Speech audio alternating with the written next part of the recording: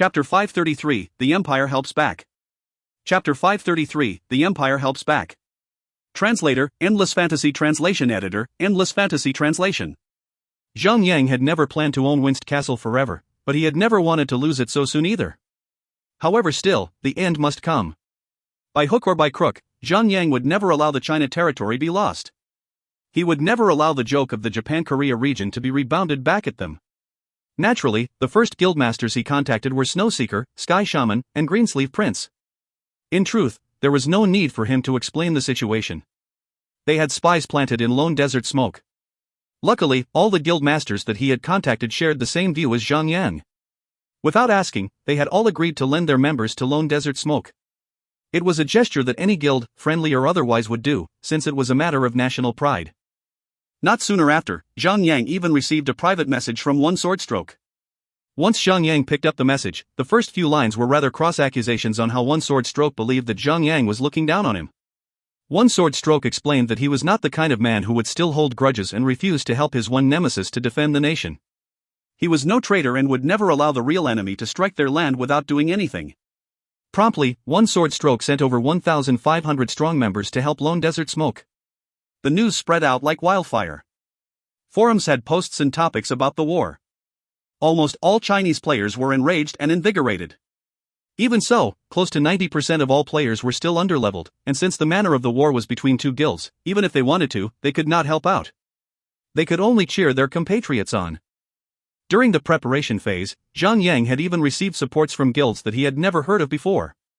Even though the guilds were not big or strong, each guild would have a fair bit of level 100 players. The guild masters had kindly offered their help to Zhang and offered all their eligible members to help out in the upcoming war. As such, 100 Shots and Daffodil Daydream were as busy as bees. First, they would need to arrange a large number of underleveled players to temporarily leave the guild to make space for the incoming reinforcement. This process was exceptionally complicated since it involved more than 20,000 members. Once a member leaves the guild, the amassed guild contribution points will be reset. Hence, the number must be jotted down in order to reimburse them when they return. After a short period of time, Lone Desert Smoke was now an army of mercenaries. The guild consisted of 40,000 players from all corners of China. Naturally, there would be enemies among them, and minor arguments broke out. Some had even crossed swords and killed each other. 100 Shots had treated the conflict as menial matter. Since the players who had entered were only on a temporary basis, 100 Shots had only given some courteous words. It would be their choice to listen or not. When it comes to defending Morningtown, everyone was fired up and willing to put their lives on the front lines. However, when it comes to defending Winst Castle, only a tiny fraction of them was willing to fight. A majority of the players had insisted on fighting in Morningtown. Their reason being that with 40,000 players, they could at least guarantee victory on one front. So far, Lone Desert Smoke was the only level 4 guild with a maximum capacity of 40,000 players. They would have the upper hand in defensive fights. If they fully focused on defense, it would be a 100% sure win rate. If they were to still lose the war, it would be better for the game if all 40,000 of them just deleted their accounts and went to sleep. Zhang sighed. The defenders were all volunteers, he had no say in the matter. In the end, Zhang decided. He would take care of Winst Castle alone. With the God of War transformation, Zhang would have 12,400 defense, 90% magic nullification rate, 20% permanent passive damage reduction, and 20% active damage reduction. There had to be fewer than 100 players who could hurt him much. Even so, he still had 2,886 damage absorption skill. The only threat to him were players who had similar transformation inheritances. Besides that, his HP would be 5,380,800 and he had a means of restoring his health completely every 30 minutes. Defending for 2 hours would not be a problem, but the war will last for 3 hours. What could he do in the final hours? Even though the God of War transformation would give him a massive boost of attack, it was only 500%, not 5,000%, and surely not 50,000%. Players are not monsters and would not stand closely to each other to take the crushing strike, like idiots. It would be a challenge for him to kill 30,000 players within 2 hours. Perhaps, it is time to use the Forbidden Scroll? Forbidden Scroll, Scourging Doomsday, usable. Use, creates a 5 km field from the center of the caster and deals 10% of maximum HP as damage to all targets within the field. Maximum damage dealt per target is 100,000.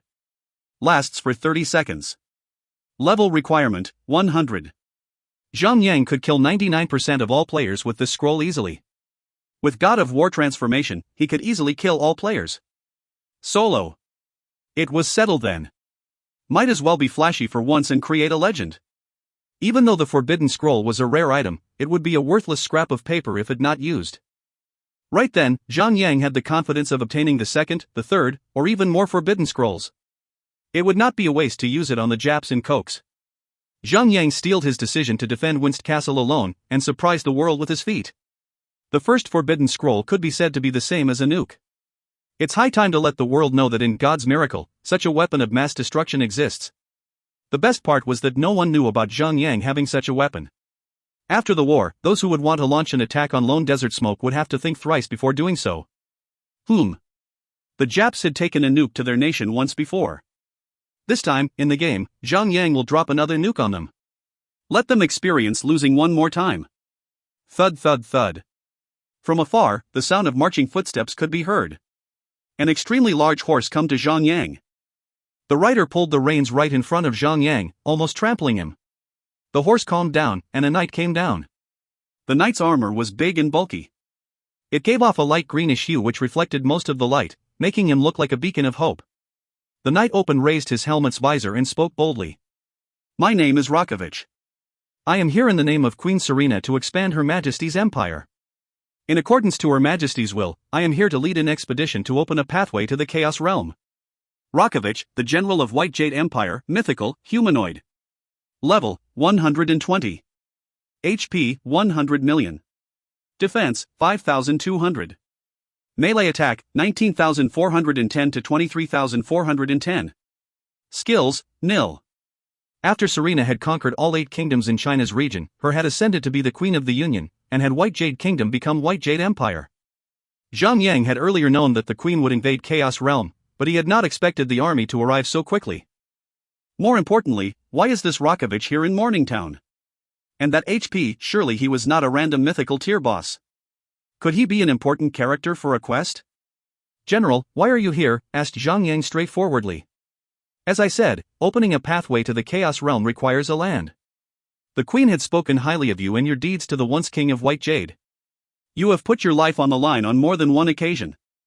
I will have 200,000 soldiers of the Empire to rest in camp here for a few days before the Queen herself sets foot here, said Rakovich boldly. Zhang Yang widened his eyes. You want to have your soldiers camp here? Does it offend you? Would you assist the Empire no more? Said Rakovich, with a penance stare. Felice was infuriated. The lance in her hand was ready to thrust out any time to knock the man's helm off. Zhang Yang immediately held her shoulders and pulled her back calmly. He was not afraid of Rakovich. Perhaps. General. I am more than willing to help.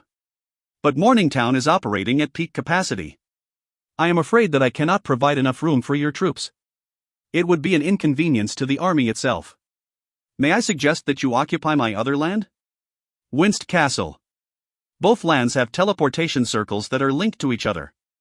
Rakovich nodded his head. Very well. Off to Winst Castle then. Zhang Yang interjected quickly and said, I'm glad to be of service. However so, General.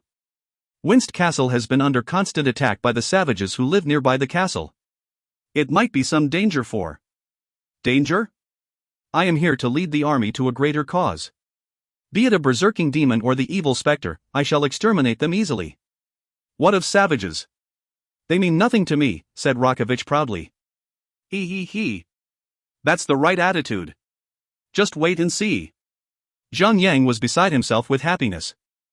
Even though the territorial conquest war was between 2 guilds and other players may not interfere, it was not limited to NPCs. Zhang Yang had taken this chance to make use of the expedition army as his own troops that would not be kicked out of the war zone. When the Guild Sakura no Nagarme attacks, they would be surprised to see 200,000 NPC army occupying the castle. Zhang Yang could not wait to see the faces of the Japanese punks when that happens. Such excitement! Rakovich stood atop his horse, towering over everyone else, and commanded the army to use the teleportation point to travel to Winst Castle. Although the process of it could be seen by the players around, it was rather subtle and did not raise much attention. With haste, all 200,000 soldiers were teleported away. Everyone looked like hungry wolves that were forced to retract their claws and strike at the vital moment. The news about him obtaining an NPC army was kept a secret among the Lone Desert Smoke higher administrators like 100 Shots and Daffodil Daydream. China was a large country, there could be a chance that a traitor was already amongst them.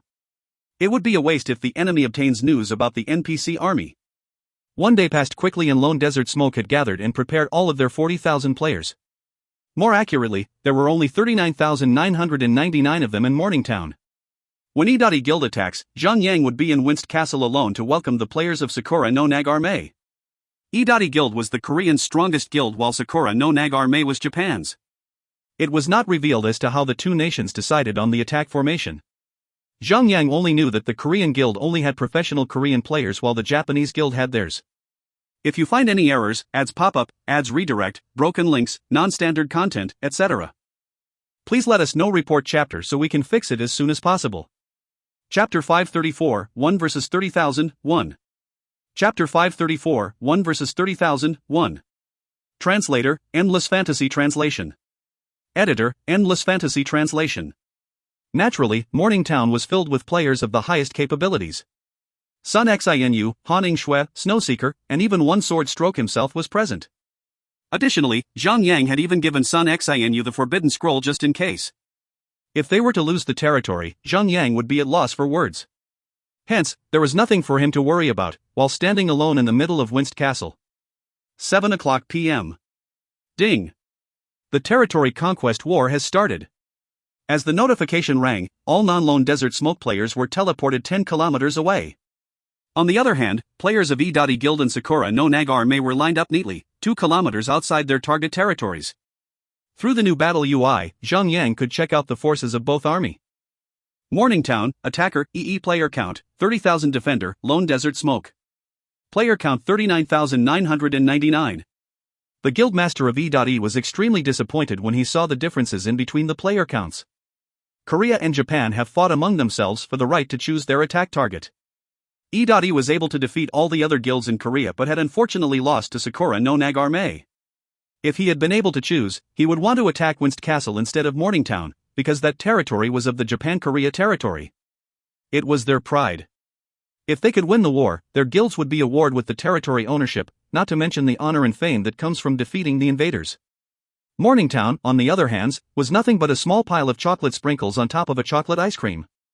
The honor of defeating Morningtown would never be on the same level of the honor of reclaiming Winst Castle. It could not be helped. Sakura no Nagarme was indeed stronger than EE. Hence, the only hope left for Hangugi Gugwang was for Zhang to be stupid enough, or rather, greedy enough to protect both sides. He would need to divide 40,000 into 2 separate forces to defend both sides. In that case, with his 30,000 players in his guild, he could trample over 20,000 players with relative ease. However, the hope was crushed when he saw that the defending number of players was as high as 39,999. Even though he thought that Korean players were superior gamers, and were capable of fighting greater numbers, since the defenders had the terrain advantage, it might be too much to ask for. TSK. Those Japs dogs have beaten us to it. Hangugi Gugwang clicked his tongue in annoyance. There were 39,999 players here in Morningtown, that meant that there would be only one Lone Desert Smoke member there in the Winst Castle. Victory would be theirs even if they were to only bring 300 players. What a shameless bunch of Chinese swines, cried Hangugi Gugwang as he displaced the blame on China. Hangugi Gugwang blamed Lone Desert Smoke for not daring to defend both territory, which had placed Hangugi Gugwang in such a disadvantageous position. With the War of Nations looming, countless of players had already turned on their in-game recordings to record the scenery of the war. Right then, it would be too late for Hangugi Gugwang to retreat. With a gallant roar, Hangugi Gugwang laid down the attack order. Even if they had 39,999 players, what if they were truly cheap Chinese products? On the other side of the war zone, Amao Koyoshi was happy as F***CK. Winst Castle, Attacker, Sakura no Nagarme.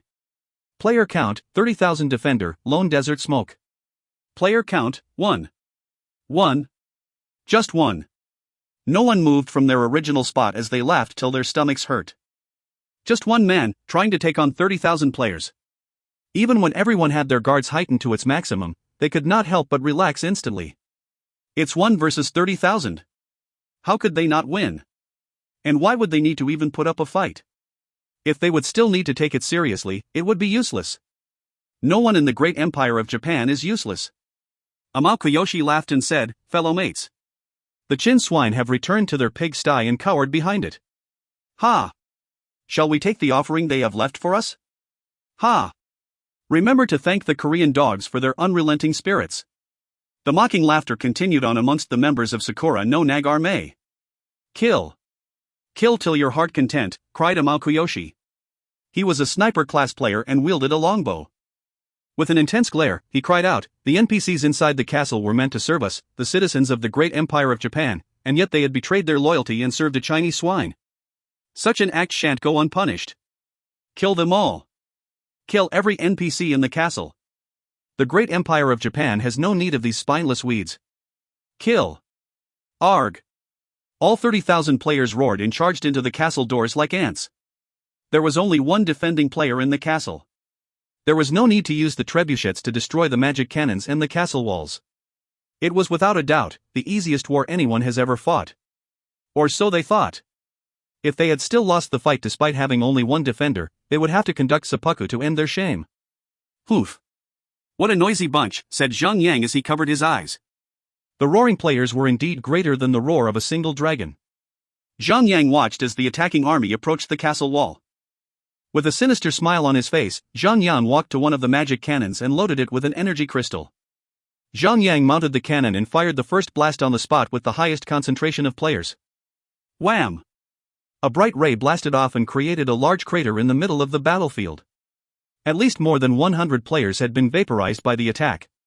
The magic cannon could deal a fixed amount of 200,000 chaos damage, and at that current stage, no player could take the hit without relying on skills. Hell yeah!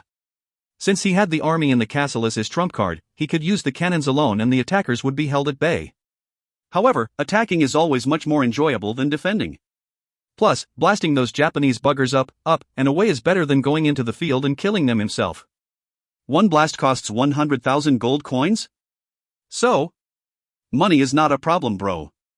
Bam! Bam! Bam! Bam! Bam! Zhang Yang did not hold back. In just one session of blasting, Zhang Yang had used up the energy crystals. Even the magic cannon was rendered useless after 10 shots. Zhang Yang shrugged and moved on to the next cannon. After blasting till he was content, Zhang Yang moved on to the second cannon and blasted till it was rendered useless as well. Zhang Yang had a total of 3 cannons. No problem. Bam! Bam! Bam! The magic cannons blasted mercilessly. With each blast covering 30 by 30 meters and causing damage as high as 200,000 chaos damage, it was an unrivaled killing machine. After all 30 shots was fired, the Sakura no Nag-Arme guild had lost 1,821 players. The Japs were not stupid monsters. No one would be stupid enough to cluster together and die. After the first few initial shots, many of them had scattered all over the field. Zhang Yang had only managed to kill close to more than 10 persons per shot. With a flying mount, 2 kilometers was nothing but a short distance that could be reached within the blink of an eye. A few of the players had flying mounts and had made it close to the castle wall. Zhang Yang grunted and mounted on the Thunderhawk. With a flash of blue light, the Thunderhawk soared to the sky at the speed of lightning. D*MN. As expected of a high-tier flying mount. Not only was its battle prowess commendable, its flying speed was truly something to behold. Zhang Yang had shot to within 30 meters of a spellcaster and before he could react, Zhang Yang shot a spear of obliteration. 27, 650. The player had taken the damage and before he could even gasp, the Thunderhawk had reached within the target's melee attack range. Zhang Yang raised his Heaven's Shaker and smashed the spellcaster's head. 26, 778. 2 hits were all it took to reduce the spellcaster's HP by half. Even though he could not examine the opponent's stats, he could judge its maximum HP and stats by accounting the damage he received and the percentage of HP it's dropped. With quick calculations, Zhang Yang estimated that the spellcaster's HP was at least 90,000. After Zhang Yang had laid down the second hit, the Thunderhawk has activated Shatterpoint Weakness and Madness.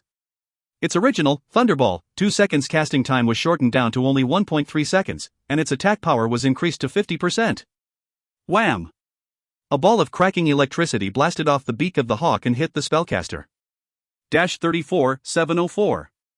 Just as spellcaster was about to turn tails and run, Felice's fire missile appeared behind the Thunderball and dealt more than 20,000 damage, instantly removing his head from his shoulders.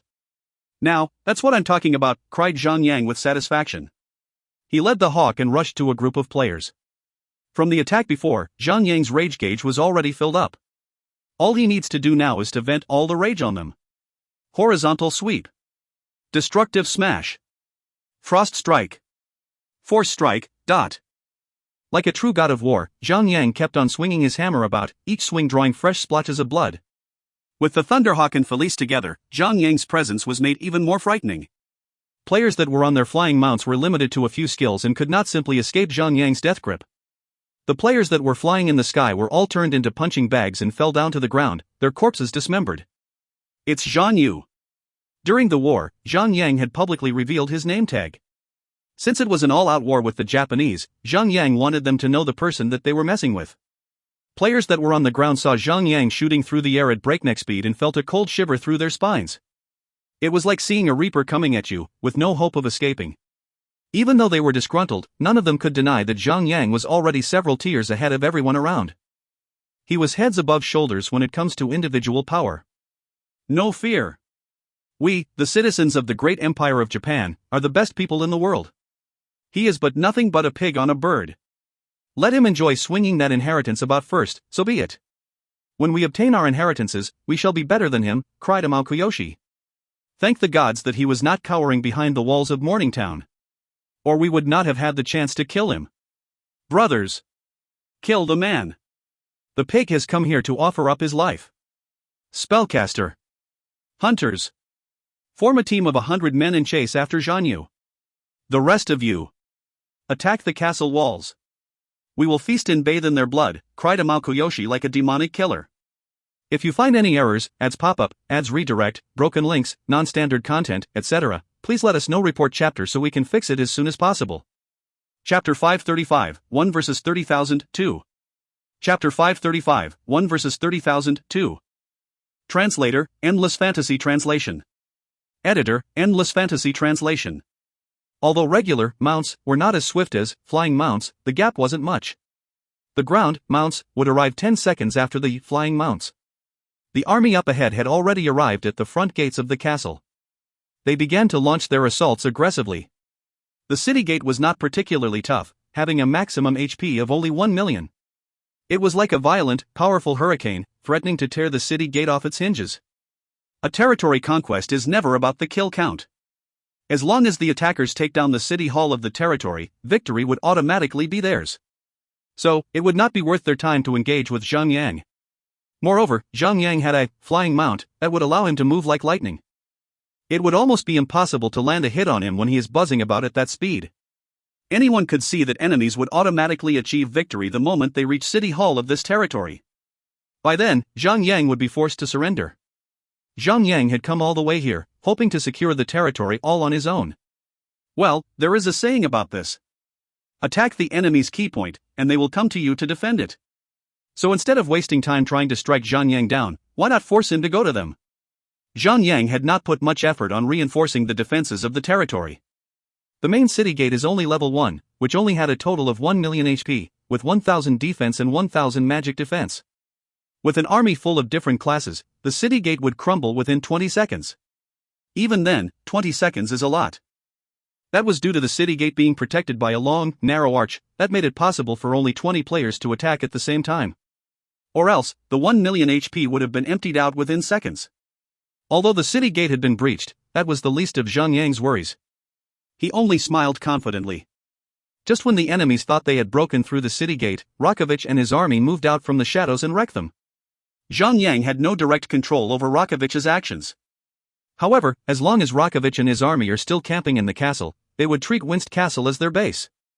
Naturally, when a base is attacked, the leader of the army would rally his army around him and defend their base. It's simple common sense. Uncivilized savages. How dare you vandalize my base? Are you seeking for death?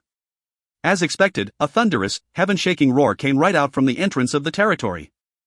The enemy players who were in the first few rows were blasted away by an invisible, powerful concussive force. With that impact wave pushing all the players back from the ruined city gate, Rakovich took one booming step and another, until he stopped and stood in the middle of the entrance. Dressed in completely green, ornate armor and a crimson golden warhammer in his hands, Rakovich stood there stoically, right in the middle of the Winst Castle archway. Boss. The Japan players dropped their jaws, as they were so shocked to see such a powerful being standing before them. They had taken part in a few territory conquests before, but they have never encountered any boss-level NPCs before. This was actually their first time seeing a boss-level NPC standing right before them. So, why did a boss spawn in a territory? A mythical tier 2, at that. What the hell? 100 million HP? Are you kidding me? The enemies felt as if they had fallen completely into Zhang Yang's hands, but they were even more furious that the boss had actually called them a bunch of uncivilized savages? Uncivilized savages your asterisk SS. They are the great and powerful Empire of Japan, for God's sake. How could Rakovich call them uncivilized? They definitely have nothing to do with being uncivilized. Instead of joining his comrades in their shock, Amalkoyoshi widened his eyes, sensing an opportunity. He began to shout into his guild channel, "Very good. Not only are the Chinese pigs giving us back our territory gateway, but they have also been generous enough to provide us a mythical tier boss. Ha ha. My little brothers and sisters. Time to slay the boss and get some powerful equipment. A boss with 100 million HP is usually a super boss. The drops will be awesome." Indeed, Rakovich was only a mythical boss. He was not an ethereal boss that would bring endless despair to all who dared show themselves before it. Furthermore, there was no level gap suppression in effect, as the level of the boss was not too far from the level of the players here. Also, they had 30,000 players at their disposal now. Shouldn't they be more than enough to overwhelm the boss? Taking down a super boss was all about numbers, right? So, are they not enough for a super boss? At his rational, logical words, every single player from Japan charged at Rakovich with renewed vigor. In the setting of God's miracle, under the circumstances that players are not from the same party, any player who lands the last hit on the boss will gain an additional 50% experience points. Although they are all under the same banner, Sakura no Nagarme, but they had actually been created from hundreds of different guilds. Sakura no Nagarme was just a temporary guild, created solely for this battle. So, how would you expect them to be truly united? Therefore, many of them started to look for the opportunity and time to give the boss a final strike at 1% HP. That should be about 50 million experience points. Players would be required to kill more than 2,500 normal monsters just to get that amount of experience. If, by estimation, 1 minute is required to kill 2 regular monsters, they would still need 2,250 minutes, which was a total of 37 hours to get that much experience points. That would be almost 2 days of in-game time. Furthermore, once you leave a party, you would also get the chance to snatch the loot. Drops from a mythical boss would certainly be impressive enough. However, for a super boss that has over 100 million HP, each dropping had to be a treasure for the ages.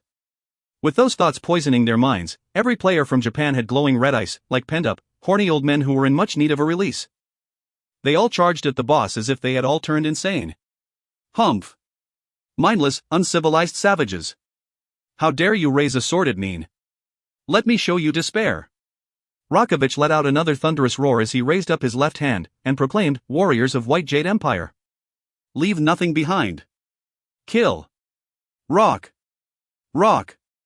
Rock." His roar was so much louder and more intimidating than the roars of 30,000 players. The entire Winst Castle trembled beneath the roars of Rakovich and his army. Winst Castle was like a gigantic foul beast, roaring upwards into the sky. The soldiers of the White Jade Kingdom began to march out from the entrance of Winst Castle, one echelon after another. There were infantries, knights, hunters, spellcasters, and also white-robed priests. The army had the perfect spread of various roles. Kill. We are more in numbers. Those are just small fries. Amalkoyoshi was still clouded up in his delusional thoughts. All uncivilized savages are the same. Rakovich stared the players down and began to move towards the enemy's front line. With an intimidating aura, he plunged into the enemy ranks and led his army into battle. The army of NPCs started to earning their keep. However, the narrow entrance of Winst Castle did not do good to the NPC army as well.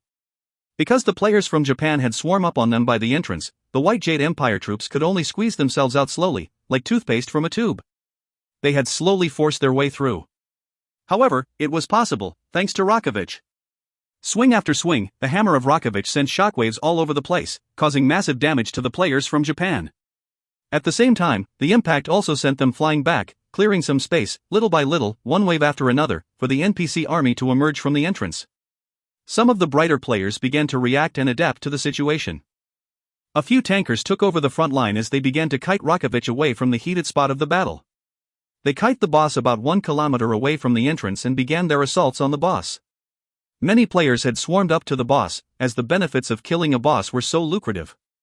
No one needed any reminder of that fact.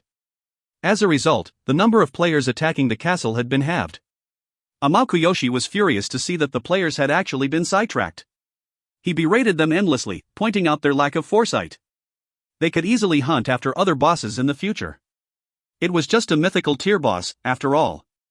A few more levels later, and this boss would mean nothing. Well, the territory gateway basically symbolized the dignity of the Japan-Korea region. So, how long are they going to let the players from China slap their faces? After hearing what Amakuyoshi had to say, the players from Japan started to agree. After all, those who can join this battle were basically the best of the best among the Japan-Korea region, and they understood that it was really not too difficult to farm for good equipment. As for their dignity, of course it would come first. They are the great empire of Japan after all. Honor and dignity will never be forgotten. Under the teachings of Amakuyoshi, only about 200 players remained with the boss. A large number of the players had resumed their efforts in pushing against the large army of NPCs who guarded Winst Castle.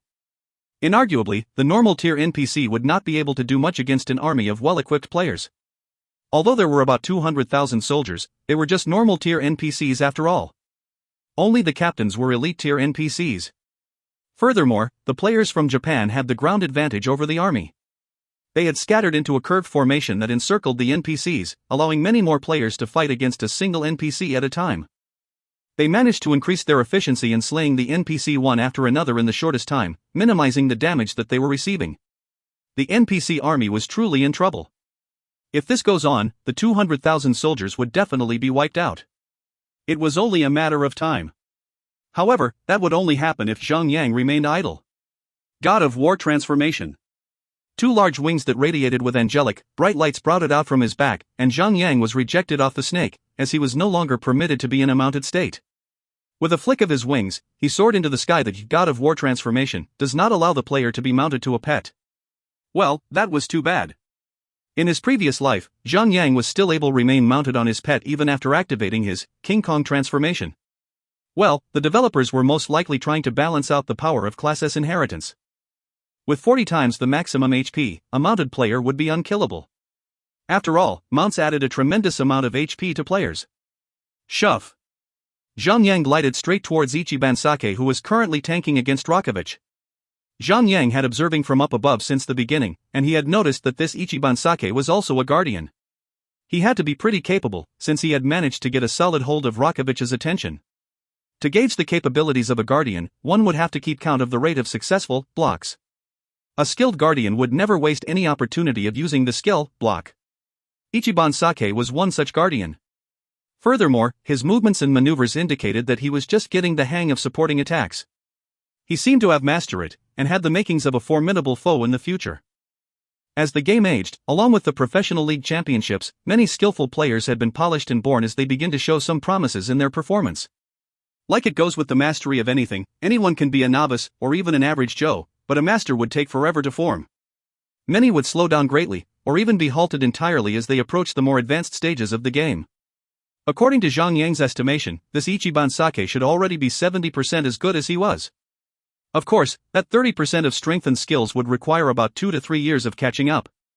Without any hardships, he would not be able to catch up to Zhang progress as well. Zhang did not turn to aid the NPC army. Instead, he charged straight towards Ichiban Sake. The moment Rakovich has nothing kiting him, he would wreak havoc across the bulk of the player army. Additionally, Rakovich had a few AoE attacks up his sleeves, a typical trait of a boss, but although Ichiban Sake was focused on tanking the boss, he had kept an eye out for surprise attacks. He quickly noticed Zhang approaching him at a high speed. Well, some players had already acquired Class C inheritances, and the transformation skill was no longer a stranger to his eyes. Therefore, when Ichiban Sake saw Zhang flying without a mount, he figured it out. Zhang had activated a transformation skill. He went pale white. And inheritance would really make a huge difference between players. The difference would be like heaven and hell. The power level of the player with an inheritance would increase substantially. Fortunately, Ichiban Sake did not know that Zhang inheritance was a Class S. He would have turned even paler if it was even possible. Musashi-Usama, Shiro-Osama, you guys take a bunch of men and stop Zhang. Ichiban Sake shouted. Shove. Shove. Two shadows appeared right in front of Ichiban Sake out of a sudden. One of the shadows was Musashi Usama, who previously engaged with Zhang Yang in the realm of the sacred glory. The other one was Shiro Osama, a berserker who wore a black helmet and held a gigantic axe in his hands. Ha! The two of them let out their battle cries at the same time. A small tornado emerged from thin air right behind one of them, while a skeletal specter appeared right behind the other. The phenomenon only lasted for about 1 second before the mini tornado and the skeletal specter vanished into thin air. Oh! Those certainly were inheritance transformations. However, Zhang Yang was confident that these players did not share his luck. They did not have battle companions like Felice who could actually boost her own power and slay a boss by herself. But they did have inheritance transformations. Zhang Yang took a wild guess and deduced that their inheritances should only be Class C. They couldn't possibly be Class B, for bosses like Vampire Count Farah were too powerful for them at the moment. He recognized them as the Tornado Inheritance and the Skeletal Spectre Inheritance. Both of them should be Class C inheritances. However, Zhang Yang had no idea at all about the details of the two inheritance transformations. Because the cooldown for an inheritance transformation was 72 hours long, it was really rare to witness an inheritance transformation in action. Plus, the Professional League Championship prohibited the use of skills that had cooldown periods longer than 30 minutes, so it would be impossible to witness any inheritance transformation skills in the arena. However, sending two allies in an attempt Zhang Yang was futile gesture. It was like sending a mantis to stop a car. Zhang Yang let out a cry and raised the Heaven Shaker high up and swung the quarterstaff at Musashi Usama. 98-226. After a solid strike from the Heaven Shaker that Zhang Yang wielded, the HP bar of Musashi Usama was reduced by 10%. Musashi Usama was terrified by the amount of damage he received. What in the world is going on? He initially had a total of more than 60,000 HP, and once mounted atop his pet, he had even surpassed 100,000 HP. His Class C inheritance transformation boosted his HP amount further up to a total of 1 million HP. That was the HP of a boss. But now, that amount of HP had been reduced by 10%, courtesy of a single hit from Zhang Yang. How is that fair? A normal attack that reaches up to a total of 100,000 damage. What the F***CK? How much attack does this bastard actually has on him? Even though Musashi Usama was wielding a two-handed weapon as well, a Class C inheritance would only increase the attack of the user by 100%, and the maximum damage caused wouldn't exceed 25,000 damage. So Musashi Usama would have to hit 4 times in order to cause a total of 100,000 damage. That one hell of a difference truly rendered Musashi Usama speechless for a moment. But Zhang Yang was just one man. He couldn't possibly fight off all these players alone. Musashi Usama let out a roar and said, "Heal me now. Heal me," and with his hammer raised up high, he struck Zhang Yang with all his might. 6-9-14. It was pathetic. Comparing to the normal attack of Zhang Yang, Musashi Usama's normal attack was a joke. The difference had indirectly humiliated Musashi Usama. Are you kidding me? Although that was just a normal attack, without any power-up from any skill, it was still a normal attack under the power of an active inheritance transformation. Why was that attack so ridiculously low? Although a total of about 7,000 damage was pretty good under normal circumstances, it was a joke compared to Zhang Yang's 5 million HP. It had merely taken off 0.1% of his health bar. Ari and I. Musashi Usama screamed. Fortunately for him, they had the advantages of numbers over Zhang Yang. Or else, he would have fled the scene, trying not to get himself killed. How could he possibly stand a chance against Zhang Yang? Shiro Osama also let out a raging roar of his own as he swung his giant axe at Zhang Yang. However, he only scored about 7,000 damage as well. Zhang Yang laughed out loud as he began to retaliate, horizontal sweep. 192-234. 189-988. Two terrifying damage values popped out on top of Musashi Usama and Shiro Osama as both of them lost a large chunk of their HP bars. They now truly knew despair. Even with their inheritance transformation skills activated, they could not withstand the oppressive assaults of Zhang Yang. Right behind the two of them were at least 10 healers chanting their healing skills as rapidly as possible. Well, numbers do bring strength. With so many healers healing their backs without having to worry about the shortage of MP, they actually managed to heal Musashi Usama and Shiro Osama back right up. Meanwhile, Amao Koyoshi was aware of the situation over there and had immediately sent more healers to support Musashi Usama and Shiro Osama. Meanwhile, spellcasters and hunters were quickly arriving at the scene. If you find any errors, ads pop up, ads redirect, broken links, non-standard content, etc., please let us know. Report chapter so we can fix it as soon as possible. Chapter 536, 1 versus 30,000, 3. Chapter 536, 1 versus 30,000, 3. Translator, Endless Fantasy Translation Editor, Endless Fantasy Translation. With the increasing number of healers arriving at the scene, the health bars of Musashi Osama and Shiro Osama were healed back to their full health states. Musashi Osama laughed madly as he said, "Zhang, it doesn't matter how powerful you are. You are just one man. So, let us show you just how powerful we, the great empire of Japan, really are." But players would always be players. They would always believe that they are the best. Zhang would definitely not act like a boss, where its decision-making choices would mainly be restricted by the aggro system of the game. So he would not only focus his attention on Musashi Osama and Shiro Osama. His main target remained. If he takes out that tanker Ichiban Sake, then he will be releasing Rakovich from the control of the players around him. Then, the mythical tier boss shall be able to unleash hell upon the players from Japan. With one powerful flap of his wings, Zhang flew into the sky like a dragon, and in a flash, his golden wings glittered as he arrived right before Ichiban Sake. Everything happened so quickly that none of the players could react to him. Abunai! Musashi Osama and Shiro Osama shouted at the same time in fury. Zhang normal attacks had reached up to a total of 100,000 damage, and his skills would reach up to a total of 250,000 damage. No tanker at the current stage of the game could actually tank against such terrifying damage. Only players with inheritance transformations would be able to stand up to other inheritance transformations. Ichiban Sake reacted with impressive speed, already activating his shield wall to guard against the attacks of Zhang that appeared to be as powerful as a hurricane. But what would a shield wall do?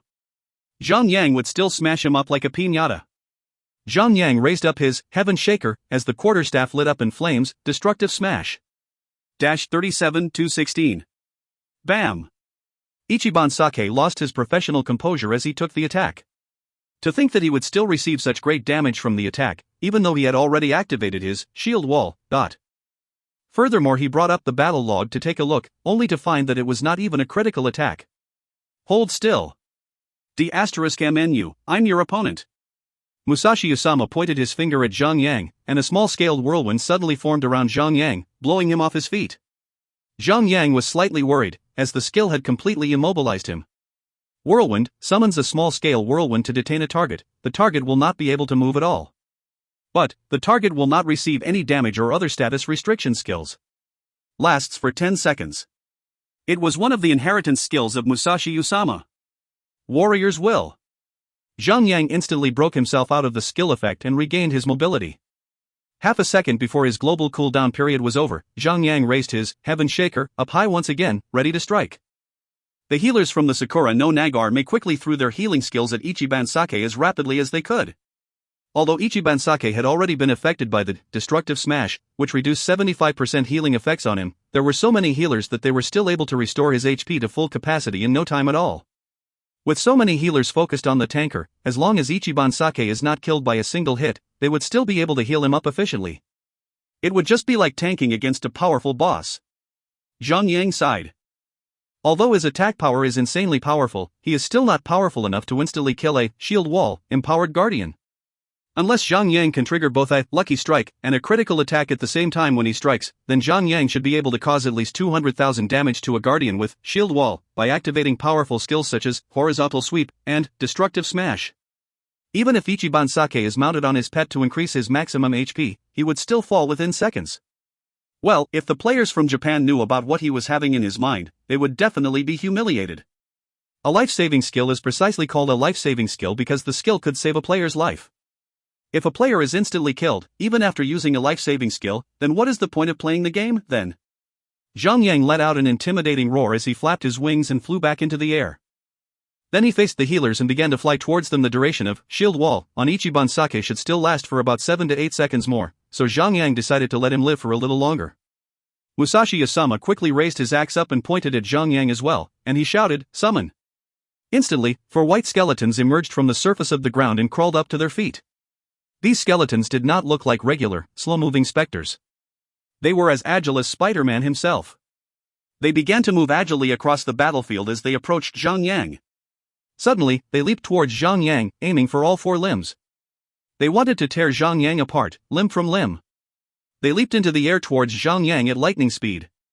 Zhang Yang assumed that the leaping must be these skeletons' skill. The next split second, all four skeletons had grabbed hold of Zhang Yang, and with their might, they pulled Zhang Yang straight down to the ground. Zhang Yang was shocked as he fixed his eyes upon these skeletons. These skeletons were all elite tier, but each of them only had 200,000 HP. The skeletons had released Zhang Yang for the moment as they began to attack Zhang Yang with their white and bony hands. Are they trying to get themselves killed? Zhang Yang swung his Heaven Shaker across the four skeletons and caused about 90,000 damage on each of the skeletons. The powerful impact of the strike had knocked the skeletons back by 3 to 4 meters. He got out of the dangerous situation and activated his charge at one of the priests near him. Force strike. 99,887.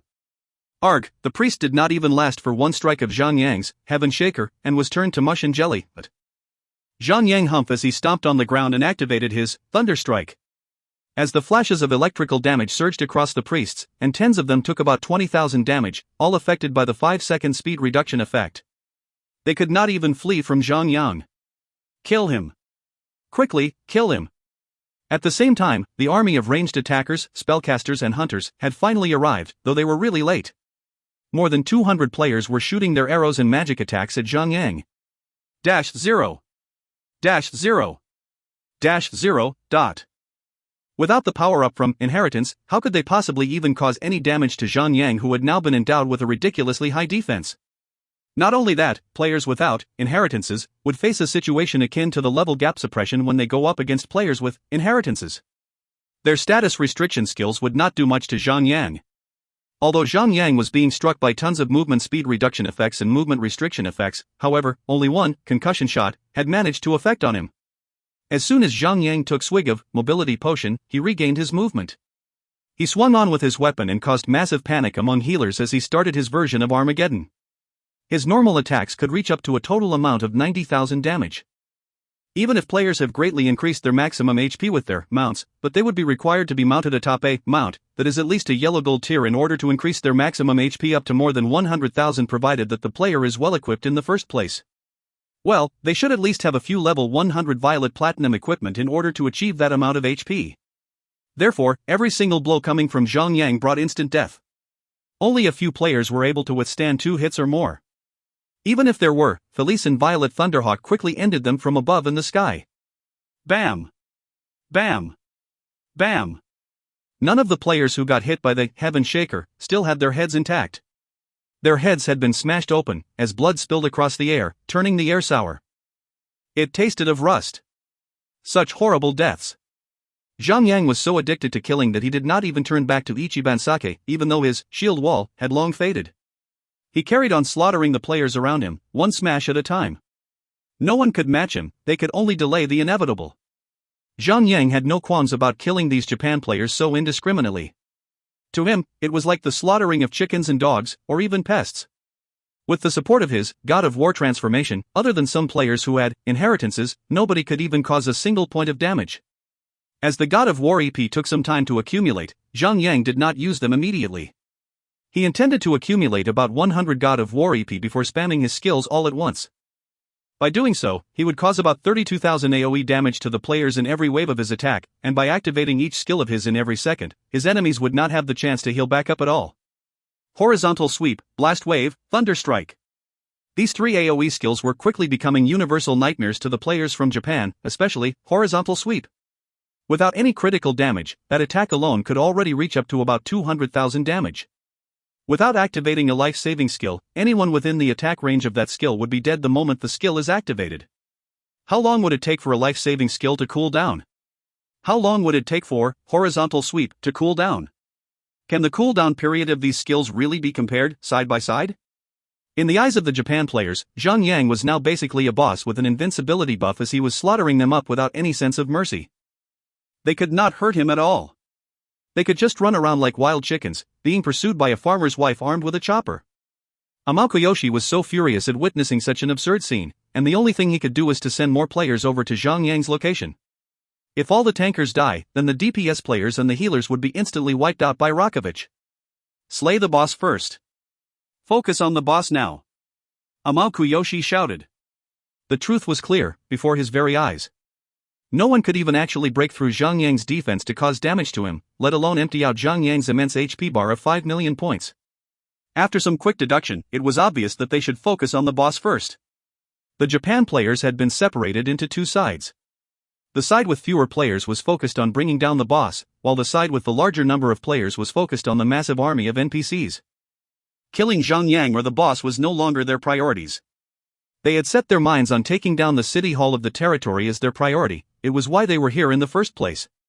Because the entrance of the Winst Castle had been blocked by hundreds of thousands of NPCs, the Japan players would have to kill the NPCs first to clear a path to the city hall. Meanwhile, Japan players with flying mounts were in the sky attempting to fly over the entrance itself.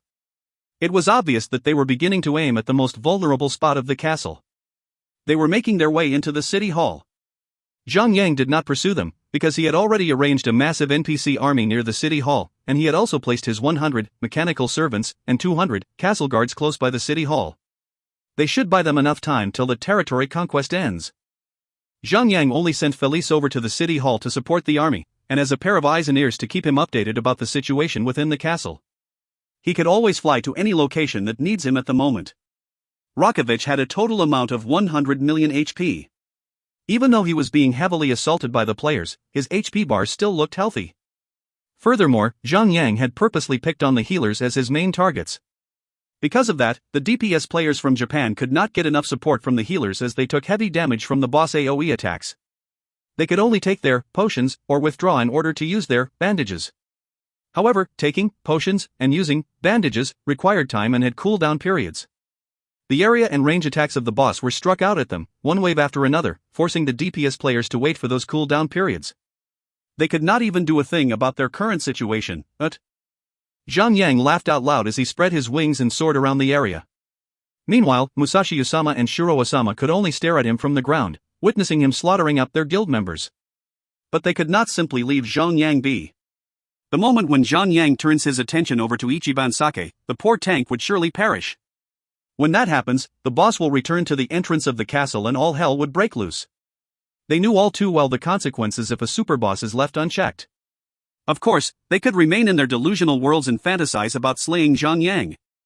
After slaughtering hundreds of healers, Zhang Yang finally turned his attention towards Ichiban Sake. After all, Rakovich did not have the ability to heal himself, so he would eventually fall. Shove! He flew towards Ichiban Sake and struck at the guardian's head with his hammer. Block. Ichiban Sake reacted like a true professional tanker as he raised his shield up in between himself and Zhang Yang, just in the nick of time. However, it would hardly make a difference. It barely even delayed the inevitable. What could one block do? Zhang Yang still had at least 3 skills lining up at the back of his list, ready to be dispatched, and each skill would cause about 200,000 damage. How was Ichiban Sake going to survive that? Frost Strike. Zhang Yang thumped Ichiban Sake on the head again, with his Heaven Shaker, like a roaring black dragon. The next thing that happened was a bunch of flesh and the splatter of blood oozing out of the stump that was once Ichiban Sake's neck, followed by the numerical value of -412-246. That was a critical attack. The HP bar of Ichiban Sake was immediately emptied out. If you find any errors, ads pop up, ads redirect, broken links, non-standard content, etc., please let us know. Report chapter so we can fix it as soon as possible. Chapter 537, 1 versus 30,000, 4. Chapter 537, 1 versus 30,000, 4. Translator, Endless Fantasy Translation Editor, Endless Fantasy Translation. Yarrow. Musashi Usama and Shiro Osama screaming in rage, as they had believed that they could have stopped Zhang Yang from killing Ichiban Sake. Their confidence level was hammered hard as they were proven wrong. The delay of Ichiban Sake's demise wasn't due to the fact that the two of them posed any threat to Zhang Yang in their transformed states, it was actually because Zhang Yang was not in the mood to kill him yet. Just look at it. The Guardian was wiped out so easily. Just a single strike had already sent him to his demise, without the need to throw another strike at him. Meanwhile, as these two were doing their best trying to get at Zhang Yang had lost about 700,000 HP. Their damage output could already be considered to be extremely high, as 700,000 damage was already a decent value. However, that amount of damage meant little to the maximum HP of Zhang Yang that reached up to 5 million HP. Such a ratio would really push a person to the brink of madness, especially for players who were confident of their own skill and power to begin with. As Rakovich had suddenly lost his main aggro target, he immediately switched his attention towards the DPS players and the healers. The general swung his heavy hammer across the players before him and sent a bunch of players flying in the opposite direction as he roared, "You uncivilized savages! Is it really that fun to be hiding behind your tankers while using your ranged attacks on me? Very well, let me show you what real fun is." He slightly bent his knees, and suddenly leaped into the air with his strong and powerful body, followed by a superhero landing among the army of DPS players and the healers. Next moment, Rakovich was swinging his war hammer about, crushing all the players before him. The army of players descended into chaos, as none of them were able to hold their ground against the powerful boss. Every single blow created a shockwave effect. Therefore, players with insufficient strength could only be blown away by the shockwaves of Rakovich's hammer. Furthermore, at the current stage of the game, who would actually have enough attribute points to boost their strength to the level of a mythical tier boss? Rakovich swung his hammer in a twirling arc, killing a large number of players around him. With their tankers gone, the boss was no longer being shepherded around like a cow, he was now a hungry wolf that had just been led into a herd of sheep. That's the end of the story. The players were being slaughtered by the boss like a bunch of harmless sheep. Zhang was laughing out loud as he joined in to support the boss. The two of them worked together, Rakovich and his terrifying hammer, and Zhang with his Heaven Shaker, that spun like a tornado in the middle of the battlefield. Horizontal sweep, blast wave, thunderstrike were struck out repeatedly as Zhang caused massive casualties to the Japan army. Under the support of his God of War transformation, Zhang could already hit so much harder than the boss. His normal attack had already reached up to a total of 100,000 damage, and his skills could already reach up to at least a total damage to 200,000 damage. Even an ethereal tier boss would respect that power. Rakovich had a surprised look on his face as he said, "No wonder the queen speaks highly of you. I wouldn't have believed that you were so powerful if I haven't just witnessed it with my own eyes. But from what I've seen, this strength is not your base level. It seems to be some sort of magical power that brings out the inner power within your core, and it's highly unstable." Zhang laughed and said, "It's true, I can't keep this form for long, but it's enough to kill these uncivilized savages." Ha ha. Rakovich laughed as well, and his eyes turned sharp and intimidating as he shouted, "You idiotic uncivilized savages! How dare you launch an assault on the Great White Jade Empire? How dare you assault the expedition army of Queen Serena?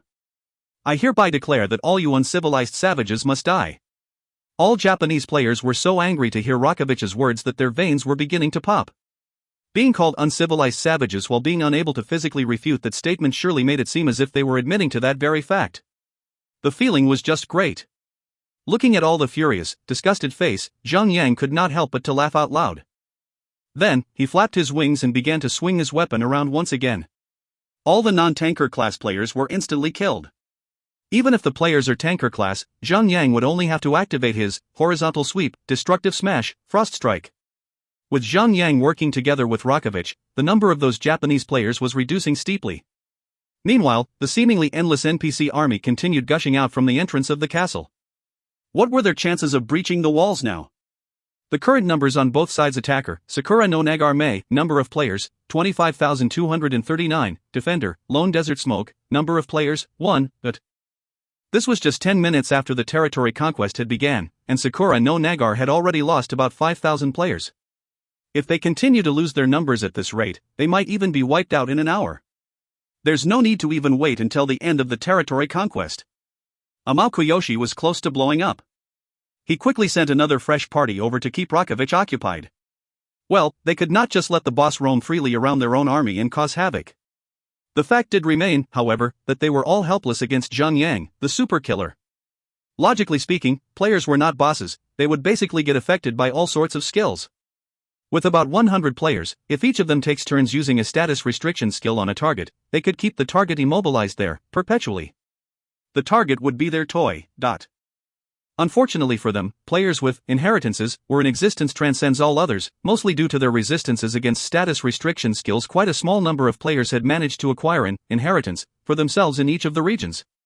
Although there were still no signs of Class S, Class A, and Class B inheritance in other regions, there was already quite a number of players with Class C inheritances, which was enough for them to transform. The professional players have encountered some of such players, so normally, players with inheritances would have over 90% rate of resistance towards the status restriction skills of the players without inheritances. When the players with inheritances activate their inheritance transformations, they would almost have a 100% rate of resistance against the status restriction skills of players without an inheritance. The total HP of Zhang Yang after he transformed was just too high for the Japanese players to fathom.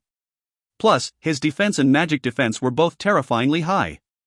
There was no way for the Japanese players to even take him down via focus fire. Now that they realized they could not even use their status restriction skills on Zhang Yang in an attempt to restrict his movement, they could only let Zhang Yang slay them at will, as Zhang Yang broke their heads open like fresh watermelons. Tsukinai Obakadomo. Amakuyoshi could not longer keep his vulgar words back. He was really disappointed with Musashi Usama and Shiro Osama as they had failed to stop Zhang Yang. They were basically useless. They had claimed that things would become far easier upon the activation of their inheritances, even going as far as to say that they would triumph over tens of thousands of enemies, but Musashi Usama, Shiro Osama. Forget about Zhanyu, and focus on making a break for the castle interior. Amakuyoshi made a crucial decision, based on the most logical sense. Musashi Usama and Shiro Osama felt ashamed as the two of them had only managed to tail Zhang Yang's ass around like two idiots, even after they had activated their inheritance transformations. There was no better way to shame them both. The two of them quickly communicated with their pets and charged towards the entrance of the castle. They began to activate their inheritance skills on the army of NPCs to unleash their anger and frustration. Although the two of them had been led around by Zhang Yang like two idiots, they were still able to demonstrate the power of Class C transformations to their compatriots. Musashi Usama activated the greatest skill in his arsenal, courtesy of his whirlwind inheritance. He transformed into a whirlwind, sending the NPCs around him flying in an insane turbulence. Every single NPC that went flying received about 20,000 damage. Their landings were not soft either. If they did not have any effects on them that slowed down their descents, they would have to receive another damage that could go up to 10,000 damage from the fall alone. Normal NPCs would be instantly killed after they get sucked into the whirlwind that Musashi Usama had just activated. Even the elite tier NPCs were losing their will to fight after being sucked into the whirlwind. Meanwhile, Shiro Osama had turned himself into a white skeleton that was about 7 meters tall. Every single NPCs that he killed while he was in his skeleton form had turned into a skeleton soldier. These skeleton soldiers turned around and supported him in attacking their former comrades. Well, that had the potential of becoming a really broken skill, depending on the duration of those skeletons. Zhang Yang observed the battle from afar and could not help but sigh. Inheritance transformations really changes the game. Even C-class transformations turn players into insanely powerful beings. Of course, those forms of Musashi Usama and Shiro Osama did not last long. Every type of inheritance transformation would gain 1 point of energy point in every 10 seconds. The transformations of Musashi Usama and Shiro Osama would definitely need energy points to support them using their inheritance skills. When their energy points run out, their skills would end as well. Furthermore, the cooldown period for their inheritance skills were extremely long. Those skills were just like the vampiric blood drain of the vampire inheritance. 1 EP would be gained in every 10 seconds. The battle had raged on for tens of minutes, and Zhang Yang had already gained enough EP point to fully fill up his energy bar. Without wasting any time, Zhang Yang went out with the 100 EP on hand, ready to unleash hell upon the Japanese players. With a powerful flap of his wings, Zhang Yang flew straight towards the entrance of Winst Castle and activated his first destructive skill. Instantly, a stream of golden light surged outwards. God of War's crushing strike. Bam! Bam! Bam! Bam! Instantly, a tremor spread across the ground, as countless beams of golden light broke out from the surface of the ground. The light formed into the shapes of arrows as they began to hurtle further up the sky. Every single target within the attack range received a damage of -32-110. Zhang Yang huffed coldly as he waited for his 1-second global cooldown period to pass. After that, he raised his left hand and activated another, God of War's crushing strike. Again. And again. The purpose of waiting for his EP bar to reach 100 EP was to allow him to spam his God of War's crushing strike 34 times in a row, without giving his targets any chance to recollect themselves. Furthermore, his God of War's crushing strike inflicts chaos damage that doesn't get affected by defense or magic resistance. Any non-tanker would have to return to their main cities after about 3 hits from Zhang Yang. Horizontal sweep. Blast wave. Thunder strike. Zhang Yang did not only use God of War's crushing strike. He also activated his other skills. His horizontal sweep reached up to about 200,000 damage without triggering a critical damage. So Zhang Yang did not see the reason why he should waste the availability of his other powerful skills. 22,278. 22,876. 21,977. Under the oppressive assaults of the boss and Zhang Yang, the players from Sakura no Nagarme were being slaughtered. This is really bad. Quite a number of Japanese players were actually aware of their situation. They started feeling uneasy as they saw the endless swarm of NPCs gushing out from the entrance of the castle. Meanwhile, they had been informed that the aerial troops sent into the city hall earlier on had all been annihilated. According to the rumors they heard, the aerial troops had been taken out by a large number of mechanical servants, castle guards, and a dragonhawk. Unable to march forwards as their assault troop had been wiped out entirely, and having two insanely powerful beings cutting off their escape route, how should they proceed with the territory conquest then? Did they even have the choice of retreating, now?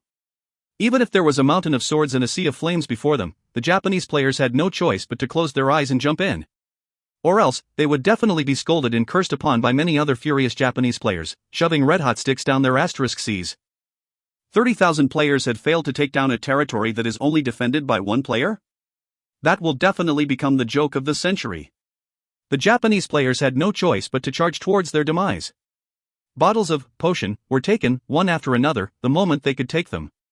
It was as if these Japanese players were on steroids and Viagrasm, having just gotten rid of their long-standing impotence, charging forward with their second brothers in high spirits as they attempt to launch a last-ditch attack. At such a moment, none of them would still want to save any money, their dignity were much more important. They would definitely be blamed for their defeat when they are back in their own countries.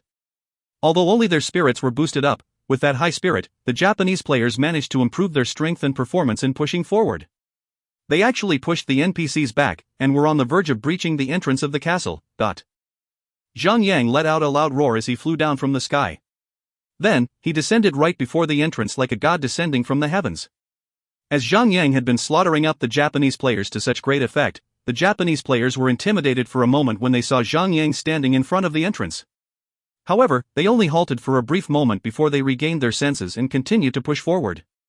Kill! These players shouted one while charging at Zhang Yang. If you find any errors, ads pop-up, ads redirect, broken links, non-standard content, etc., please let us know. Report chapter so we can fix it as soon as possible. Chapter 538, Wrap Up. Chapter 538, Wrap Up. Translator, Endless Fantasy Translation Editor, Endless Fantasy Translation. The battle was totally a one-sided slaughter. Zhang Yang planted his feet in the middle of the castle entrance. Right before the front row of the Japanese players could clash into him, he swung his Heaven Shaker, like the legendary warrior Zhang Fei, one who stood in the middle of the Changban Bridge too. Every roar was lethal, and every strike was destructive.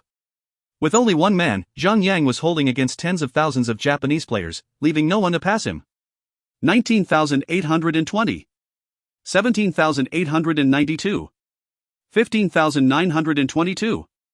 The number of players from the Sakura no Nagarme had been reduced by half, and they were only 1 hour into the battle. The casualty was increasing at an unacceptable rate. While they were on the brink of despair, the Korean players were actually trying to acquire information concerning the territory conquest battle over at Winst Castle. Everyone knew that there were over 39,999 lone desert smoke players at Morningtown. So, if Winst Castle was not an empty castle at the moment when the territory conquest occurs, then there should at least be one China player there, but wouldn't an army of 30,000 basically walk their way to victory?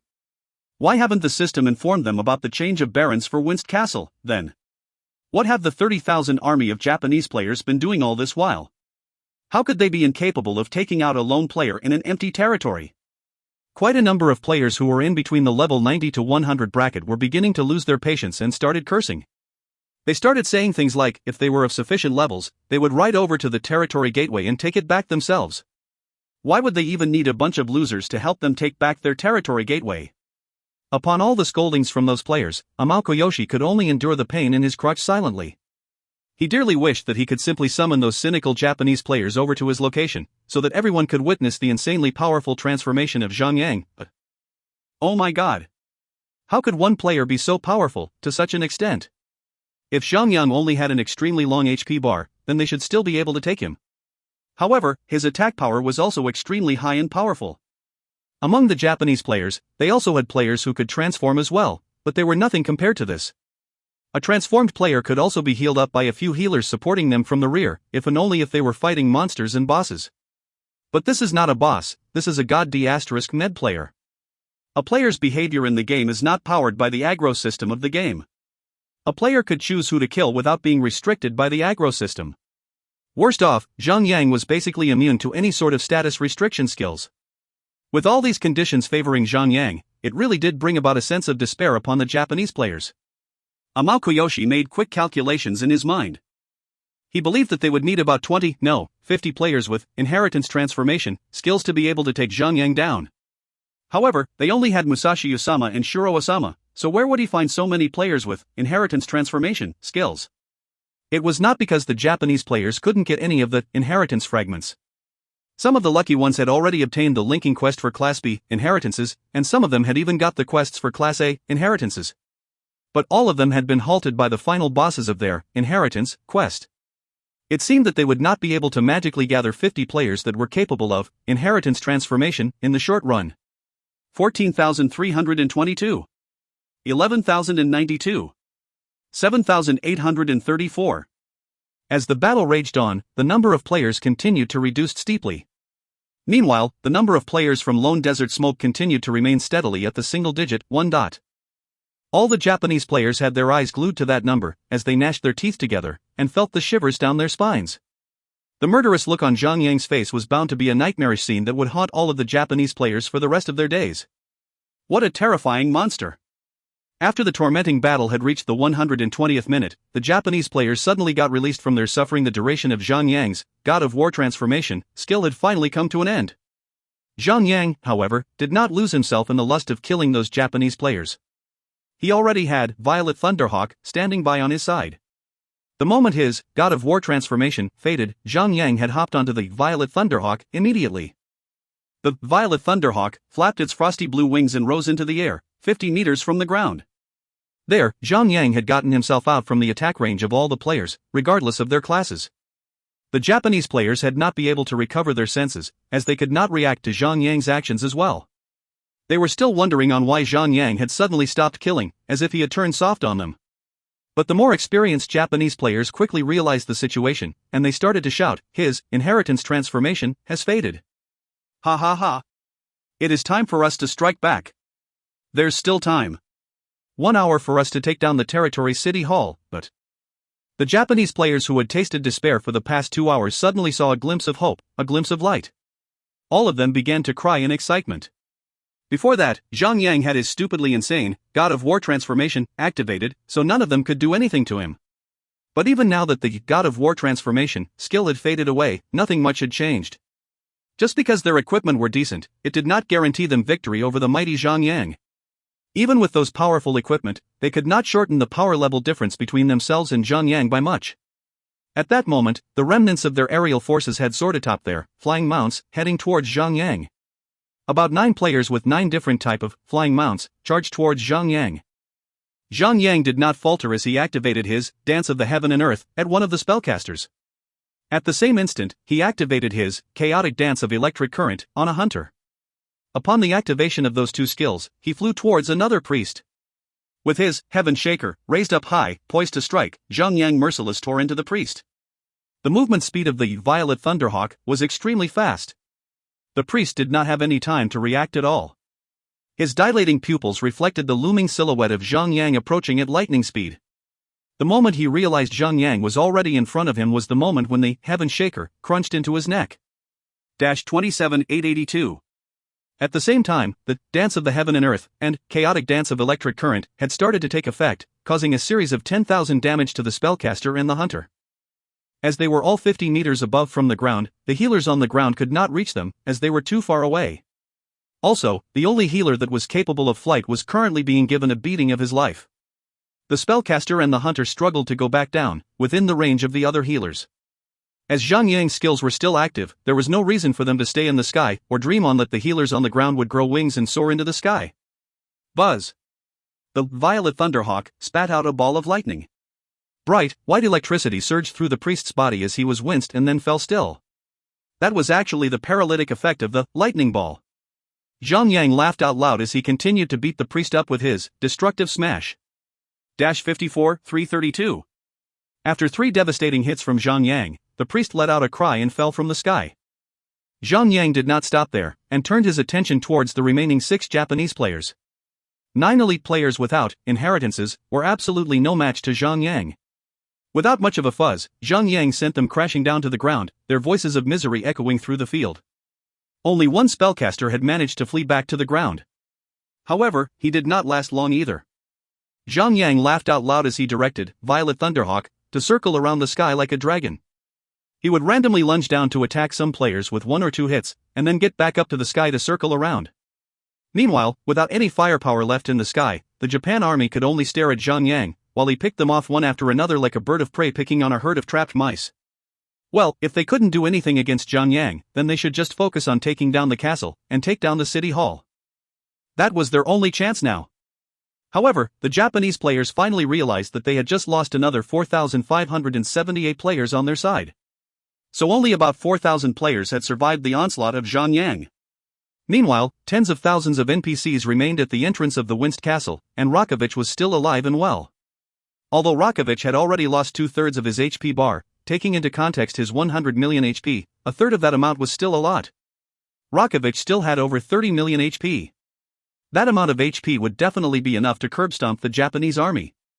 Looking from another perspective, 4,000 players should still be able to take down the boss.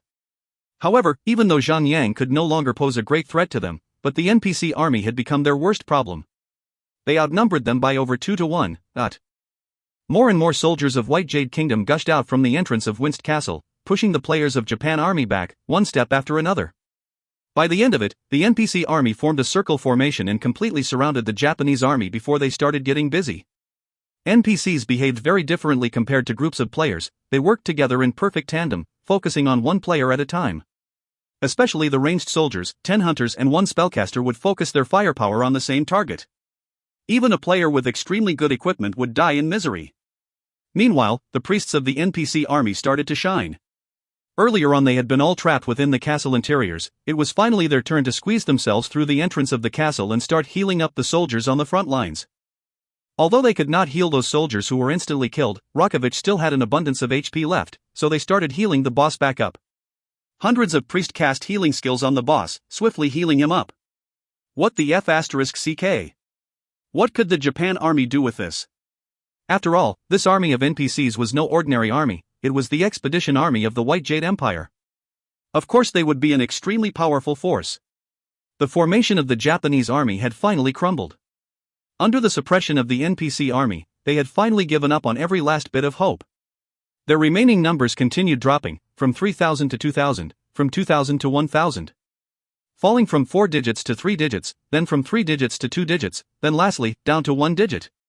When the final player, Amao Koyoshi, was struck down by the Violet Thunderhawk with a Thunderball, the system declared that the territory conquest had ended in advance. The duration of the territory conquest was 2 hours 38 minutes 56 seconds. Ding! Congratulations to Lone Desert Smoke for having succeeded in annihilating the entirety of Sakura no Nagarme. You have claimed victory over the territory conquest in advance. The members of Lone Desert Smoke received the same notification at the same time. Huh? What just happened? The China players who were still engaged with the Gildan Guild almost popped their eyes out of their skulls. After all, there was a total of 39,999 Lone Desert Smoke members stationed in Morningtown. Only Zhang Yang alone was defending Winst Castle. The system made no such mistake. It only meant that Zhang Yang had annihilated all of Sakura no Nagarme and had even claimed victory in the territory conquest in advance. It did seem to be a little over-exaggerated. Meanwhile, when the Korean players had also received news about the loss of Sakura no Nagarme, instantly, their assaults became even more aggressive and precise. It was now or never. The army that was supposed to take down Winst Castle had failed. That was definitely an impossible outcome. However, a loss is a loss, there's no denying it. All the Korean players began to go mad. Although they could not claim back the territory gateway that was supposedly theirs, they were very determined to take down the territory gateway that belonged to China region. There was no need to think about the rightful owners of the territory gateways. Just take it down, and think about the rest after.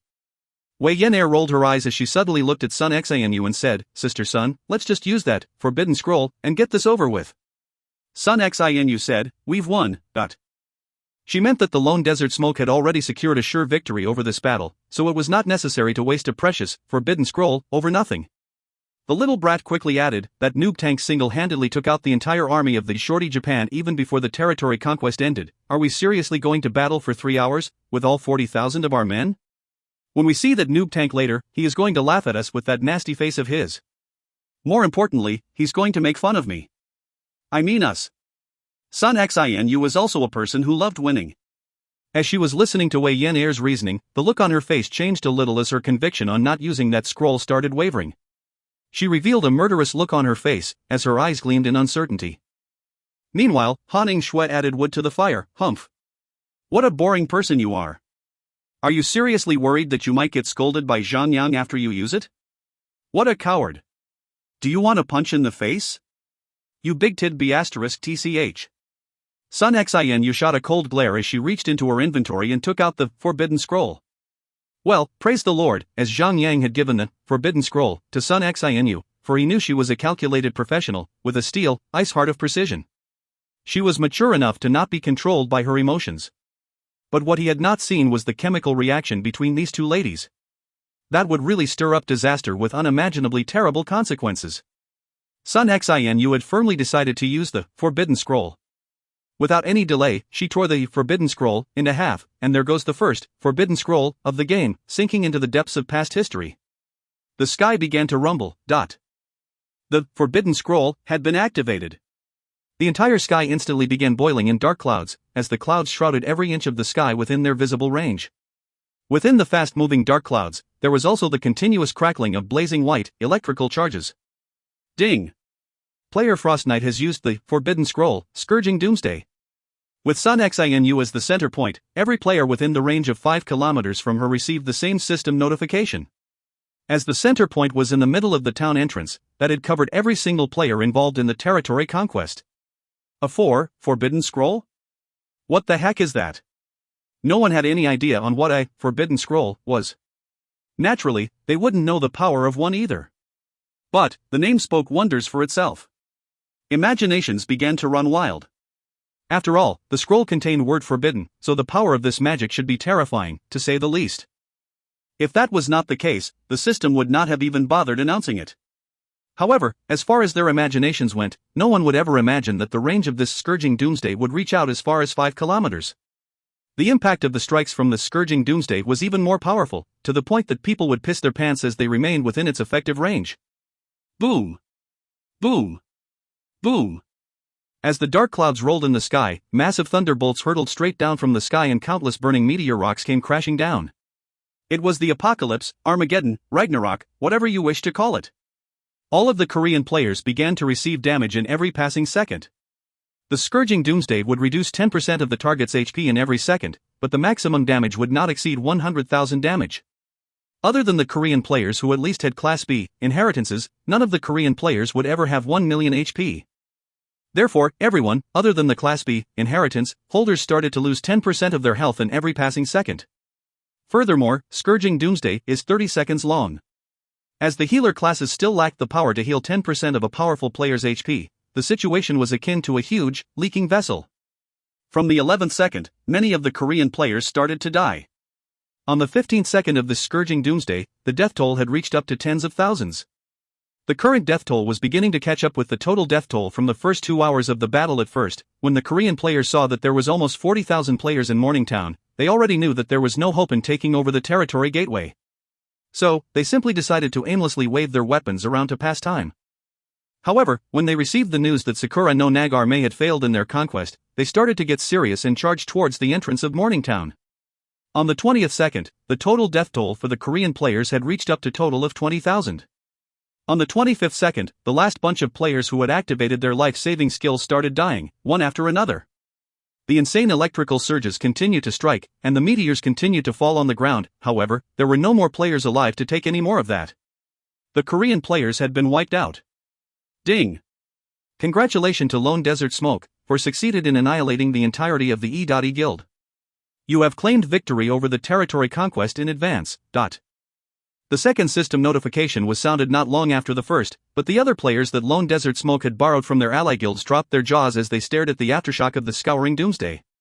Oh my god. TL notes. 1. Zhang Fei, a military general who served under the warlord Liu Bei in the late Eastern Han Dynasty and early Three Kingdoms period. 2. Changban Bridge. The Battle of Changban was a battle fought between the warlords Cao Cao and Liu Bei in 208 in the late Eastern Han Dynasty. If you find any errors, ads pop up, ads redirect, broken links, non-standard content, etc., please let us know. Report chapter so we can fix it as soon as possible. Chapter 539, The Wars Post-Mortem. Chapter 539, The Wars Post-Mortem. Translator, Endless Fantasy Translation Editor, Endless Fantasy Translation. The Japan-Korea region had launched their assaults on the two territories of Lone Desert Smoke at the same time. However, the two massive armies were soundly annihilated like ants. The news had spread across the official forums like wildfire. At first, many players could not treat it seriously, believing them to simply be rumors. However, after knowing that the two territories of the China region still belonged to Lone Desert Smoke, solid evidence to that fact, they could no longer deny the truth. Therefore, everyone began to wonder how did Lone Desert Smoke pull that off. After all, guarding the territory to defend their rights, overruling the territory in a territory conquest, and annihilating the enemies to claim victory in a territory conquest were two different things. Furthermore, the news had stated that Lone Desert Smoke had over 39,999 players stationed in Morningtown, so victory via annihilation would be feasible. But the details about the territory conquest over the Winst Castle is a little bit absurd. One man against 30,000 and that one man had managed to wipe them out? Holy mother of the cow, as the goosebumps comes. Are you sure you're reading the text right? Is there anything else that could really be even more absurd than this? One man wiping out an army of 30,000? Did that one player lug a magic cannon with unlimited ammo? But after Zhang Yang released the footage of the entire territory conquest over Winst Castle, questions and doubts on the forums were cleared out as the players began to shut up. Everyone could not help but to feel sorry for the players from the Japan-Korea region, as they were really unfortunate to have clashed head-on with the expedition army of White Jade Kingdom, along with a very powerful boss. Of course, the players were even more shocked to see Zhang Yang's God of War transformation, but to see Zhang Yang going all out without the need to heal as he toyed with the 30,000 to the point that they could not do a thing. This was no longer insane, this was ludicrous, this was insanity itself going insane. So proud. So mighty. So dominating. Who wouldn't want to be so outstanding in a game? Who wouldn't want to be the center of the attention like that? All of a sudden, the search for the inheritance had become a hot topic for the players. Every one of them started to imagine themselves transforming like how Zhang Yang did. They would imagine slaying all their enemies from all directions like almighty beings. Of course, those who had certain knowledge of the game knew that Zhang Yang had managed to become the center of the attention because he was the first to get a high-class inheritance. So when more and more players acquire inheritances, Zhang Yang would no longer be the invincible monsters that everyone had pictured him to be. But however, the players were not willing to open their eyes to common sense. They were only willing to see the mighty and undefeated side of Zhang Yang without thinking logically. In other words, those players who were not interested in getting any inheritance back then were now searching for the inheritance fragments all over the place like madmen. They did not even need the official website to announce anything about inheritances. Other than that, some players had uploaded the footage showing the power of the Forbidden Scroll, scourging Doomsday, and all players lost their voices again for another 3 minutes. Annihilated an army of 30,000 players in merely 30 seconds? That was something as even more full of ridiculous bullshit than the inheritance transformation skill. In the coming days, two words would be mentioned very frequently: inheritance and forbidden. Of course, the Japan-Korea region had become the butt of the joke for the other 7 main regions in the game. The two armies had suffered devastating defeats, leaving them with broken halberds, buried in the sand. Ever since their defeat, the 60,000 who took part were heavily condemned by their own countrymen. The guild masters for the Idari Guild and the Sakura no Nagarme, the names Hangugi Gugwang and Amalkuyoshi had become synonyms for the term disgrace. Those players that were borrowed from other guilds had left the two guilds and returned to their initial guilds with shame and anger, while the players who originally belonged to the two guilds went back to their own region in disdain. Now, these two guilds were facing fates far worse than anyone could anticipate, as these two guilds were actually super powerful guilds in Zhang Yang's previous life. Now, the two guilds might fall apart and get disbanded sooner than anyone could think. Zhang Yang was no longer spreading his butterfly wings like a hurricane, instead, he was spreading them like a storm cloud, a force of nature that cannot be tamed. After witnessing the powerful aftershock of the Forbidden Scroll, everyone feared of its existence, an existence that could bring about devastating effects like a nuclear warhead. Not only was the range of this bad boy ridiculously vast, but it could also bring about the substantial amount of damage to enemies within its range. Unless the players had inheritance transformations that boosted their HP up to the millions, nothing stood a chance. 100 Shots and Daffodil Daydream quickly regrouped their original guild members. Meanwhile, the high-tier players who were borrowed from other guilds saw that the warehouse of Lone Desert Smoke was full of powerful and rare items and equipment. So many of them were not willing to leave the guild. Zhang had limited the access to the guild's warehouse to only his own guild members. However, only the high-ranking members of the guild could deposit and withdraw items to and from the warehouse. All those level 110, level 120 violet platinum equipment that Zhang and his party had acquired from previous battles lay gracefully among the slots of the warehouse. It was an act to inspire his guild members to work hard and earn them as rewards and prizes. Zhang attempted to feign ignorance about these additional visitors, as high-tier players were a form of wealth that is hard to come by in the game. Meanwhile, the guild had recently been upgraded to level 4 guild not too long ago, and there was a new wave recruitment going on as well. There was no need to worry about a shortage of space. Of course, Lone Desert Smoke paid more attention to the attitudes of the players when recruiting new members. If the players do not have firm resolutions, it did not matter if they are high-leveled or high-tiered, their performances would definitely be below average. After the battles, Zhang and the Lone Desert Smoke had become even more prestigious than before. The players in the China region were worshipping Zhang, while the players from Japan-Korea region hated him to their cores. Even players from other regions now knew that the China region had a super powerful player and a super powerful guild. Zhang did not blame Sun Xianu for using the Forbidden Scroll. He had actually planned to use it as a deliberate show of strength, making a statement to the world that Lone Desert Smoke had a nuclear warhead in possession. After all, they did not need the other guilds and players coming at them with trouble in mind, slowing down their progress in the game. With such a warning sign on their doorstep, Lone Desert Smoke could prevent a lot of unnecessary problems from other guilds. Even though the Lone Desert Smoke was already on track to a decisive victory in Morningtown, they had still used one Forbidden Scroll on their enemies. So what did that mean? To be able to use one scroll so generously, they had to have several more in possession. Quite a number of players started to come down with paranoia, and that was exactly the effect that Zhang wanted. He's no battle maniac, it would be tiring to battle players day after day. Of course, Fatty Han felt an ache in his heart as soon as he found out that they had used a Forbidden Scroll. After the triggering of Forbidden Scroll over the territory conquest on Morningtown, the price of the Forbidden Scrolls had rocketed out of orbit. That meant that the convenient use of a Forbidden Scroll by Sun Xianu had cost them at least tens of millions of dollars, like throwing a chest full of gold bars to the bottom of a river. Of course, that fatty was so greatly disturbed to the point that he could not eat well for the next couple of days. He actually lost a couple of pounds. There, the territory conquests were finally over for now. After all, territory conquest orders were not easy to come by. Meanwhile, players from the Japan-Korea region had also found out that they would have no other way of restricting Zhang at all, when he is in his God of War transformation, unless they had an army of Class B inheritance owners. Otherwise, charging into a battle head-on with Zhang would never end well. Furthermore, they had to find a way to divide the forces of Lone Desert Smoke if they even want to claim victory over any of their territories.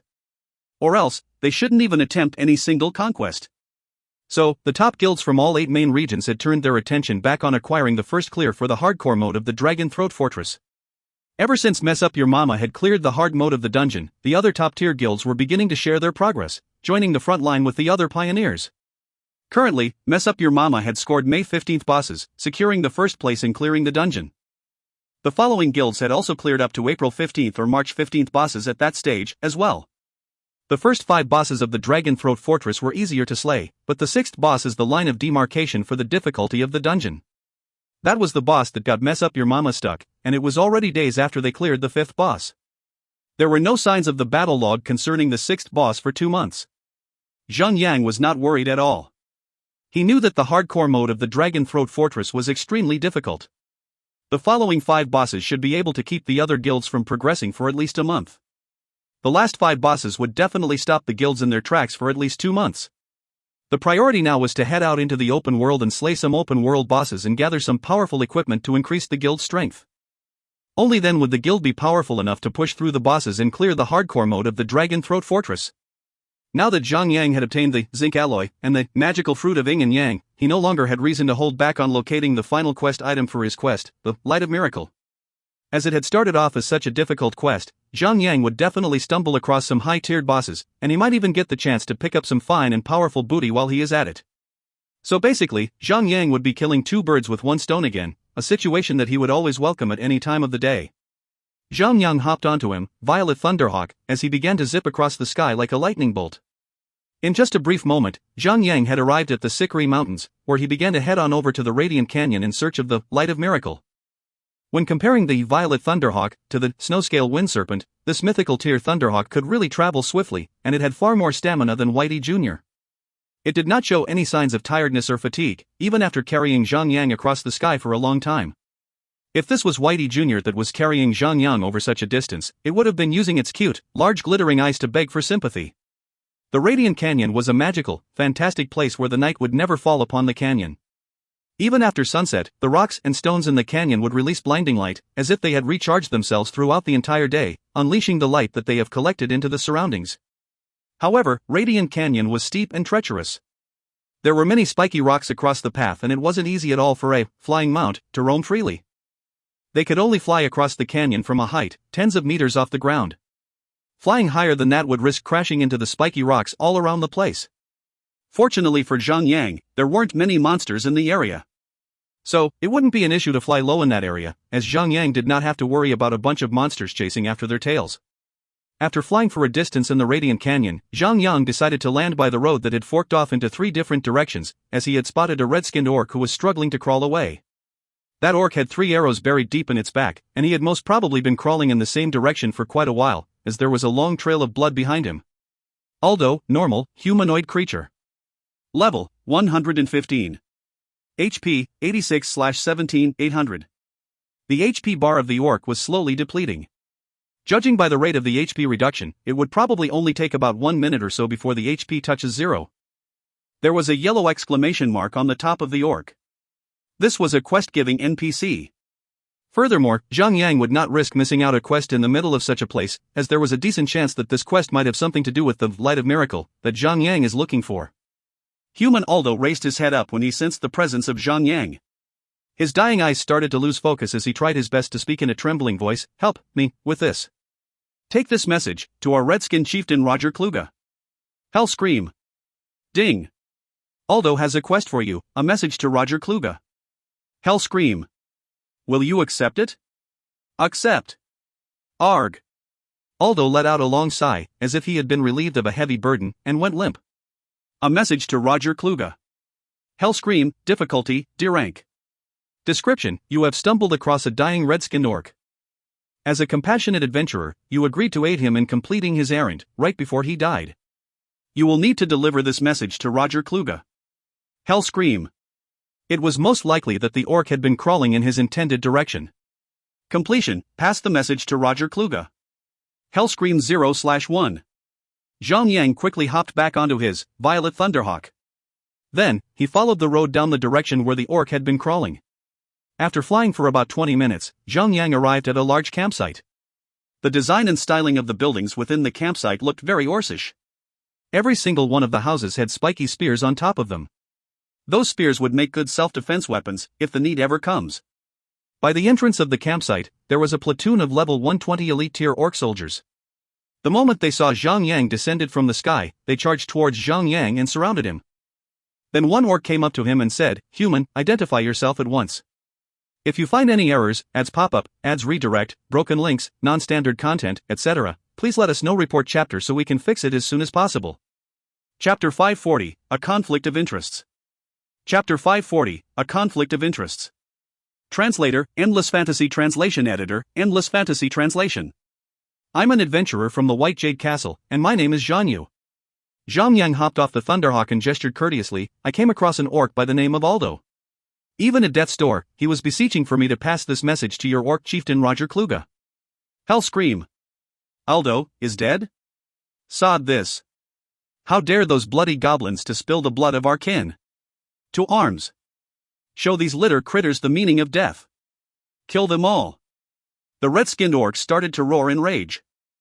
The ultimate act of evil had been committed to one of their kind. They would not let this pass. The leader calmed the orcs down and said, "Human, follow me." Zhang Yang followed the orc into the campsite. He saw that the orcs here were all red-skinned. All sorts of orcs were there, male and female, young and old. They all looked at Zhang Yang, especially the orcs' children, as if they were laying eyes upon an alien visitor for the first time. All of them were curious to see Zhang Yang's arrival. After walking continuously for more than 10 minutes, the orc finally led Zhang Yang to the front of a large building. After a series of security checks, Zhang Yang finally met the chieftain of the campsite. Roger Kluge. Hell Scream, Mythical, Humanoid. Level, 125. HP, 37.500,000. Defense, 5,200. Melee attack, 33,207 to 39,207. Skills. Windwalk, enters an invisible state and increases movement speed by 100%. Increases the damage of the next skill by 200%. The effect would only last for 1 minute, or it would fade if the user does any additional actions other than moving around. Stormblades, swing your weapon around and inflict every single target within your melee attack range with the attack of your weapon. Jumping Slash, melee attack will have a 20% rate of triggering a critical attack. Note, the chieftain of the red-skinned orcs, he is as wise as he is brave. As chieftain of the red-skinned orcs, he was also red in color. The difference was that he was in a much deeper tone, that you would have thought that he had dipped himself in a pool of blood. Although he was middle-aged, this chieftain did not look like his age. He had an intimidating aura around him, even though he appeared to be calm for the moment. A long sword was slung over his back. Although he was not particularly large, nor did his muscles ripple, but he gave the impression that he could just tug that sword from its scabbard and turn his enemies into mincemeat, all in a single motion. Human, the message, please. Roger Kluge spoke in a deep rumble that was clouded with sorrow. Zhang Yang took the out message from his inventory and passed it over to Roger Kluge, then he said, "My respected chieftain, what sort of enemies are you up against? I have friends that are orcs as well. Although they are not of your clan, I am willing to provide aid in such regards." A hint of surprise and respect came across the noble orc's face for a brief moment. He nodded at Zhang Yang in acknowledgement and began to read the message as he unfurled the scroll. The more he read, the more intense his expression grew, and the more his fists clenched and quivered. Zhang Yang could see that the chieftain was on the verge of popping a vein, but the old orc sat down in his chair and gathered his thoughts for a moment before he started speaking again. Close to our territory, there is a mining cave. You can mine for some sort of what they call the Light of Miracle. These ores are extremely fantastic and unique. They contain powerful magic, and can be used as the power source for magic staffs. This canyon is named the Radiant Canyon because there is no difference here during day and night. Every single rock and stone in this place produces the Light of Miracle. After all, the normal rocks and stones in the normal mountains and valleys do not have the Light of Miracle, so they are not suitable for us. Therefore, it appeared that this Light of Miracle was a type of mining ore. If Zhang Yang had known this before getting himself into all these troubles, he would have gone to mine the item himself. At least, that was what Zhang Yang told himself. Of course, he also knew that the system would never make things so convenient, or any other player in the entire game would have been able to acquire quest items without the need of going through any quests, or even slaying bosses. Also, only players in the mining profession would be able to mine ores. So, if he doesn't complete this quest, then he will be unable to mine for the Light of Miracle, even if he really stumbles across it. He could only stare at them. Roger Kluge continued to talk. Mining the Light of Miracle requires a very specific type of magic equipment. We don't have enough finances to go around purchasing those equipment yet. Therefore, we have been sending men to guard the entrance of the mining cave all this while. Also, we've been able to gather some of those loose pieces of Light of Miracles lying around the cave. Then, why was there a dead orc, now? Roger Kluge did not intend to tantalize Zhang Yang at all. As such, he quickly spoke. However, just beyond the land of Radiant Canyon, there is also another tribe of orcs. They are the blue-skinned orcs, and they have been ambushing my people at the mining cave, even as we speak. Although they are much larger in number and much stronger than us, they are not capable of wiping us out yet. If we really were to engage them, we would suffer great losses, and so will they. When they are weakened, other orcs from different tribes will surely try to take their place as the most powerful tribe. It would be all over for them. Bam!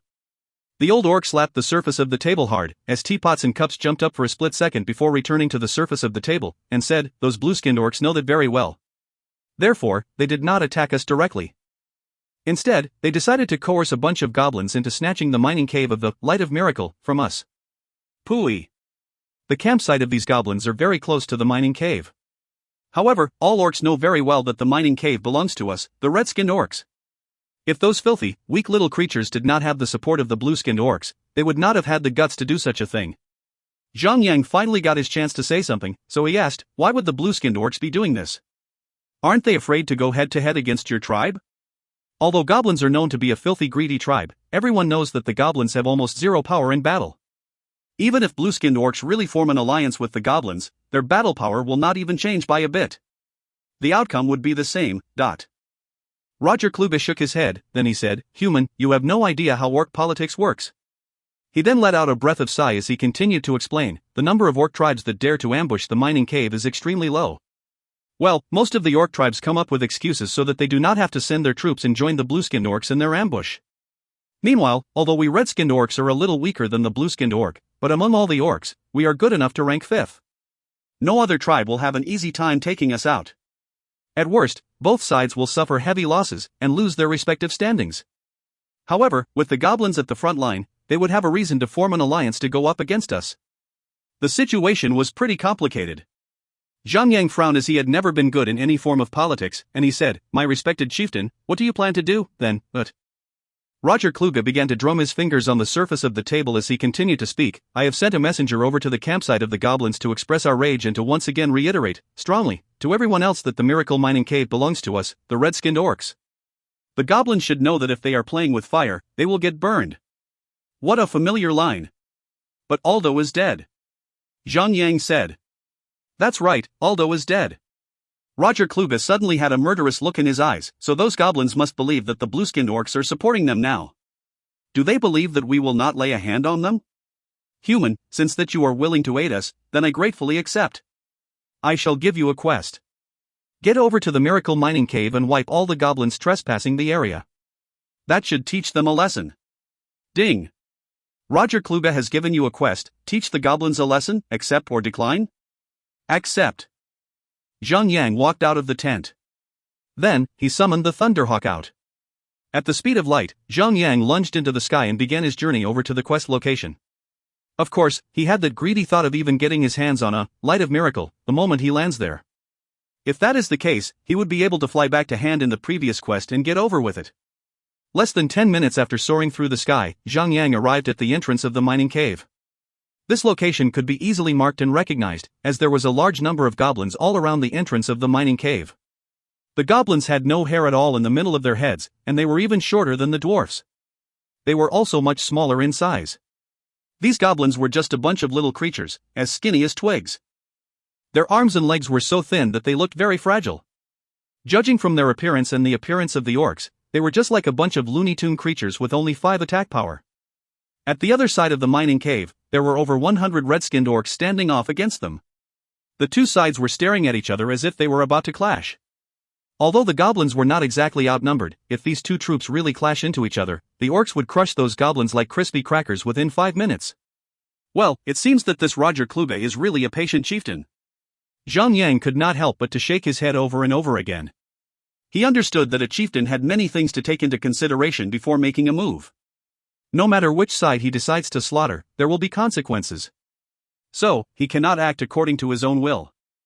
The quest only required Zhang to slay 24 goblins. However, Roger Kluge did mention that the more goblins Zhang slays, the happier Roger Kluge would be. Let's make us a happy chieftain. Zhang decided to wipe out every goblin in sight. He patted on Thunderhawk as they charged towards the goblin side. He picked his first target. Philpines Goblin. Level, 115. HP, 1,150,000. Defense, 1,200. Melee attack, 7,623 to 9,623. Skills. Goblin Mortar Strike, mortars crafted from the technology of the goblins, inflicts 20,000 fire damage to targets. Instant activation. Range, 30 meters. Goblin Defibrillator, attempts to revive one of their fallen comrades. Goblin Pulse Rifle, launches a shot at the target, inflicting 20,000 nature damage, and stuns the target for 10 seconds. Casting time, 1 second. Range, 30 meters. Note, Philpines goblins had inherited all attributes of the goblins. They prefer the soft way rather than the hard way. They greed for gold. However, they will not stay and fight to their deaths when they face danger. Instead, they will just run away like cowards. Because they are naturally born weak in combat, they have invented a type of supporting attack called technology to support them in battle. They prefer the soft way rather than the hard way, they say? Then let's show they how hard this Heaven Shaker hits. Zhang let out a shout as he threw his Spear of Obliteration over to one of the Philpines goblins. 27, 822. The The shadow of a spear stabbed straight through the body of the goblin, and red blood spilled from the greenish body of the monster to all over the place as it shrieked in pain. It jumped 3 meters high, as if something had seared its buttocks. After that, the goblin quickly raised up its spear and charged at Zhang Yang. "You filthy human! How dare to show your disrespect by attacking a goblin of the Great Philippines?" This goblin was charging towards Zhang Yang. The money-minded goblin snarled, "You must compensate me for this. Hand over at least 100 gold pieces, and I shall consider not killing you." Pack! Pack! Felice and the Thunderhawk completed their casting almost at the same time as they shot out their attacks. Arg! Another 2. Human! You are not going to get away with just 100 gold pieces. If you find any errors, ads pop-up, ads redirect, broken links, non-standard content, etc., please let us know. Report chapter so we can fix it as soon as possible. Chapter 541, Slow-Acting Poison. Chapter 541, Slow-Acting Poison. Translator, Endless Fantasy Translation Editor, Endless Fantasy Translation. Zhang Yang laughed out loud, seeing how the goblin was still rambling on about compensatory fees, even though he was about to die a most gruesome death. He was truly worthy of being a goblin. This goblin halted all of a sudden as it took out a mini-sized red mortar and directed it at Zhang Yang. Only God knows how the goblin had produced it out of thin air.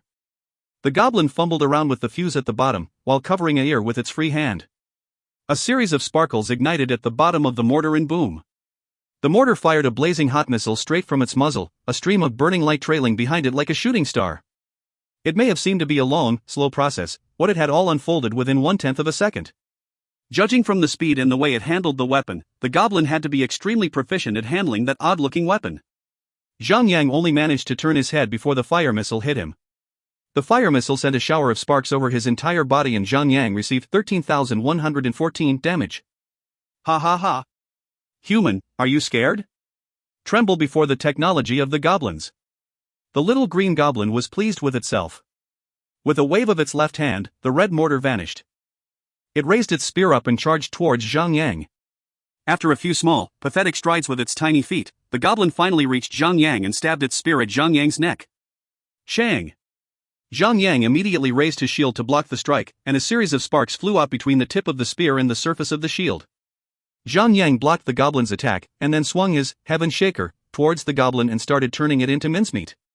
Unfortunately, in the game, despite having a battle power of 5 according to how the orcs described them, along with their flavor text, when engaged in battle with players, goblins would just as powerful as orcs. They would have almost had similar stats, compared to normal level 115 elite tier monsters. However, a mere level 115 elite tier monster cannot do anything much to defend itself against the mighty swings of Zhang Yang. The goblin launched a few more fire missiles at Zhang Yang, and it also tried to stun Zhang Yang with its Goblin Pulse Rifle. However, although the Goblin Mortar Strike could not be interrupted as it can be instantly activated, the Goblin Pulse Rifle had a 1-second chanting time, so it could be easily interrupted by a professional player in many ways. Crash Magic can be used to instantly cancel the Goblin Pulse Rifle. The stun effect of the Blast Wave, Brutal Smash, and Heroic Leap can also interrupt the chanting of a skill. Unless it is a boss that is naturally designed to be immune to interruptions, it would just be a lame joke for any other normal tier or elite tier monsters to try to chant a skill before Zhang Yang. When the goblin's HP bar was down to about 10% left, the goblin was no longer showing any signs of arrogance on its face. Instead, it turned tail and fled in the opposite direction like a coward. However, the 4-second stun effect of the Blast Wave was enough for Zhang Yang, Felice, and Thunderhawk to deal at least 100,000 damage to the goblin and send it to its afterlife with ease. Carrying on to the next target. Zhang Yang threw another Spear of Obliteration at a second goblin. This goblin had a Goblin Defibrillator, a skill that is similar to some skills of a priest, or knights that can actually resurrect a player. Thanks to game logic, even if the dead goblin has had its heart ripped out or its skull smashed in, a simple shock would get them back to full fighting condition. Literally. Even more annoying was the fact that killing those resurrected goblins will not reward the players with a single drop of experience points, or a single loot. What kind of logic is that? Usually, players will suffer the same fate as Zhang Yang did right now because they would have no idea at all that killing the goblins in a group would give the goblins an opportunity to resurrect their fallen fellow goblins. Kill one group of goblins, and another group rises back from the dead. That is truly annoying. Half an hour later, Zhang Yang had finally taken care of most of the goblins by the entrance of the mining cave. All that remained were the 2 elite tier monsters standing by a tent that had been set up temporarily. However, Zhang Yang believed that these 2 elite monsters were just guards. There should be another powerful goblin inside the tent. Since these guards are already elite tier, then the goblin resting inside the tent must be a boss. The only question is, what tier would this boss be? If it is a mythical boss, then Zhang would not be able to slay the boss all by himself. But if it is just a Violet Platinum tier boss, then Zhang can still depend on his Shadow of the Void to disengage from the battle and let Felice tank against the boss while activating her Absolute Defense, and he also can depend on using his ultimate godslaying skill, Glare of the Death God. He would still stand a chance at slaying the boss all by himself. First, to identify the tier of the boss. If it is a mythical tier boss, Zhang would just hop on the Thunderhawk and fly away as swiftly as possible from the battlefield. He already fulfilled the criteria for completing the quest, there would be no reason for him to risk dying for nothing. But if it is a Violet Platinum tier boss, Zhang would just take the boss down. After all, a free boss is not to be missed. He began by hurling his Spear of Obliteration at one of the monsters as usual.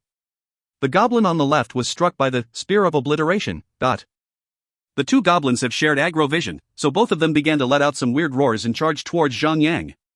You bunch of filthy shorties. Can't you just give me a rest already? Right after an annoyed grumble, a large and tall blue-skinned orc came out from the tent. Two large and sharp teeth bulged out from the folds of the orc's lower lip, making it look very fierce and intimidating. Bermuley. Merrill Lynch, Yellow Gold, humanoid creature. Level, 120. HP, 3,600,000. Defense, 2,120. Melee attack, 9,222 to 13,222. Skills. Windwalk, enters an invisible state. Movement speed increased by 100%. Increases the damage of the next skill by 200%. The effect will only last for 1 minute, or it will fade if the user does any other actions besides moving around. Stormblades, swing your weapon around and attacks everything within melee range. Jumping slash, melee attack will have a 20% rate of triggering critical attacks. Note, blue-skinned orcs are one of the largest factions of the orcs. They have the most influential power in Radiant Canyon. The blue-skinned orcs love to intervene in the affairs of others.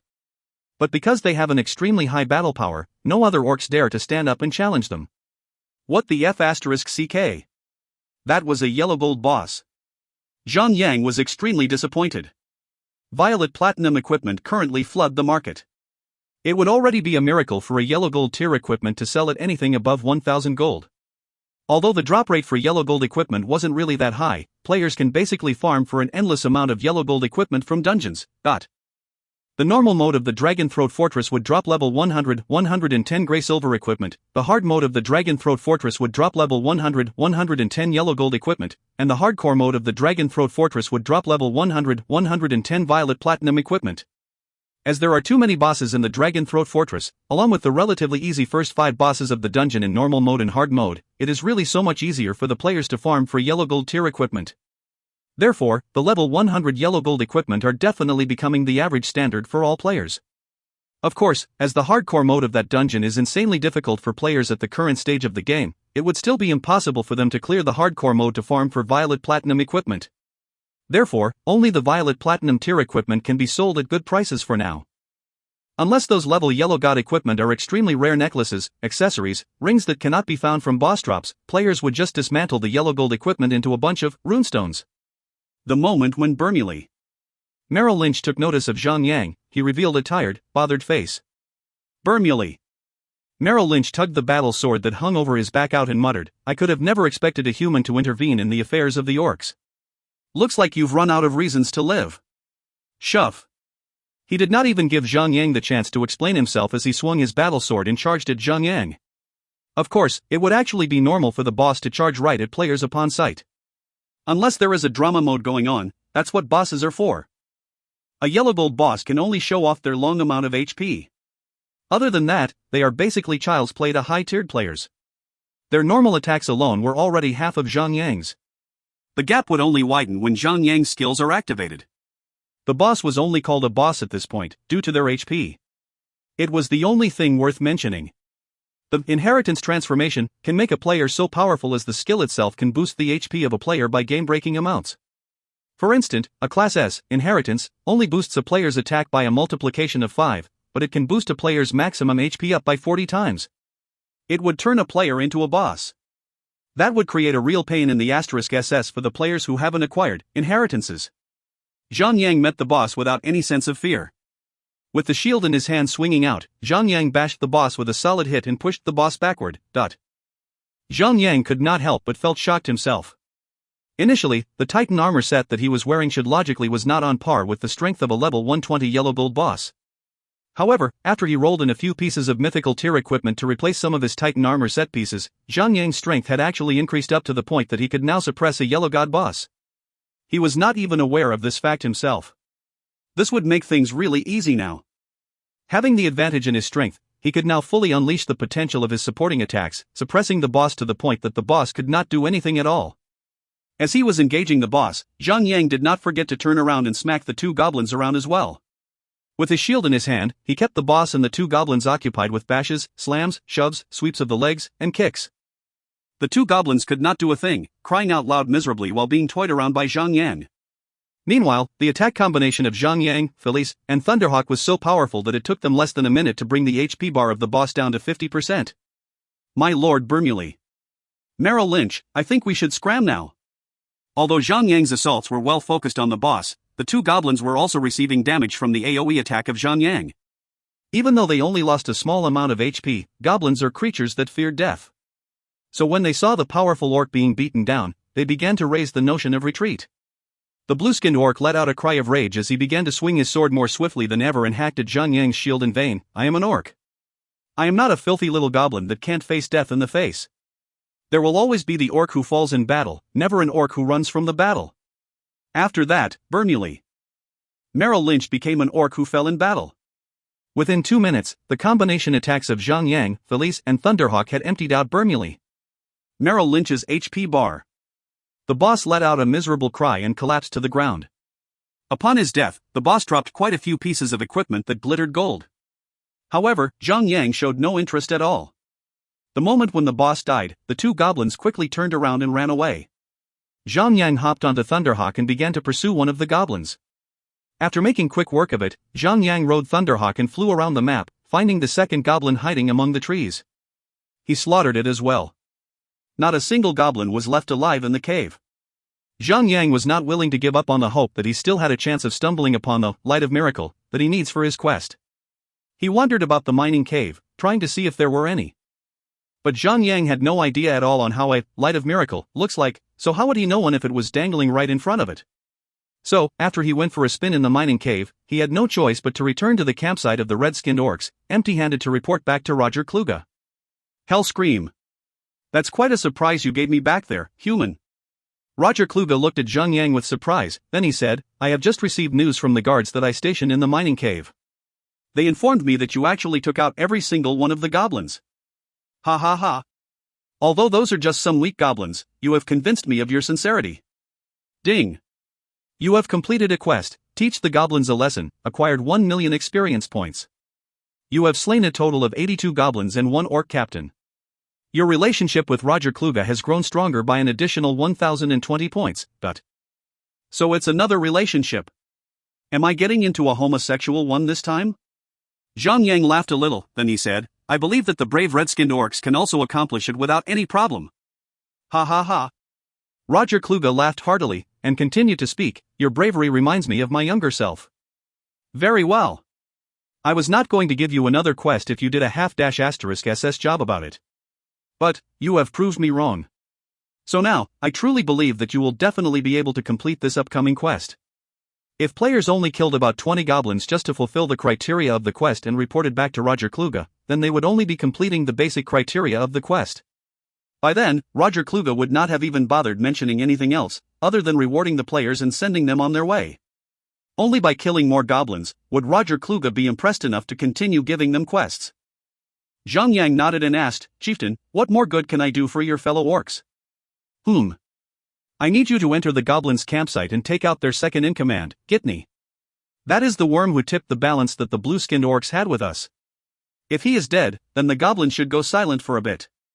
Roger Kluge raised a hand up to stop Zhang Yang from speaking up, and then he continued to explain, rest assured, I'm not going to send you in to die.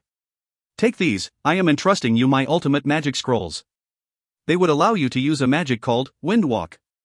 You can use these to enter into the heart of the goblin campsite without being spotted and plant the poison into Gitney's honeypot. Ding! Roger Kluge. Hellscream has a quest for Yout, poison him up. Will you accept it? Accept. Ding. You have acquired an item, Magic Scroll, Wine Walk, X2. Ding. You have acquired an item, Colorless and Odorless Poison, X1, at. Ding. You have acquired an item, Indication Map on Goblin's Campsite, X1. Zhang Yang realized that a bottle, 2 Magic Scroll, Windwalk, and 1 map appeared in his inventory. The bottle would be the poison that he would be using to complete the quest, so there was nothing special about it. Then, he took out the Magic Scroll, Windwalk, to examine them. Magic Scroll, Wine Walk, you will acquire the Windwalk effect, entering an invisible state. Movement speed increases by 100%. The damage of your next skill will increase by 200%. The effect will only last for 10 minutes, or it will fade away if the user does any actions other than moving around. Cooldown, 10 minutes. Note, Roger Kluge. Hellscream made this himself. Zhang Yang could not help but to palpitate with excitement, thinking that if he had unlimited Magic Scrolls, Wine Walk, for himself, it would be like obtaining a new skill permanently. A new skill that would turn him into an invisible guardian who holds the destructive power of a berserker and the elusiveness of a thief. Unfortunately, the quest only rewarded Zhang Yang with 2 pieces of Magic Scroll, Windwalk. Zhang Yang surmised that one was for him to infiltrate the goblin's campsite, and the other is for him to escape from any possible difficult situation. Under the normal circumstance, players must use up both of the Magic Scroll, Windwalk, in order to successfully plant the poison deep in the campsite. However, there are also players with specific classes that can complete the quest without using the Magic Scroll, Wine Walk, that they acquire from the NPC, for instance, thieves. They can probably enter their stealth mode and infiltrate the enemy's campsite and plant the poison at the right spot, then get out of the campsite without being spotted. By doing so, they will be able to earn 2 extra Magic Scroll, Wine Walk, for their own usage. Although Zhang Yang did not have the skill, Stealth, he had something similar, Burrow, and Shadow of the Void. Very well, here's a chance to earn 2 Magic Scroll, Wine Walk, after all. It would be very handy for players to use them and assassinate their enemies. Invisibility and stealth are 2 different things. Stealth would only be effective at a certain distance from the enemy. Get close enough, and they would no longer be in stealth. But things are different for invisibility. There is not specific way to reveal the caster as of now. Even if the caster is standing 1 inch right before the player, making funny faces like a mime, nobody will ever know. Following the directions of the quest, Zhang Yang rode Thunderhawk and traveled over to the campsite of the goblins. These creatures try really hard to make up for their poor physical traits via the research and usage of technology. Their buildings clearly showed that. Each of the buildings was built with metallic materials in the shapes of cogs. The cogs are constantly spinning, making some really annoying mechanical sounds that made people wonder, how could the goblins ever get a peaceful night's sleep? If you find any errors, ads pop up, ads redirect, broken links, non-standard content, etc., please let us know. Report chapter so we can fix it as soon as possible. Chapter 543, Heavily Fortified Goblin Campsite. Chapter 543, Heavily Fortified Goblin Campsite. Translator, Endless Fantasy Translation Editor, Endless Fantasy Translation. This mechanical city was a little smaller than the campsite of the orcs, but they made up for that by sheer height.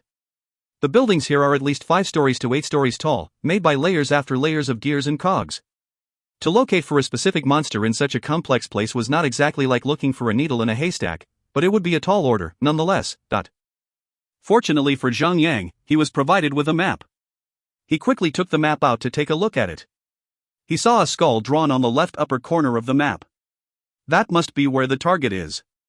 Zhang Yang activated Burrow and began to move northeast. As his movement speed is halved when Burrow is activated, Zhang Yang made slow progress. It took quite a while for him to reach beneath the building where his target was. It made sense for this quest to provide every player with Magic Scroll, Windwalk. The goblins are afraid to die, and the ones who carry ranks would be even more afraid to die. There were many elite-tier goblin guards in every corner of the building, and Zhang Yang could not simply use his Burrow to get to the top floor of the building. He was left with 2 choices. 1. Use the Magic Scroll, Windwalk, to get to the top floor. 2. Kill everything and charge straight to the top floor. Zhang Yang was really determined to keep his Magic Scroll, Wine Walk, for his own use in the future, so he had made up his mind to slaughter everything in his way to open up a way to the top floor of the building. After observing the whereabouts of the goblins in the area, Zhang Yang began to sneak out from his hiding spot towards the entrance of the building. He used the blind spots of the goblins to avoid detection. Then he summoned Felice and Thunderhawk out. However, the size of this building is built according to the size of the goblins. Zhang Yang had to bend over his back in order to move around in the building. Meanwhile, Thunderhawk had to hunker down just to be able to move forward. It was extremely inconvenient for them. Under such circumstances, it would also be difficult for Zhang Yang to wield his weapon around freely, or even use his supporting attacks for the moment. Therefore, Zhang Yang was being extremely cautious. If he ever encounters 3 of the goblins at the same time, he might not be able to handle the situation, and he might even be forced to activate his Radiance of the God of War. Also, the Radiance of the God of War was not the same as the Berserker's Heal, which only had a 2-minute cooldown. The Radiance of the God of War can only be used again after 30 minutes, turning it into a very high-tier life-saving skill, instead of a regular skill that can be used throughout an entire battle. With his Spear of Obliteration, Zhang Yang attracted one goblin over and engaged it in battle. But this goblin is a hunter-type monster. It raised its firearm and aimed the muzzle straight at Zhang Yang. Without even taking a step, it started firing away. Zhang Yang quickly dodged and hid behind a pillar, forcing the monster to come over to him. If the enemy was a player, of course, the player would not be tricked so easily. Even if the player would no longer be able to see its target, the player would still go around the pillar, maintaining a large distance. As a hunter, the most important thing in a battle is maintaining their distance. Instead, this little green goblin let out a weird cry as it charged at Zhang Yang. Intruder! There is an intruder in the premises. Battling against an enemy all alone is not the style of the goblin. So the goblin was shouting out loud to alert its other little green friends. For players, the only way to get the aggro of a monster is to enter the aggro range of the monster. It wouldn't actually matter how loud the player shouts, the monsters will not be able to hear the player and would completely ignore them. However, monsters shouting at each other was another matter. If any one of the monsters shouts, the others that are nearby will be able to pick up the signal and get attracted over to the monster that is shouting. Instantly, 7 other goblins came towards Zhang Yang, brandishing their firearms. Fortunately, these monsters did not shout out, or else, it would start a domino effect of more and more goblins being alerted. Things would definitely be out of hands for Zhang Yang. Such cowards. The first goblin to shout had now earned Zhang Yang's intense ire. But things had already escalated to such an extent, so Zhang Yang could only choose on whether to activate his Shadow of the Void to escape, or to stay and fight. He took up his shield and tightened his grip on the shield strap. The terrain of this area was very suitable for Zhang Yang to block out the monsters with obstacles, causing the hunter goblins to come near him and engage him in melee combat. Well, the melee attack of the hunter goblins are far weaker than their ranged attacks, after all. So Zhang Yang had no reason to worry about getting slaughtered up by these 8 goblins. Although it was really easy to use the terrain of the area to lure the hunter-type monsters to him, moving around with his back bent over was another problem. Zhang Yang was soon surrounded by the 8 goblins and they began to pummel him. As he sustained the assaults from the goblins, fortunately, Felice and Thunderhawk were there to share his burden. The 2 of them took on 1 goblin each, decreasing his workload. Zhang Yang has Shield Wall, which can recover 75% HP, Felice has Absolute Defense, while Thunderhawk has Wild Recovery and Madness to heal themselves up. They actually managed to hold their ground against these 8 elite tier goblins. 6 minutes later, the 8 goblins all lay dead on the ground. Although the goblins have Goblin Defibrillator to revive themselves once, the resurrected goblins would only come back with 20% HP. So, it wouldn't be a problem for Zhang Yang to slay them once again. After clearing out that wave of goblins, Zhang Yang realized that he had cleared out all the guards of this floor. Following down the narrow path, Zhang Yang felt like a little doggy crawling through the flapping doors meant for dogs. That really had Zhang Yang cursing and making himself a promise that he would never set foot in the campsite of the goblins again. On the 2nd floor, there were another 8 elite tier goblins scouting around. Zhang Yang repeated what he did on the 1st floor and he began to use the narrow entrance of the stairwells to get out of their line of fire. The surrounding space was really narrow for Zhang Yang, but was rather large and comfortable for the skinny and short goblins. 4 of them could actually attack Zhang Yang at the same time. Despite that, it was enough for Zhang Yang and Thunderhawk to block the goblins as Felice transformed into her Dragonhawk form and attacked them behind their safety line. As Felice's Absolute Defense had a cooldown period of 12 hours, she was now limited to her flying, mobile cannon form. They took out the goblins with ease and it was a brief battle. After that, they went on to the 3rd floor, the 4th floor to repeat the same process. Half an hour later, Zhang Yang arrived at the top floor of the building. Compared to the floors below, the 7th floor was far more spacious and adorned with a grand decor. There are quite an abundance of silk and satin used in decorating the floor. Every single furniture on the floor was highly stylized. However, the clanking between the machines would be the only reason for this place to be unsuitable for a boss-tier monster to live in. Excluding the goblins, of course. This place was more like a factory than a room. Well, goblins are basically the bumpkins in God's Miracle, so they would still look like a bunch of side characters even though they were wearing high-class robes. However, Zhang did not see any signs of a boss on that floor. He thought about it and it clicked. Poison M Up was basically a quest that requires players to complete it in stealth. Even players are using the magic scroll, Windwalk, would be forced out of stealth when they begin to poison the targeted pot of honey. If the boss is there to witness the players doing it, would the boss be stupid enough to still chug the entire thing down to its stomach? Furthermore, goblins are infamous for their cowardice. Therefore, the game developer decided to make things simpler by removing the boss from the scene. Zhang located the pot of honey almost immediately. It was a quest objective, anyway. Any player who has accepted the quest will be able to see that pot of honey flashing about like a beacon. He took out the bottle of poison from his inventory and poured the liquid in. The moment Zhang placed the pot of honey down, he heard footsteps. Zhang quickly activated his Shadow of the Void and entered the dimension of the void. Then, he quickly ran downstairs. 20 seconds later, Zhang got out of the void as his Shadow of the Void faded away. He revealed himself on the 5th floor. Then he began to walk carefully towards the stairs leading down to the lower floor. Turning his head over to the side, he saw a goblin with the name Gitney sitting in a chair like a boss.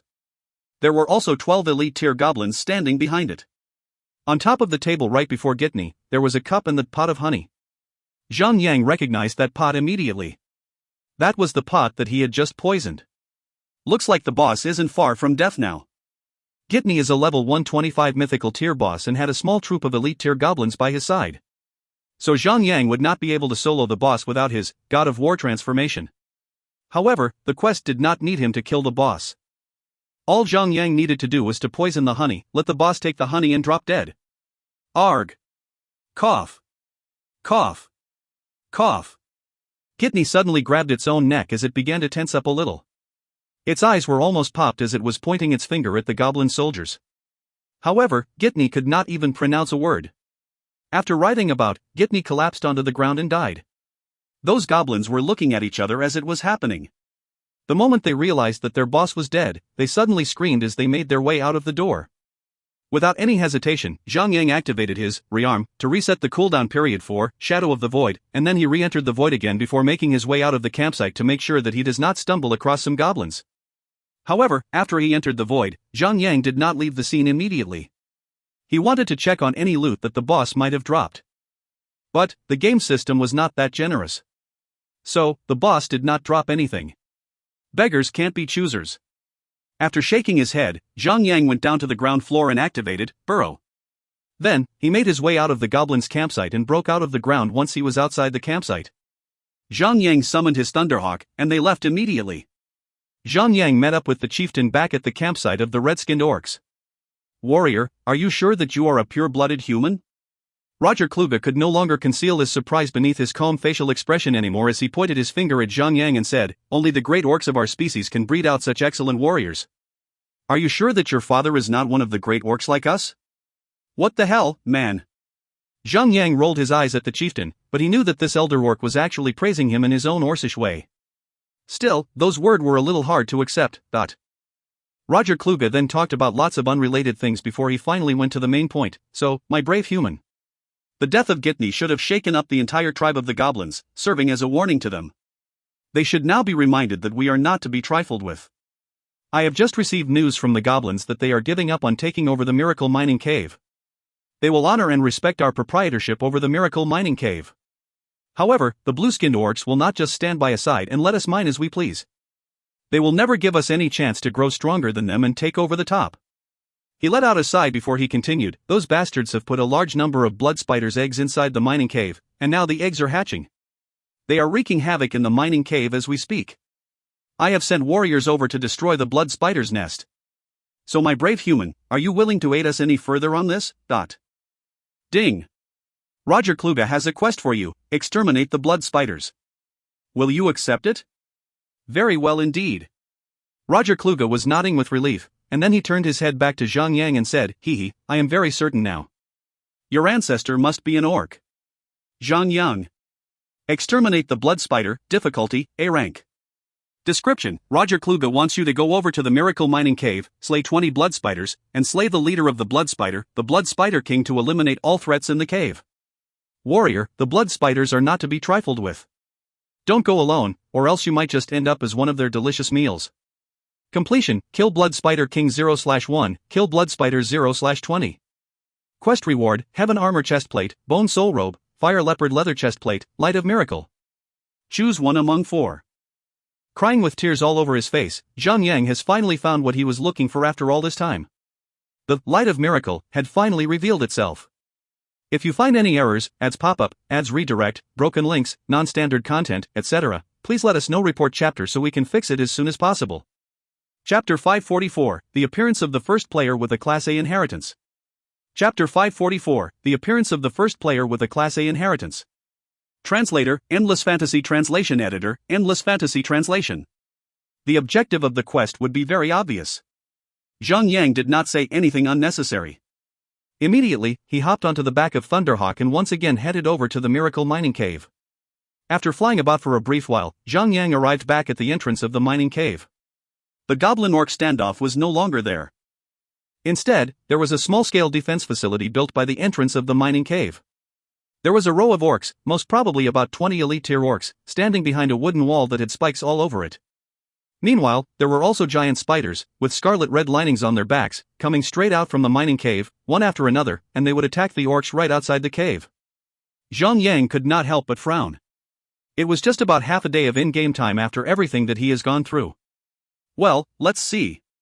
First, Zhang wiped out a troop of goblins by the entrance of the mining cave, then he went on over to the goblin campsite to poison their leader, and then he went back to see the chieftain to accept this quest before getting here. How the hell did it get to this? Didn't the chieftain told Zhang that those were just freshly hatched eggs?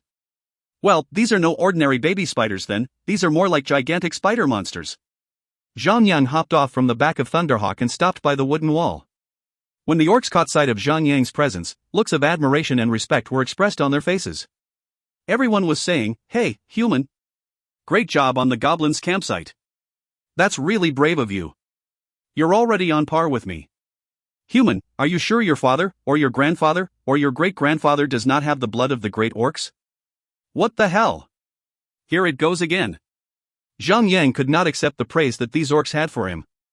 He quickly said, "So how's the situation down there in the mines?" "Worse than the gas that my grandma has," an orc spat and said, "The blueskin orcs are really bad eggs. They actually planted a massive number of blood spiders' eggs within the Miracle Mining Cave. The worst part about this is that these blood spiders will grow and breed rapidly as long as they consume enough fresh blood. Now, the Miracle Mining Cave has become the lair of the blood spiders. Talk about taking back the mines, we can barely hold ourselves against the hordes of blood spiders from getting out by the entrance of the mining cave. Curse those foul blue-skinned orcs. I say that their ancestors must have been f***ed by some cunning fox. That's why their descendants are so cunning. They are a disgrace to the orcs. No wonder this quest is ranked as an A-rank quest. The Blood Spider King must be located in the deepest part of the mining cave. Players would have to battle against countless waves of blood spiders before reaching the boss. Furthermore, the narrow space of the mining cave provided little space for the party members to spread out into formations. At most, only 10 to 30 players may be able to form a front row capable of facing the boss at any single instance. The lack of space for maneuvering and the small numbers would make fighting the boss all the more perilous. Zhang nodded, then he walked into the mining cave with bold, large steps as the orcs gazed at his back with admiring looks on their faces. Their sense of recognizing Zhang as one of their own had grown stronger than ever, believing that he has the blood of a noble orc surging through his veins. The second Zhang set foot in the mining cave, a spider with the size of a calf lurked out of the corner of the cave and came up to Zhang. The entire body of the spider was black, from the tips of its fangs to the end of its 8 legs. Blood-red stripes lined its back, similar to how blood vessels run along the skin of a living being. The fearsome combination of red and black was a mixture of disgust and horror. The legs of the spiders were no less deadly than an actual spears. If their legs were straightened out, they would be facing the Thunderhawk at eye level. Such was the magnitude of their height. Starving Blood Spider, Elite, Beast. Level, 125. HP, 1,250,000. Defense, 1,300. Magic Attack, 5,082 to 6,082. Skills. Spider Venom Spit spits spider venom at the target, causing 150% magic attack of nature damage to the target. Instant activation. Cooldown, 2 seconds. Range, 30 meters. Web entanglement entangles the target with sticky spider webs, causing the target to be entangled on the spot, lasts for 10 seconds. Note: brutal, bloodthirsty creatures. As long as they feed on enough fresh blood, they can grow swiftly. They are merciless and cold-blooded. They have sworn to purge their enemies and prey. The moment the blood spider detected the presence of Zhang, it began to blink its large eyes and raised its body slightly above the ground. A projectile in the form of greenish venom was fired out from the spot below its belly button at Zhang without any sign of warning. -4, 297. A red numerical value popped right on top of Zhang. Although the amount of damage he received was not much, however, Zhang found himself completely drenched in the vile liquid, putting him in an awkward predicament. If Fatty Han had ever seen Zhang in such a state, he would definitely be laughing at Zhang for being sprayed on. Zhang could not help but to let out a sigh. It would seem that the monsters in the mining cave are equipped with venomous projectile types of attacks. So, Zhang is destined to be facialist until he hits his climax. Charge! Zhang clashed into the blood spider with the impact of a lightning bolt. Raising his Heaven Shaker high into the air, Zhang gave a good smash to the spider's head. Felice and Thunderhawk were not just bystanders, they were also casting their own skills. Zhang, I've just received news that the Europe region has slain a level 150 ethereal boss. Just when Zhang was sunk in the satisfaction of whacking the blood spider up, he received an unexpected message from 100 Shots in the form of a voice message. Zhang could not help but to frown slightly. For players at the current stage of the game, ethereal tier bosses are beings that exist on a whole different level. They commanded so much respect and fear, beyond anything else in the realm, that it would be unfathomable to even think about challenging them. Zhang would be able to hold his own against the boss, thanks to his God of War transformation, but that would raise the question to another problem. Would his durability be matched by the total DPS of the others? Would there be enough players and enough firepower to slay the boss within the 2 hours that he could buy them? The other question that must not be ignored lay within the level of the players at the current stage of the game. Level 150 ethereal tier bosses are usually located within level 120-150 maps. The players at the current stage of the game were beginning to pop through the level cap of level 100. If these players travel over to those high-level maps, they will definitely become homing signals that invite monsters from all over the map to come and whack their asterisk Cs. Under such circumstances, it would prove too troublesome to bring a large number of players over to the location of this boss. It was not impossible, but a great amount of money and time would be burnt over such efforts. Meanwhile, the gateway to the Chaos Realm had just been unlocked not too long ago, and the race to the first clear for the hardcore mode of the Dragon Throat Fortress had turned into a raging inferno. So, who would spare their precious time in battling a boss that had nothing to do with them at the moment? After all, there wouldn't be the slightest benefit gained from slaying an ethereal tier boss at a time like this. Furthermore, even if the reduction of 20 levels were accounted for, players will also have to wait until they hit level 130 before they can actually put on the equipment that they acquire from the drops upon killing the ethereal tier boss. Such act will not assist in the progression of acquiring the first clear of a dungeon in any way.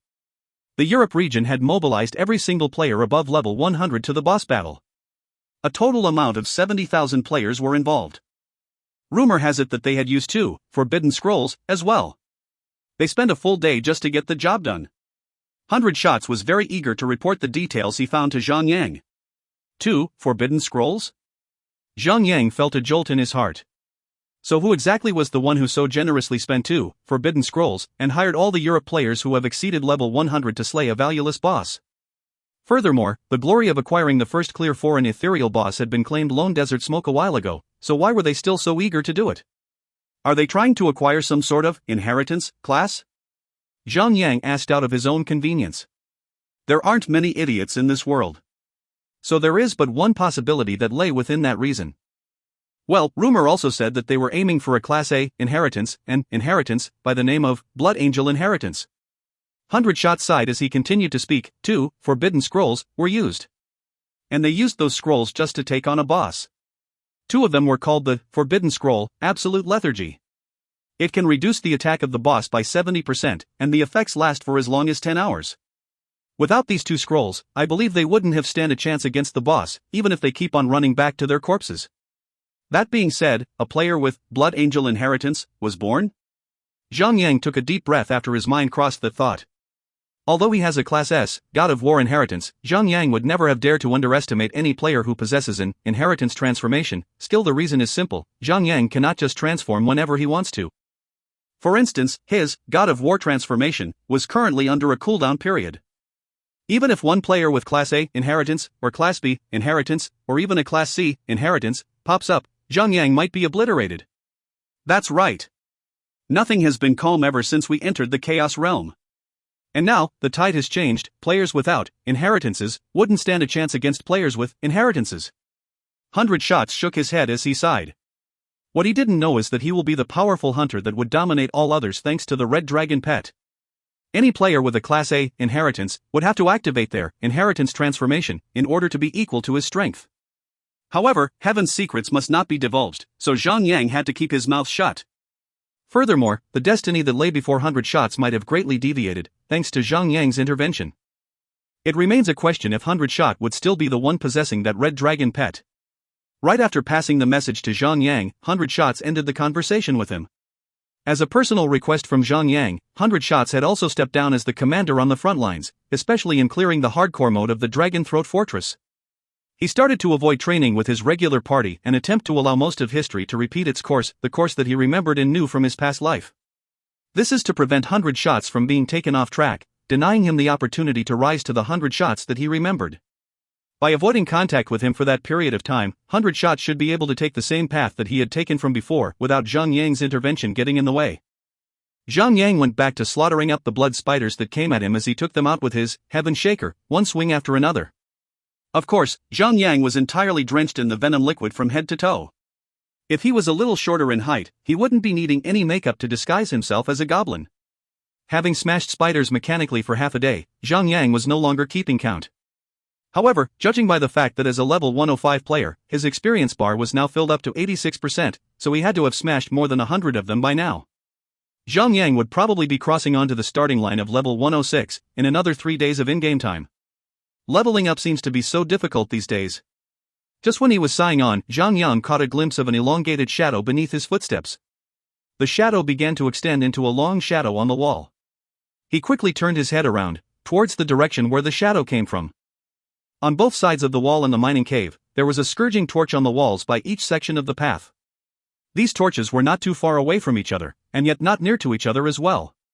With the fainting light that came from the torches nearby, Zhang could vaguely see the true form of the thing that lurked behind his back. It was not a monster, but a foreign babe with blonde hair and a super hot body.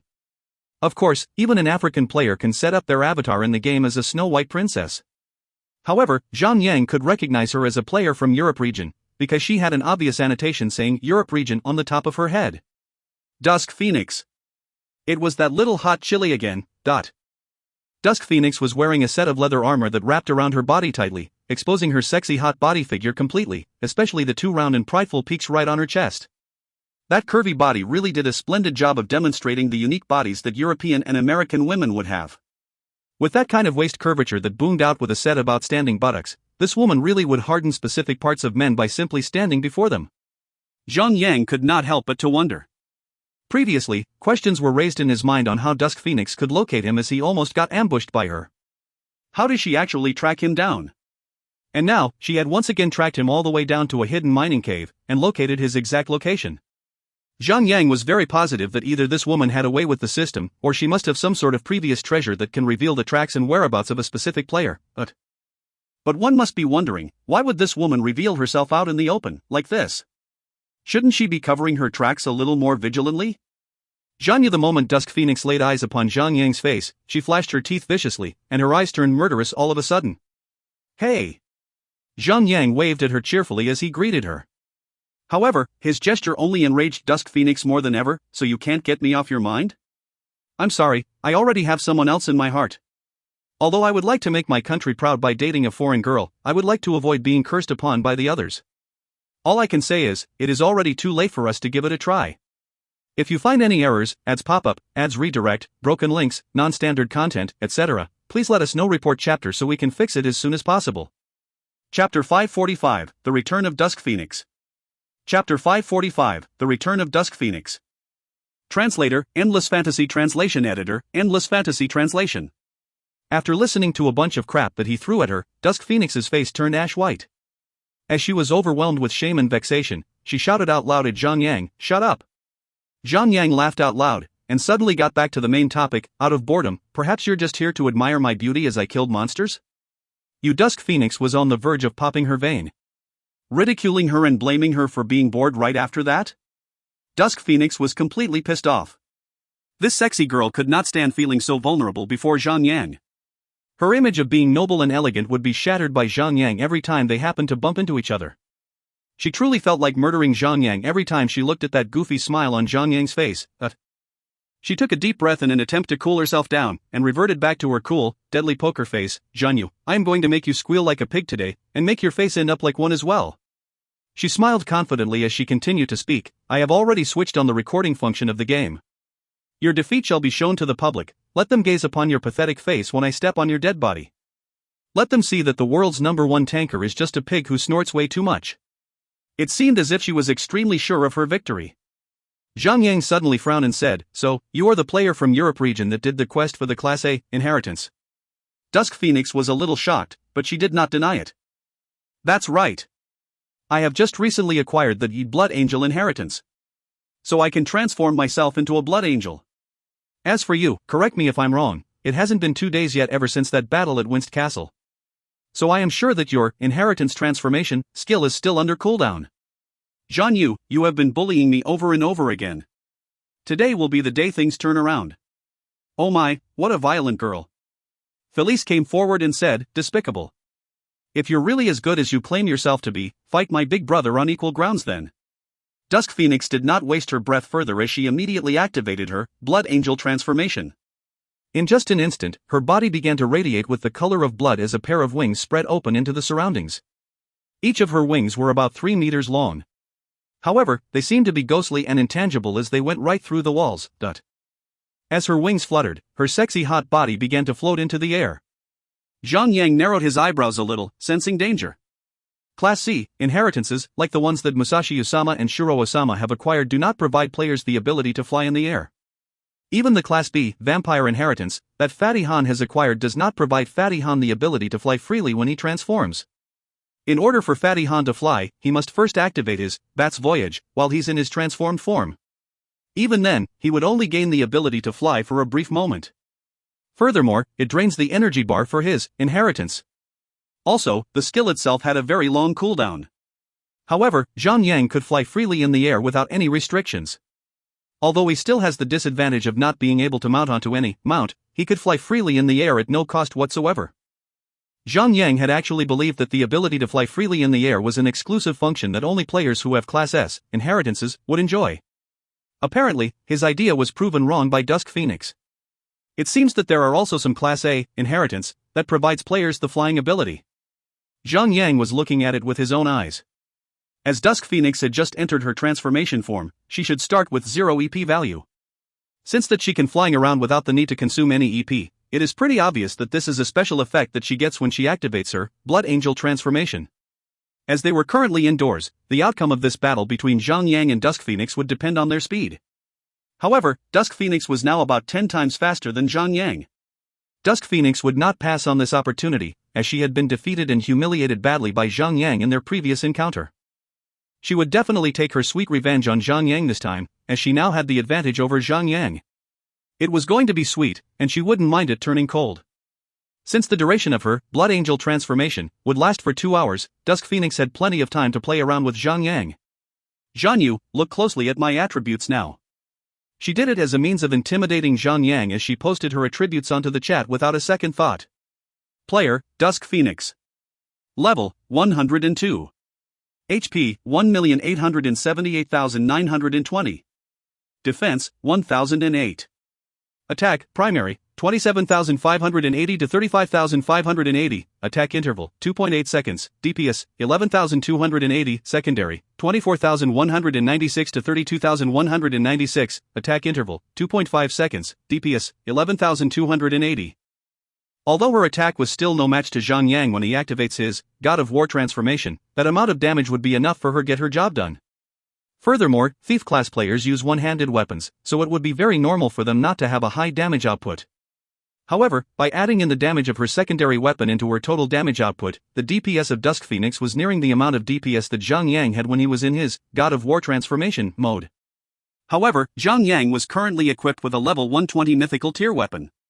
With some quick calculations, Dusk Phoenix should only be holding 2 yellow gold tier weapons in each of her hands. That being said, she still had so much room for improvement in terms of her damage output when she gets her hands on higher tiered weapons and equipment. So this was what the players are fuzzing about, the so-called bug of thief classes. Of course, because the attack speed of one-handed weapons are faster, they would be more easily affected by defense, causing less effective damage on targets. However, that disadvantage could be made up for if players use skills like Eagle Eye. If this woman is capable of rallying all the high-tiered players from the Europe region to her cause, and could casually spend 2 forbidden scrolls, without batting an eye, getting a skill book, Eagle Eye, would be as easy as breathing for her. But Class A inheritances are one class lower than Class S inheritances, after all. So it made perfect for a small gap between the functionality and practicality of Class A inheritance and Class S inheritance. Nearly a 30 times multiplication for the maximum HP, without the ability to hold a shield in hand, due to her class limitation really did reduce the intimidation that Dusk Phoenix attempted to wrought upon Zhang Yang. Without a shield that augments her with more vitality points, the total amount of HP that Dusk Phoenix did not really terrify Zhang Yang, not yet. But the Dusk Phoenix that was standing before Zhang Yang was out of his hands. However, Zhang Yang did not abandon hope, showing no sign of faltering at all. Glare of the Death God. As long as the skill is not ineffective, and its effects begin to take place, the total HP of Dusk Phoenix would be pulled straight down to 1 point even if she has over 10 million HP. In other words, when the effect of this skill kicks in, all Zhang Yang would need to do is to give her a gentle tap in order to send her straight down to her demise. The key to winning this battle would lie on whether Zhang Yang is able to land his attack on the Agile Thief. And when he does, can he keep it up and survive long enough for him to trigger the effect of the Glare of the Death God? After all, there is only a 10% chance of triggering the special effects of the skill. It would take about 10 hits. Even with Felice and Thunderhawk, and even with the summoning of his servant, it would still take about 3 to 4 seconds to land 10 hits on the thief. Furthermore, a player is not like a monster in the game. If she realizes that something is up, Dusk Phoenix can just disengage herself from the battle with her vanish. Well, the special effect of the Glare of the Death God would only last for 5 seconds. All she needs to do is to wait it out and re-engage into battle to continue her crusade. After all, every inheritance transformation can last for 2 hours. Hence, Zhang Yang only has one shot at this. He looked at Dusk Phoenix, grinning sheepishly as he asked, "I have been wondering, how did you find me?" You wanna know?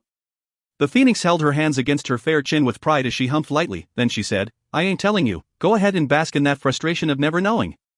Zhang Yang laughed out loud at her, and suddenly lunged forward and activated Charge to engage himself in battle with Dusk Phoenix. He picked a suitable time to activate his Glare of the Death God, and it worked wondrously.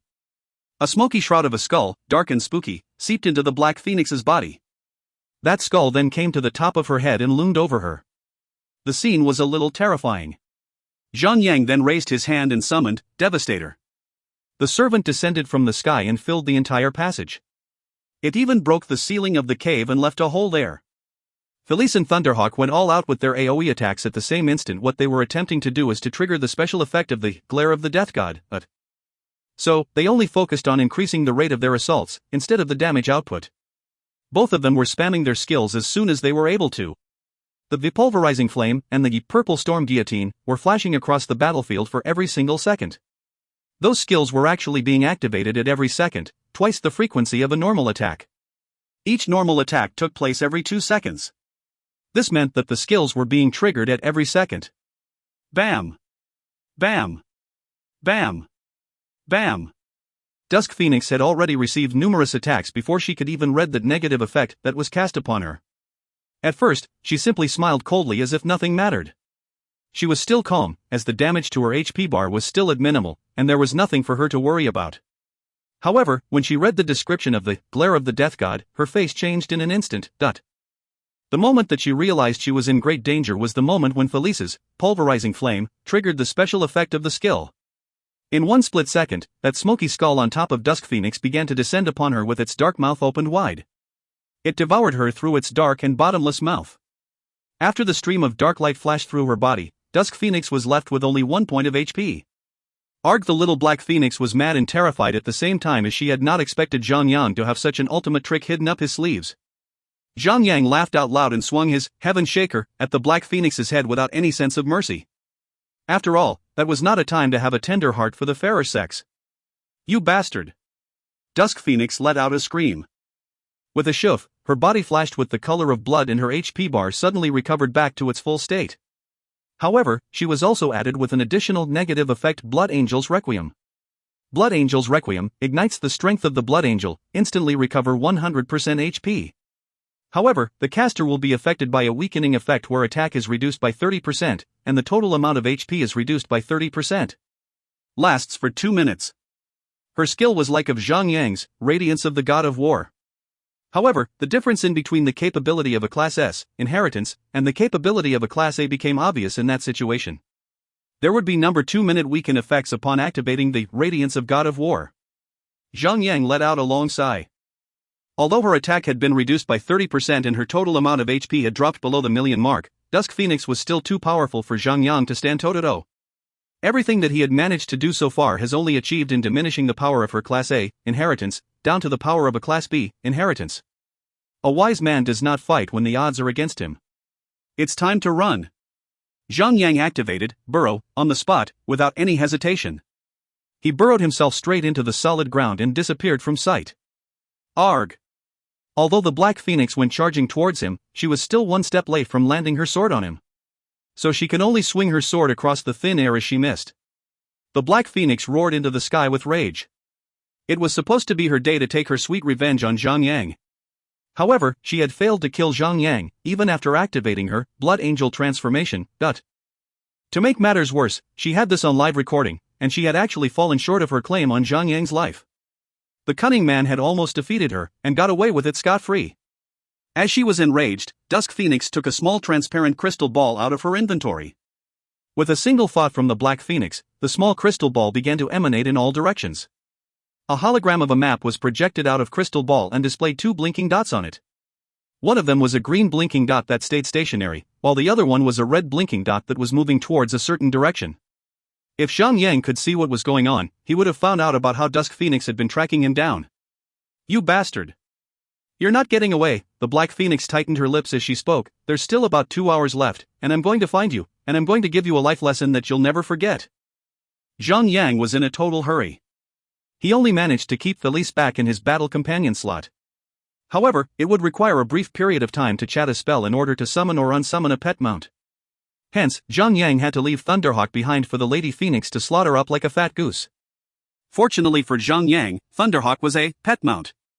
So, no matter how many torturous ordeals it gets put through, or how many times it gets abandoned cruelly to a horrifying death, it would never be displeased, unlike a sentient battle companion. If Zhang Yang had abandoned a battle companion in such a manner, it might even turn on him in anger. It seems that the future was full of risks. His thoughts were still lingering on the risks that he is going to face in the future as he tunneled the ground. After all, the Inheritance transformation skill, when used at an opportune moment, would have a terrorizing effect over the players. It was just like what Zhang Yang had just gone through, without being able to use his God of War transformation. Unless he can reserve his Inheritance transformation skill for an indefinite time, he would definitely have a really tough time engaging any player with an Inheritance that is at least Class B or above. Fortunately, there weren't really many players with a Class C Inheritance yet so far. Most of those players were using their Inheritance transformation on bosses instead of killing players like Black Phoenix over there. Well, only very few players would actually do this. After tunneling beneath the ground for about 5 to 6 minutes, Zhang Yang had finally broke through the layers of rock and arrived at the lowest floor of the mining cave. The place seemed like a typical corner of a cave.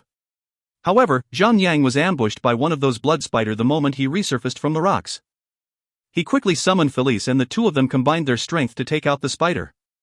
They took the spider out in a brief moment, without any unforeseen circumstances. Zhang Yang did not continue his quest on slaying the blood spiders. After all, he was still being hunted.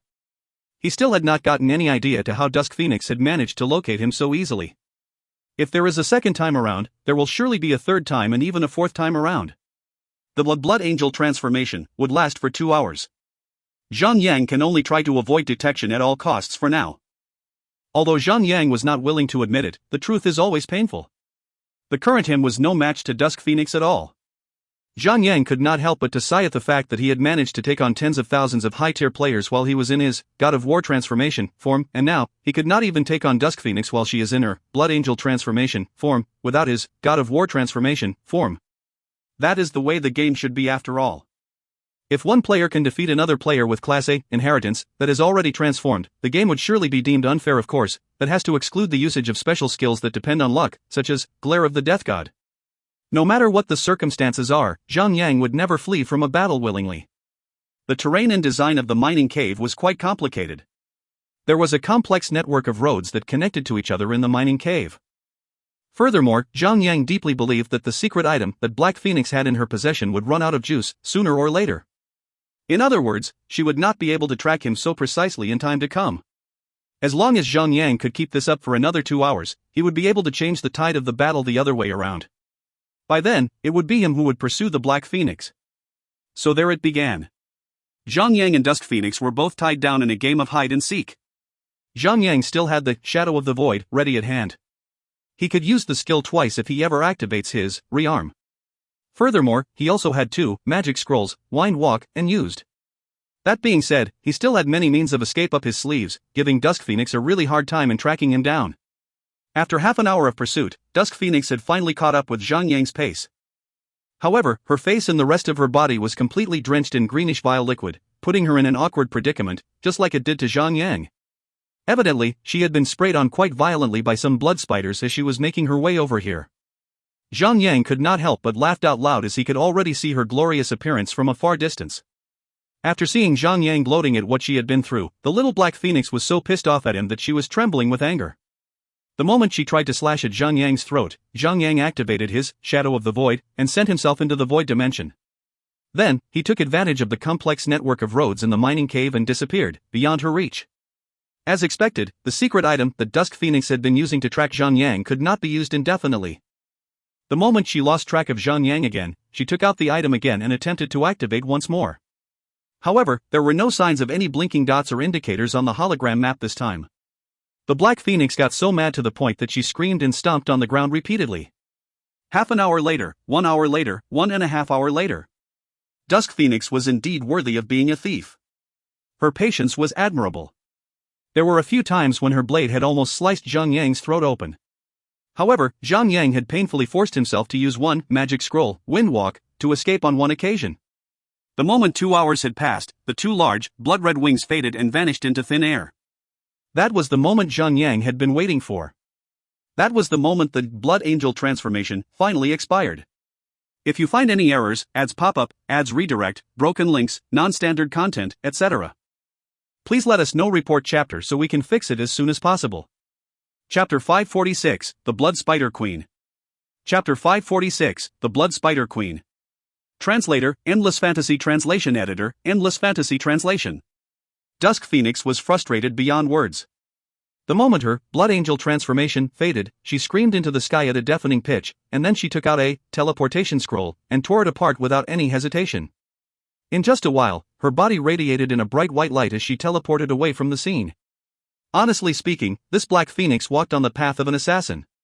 She could have stayed and waited for the right moment to ambush Zhang Yang. Even though Zhang Yang was capable of doing so, it would be an extremely difficult task to detect a thief in stealth mode. If she times it right, she could take him out. She could have gotten the job done by using her ambush on him when the right time comes, but... However, her previous encounter with Zhang Yang had left her with an irrational, paranoid fear. Without the support of her Blood Angel transformation, she was no longer willing to take on Zhang Yang. The moment after she left, Zhang Yang popped himself out of a corner. It was such a pity that he did not come out a little earlier. Zhang Yang could not help but to shake his head at his own hesitation. Just a few minutes ago, Zhang Yang was still the mouse that was trying to outrun a furious, flying cat. The moment when her Blood Angel transformation expired, the tables had been turned almost immediately. Unfortunately for Zhang Yang, the Black Phoenix was quick to remove herself from the mining cave, leaving no chance for Zhang Yang to retaliate. All things considered, Zhang Yang had managed to survive the onslaughts of a Class A inheritance transformation for 2 hours. What's more, the moment the inheritance wore off, the player had immediately retreated, having depended on its power wholly. Well, he was lucky enough for the place to be a cave, with many places for him to hide. If they had been battling in an open ground, or a desert, it would have been wiser for Zhang Yang to use Burrow to gain distance from Dusk Phoenix and just escape by using a teleportation scroll. Actually, Zhang Yang was not all too bothered about killing her in return. What he wanted to know was, how does she keep finding him? Without the knowledge of how the Black Phoenix had managed to track him again and again, made Zhang Yang slightly paranoid. It was like someone watching him all the time, like a creepy stalker. He had this feeling that if he ever lets his guard down for a split second, he would be taken out in a flash, just like that. There was indeed a very real threat going on here, but with Dusk Phoenix's Class A, Blood Angel transformation, possibly looming around at every corner of his journey, Zhang Yang would need to keep his own God of War transformation in reserve as a countermeasure, should she come at him full on. If he does not do so, he would be forced to flee for his life every single time. However, saving the God of War transformation solely for her would severely limit his performance in other activities. If Dusk Phoenix ever chooses not to appear for an entire month, would he have to withhold his own transformation for the same duration? Was it worth it? Not knowing when your enemy may strike, while realizing that every step you take is a perilous one, was not a pleasant sensation at all. Since the situation was not amendable at the moment, Zhang Yang decided to focus on his current quest. After calming himself down, Zhang Yang continued to move deeper into the mining cave. He slaughtered up hundreds of blood spiders along his way before he finally arrived at the deepest area of the mining cave. Finally, he lay his eyes upon the legendary boss. This blood spider was the size of 2 bungalows. It was gigantic. Its 8 spear-like legs flashed and gleamed in the light. Countless bristles that stood out from its body like sharp blades sent chills down the spines of everyone who gazed upon it. Blood Spider Queen. Level, 125. HP, 37,500,000. Defense, 5,200. Melee attack, 30,157 to 34,157. Skills. Virulent Venom Blood projects venom to all targets within range, causes 30,000 nature damage to every target and reduces the movement speed of the target by 50%. Lasts for 15 seconds. Instant activation. Range, 40 meters. Armor-piercing skewer gives target a fatal strike with its sharp legs, causing 100% melee attack, piercing damage. The target will be afflicted with bleed and receive a total of 40% attack in the form of bleeding damage for 15 seconds. This effect can stack by up to 5 layers. Range, melee range. Spawn lays a row of spider eggs on the ground. A bunch of little spiders will spawn every 30 seconds. The number of the spiders spawned is equal to the number of players engaged in Battle X2. Berserk, passive, attack will increase by 10% for every 10 minutes in battle. Note, this is the Blood Spider Queen. It has an unimaginably strong capability to breed. A wise warrior would rather face 100 hungry wolves than being an enemy to a blood spider that is undergoing its nesting season. Upon seeing that this was a mythical tier boss, Zhang Yang no longer had the slightest intention of battling the boss solo. This boss seemed to be proficient in both melee and range. It was so massive that kiting seemed completely implausible. Zhang Yang equipped his party summon order and activated it. He summoned Sun Shiyu, Haning Shui and the rest of his party of 10 over to his current location. Little Young. You're my savior. You really are. Fatty Han was crying in tears when he arrived. Xiao Wei did not seem like a clumsy girl at all. But after guiding her for 3 days in the game, I'm going mad. I'm very grateful that you pulled me here. Or my *SS would be flourishly ravaged by arrows. Lost Dream was shocked to hear it as he spoke in a weird pitch. Did you find yourself a girl or a dominatrix, for some recreational, Hi-ya. Fatty Han let out an exasperated sigh again before he continued to speak. Well, Xiao Wei became a hunter just like I did. But the tragic thing about it is that she doesn't even know how to choose a target. She had already penetrated my *SS multiple times, more like 100 times in just 3 days. If her level was not that low, I might have been killed many times over already. Noob Tank, looks like you have found yourself a big boss. Wei Yenair looked at the boss with gleaming eyes. Tightening her grip on the handle of her battle axe, she asked, "You must drop a mythical tier axe for me, or I'm gonna bite you and shred you into pieces." There were as many as 8 entry-level maps in the Chaos Realm. Although maps like Tebania Wasteland were the more basic of maps with a level gap ranging from 100 to 130, it was already far larger than anything the players had ever encountered, pre-Chaos Realms. Many high-leveled mythical tiered bosses roamed all over the maps, but without any lead from any quests whatsoever, it would still be like searching for a needle in a haystack. Therefore, everyone was excited to see a mythical tier boss standing right in front of their eyes. According to the rules of the Chaos Realms, every epic equipment dropped from a boss would have a special effect that reduces the required levels of equipping by 20 levels. If a boss happens to be level 125 and drops a level 120 equipment, players would already be able to equip them when they reach level 100. That would grant players an early head start. That was also one of the many reasons Zhang had gathered all of his core members of Lone Desert Smoke and set them on the task of clearing the hardcore mode of the Dragon Throat Fortress, as he focused on finding and slaying open-world bosses at the same time.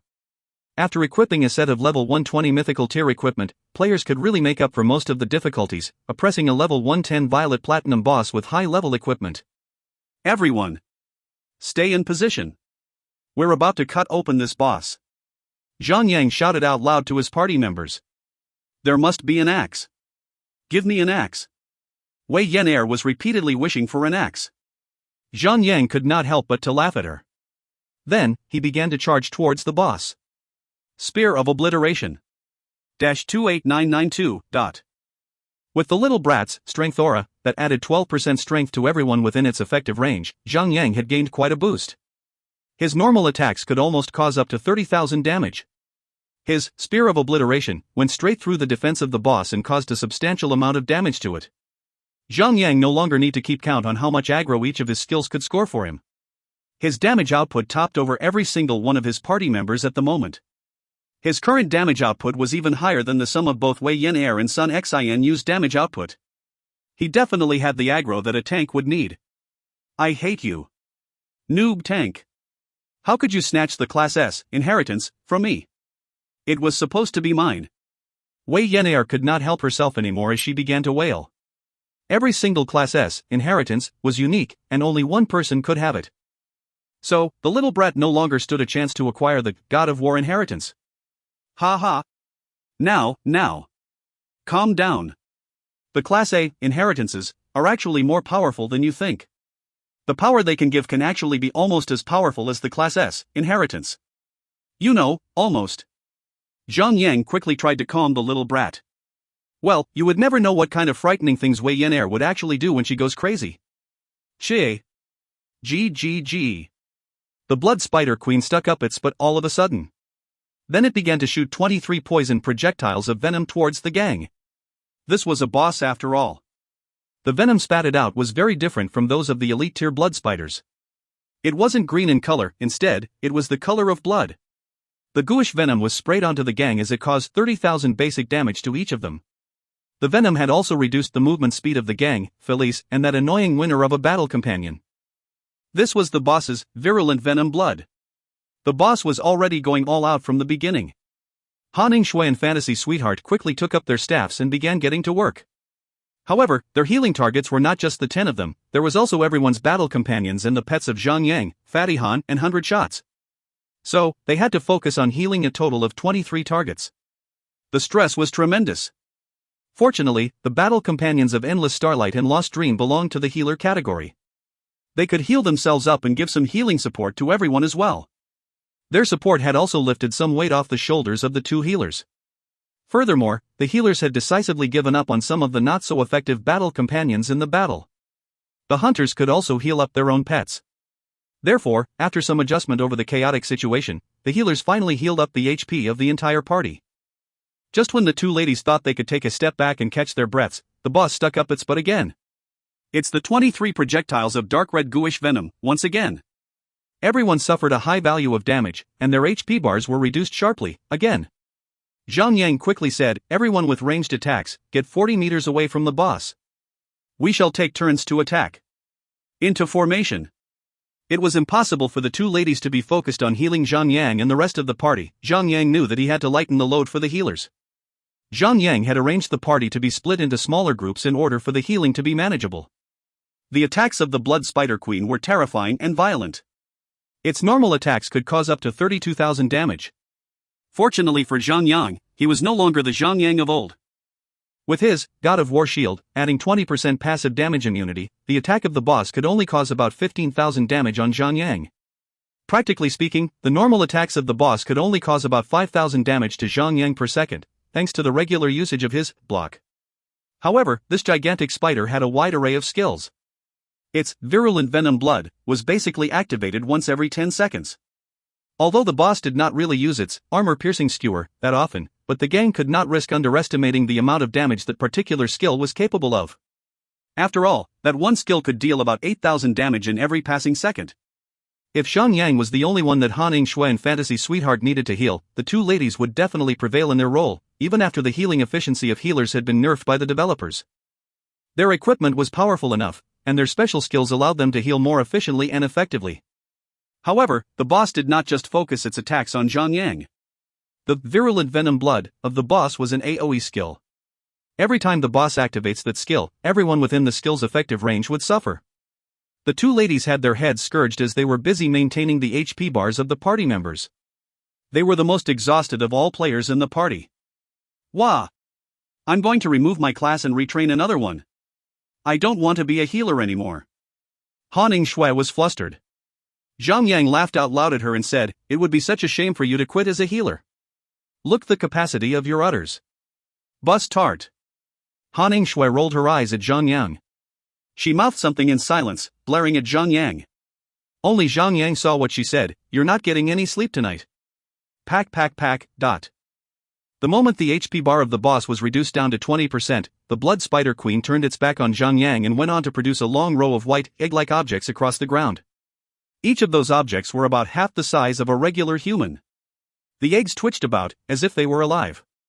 If you find any errors, ads pop up, ads redirect, broken links, non-standard content, etc., please let us know. Report chapter so we can fix it as soon as possible. Chapter 547, Abominating Guillotine Axe. Chapter 547, Abominating Guillotine Axe. Translator, Endless Fantasy Translation Editor, Endless Fantasy Translation. There were at least 1,000 of these white spider eggs being spawned. These eggs had occupied almost half of the cave, leaving almost no room to step on in that area. The place became disgustingly white, and most people would feel chills up their spines.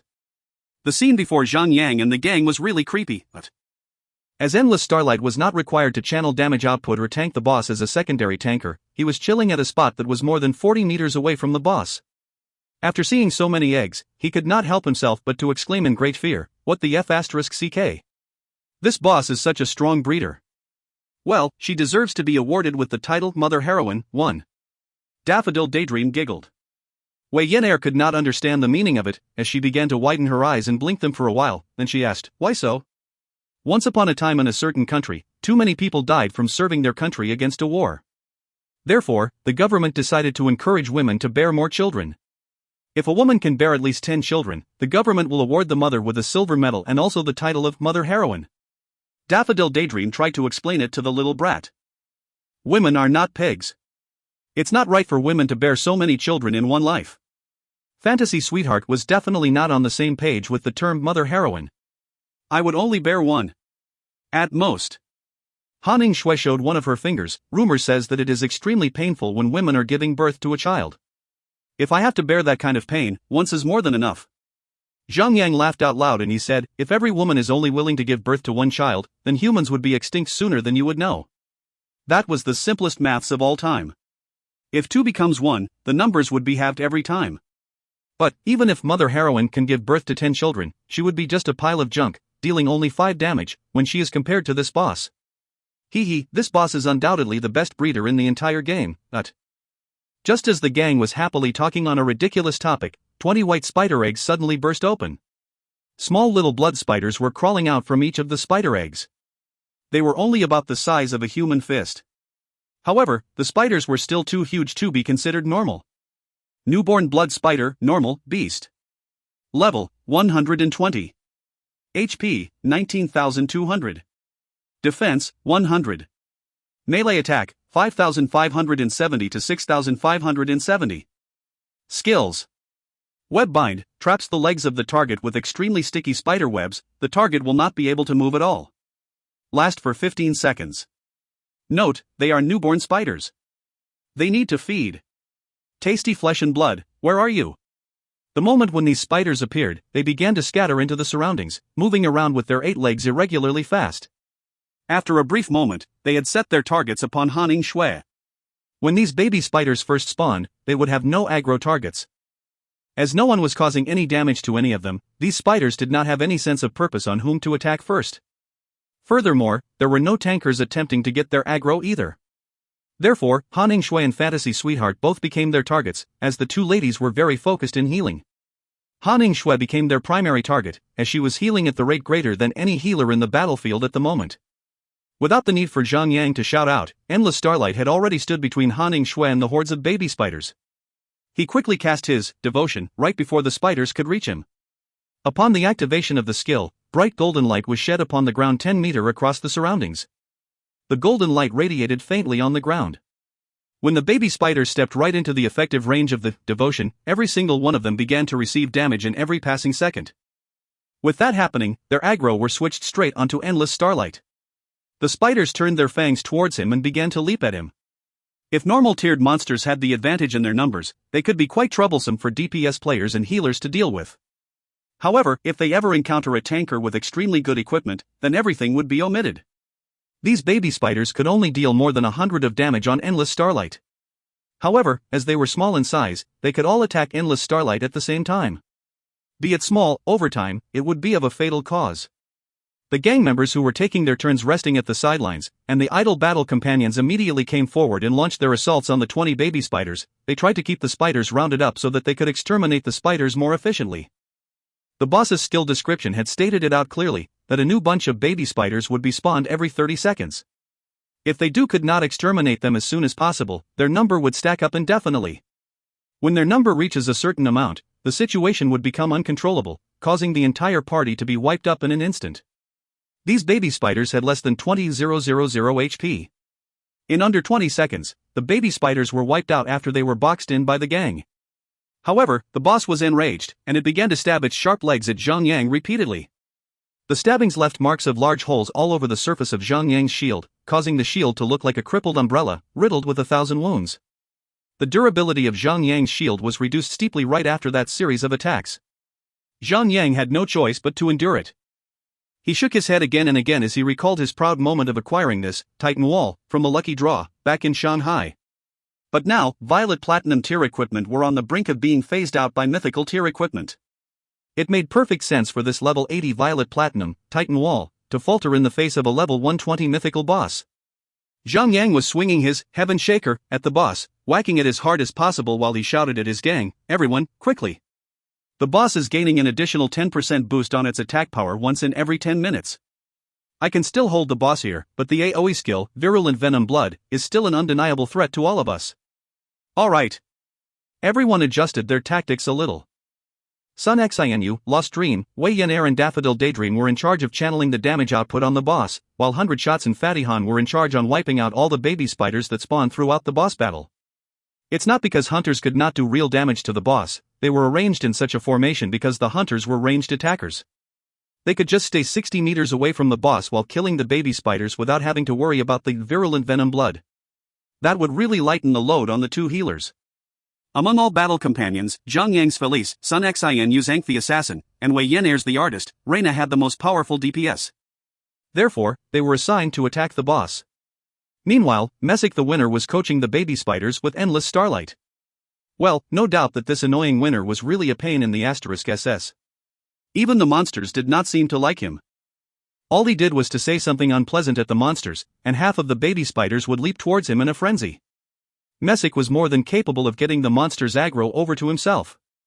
At the moment, Zhang Yang and the 4 powerful DPS players were being supported by 3 powerful battle companions and his Thunderhawk. Their total DPS had reached up to 85,000 damage. Even though the Blood Spider King had over 37,500,000 HP, it would only take about 8 minutes for that kind of DPS to empty out that amount of HP. The party could perform so efficiently, mainly because of Zhang Yang.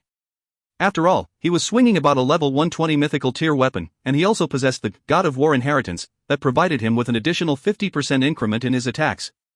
His DPS alone had already reached up to a total of 27,000 damage. With about 10,000 damage in each passing second coming from Felice and Thunderhawk, Zhang Yang could channel out about 47,000 damage in every second. His DPS was actually much higher than the DPS of all the others combined. Fatty Han could not help it but to feel shocked. Then he said, "In any case, I'm also a player with a Class B inheritance. Why is the difference between the power level of me and Little Yang so much?" Well, try switching to a level 120 mythical tier ranged weapon, and switch all your pets and your battle companion to mythical tiers as well. By then, you should be able to reach 10% of my full power. Zhang Yang laughed out loud. F***ck off. I'm a real DPS as well, okay? Fatty Han was unwilling to admit the fact. If his vampire transformation was no longer under its cooldown period, Fatty Han would have tried to take on the boss all alone. Of course, even then, against a mythical tier boss, a Class B inheritance might waver. Furthermore, Fatty Han was not a tanker.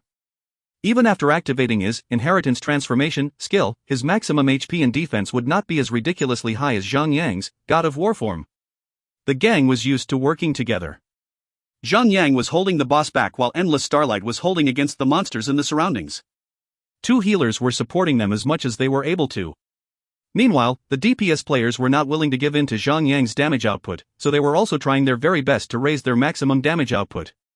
However, upon acquiring the God of War inheritance, Zhang Yang could equip a two-handed weapon. He was now an anomaly. He was basically a tanker and a DPS player at the same time. Meanwhile, with the additional boost of his attack power because of the inheritance, Zhang Yang was now an ultimate source of DPS. After bringing down the HP bar of the boss down to 12%, Zhang Yang activated his Glare of the Death God on the boss. However, it was a tragic attempt, as if failed to take effect. Fatty Han was patting his chest in relief, realizing how lucky they had been when they were fighting the vampire boss back then. If the rate of resist on that boss was as high as it is on this boss, Fatty Han would have needed to wait until the other gang members reached level 120 before they could challenge Vampire Count Farah. He would have to wait until then to get his vampire inheritance. Or, they could just do what the players from Europe region did. They could just send tens of thousands of players and use a few forbidden scrolls to slay the boss. Well, it did not matter if the special effect of the Glare of the Death God did not trigger. Activating the Glare of the Death God would be like adding icing onto a cake, after all. At their current rate of DPS, they could just take the boss out in within a minute. GGG. When the last drop of the boss's HP bar was taken out, the gigantic Blood Spider King instantly turned upside down, with its belly on the top, facing the sky, its legs curled up. A number of loot dropped beside the dead body of the gigantic spider. Wei Yenair cheered as she ran straight towards the loot to take a look at them. The following session was, of course, the happiest moment for them all. Everyone followed the little brat closer to the loot to take a closer look. Therefore, it did not really matter if the boss resisted the skill or not. The boss dropped a total of 4 pieces of equipment. One was an axe that flashed so brilliantly that it would send chills up people's spines when they laid eyes on it. The other one was a dark piece of leather armor. There was also a gray-colored necklace and an old-school shield. Other than that, the boss had also dropped 2 middle-tier aura stones. Ha ha! My prayers have been answered. There really is an axe among the loots. Wei Yenair picked up the axe with excitement. Abominating Guillotine Axe, Mythical, Two-Handed Axe. Attack, 4,850-6,100. Attack interval, 3.8 seconds. DPS, 1,572. Equip, increase 14% damage. Equip, increase 3.5% critical rate. Equip, after hitting the target, there is a certain rate of beheading the target, causing your target to receive additional 10% damage whenever the target is struck by you. Lasts for 10 seconds. The effects cannot stack. Unidentified. Required level, 120. Special, reduce 20 levels from the required level. Zhang Yang teased the little brat on purpose as he said, "Yo. This is really not bad at all. I can use two-handed weapons as well now, this weapon really suits me, but..." No way. You cannot go back on your own words. I even let you have the Heaven Shaker last time. How can you be so shameless? Snatching a child's toy. You are such a mean, despicable, shameless bastard. Wei Yenair grabbed onto the axe as she held it in her arms as tightly as possible. She seemed to be worried that Zhang Yang might take it from her by force. Zhang Yang could not help himself but to frown. He should have well prepared the moment when he decided to pull the little brat's leg. As the little girl's laughing standard was really low, and she was also extremely naive, this little brat would actually take jokes seriously. TL notes. 1. Mother Heroine, an honorary title in the Soviet Union awarded for bearing and raising a large family. If you find any errors, ads pop up, ads redirect, broken links, non-standard content, etc., please let us know. Report chapter so we can fix it as soon as possible. Chapter 548, Breaking the Second Seal. Chapter 548, Breaking the Second Seal. Translator, Endless Fantasy Translation Editor, Endless Fantasy Translation. Without a doubt, the axe was Wei Yenair's. She finally had a weapon befitting of her strength. The axe was just as powerful as Zhang Yang's weapon. When a warrior equips an axe, the character's class passive skill Axe Mastery would provide an additional 5% critical rate and damage. Even though it was not as strong as the God of War Inheritance 50% damage boost, Wei Yan'er was now strong enough to act as Lone Desert Smoke's top berserker, one who would not be dwarfed by Zhang Yang. The little girl had stopped picking up loot as she was too far gone in her own world with the axe. Han Yingshui sighed and went over to take over the role. Firstly, she picked up a grayish-white necklace. Expecting it to be made of pearl, the witch examined the necklace closer and sulked in disgust after discovering it was made of tiny skulls. The woman did not have such a heavy metal taste. Skeletal necklace, violet platinum, necklace. Vitality, plus 212. Strength, plus 137. Dexterity, plus 137. Equip, increases healing rate and damage by 2.1%. Equip, increases 420 maximum HP. Use, induces a crippling fear to a target, causing the target to run amok. Target will be disarmed. Lasts for 8 seconds. Instant cast. Cooldown, 1 hour. Unidentified. Level requirement, 120. Note, made from the bones of an unborn child. A curse necklaces. Ugh, this is bad, said Zhang Yang after he examined the necklace. Tell you what though, we should put this in the guild storage and let the newbies drool over it. The flavor text aside, it was a rather strong necklace. The last effect could force an opponent to stop attacking instantly. It would be extremely useful for PvP fights. After the Japan-Korea region war, a portion of borrowed players had quietly remained in the guild. Besides having friends in the game, players would want to join a strong guild. However, what defines a strong guild? Generally, players would judge a guild by their capabilities in raiding bosses, which in extension, grants them access to strong equipment. Hence, Zhang Yang had placed many of the strong equipment in the guild storage to let the newbies drool over them. In a way, it would encourage the guild members to farm for more contribution points. The points can be used to level up the guild and allow them to exchange points for equipment. No transactions in the guild involved gold coins. The guild members were all accustomed to using guild contribution points in order to obtain equipment and potions. Since there were no gold coin transactions in the guild, most competition between the guild members were of a friendly nature. It would be of great advantage to increase the overall guild morale and the bonds between the members. Han Yingshui proceeded to pick up another equipment. She lifted a black shirt and examined it. Zhang Yang sighed and said, "Why could you not pick the shield first? Why must you raise my hopes high and crush them?" The witch smirked and dropped the shirt to pick up the shield. "I want to leave the best for last. You know, to give you a sense of excitement." Tee-hee. The shield was a triangular-shaped kite shield with an edge as sharp as a blade. It would be a weapon strong enough to rival a hammer. The entire shield had a green surface and had the emblazoned figure of a dwarven warrior wielding a hammer and a shield on it. Vera's Edged Shield, Mythical, Shield. Defense, plus 3024. Vitality, plus 2963. Equip, absorbs 1075 damage on attack. Equip, increases 6000 maximum HP. Use, toss the shield at a target to slice it apart. Reduce 1000 defense points from a target. Lasts for 1 minute. Instant cast. Range, 30 meters. Cooldown, 10 minutes. Unidentified. Level requirement, 120. Special, level requirement lowered by 20 levels. Note, crafted by the great dwarven smith, Vera Copperhammer. By its stats alone, the shield had to be one of the best level 120 mythical tier equipment around. The active skill of the skill was rather strong, even though 1000 defense was not much. It was almost the same as cripple defense. Any lower, and it would be useless since it reduced defense by a fixed value. Whoa, cried Endless Starlight as he drooled over the shield. However, since Zhang Yang was present and had done most of the work, Endless Starlight was smart enough to keep his wants to himself. Zhang Yang knew that and purposely chose to give the shield to Endless Starlight instead. He then tossed the shield to him and said, "Starlight, I have many mythical tier equipment for myself. Perhaps it's time for you to get some as well." "Thank you, sir." "Thank you very much," cried Endless Starlight with tears in his eyes. The guy was the main tank in the exploration party of the Dragon Throat Fortress. While Zhang Yang could not spend time raiding dungeons, he would need to give a pass on some great loot to ensure that Endless Starlight gets stronger in order to defeat the hardcore mode of the dungeon. He was already an overwhelmingly powerful tank, but had the usual shortcomings in terms of offense. This shield would help him slightly. Ha! Not bad. Boy. Endless Starlight has become a strong tank with the shield, said Fatty Han. It was true.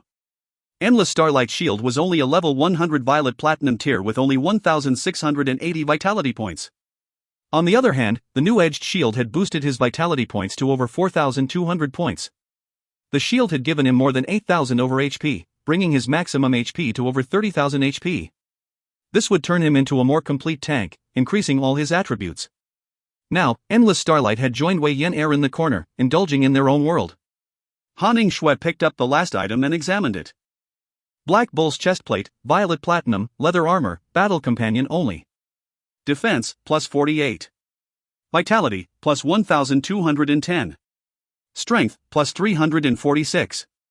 Dexterity, plus 783. Level requirement, 120.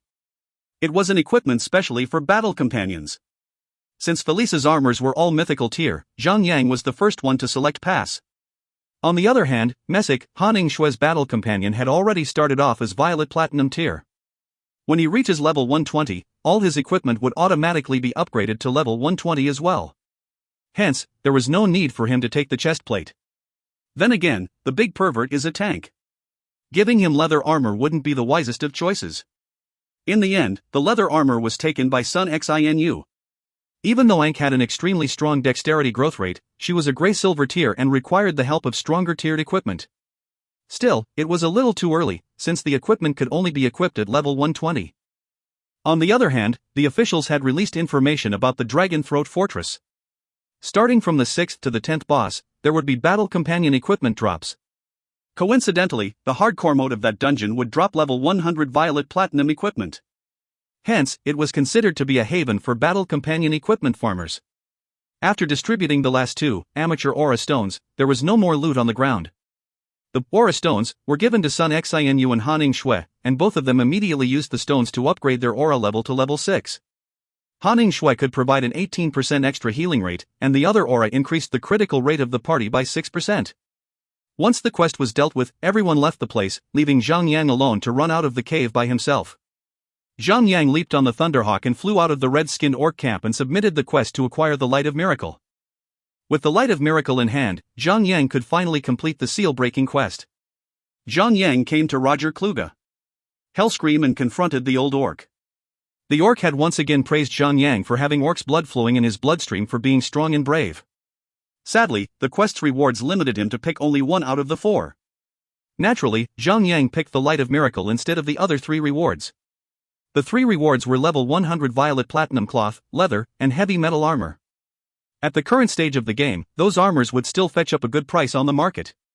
Zhang Yang had not yet built a teleportation point in Morningtown, hence, he used the Territory Baron's teleportation skill to return to Tukula Fortress and headed to Pandemonium Dungeon. At his current strength, challenging the hardcore mode of the Pandemonium was a walk in the park. With haste, Zhang Yang defeated the Stone Giant and talked to Marjorie the NPC. "Young man. You have kept me waiting," cried Marjorie with a disgruntled look. Adventurers in this generation sure take it easy. Adventurers back in my day would have taken 10 days to gather all 3 materials. Ding. You have completed the quest, breaking the second seal. Obtain 10 million experience points. After complaining on and on, eventually, Marjorie took the sword from him with a huff. She then placed the sword on a table and started to chant random gibberish. No sooner later, the sword glowed with an intense radiance which took 4 to 5 minutes to slowly fade away. Sword of Purging Devourer, the ancient mystery, mythical, one-handed sword. Weapon attack, 4,438 to 5,238. Attack interval, 2.8 seconds. DPS, 1,728. Level 4 Socket 1. Level 4 Socket 2. Equip, increases 20% damage. Equip, increases 5% critical rate. Equip, grants a 3% chance to repeat the same attack to continue to attack the target. Special, consumes another weapon's special effect. Special, level requirement lowered by 20 levels. Level requirement, 120. Note, the second seals has been broken. Bound. 3%? 3% attack echo effect, 1? Zhang Yang eyes widened with great interest. Before the second seal was undone, the sword had only a 2% chance of repeating the same attack. Perhaps, could it, after unsealing more seals, the special effect on the weapon will be strengthened. Zhang Yang took out a two-handed weapon which he had already prepared for this occasion from a while back. Even though the weapon was a yellow gold tier, it had a special effect of inflicting a stun effect on a target for 10 seconds. The sword's equipment consuming effect targets the equipment's special effect, and not the equipment tier. You have activated the Sword of Purging Devourer special effect. Please choose the weapon to be consumed. Be advised, the weapon that will be consumed must belong to you. The weapon will be destroyed. Zhang Yang held up the yellow gold two-handed hammer and selected it to be consumed. You have chosen octagonal stone hammer as your weapon to be consumed. The Sword of Purging Devourer will obtain the special effect, grant a chance to stun a target for 10 seconds on attack. Be advised, the octagonal stone hammer will be destroyed in the process. The weapon of choice is a two-handed weapon. During the process of consumption, the Sword of Purging Devourer will have 20% chance of becoming a two-handed sword. Will you proceed? Hell yeah! Zhang Yang was happy. Even though 20% was low, there was still a possibility that it could be stronger. Furthermore, even though the sword does not morph into a two-handed sword, he still had the Heaven's Shaker as his backup plan. That was the reason why he had not chosen the Heaven's Shaker as a sacrifice for the sword. Proceed. Shring. A bright light radiated out of the sword. The octagonal stone hammer started to crumble into fine particles, and the Sword of Purging Devourer started growing in length. Eventually, the sword's blade and the hilt had grown to a point where it couldn't possibly be a one-handed sword. Sword of Purging Devourer, mythical, two-handed sword. Weapon attack, 7,400 to 9,672. Attack interval, 3.8 seconds. DPS, 2,246. Level 4 Socket 1. Level 4 Socket 2. Equip, increases 20% damage. Equip, increases 5% critical rate. Equip, grants a 3% chance to repeat the same attack and continue to attack the target. Equip, grants a fixed chance to stun a target for 10 seconds on attack. Success rate will be lowered on a boss monster. Level requirement, 120. Special, level requirement lowered by 20 levels. Note, second seal has been broken. Bound. Honestly, Zhang Yang thought that using a two-handed hammer and a two-handed sword would not make a difference since both weapon types could not activate the axe mastery. However, the Sword of Purging Devourer was much stronger due to its effect. Repeating the same attack over and over in a mass monster killing session would be OP as F***CK. What would it be when Zhang Yang activates his God of War transformation skill? There's one more seal, said Marjorie. The last seal has a strong power embedded in it. I would need stronger materials to unseal it. Warrior, do you want to proceed? Ding. Marjorie has a quest for you, breaking the third seal. Will you accept it? Accept. Zhang Yang returned to White Jade Castle after the quest and socketed, level 4 strength gemstones, into the sword. He then asked Han Ying-Shui for runestones and gave the sword a vampiric lifesteal effect. After having his sword upgraded in all possible ways, Zhang Yang left the castle to complete the messenger quest. He had already sent out 23 letters in total and still have 67 more to go to trigger the legendary tier main story quest. In his previous life, he had joined the game a little too late. When the legendary quest was already in progress, he was still grinding in the level 20 maps. It's understandable for him to not know anything about it. In this life, he will be the one triggering the legendary tier main story quest. However, every single time when he tries to dive into the zone and focus on something, he was bound to be distracted. This time, Wei Yan'er had returned to his villa and had brought along Zhao Bin, Zhao Yu, and Zhao Shui. The situation was as follows: the University of Jiusu had a rule whereby all students must be able to swim within the 4 years of their tertiary studies. Failure to do so would result in failing the course. It was opposed by many but was eventually accepted. After all, learning to swim was a lifelong skill. Being able to swim was a skill that would save one's own life. It could actually be quite enjoyable. However, when the university made it compulsory for students to do so, it becomes rather unenjoyable. The Zhao sisters were all rocks who would sink into the water. Wei Yan'er was no better. In fact, she would only dare to enter the pool with a floater nearby. Hence, all 4 of them had decided to spend the summer learning how to swim. Even though there were many public swimming pools, the girls dared not enter such places. There the hygiene was questionable. Especially when new swimmers would surely be gulping more water down than swimming. Eventually, after some slight persuasion, everyone managed to obtain permission to use the swimming pool in Zhang Yang's villa. Translator note.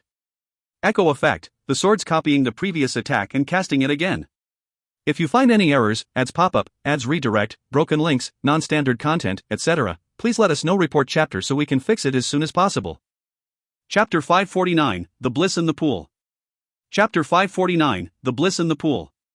Translator, Endless Fantasy Translation Editor, Endless Fantasy Translation. The 4 floating driftwoods had no instructors with them, hence, Zhang was unfortunately dragged to the pool and was forced to teach them how to swim. The pool was situated indoors. Even though there was air conditioning inside the complex, it would never be the same as breathing the natural air of summer. Haning Shui and Daffodil Daydream were distracted by the noises that the little girls made and decided to join the fray and have some fun in the water. After everyone had gotten into their swimsuits, Zhang felt a great sense of bliss in the pool. Haning Shui had the most smexy, bootylicious body among all the girls. In fact, she was the only one who could pull off the string bikini look. She came to the pool, wearing only thin, skimpy pieces of latex that revealed close to 95% of her skin.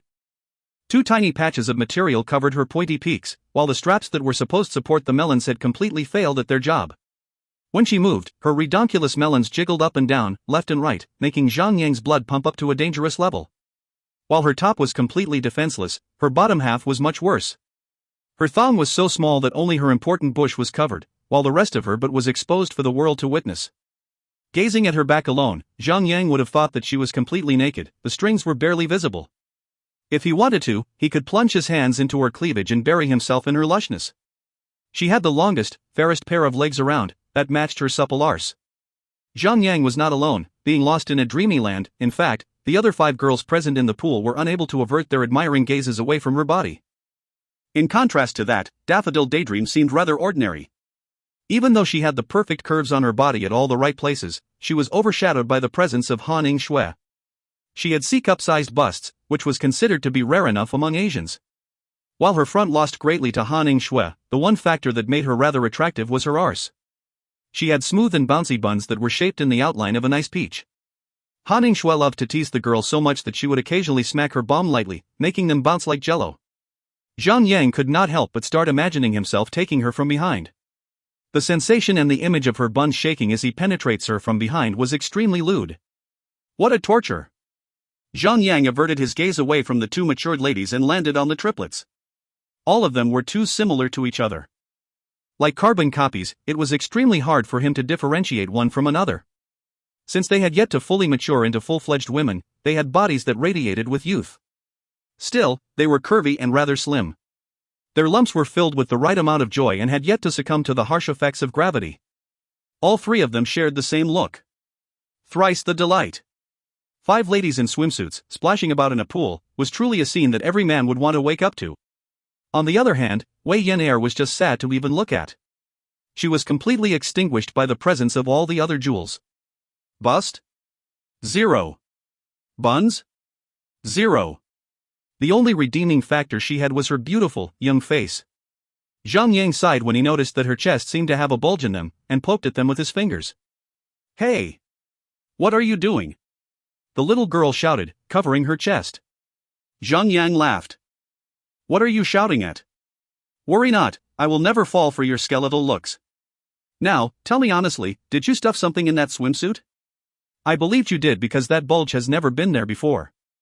Wei Yan'er lowered her head and sulked disgruntledly. She then slipped her hands in and pulled out 2 pieces of sponge. Immediately after that, her chest flattened and Wei Yan'er returned to being a flat piece of wood. Haning Shui had been holding back for the sake of Wei Yan'er. After watching her remove the makeshift pads, she laughed on and on. Wei Yan'er was so furious that she lunged at Haning Shui, grabbing hold of her badonkers, tugging them into the water. She had tugged with such force that the rest of Haning Shui followed down, including her head. Haning Shui was not a swimmer, and so, when her head was submerged underwater, she struggled frantically while crying for help. The pool was only 1 meter and 20 centimeters deep. Anyone could stand upright easily. However, if one is a poor swimmer, it would be a natural response for them to panic. Zhang rushed over quickly. Before he could lift her up, she had already grabbed onto the nearest and most prominent thing to her, which was his dong. The B***TCH, could she not grab something that matters so much to him? At least grab it with more care. You use it too, mind you. Zhang then wrenched her out of the water and Princess carried her above the water surface.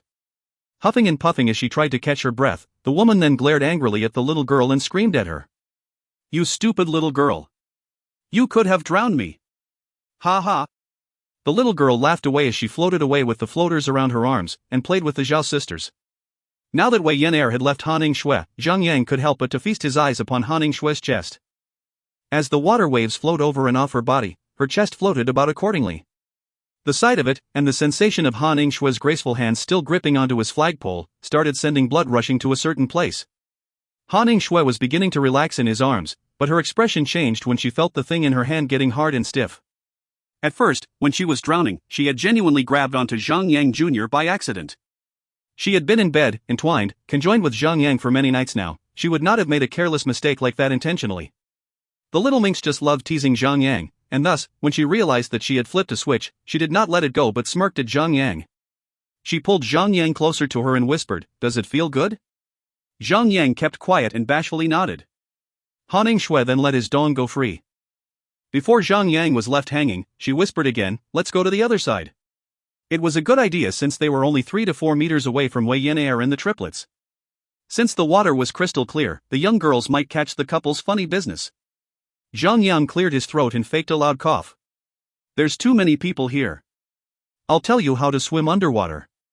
When Han Ningxue heard underwater, she twitched a little and with a gloomy face, she scoffed. "What do you mean by underwater?" "Ah. Ha ha. Nothing." Zhang Yang helped Han Ningxue doggy paddle over to the other end of the pool. It was a good distance between them, hence Zhang Yang thought that it was safe to do their little thing. Zhang Yang stood up, covering Han Ningxue with his back and caressing her breast up and around, sloshing the water around those mountains. His fingers slipped under her swimsuit and started to flick and pinch at her nipples. Undaunted, Han Ningxue immediately retaliated, her fingers slipping beneath Zhang Yang's trunks to lightly caress the gearstick. After a short time, the little rod turned into a long, solid pole, ready to pierce the high heavens. Zhang Yang then turned Han Ningxue around and planted a kiss on her lips. That after, he whispered something to her which made Han Ningxue roll her eyes and shook her head. Zhang Yang became slightly saddened and made a sulky face. He then tried his best to persuade her again, and finally managed to get her to nod her head with glowing red cheeks. She then caressed Zhang Yang's face and sucked in a deep breath before going underwater. After a short, awkward moment of waiting, Zhang Yang then felt Han Ningxue's warm hands pulling down his trunks. His stiff rod was then covered with a warm and moist sensation. The space around his little rod became tighter by the moment and he could feel a powerful suction around his shaft. Zhang Yang thrust his head backward at the surge of pleasure that rushed to his brain. The guilty pleasure of it was multiplied when he could hear the chitter-chatter of Wei Yan'er and the triplets behind him. Han Ningxue might have a hidden talent in holding her breath. She was underwater for close to 2 minutes before resurfacing. She was panting heavily, her chest heaving up and down, which made Zhang Yang craved for more. Zhang Yang kissed her again and asked for it one more time. After another session of teasing and persuading, Han Ningxue let out a loud sigh before she went underwater again. The similar sensation of warmth enveloped him again. Just when he was about to unload, Zhang Yang heard the sound of water splashing about behind him. Zhang Yang quickly tried his best to conceal his front and craned his neck over his shoulder. He saw Zhaobin swimming over, with a floater below her chest. Fear basically paralyzed him. They were going to be caught. Shush shush. The sound of the water splashes grew louder as Zhaobin got closer to him. Ugh. Zhang Yang shot a powerful blast of load in intense pleasure. Ove. Han Ningxue shot out of the water with a loud splash. Just as she was about to open her mouth, she quickly swallowed a mouthful when she saw that Zhaobin was just behind Zhang Yang. She glared at him angrily. Her cheeks were raging red with a slight hue of bashful pink. Brother Yang, Sister Snow, what are you guys doing? Zhaobin hovered over the water with the air of her floating ring. It seemed that Zhang Yang and Han Ningxue were safe. Oh. I'm teaching the Snow Witch how to swim underwater, said Zhang Yang casually. Han Ningxue's coincidentally ragged panting what sold off his lie. Okay then, said Zhaobin as she paddled her way back to rejoin Wei Yan'er. Zhang Yang's eyes were sharp enough to notice a faint line of bashful pink in her cheeks. Just after Zhaobin left, a small patch of white foam floated upwards and dispersed. Zhang Yang then sighed heavily and put up a fake annoyed tone. Dear sister, you have just conducted an act that has killed many innocent lives. 1. Han Ningxue was greatly aggravated. She then curled her fist up and punched Zhang Yang's chest as hard as she could. In the end, she retracted her fair, gentle hand in pain. Zhang Yang, on the other hand, was not affected by it. It's your fault. Who in the right mind you want to blow RGH? You made me swallow that disgusting sludge. Zhang Yang laughed it off, but silently, he blamed himself for not able to endure longer. He was with two world-class hotties, but was still unable to last longer than a dynamite bomb. A single touch and kaboom. Noob tank. Come and teach us swimming, cried the little girl as loudly as she could. Scram, cried Han Shui as she shoved Zhang Yang away. She covered her mouth and ran back into the villa. Perhaps, she was going to wash her mouth.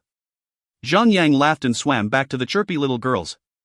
First, he taught them how to exhale underwater, how to properly thread the water with their hands, and the most important one, how to float on water without the need of a floater. Naturally, all of the teachings required Zhang Yang's physical touch. Zhang Yang was fine with little girl since she was like a little sister to him. Besides, Wei Yan'er flatboard body was extremely hard to appreciate. On the other hand, the Zhao triplets had given Zhang Yang a hard time. Their youthful, young bodies had the potential to grow to be like Han Shui's. Even though Zhang Yang had just unloaded, he could feel his little Zhang Yang Jr. getting ready for round 2. Zhang Yang sighed heavily. He was a good man. He would never touch a woman with any ill intent. Well, in the case of Han Shui, she asked for it. However, when instructing someone to swim, it is inevitable that he would accidentally touch their bodies.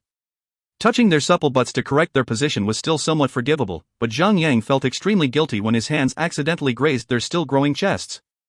This went both ways. Even the 3 girls would occasionally lose their sight in training and could not help but to fall for Zhang Yang. After spending close to 2 hours in the pool, everyone played a little before getting out of the pool. Everyone was tired and ordered takeout to be delivered to Zhang Yang Villa. After dinner, the 4 university students were exhausted and were dragged along by Wei Yan'er to stay for the night. The villa had many rooms anyway. Even if Wei Yan'er drags along a few more friends over, it would not be much trouble for the villa. That is, if she manages to give a valid excuse to Zhang Yang. Translator note. One, if you must know, the white foamy thing is Zhang Yang's sperm. If you find any errors, ads pop up, ads redirect, broken links, non-standard content, etc., please let us know. Report chapter so we can fix it as soon as possible. Chapter 550, A Malicious Invite. Chapter 550, A Malicious Invite. Translator, Endless Fantasy Translation Editor, Endless Fantasy Translation. After dinner, Han Shui sneaked into Zhang Yang's room and they spent the entire evening banging each other up. At some point, his bed started creaking and loosening up. It had had enough of their madness. For a few days now, Sun Xianyu had been extremely busy with a big case at work. She had not been able to come back to the villa and had been resting in the office or in her car. Occasionally, she would log in for a while and disappear without anyone noticing. It was a chance for Han Shui to dominate Zhang Yang alone. After a good bam-bam in the ham session, both lovers were soaked in each other's sweat. They continued on snuggling and cuddling for a bit. Thanks to the lubricating, lewd, dirty sweat, Han Shui managed to entice Zhang Yang for one last shag by smothering him with her shining, oiled-up breasts. After that, they put their gaming helmets on and got to work.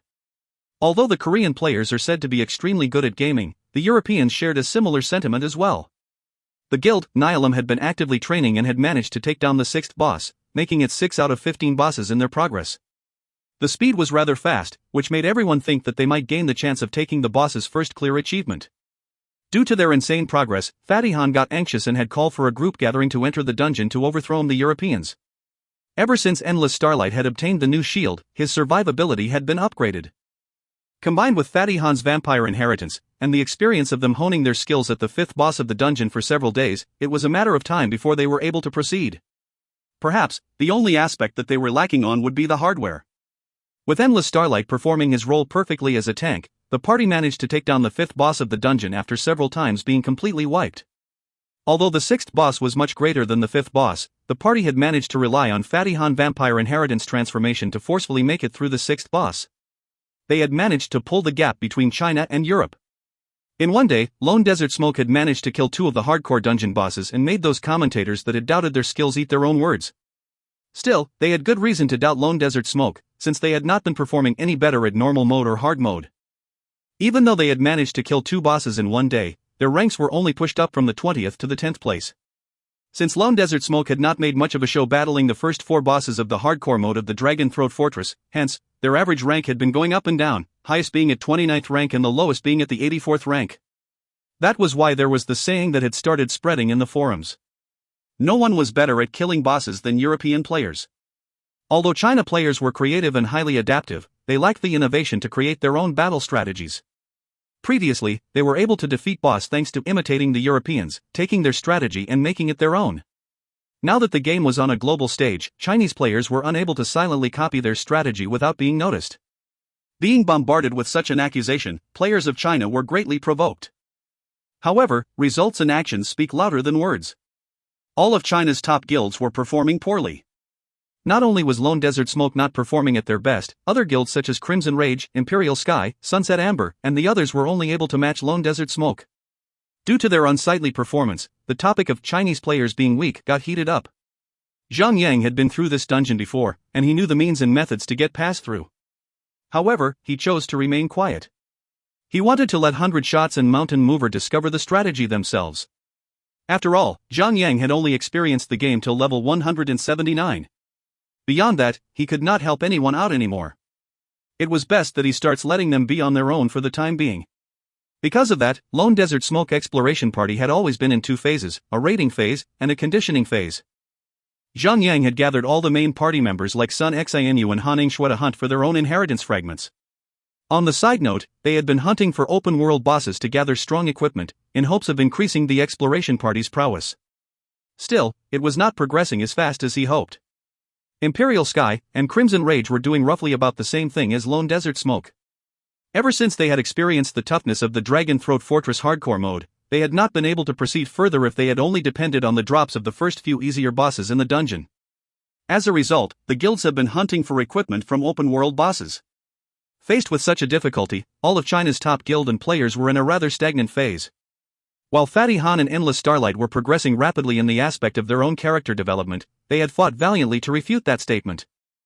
In an instant, the forum got heated up and rowdy with commentators as they tried to compare both Lone Desert Smoke's and Nilam's strength. However, Fatty Han and Endless Starlight were not on the same page as the forum commenters. What the commenters were focusing on were the strengths of the guilds in raiding dungeons. As such, Zhang had no reason to get himself involved. Depending solely on his inheritance transformation skill was not the authentic way to raid a dungeon, even though it was extremely efficient.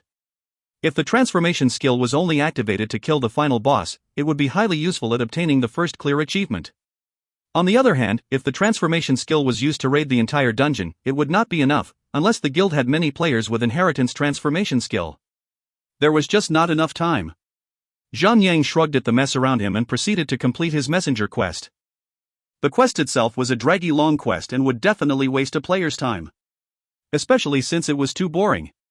By the time Zhang had delivered the 54th letter, Zhang felt like he could just smash all the orbs in his inventory.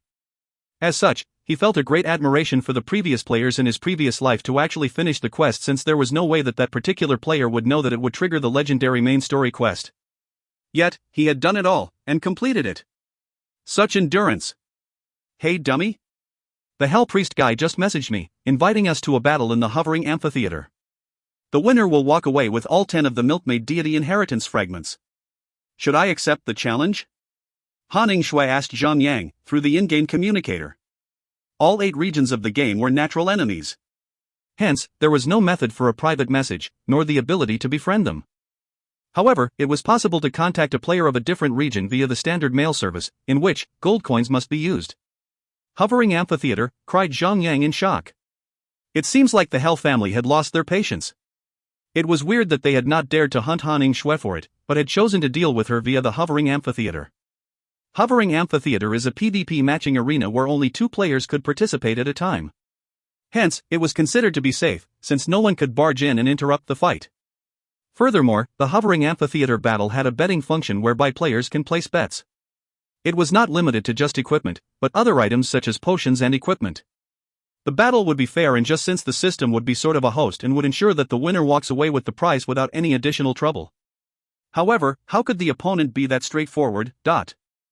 Fights in the Hovering Amphitheater were not the same as battle arenas, team PvP. All skills and item were not limited, unlike the battle arena where skills and item with 30 minutes or higher cooldown will be grayed out. Lone Desert Smoke had revealed the item, Forbidden Scroll, to the world once. Could the Hell family truly believe that they did not have a second piece? It was unlikely, but how could they ensure victory via a Forbidden Scroll?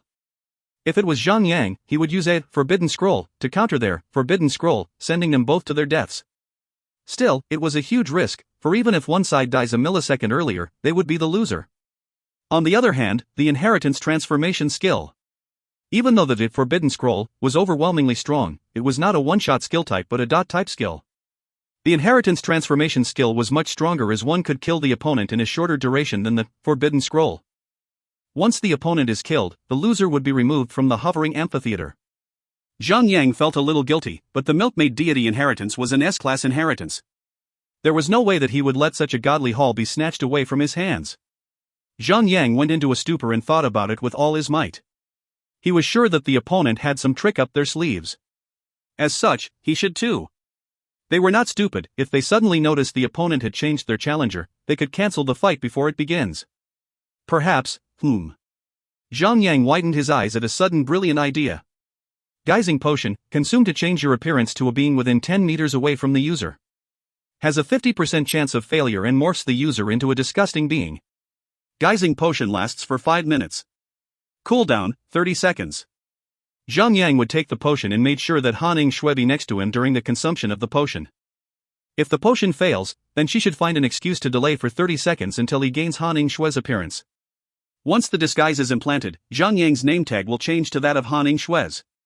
He would then send out the challenge and enter the battle. Even if the opponent sees through his disguise after the match starts, it would be too late for them to do anything but to die under Zhang Yang's blade. After winning, they should disappear with the haul. Yeah. Even though Zhang Yang dislikes cheating, an S-class inheritance was too important to let go of. Zhang Yang collected his thoughts and nodded his head. Yeah. Tell them we accept. Oh. Okay then, said Han Ning Shui as she hung up and went to reply them via the mailing system. After a while, she called Zhang Yang again. They want us to gather at Anthalor Holy City. The fight will be held there 3 days from now. Hey dummy, where is this Anthalor Holy City? Sigh, it's time for you to stop doing breast exercises. They're huge enough already. It's time for you to read more about the game, said Zhang Yang casually. Dummy. It's all your fault then. You grab and rub them raw all the time. What's going to happen if they start sagging? Han Ning Shui puffed with anger. He. Zhang Yang laughed. Both of them were lying down on his bed in reality. He then moved his hands up and grabbed her soft, supple tits. His other hand came around and grabbed them both, teasing them relentlessly. Research states that a woman's breast will only grow bigger when they are touched by a man. Worry not about your jugs, I will personally take care of them. The moment Zhang Yang touched Han Ning Shui's perky points, her legs grew weak and she started rubbing her knees against each other. Stupid. Not now. Stop teasing me, or I might want to do it again. Han Ning Shui let out a soft moan before crying out again. Where is this Anthalor Holy City? Zhang Yang froze. Sun Xianu the Ice Queen was not at home. It was a good opportunity to give his magnum a well-deserved rest. It would be troublesome if the witch starts doing it again. Zhang Yang quickly removed his hands from Han Ning Shui's puffy cushions and slightly lowered his hands to her waist. The Anthalor Holy City is located in the Chaos Realm. It's situated at the center of the entire map. Like a major city, all PvP in the area is blocked. Players from all over the world could trade and place items in the auction house there. It's like the central hub for all players all over the world. But, isn't the hovering amphitheater accessible from any city? Why must we go to that blah blah holy city for? Said Han Ning Shui intrigued. Zhang Yang had a sudden glint in his eyes. He had only been 80% confident that the opponent would pull a trick, but now that Han Ning Shui had asked about it, he was 100% sure of it. If you find any errors, ads pop-up, ads redirect, broken links, non-standard content, etc., please let us know. Report chapter so we can fix it as soon as possible. Chapter 551, Disguise vs. Disguise. Chapter 551, Disguise vs. Disguise. Translator, Endless Fantasy Translation Editor, Endless Fantasy Translation. There is always a drawback for disguising as someone else, that is, the fake can never perform as well as the real deal. Hence, when a player sends out an invitation for a fight, the system will still reveal the opponent's profile information. However, a player could choose to hide their profile as a choice. It was to protect one's dignity if they happened to be defeated. In this case where both sides had no choice to hide their profile information, who in their right mind would choose to accept a hovering amphitheater challenge? The penalty for losing would be the deduction of levels and the inheritance fragments. However, when a player walks to you and reveals their profile information and name tag, even if they had registered the invitation with a hidden profile, players would take it for real and accept the fight. Sigh. The things people would do to cheat and lie. Zhang Yang had called for Han Ying-shui and explained the situation to her. The witch started fuming in anger. On one hand, she was cursing the people on the other side, on the other hand, she had also scolded Zhang Yang for catching them for their act. Birds of a feather flocked together. Only a cheater can catch a cheater. That was her reasoning, which left Zhang Yang a little troubled. Please, I'm just being observant. Unlike you. All breast and no brain. Han Ying-shui raised her chest high and grabbed Zhang Yang's ball sack. Say it again. I dare you. Who's all breast no brain? When men have their balls grabbed like that, they would have to surrender. Zhang Yang caved in, while his real hand caressed her fair legs and slid smoothly into her moist nether region. Alright, you win. You're the most beautiful woman, the smartest, the best woman any man could have. Humph. Pussy. Han Ying-shui scoffed. Well, now that you have explained what they are going to do, how do we deal with them? I can't fight a player with the inheritance transformation skill. There was no doubt about that. Zhang Yang did not have any more Forbidden Scroll, Scourging Doomsday, either for Han Ying-shui to carry. She would be killed even if the player has a Class C inheritance. Sigh, such a graceful woman. Zhang Yang was truly distracted by the sensation of her thighs and her waistline. While his hands were still caressing her body in real life, Zhang Yang said, "Are you daft? If they could use some trick, we could do the same. Tell you what though, when the time comes, I'll be the one challenging them.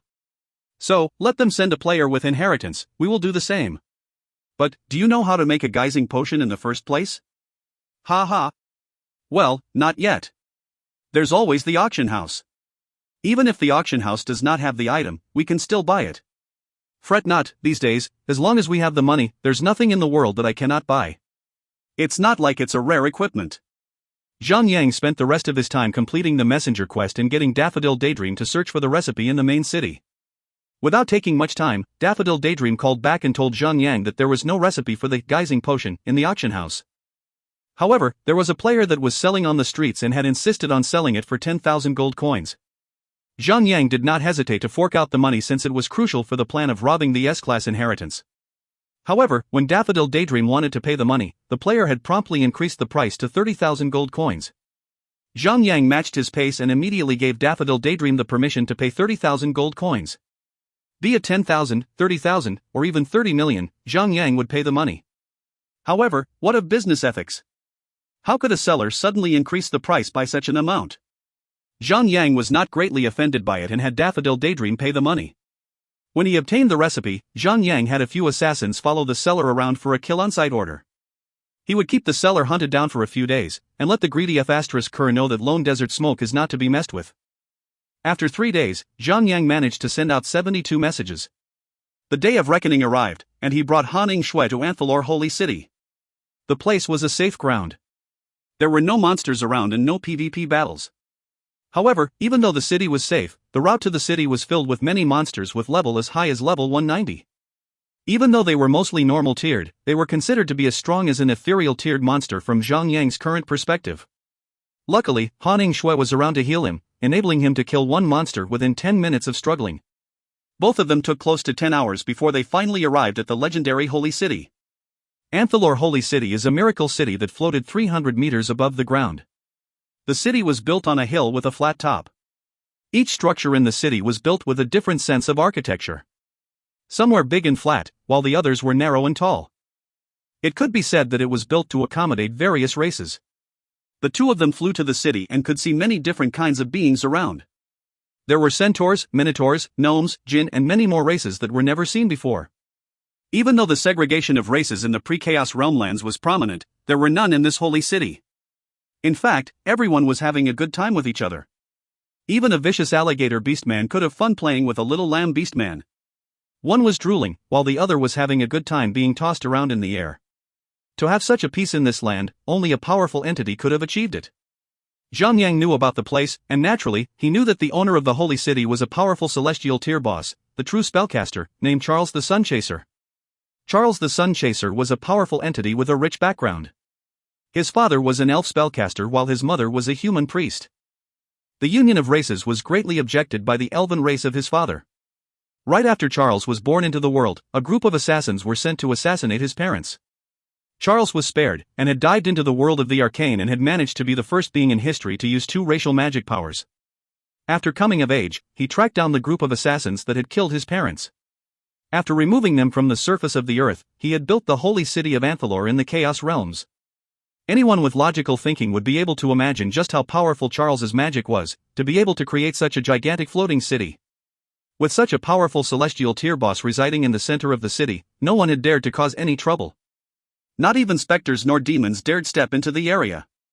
Anthalor quickly became one of the most peaceful and holy places in Chaos Realm. Zhang had taken his slow sweet time to explain the lore of the city as he walked through the city streets. As per the city law, players were not allowed to travel in the city with a flying mount. Any lawbreakers will promptly be expelled. The 2 of them walked and came to the auction house.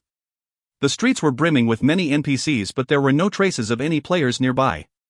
Han Shui then sent a message to notify their opponent of their arrival. Not long after, the opponent had sent a message back and told Han Shui that they would take another 10 minutes. Zhang and Han Shui exchanged a look. Both of them knew that the opponent had already arrived, but were trying to buy more time to get the disguise they want via the guising potion. Well then, shall we start? Said Han Shui. She then passed all 5 milkmaid deity inheritance fragments to Zhang. The 2 of them then found a quiet corner to start using the guising potion as well. Zhang had crafted the guising potion himself, so he had managed to craft out a transmuted version of it, lengthening the disguise duration. Every 1 tier of transmutation would provide an extra minute to the disguise duration. During the 3-day period, Zhang had crafted a whole pile of potions, and among them, he had many bottles of transmuted tier 10 potions which would increase the potion's duration to 15 minutes. Still, Zhang was not as lucky. He had taken a total of 3 bottles and only then managed to proc the disguise successfully. With a flash of bright light, he turned from an overly large chicken to an old duck and finally turned into a beautiful female priest with a huge rack.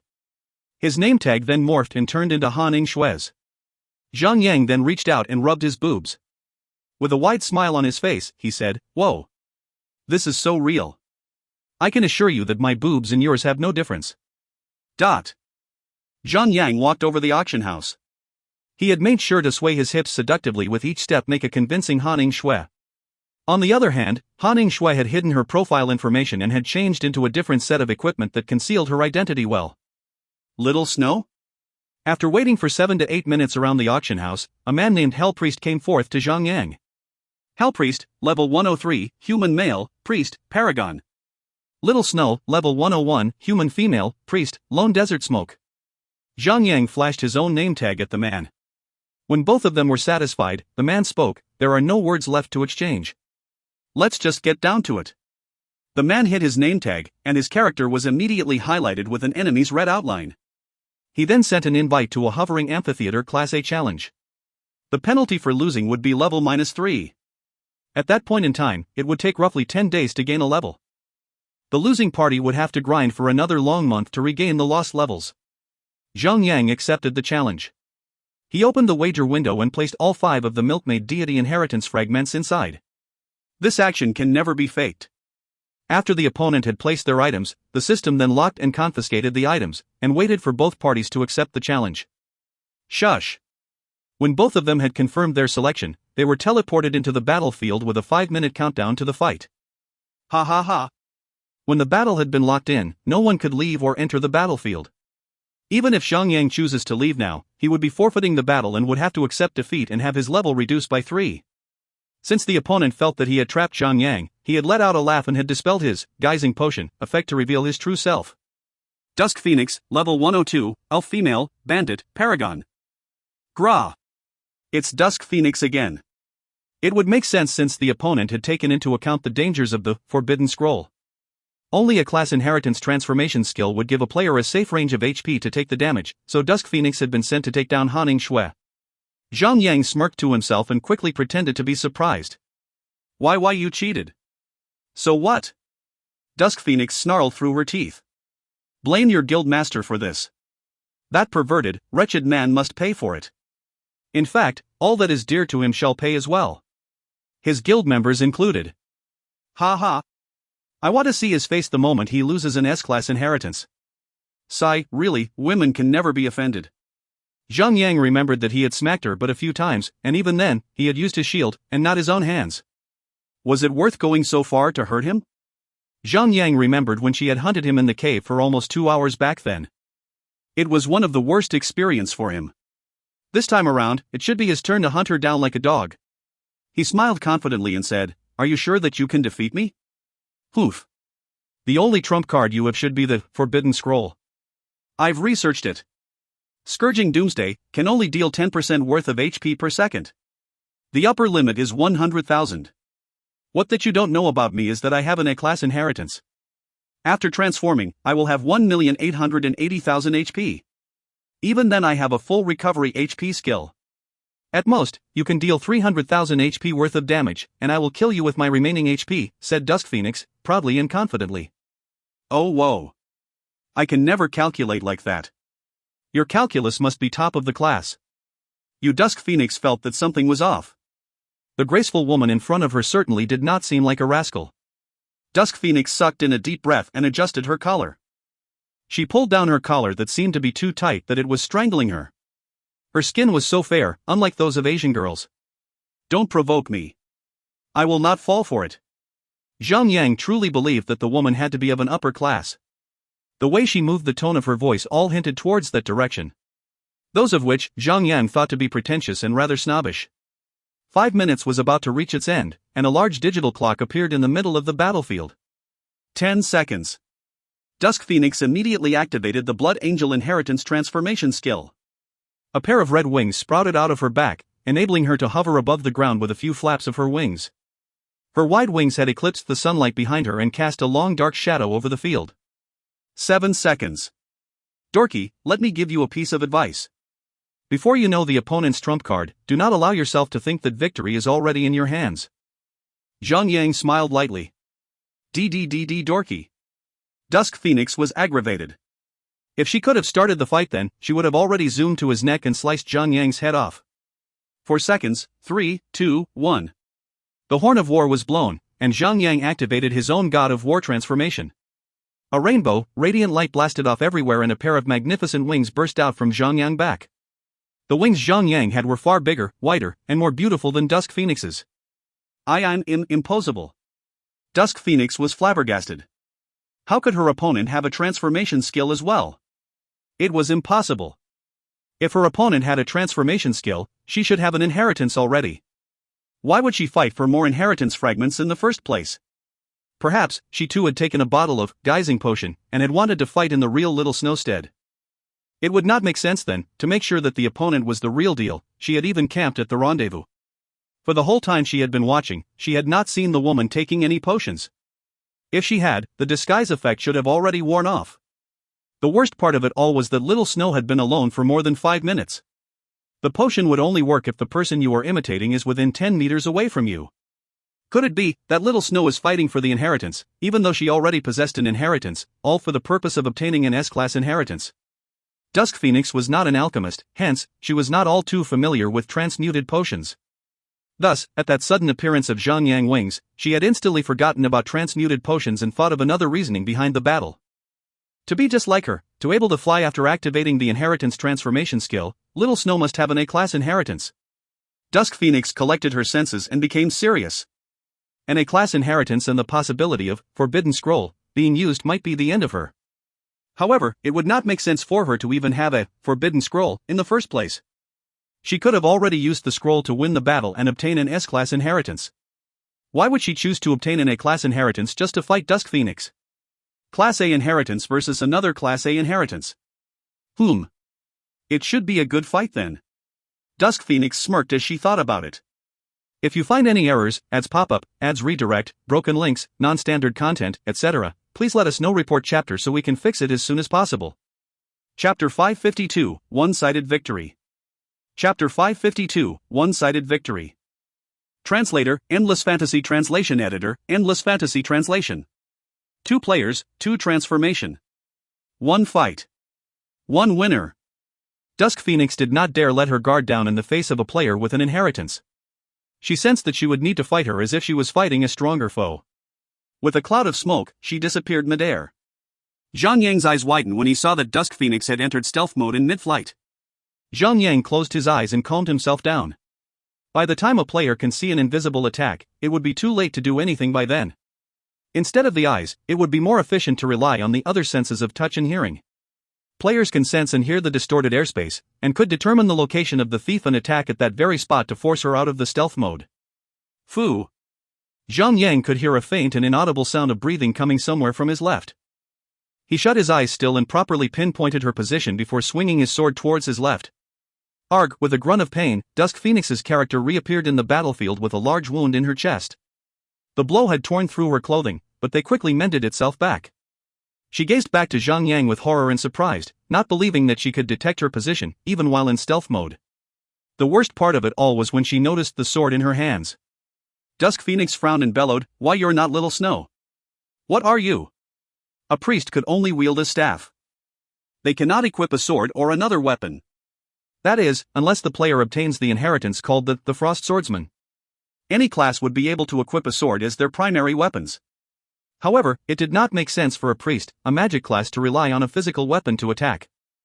Without a proper equipment setup, even if one had unlimited intelligence, the sword would not do any damage at all. Dusk Phoenix knew that Little Snow's character was a priest, hence, it would not make sense for her to equip a sword. Furthermore, the damage she had just inflicted on her had penetrated all her defense and had dealt 10 damage. It should have been 0. Zhang Yang smiled widely until his teeth were exposed. "Ducky Phoenix, you have been infatuated with me for so long, yet you could not sense the real me beneath this appearance?" Zhang Yang then removed the disguise effect. "You!" Dusk Phoenix cried with the anger and frustration of 1,000 men. Old vengeance rose anew and her face was dyed in a vermilion color of carnal shame. She did something with her right hand, and a beautiful female elf appeared by her side. She wore a white ceremonial gown which made her look like a priestess. She must be Dusk Phoenix's battle companion. "Zhan Yu! I will kill you," cried the deranged woman as she zoomed towards Zhang Yang and planted her swords into Zhang Yang's chest. Zhang Yang laughed at the sight of her coming at him and countered her attack with a flick of his shield. His shield deflected one sword and he used his other hand to parry the other sword with his sword of Purging Devourer. Ping ping bang bang. 2 players and 1 battle companion flung at each other in the air. Dusk Phoenix's battle companion was a healer type and had started healing Dusk Phoenix since her summoning. Fortunately, Zhang Yang was able to inflict destructive smash on her and reduced her healing rate. Still, even with her healing going on, she could never nullify the devastating attack power of Zhang Yang's immense God of War inheritance. Zhang Yang thought about it and realized that since Dusk Phoenix had used her battle companion, Zhang Yang felt that he had no need to hide Felice anymore. He had his identity exposed already anyway. The little girl might just be a little girl, but her attack power rivals even Zhang Yang. If Zhang Yang had not been sly enough to debunk the opponent's trickery, Han Yingshui might have just blindly entered the battle and get herself killed by Dusk Phoenix. Not only would she lose the precious inheritance, she would have had 3 levels deducted from and be expelled from the Chaos Realm as a result. Zhang Yang could not allow that to happen, as the consequences would jeopardize his guild's progress. In fact, Zhang Yang wanted to teach her a lesson. A lesson so hard and brutal that whenever Dusk Phoenix hears his name, she would start having nightmares.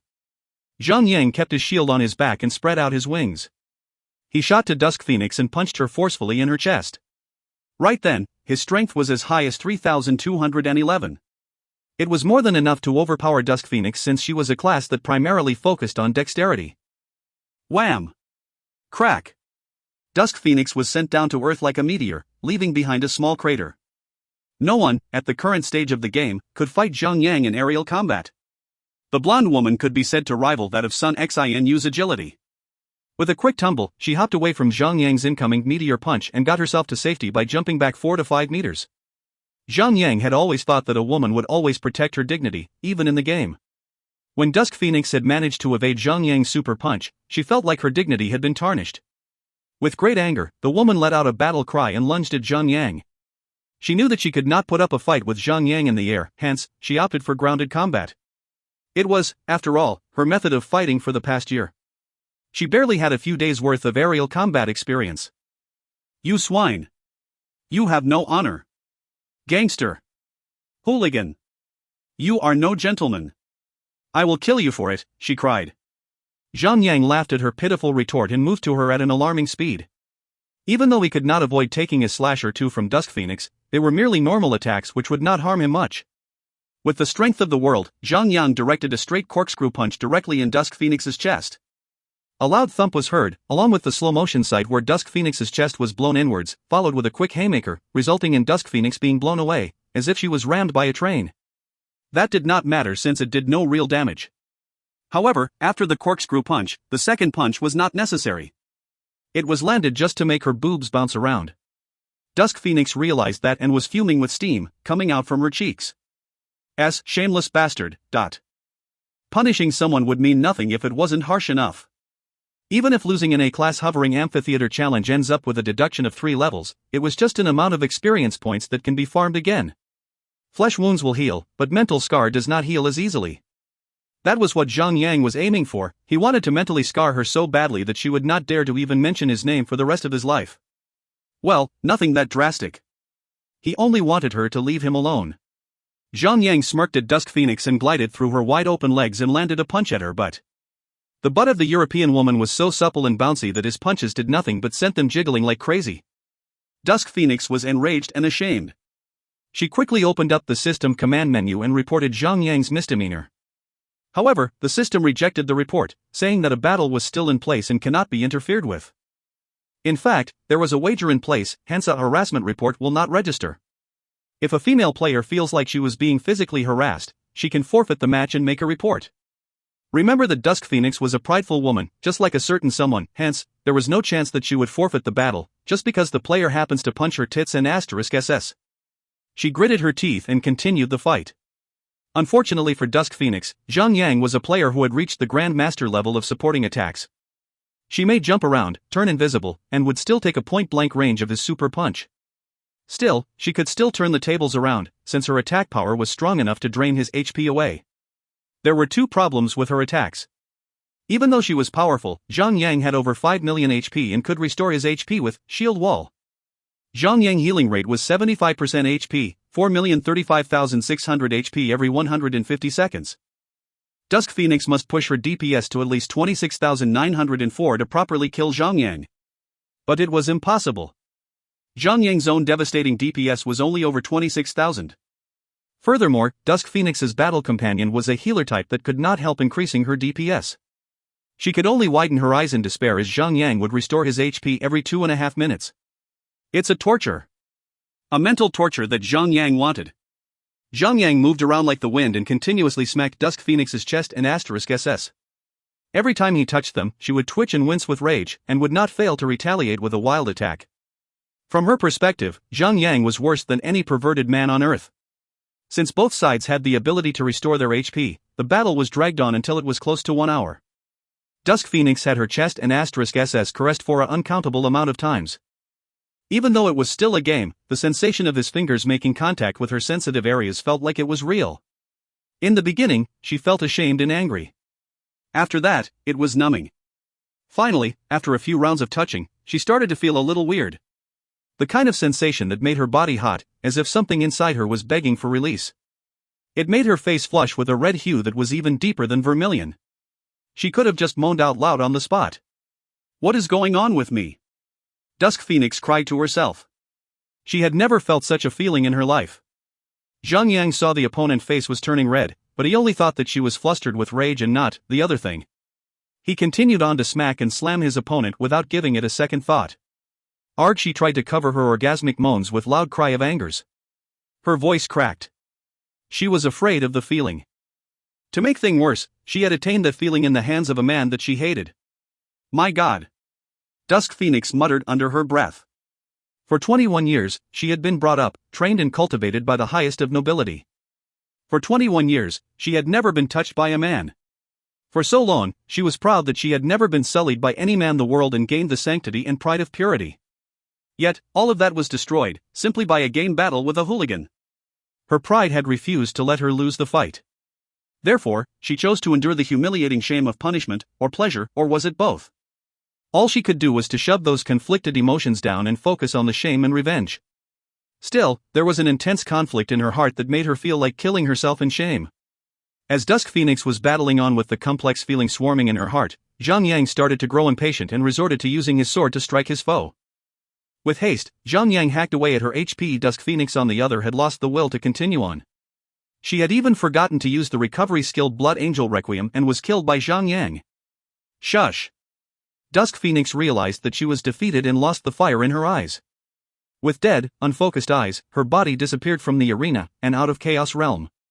Having lost 3 levels, her level had been deducted to level 99. Zhang Yang puffed a relieved sigh. It would be an easy job for her to reach level 100 with her Class A inheritance. Ding! You have won the battle. Ding! You have obtained an item, Milkmaid Deity Inheritance Fragment, 4. Ding! You have obtained an item, Milkmaid Deity Inheritance Fragment, 6. Ding! Zhang Yang's inventory had gained 5 pieces of inheritance fragment immediately. He then took out all 10 pieces of the fragments and they glowed with radiant light. When the light faded, a long murky white staff appeared in his hands. Milkmaid Deity Inheritance Keepsake, Quest Item. Use, initiates the Milkmaid Deity Inheritance Quest. Class Requirement, Priest. Level Requirement, 100. Hey dummy! Did you win? Han Shui bounced on the balls of her feet when she saw Zhang Yan walking towards her. She had been waiting on the streets of Anthalor for more than 1 hour. Yeah. Here. This is for you. Zhang Yang dropped the staff in Han Shui's fair hands that matched the staff's color. Awesome. This maiden ops. This lady will have an S-class inheritance, cried Han Shui. If you find any errors, ads pop-up, ads redirect, broken links, non-standard content, etc., please let us know. Report chapter so we can fix it as soon as possible. Chapter 553, A Tiny Debt. Chapter 553, A Tiny Debt. Translator, Endless Fantasy Translation Editor, Endless Fantasy Translation.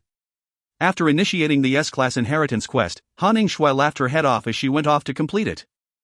She had the big pervert battle companion with her as her tank, and she herself could heal at an outstanding rate. Han Shui now had the ability to fight any boss below Violet Platinum tier all by herself, as long as the boss fight does not have a time-based mechanism. That being said, if she is patient enough, she could fight alone. In fact, she had always been calling for Zhang Yang to help her do the rough work. It was somewhat like working for his wife.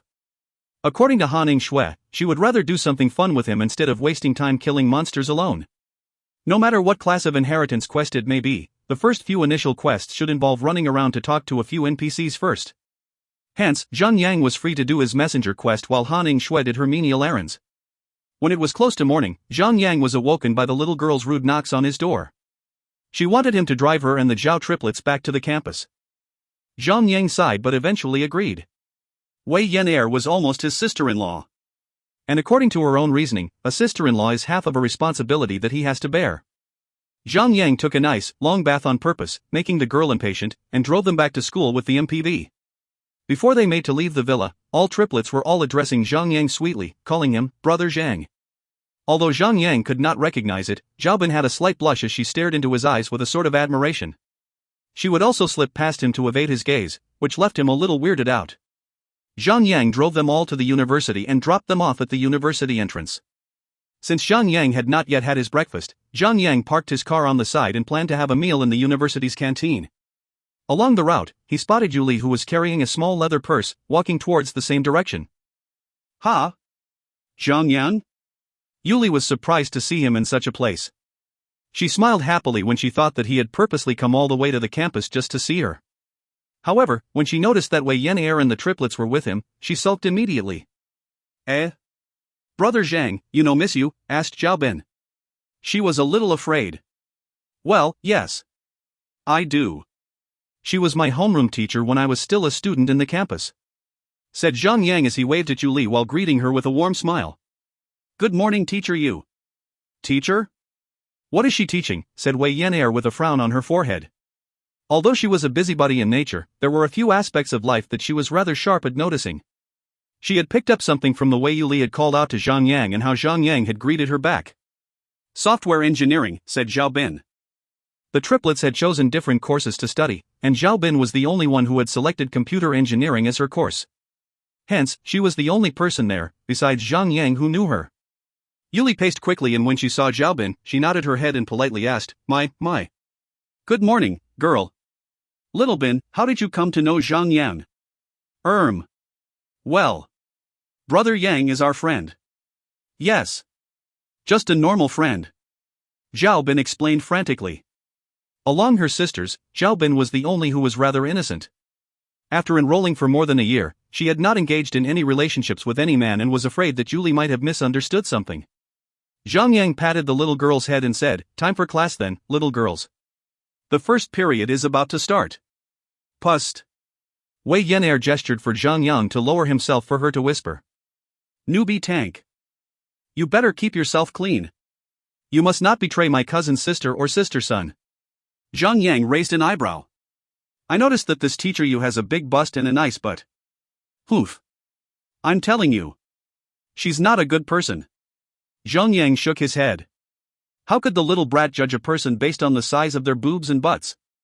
Zhang Yang pressed his knuckles against the little girl's head hard and patted her back. "Off you go." Although the little girl never enjoyed having anyone rub or do anything to her head, she was extremely comfortable with Zhang Yang doing so. It was like a family thing for her. Wei Yenair then walked away from Zhang Yang and joined the girls for class. Cough.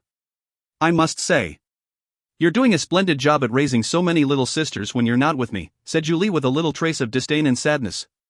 Zhang Yang burst out with laughter, which made Julie slightly annoyed. "What about it? Jealous? Please. I'm not in the place to be jealous of anyone. I have not forgotten my place. I am but your lover. Not your wife, nor your girlfriend. I am someone that you can use anytime you want. It is not of my concern to be bothered with whom you sleep with," said Julie with a monotone voice as she turned around with a saddened sulk on her face. Ever since Zhang Yang had been breaking beds with Han Shui and Sun Xanu, Zhang Yang had never once been left alone by the two vixens. During the daytime, he was allowed to go to the office.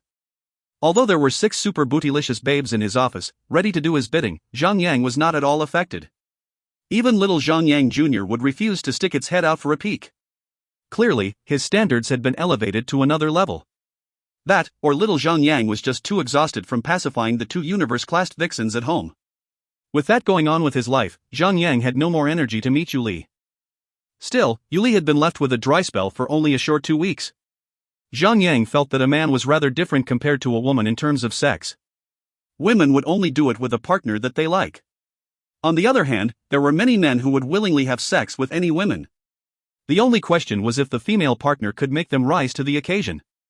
Yuli had the body of a mature woman, and since Zhang Yang had given her the experience of love not long ago, she had started to feel a little lonely when Zhang Yang had left her unentertained for 2 whole weeks. Zhang Yang did no need to ask, as he already knew that she was dying to be filled up by him. Hence, he held her hands and pulled her close to his face. "Get in the car." Yuli could feel the heat rising up to her heart, but she refused to make it easy for Zhang Yang. "What for? A man can do many things when he is not hungry. I need to have a meal first before I can repay the debt I owe you, but..." "Poppy talk," said Yuli as she rolled her eyes. In the end, she sat in the co-driver's seat. Zhang Yang quickly got to his driver's seat and glanced at Yuli. She was wearing a short-sleeved blouse that was completely covering her chest. It seemed that she had been reserving herself. However, the one thing that she failed to cover was her long slender legs. Compared to anyone else, Yuli might be the one woman with the fairest and sexiest legs. Seeing her legs alone was more than enough to satisfy his hunger. The little girl had made things harder for Zhang Yang. When she was sitting in the co-driver's seat, she had made the seat position so low that when Yuli had sat down on the seat, her legs were lifted upwards. Her pencil skirt was pulled backwards. Perhaps a little too far back that Zhang Yang could see the dark, forbidden region between Yuli's magnificent thighs. The dragon was awoken and Zhang Yang turned off the car's engine. Yuli caught his burning gaze and was happy and frustrated at the same time. Her body craved for the touch of the man that she loved, but to push Percy into the puss in the car would be a little too shameful. Plus, it was morning. There were many people, students, or even her own colleagues who will walk through the parking lot. "Why did you turn off the engine for?" "Go on, didn't you say that you were hungry?" said Yuli. "That's right. I'm hungry, so I'll devour you." Zhang Yang pulled her head closer to his and planted a hot passionate kiss on her lips. His left hand traced the lining of her neck and shoulders, his right hand crept beneath her skirt, digging through the bushes and into her cave. Yuli already had an amazing body before Zhang Yang was with her. That was one of the reasons, or rather, the main reason why there were too many horny male students in the university had beat their meat to her pictures. Now that Zhang Yang had plucked her fruit, her body had become more beautiful. Her perky curves had become cavia, not to mention so much bigger that Zhang Yang's white hands had trouble cupping them whole. Zhang Yang continued to play wrestling with her tongue until he saw that her twin peaks were standing out for him, ready to be teased. After a while, Yuli opened her eyes and came back to her senses, just when Zhang Yang was about to bury his face in between those protected mountains. Are you mad? Said Julie as she pulled herself away from Zhang Yang's embrace. What? Said Zhang Yang. Do you want to be on the 8 o'clock news? Yuli saw the saddened disappointment in Zhang Yang's eyes, as if a little kid had had his favorite toy confiscated. She felt a sharp pain in her chest. Although she could not deny that she wanted him inside her right there and then, it was too much of a risk to bear. She would still, like any other woman, prefer a safer atmosphere to make love in. Zhang Yang cried out. It should be fine. My car windows are heavily tinted glass. No one can see through the windows, said Zhang Yang as he removed his fingers from the system of caverns and bushes. There was a coat of glittering liquid in his fingers. Teacher. It's not good to lie. You want me to explore your cavern more, don't you? Well. I do. But not here. Yuli caved in. When she heard Zhang Yang uttered the word teacher, she felt a sudden rush of carnal need for him. She felt the need of a man, no, not just any man. She wanted Zhang Yang to dominate her. The only thing that mattered was that he was hers. Zhang Yang retracted his hands and looked as if he was about to cry. Yuli then grabbed his hands and sucked on his fingers. Her tongue slithered around his thick, rough finger. After she had tasted her own fountain of youth, she removed his fingers from her mouth with a soft pop. My office. Let's go. Zhang Yang's eyes widened with a glint of joy. He then started the car and drove like the drivers of Initial D to the I.T. department. The two of them entered the faculty and met a number of lecturers along the way. Many of them did not recognize Zhang Yang and some of them had already forgotten that they had once taught him. Some of them had even asked Yuli if Zhang Yang was her boyfriend. Their voices were clearly disgruntled. Yuli was a flower. Perhaps, the most beautiful flower in the entire faculty. She could be one of the top girls in the entire campus. It was not clear as to how many male teachers or students were in love with her. However, Yuli had been guarding her heart closely. She never again fell for the temptation of money or promotion. In fact, she had been reserving herself for quite some time after Zhang Yang had rescued her. Hence, none of the male lecturers had a chance to taste her forbidden fruit. They say that fruits that were not allowed to be plucked tasted better. In the campus, when Yuli walked across the pathway, many male lecturers had been giving her flowers and some had even proposed a relationship out of wedlock. They had been barging into her office, even though they had no business with her.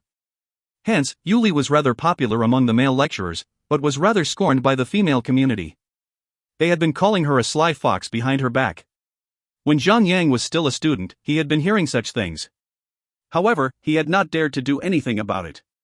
But now that he was taking care of Yuli in this lifetime, Zhang Yang retaliated. He had publicly announced that Yuli belonged to him by placing his hands over her hips. He even did a princess carry for her, carrying her up in his arms from the stairways to her office door. Sai, what if others had recognized you as one of my students? I can't bear to live with that shame, said Yuli as her face was as pink as a ripe peach. What's wrong with that? As I recall, teacher-student relationships are all too common, said Zhang Yang as he gently placed Yuli on her office chair. He locked the door behind him and planted his face in between her thighs. Originally, Yuli was in no position to own an office room. However, due to few malicious acts of a few maverick male officers in the department and a bunch of support from the male lecturers, the department had agreed to assign Yuli to her own private office instead of a small cubicle, despite many silent protests from the female lecturers. The surprising feature of the room was that the noise cancellation of the room was too good to be true. When the windows and door was shut, there was absolutely no noise that could leak through, even if there was a gunfight right outside the hallway. The room was set up that way to allow the maverick male lecturer to have their alone time with Yuli. However, Yuli had been reserving herself to a point where no men could even come close to touch her hands. She was one of the prime example of women practicing the older traditional days. However, Zhang Yang had been able to tear that barrier down and Yuli had been loyal to only Zhang Yang alone. She would never allow other man besides him to touch her. From her own perspective, it was a professional courtesy. She was, after all, Zhang Yang's property. You bad boy. Are you going to molest a teacher? Said Yuli as she gazed at Zhang Yang with her seductive eyes. The buttons on her blouse had been unhooked, which made her protected mountains burst out, revealing her sinful, black-laced undergarment that was slightly transparent, allowing Zhang Yang to see the different tones of colors at the tips of her mountains. Teacher. Do you want me to molest you? Zhang Yang laughed. Yuli groaned with pleasure when Zhang Yang buried his head and used his tongue to roughly caress the bell above the temple. As she moaned and groaned, she held his head up and pulled him closer to her face. You have been waiting for so long. I think it's time to let the dragon loose. When she pulled Zhang Yang closer to her, her hands had been rubbing hard against his groins. She could feel the great pressure of it that was pushing against the fabric of his jeans. She had been waiting for 10 days and had amassed a dry spell so long that Zhang Yang would need to summon the rain from the high heavens to quench her thirst for him. Without waiting any longer, Zhang Yang unzipped his jeans and introduced the hidden dragon to the crouching tiger. Yuli gazed at Zhang Yang with unfocused eyes. Neither of them could wait no longer. Zhang Yang pulled her undergarment aside and Yuli swallowed the dragon whole. The echoes of their delightful moans were only limited to inside her office, following close with the start of their journey to Pleasure Town. If you find any errors, ads pop up, ads redirect, broken links, non-standard content, etc., please let us know. Report chapter so we can fix it as soon as possible. Chapter 554, The Pirate's Treasure Map. Chapter 554, The Pirate's Treasure Map. Translator, Endless Fantasy Translation Editor, Endless Fantasy Translation. They say that being a firefighter takes a real man to the test of his limits. Only with a steel mind and a strong body could they last against the fiery flames. Zhang Yang sat in a spare chair in Yuli's office, tired and panting like a mad dog. His first crush had the face that read fatigue, but she still had some energy left to her. There were sparkles on her face that made her even more attractive than before. Sigh, both of them were the same breed of human, so why was he the only one panting for air? Zhang Yang was so tired that he could barely lift his legs, yet Yuli was still radiating with beauty. Ha! Why are you so tired? Asked Yuli after she came back to her sense after being in trance. She got up to her feet and gently patted Zhang Yang little dragon. Did you have a little too much nectar? He. Zhang Yang pulled Yuli into his embrace and made her sit on his lap. You should stay with me. Yuli's eyes widened at his proposal. Her breath started to speed up as she stared at Zhang Yang with disbelief. Her clothes were in a mess and her undergarments were somewhere in the corner of her office. As she caressed his face, she asked, Are you being serious? Tears started to leak out of her beautiful eyes. Zhang Yang cocked his head. He felt it funny that Yuli thought it was weird. Since he was already in a relationship with Sun Xinu and Han Shui, having one more mouth to feed would not be a problem. That aside, he had gotten his relationship straightened up. He would not pretend to like someone, make love to them, and disappear into the night. He will take in Yuli as well to break even with her. That being said, Yuli was the first person that he had fallen for in this lifetime. Even though he was infatuated with her for 4 years, the extinguished love for her had been rekindled. No wonder there was an old philosophy stating that feelings develop like tree rings. The longer they have been together, the stronger their relationship would be. Even though Yuli had always treated herself as Zhang Yang's lover and not a real girlfriend, Zhang Yang had never shared the same sentiment. She had never been able to find a stance which she could be proud of. However, if Zhang Yang allowed her to move in with him, it meant that he saw her as someone special. Women always wanted a position or a status to be proud of. Men, however, would shed blood for it. A tree grows with nothing but its bark to protect it, and asks for nothing more. Anyone can do anything that they like, as long as they wanted. That was why Zhang Yang would not go back on his words, even if he wanted to escape, for he might cause her to feel broken on the inside. Of course, I'm being serious. Zhang Yang pulled her closer and gently traced the side of her jaw. Both of them snickered with happiness and Zhang Yang laughed. Come, give old daddy one more shot. One more? Sure. Yuli's voice cracked as she was already crying, but her cries turned into tears of joy. She punched Zhang Yang's firm chest and gracefully slid her hands onto his crotch. Let's go. One more. Zhang Yang was joking initially and did not know that Yuli was being serious about putting Percy into the playpen again. If he had known earlier that Yuli was still in the mood for more, he would rather take a beating to the face than ask for it. As they were banging each other brains out, he thought of how to deal with Han Shui and Sun Xinu. Perhaps, Han Shui might verbally allow it, but she might sneak into his room in the middle of the night to snip his junk up and become a modern world's eunuch. As for Sun Xinu, she might just come up to him directly and blow his brains out with a shotgun. Still, even if he had manages to make do with both women's anger, what about bedtime? The next time he does it, he might have to break 3 legs to entertain them all. 2 females are more than enough to break his spirit, adding one more to that equation might straight up break his spine. Sigh. Hugh Hefner, please help me. Zhang Yang sighed heavily at the thought of satisfying 3 ladies in one night. But, no matter what, he would never try to reject any one of them. Talk. Just after Zhang Yang unleashed his load into Yuli, a gentle knock was heard on the door. Zhang Yang cocked his head and asked Yuli, Didn't you say that you're free for the morning? That's right. I don't have any classes or appointment until the evening. Perhaps it's something important, said Yuli as she got off the now limp dragon.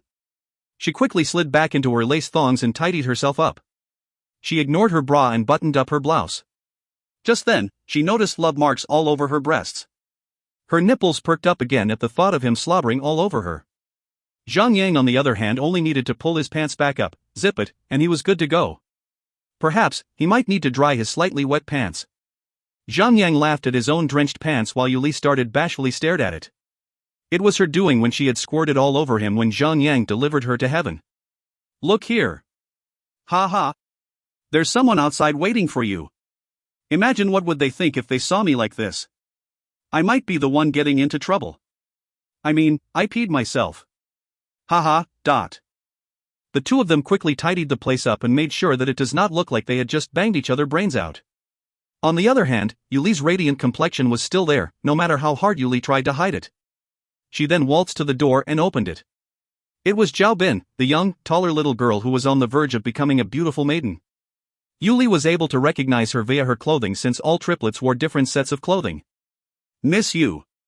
We are about to host a barbecue party in the countryside to celebrate the starting of a new semester. Would you like to join us? Zhao Bin. Whoa. Miss Yu. Your complexion is radiating with beauty. What kind of makeup did you use? Its effects are most invigorating. Zhang Yang chuckled quietly at her comment. It's called being filled up with love, my dear. Love brings life joy, and that joy is being expressed out via her complexion, said Zhang Yang to himself. Luckily, Yuli's office was huge enough to allow Zhang Yang to hide behind a cupboard, and out of the line of sight. After the two of them chatted for a little bit, Zhao Bin left and Zhang Yang came out to give Yuli one last kiss before he went to the office in silky soft holdings. After he bade Yuli goodbye, Zhang Yang left the campus and went to his office after a good shower. There, he joked around with the secretaries, locked the doors, and logged into God's miracle to continue the messenger quest. As time passed, more and more players had entered the Chaos Realm. When Zhang Yang logged into the game, he noticed many players in Morningtown. Even the daily teleportation fees had made Zhang Yang a rich man. Since China only had one territory in the Chaos Realm, Morningtown would be the only place to teleport to from the 10 Barren Sea to the Chaos Realm. It was a never-ending golden goose that would continue to lay many more golden eggs for Zhang Yang, but on the other hand, the Japan-Korea region players were having a tough time, since their own shortcut, Winst Castle, had fallen into Zhang Yang's hands. Their own way to travel to the Chaos Realm was the 10 Barren Sea, which would take them close to 7 to 8 hours of swimming. The guild that was responsible to take back the territory, Sakura no Nagar, may had become the clown of the year. Every day, countless of complaints would be thrown to them. Eventually, the guild members had to hide their name tag when they left town. Before the war, Sakura no Nagar May was once the target for players of Japan to achieve. The guild was ranked 3rd in the entire country, and many of them would be willing to spend their life savings just to enter. After the war, the guild had plummeted in the rankings and had become a laughingstock. Ameo Koyoshi, the guild leader, had lowered the requirement of joining the guild, day by day. However, after the week, there were many players leaving and no players entering. Disbandment would only be a matter of time for him. Haning Shui had come to a roadblock concerning her inheritance quest, where she was required to kill a level 150 ethereal tier boss. The team was gathered to defeat the boss but overwhelmed by it. Both Zhang Yang and Fatty Han had both used their transformation skills, however, their attack had been suppressed greatly due to the immense level gap. Furthermore, even though Haning Shui and Fantasy Sweetheart were present to heal Zhang Yang, even they could not keep up with the overpowering boss. Zhang Yang had even tried to spam Shield Wall with every chance that he got, but had still failed to defeat the boss. The team only lasted for 3 to 4 minutes before perishing. The boss was, after all, an S-class inheritance quest boss. Unless they could use a forbidden scroll that could greatly reduce the boss attack, they might have to sortie the entire guild. Even so, it would still be a challenge since the boss AoE attack was too strong. Hence, Haning Shui had to put her quest on hold. It could not be helped. The S-class inheritances are just too difficult to obtain. Since the inheritance was strong, the quest set to be completed would be proportionally difficult. It was to give a chance for players to choose lower-classed inheritance instead. Right then, the most common and popular class of inheritances was the C-class. Even B-class inheritance quests required players to defeat an ethereal tier boss. Ethereal tiered bosses were already tough to begin with, and due to the immense level gap between players and the quest, defeating it required players to be at least 10 to 30 level above the level gap. On the contrary, C-class inheritances only required players to defeat a level 130 mythical boss. Since the requirement for players to enter the Chaos Realm was at level 100, players had already gained enough power and level to defeat the boss with just a small party. That explained the popularity of a C-class inheritance. On the other hand, C-class inheritances were the lowest of the classes that had the transformation skill. It allowed players to still enjoy the heroic sensation of being able to take on 10 players or even 100 players at a time. Hence, many players that were too impatient to grind their ways to a higher level and had focused on obtaining the C-class inheritance instead. Even though the fragments were unable to be put up on the auction house, players could still sell them off via normal transactions. Right then, one piece of a C-class inheritance was worth roughly 1 million each. Zhang was astonished at the fact that players were willing to burn a hole in their pockets just for the sake of an inheritance fragment. Zhang had been busy delivering messages and had neglected his grinding session. 10 days after he had procured the milkmaid inheritance keepsake for Han Shui, he had only managed to reach level 106. Before that, he was at 80% of level 105. In 10 days, he had only managed to accumulate 20% worth of experience points, which was truly slow. Wei Yenair had been taking the triplets to the villa's swimming pool on every alternate day of the week. Unfortunately, Zhang had to become their instructor. There were many weird moments where he had accidentally touched places where he should not be touching. Zhao Bin would be gazing, not glaring, not looking, but gazing into Zhang eyes with her unfocused eyes. Yuli had chosen to postpone moving in with Zhang. She was unable to leave her mother alone. Thus, she had professed to Zhang that his intention alone was more than enough to please her heart for him. However, still, she had called Zhang many times in a week to help her ease her itch that only he could scratch. After a few days, Zhang had finally delivered the last magic orb letter. The delivery of the letters required no particular order. Zhang only needed to look at the world map and plot his way into a complete circle to ease his journey. The last letter was addressed to an island called Dighea Island, located among the islands of Kamaro. The island had 3 of Miranda's lovers, which was the lowest number in a map. Hence, Zhang had made it his last stop. After crossing the ocean and several islands, Zhang descended down to the island, outside a village. The village was located at the edge of the island. The people in the village were mostly fishermen. Most of their houses had fishing nets being washed and hung up to dry. Zhang asked around, delivered more letters and finally came to his final stop. The house in front of him was made of clay and there was a 40-year-old, beautiful lady who was hanging her laundry outside. Her name was Wanyaya, and she was the last NPC Zhang had to deliver Miranda's letter to. "Excuse me, Miss Wanyaya," cried Zhang. Wanyaya stopped and turned around gracefully, saying, "How may I help you, a man from a distant land?" Zhang smiled and walked closer to her and passed her the magic orb letter. "Mississippi. I am here as a request from Miranda." "Ah. That hooligan. He still remembers me?" Wanyaya puffed angrily, but there was a trace of jubilance in her eyes. After she held the orb in her hands, tears started to flow and tainted her fair face. Sob asterisk, that idiot. He said that he wanted to travel across the world, to search for treasures and discover the mysteries of the land. Sob. In the end, he that dream killed him. Wanyaya cried in sorrow. Ding. You have completed the quest. Message for Wanyaya. Obtain 10,000 experience points. Ah. What a drag. The experience points for running around, far and wide, was only 10,000 experience points? It was far lesser than the experience points gained from killing a single normal tier monster. The player that had completed the quest in Zhang past life must have been a lunatic. Zhang consoled the woman and said, "Madam, let those who have passed be free. I'm sure that Miranda would not want to see you like this." Since the NPC had not promptly given him any subsequent quests, Zhang had to do something to trigger the quest. He had to, or else the 90 letters would be for naught. Wanyaya nodded and wiped away her tears with her sleeves. "Young warrior. I'm sure you've had to travel everywhere to deliver that idiot's letters?" "HM? Letters?" asked Zhang. How did the woman know about his quest? That pervert idiot must have thought that I was daft. "I know that I am not his only true love," said Wanyaya. "No matter. The man is dead now. Makes no sense for me to be angry now." Zhang laughed at her comment and said, "That's true. He is dead." Wanyaya's eyes widened and she turned to Zhang with a glint in her eyes. "Warrior. Do you know what I did for a living when I was younger?" What is it?" "When I was 20 years younger, I was a pirate. A captain at that. I had set sail to venture the ocean. Back then, there was none had not heard of the pirate Poison Widow and would be trembling with fear. Until one day, I met that idiot and made him my slave. In return, he had enslaved my soul. I had fallen in love with him and we had traveled the seas for a month. However, he had to leave me.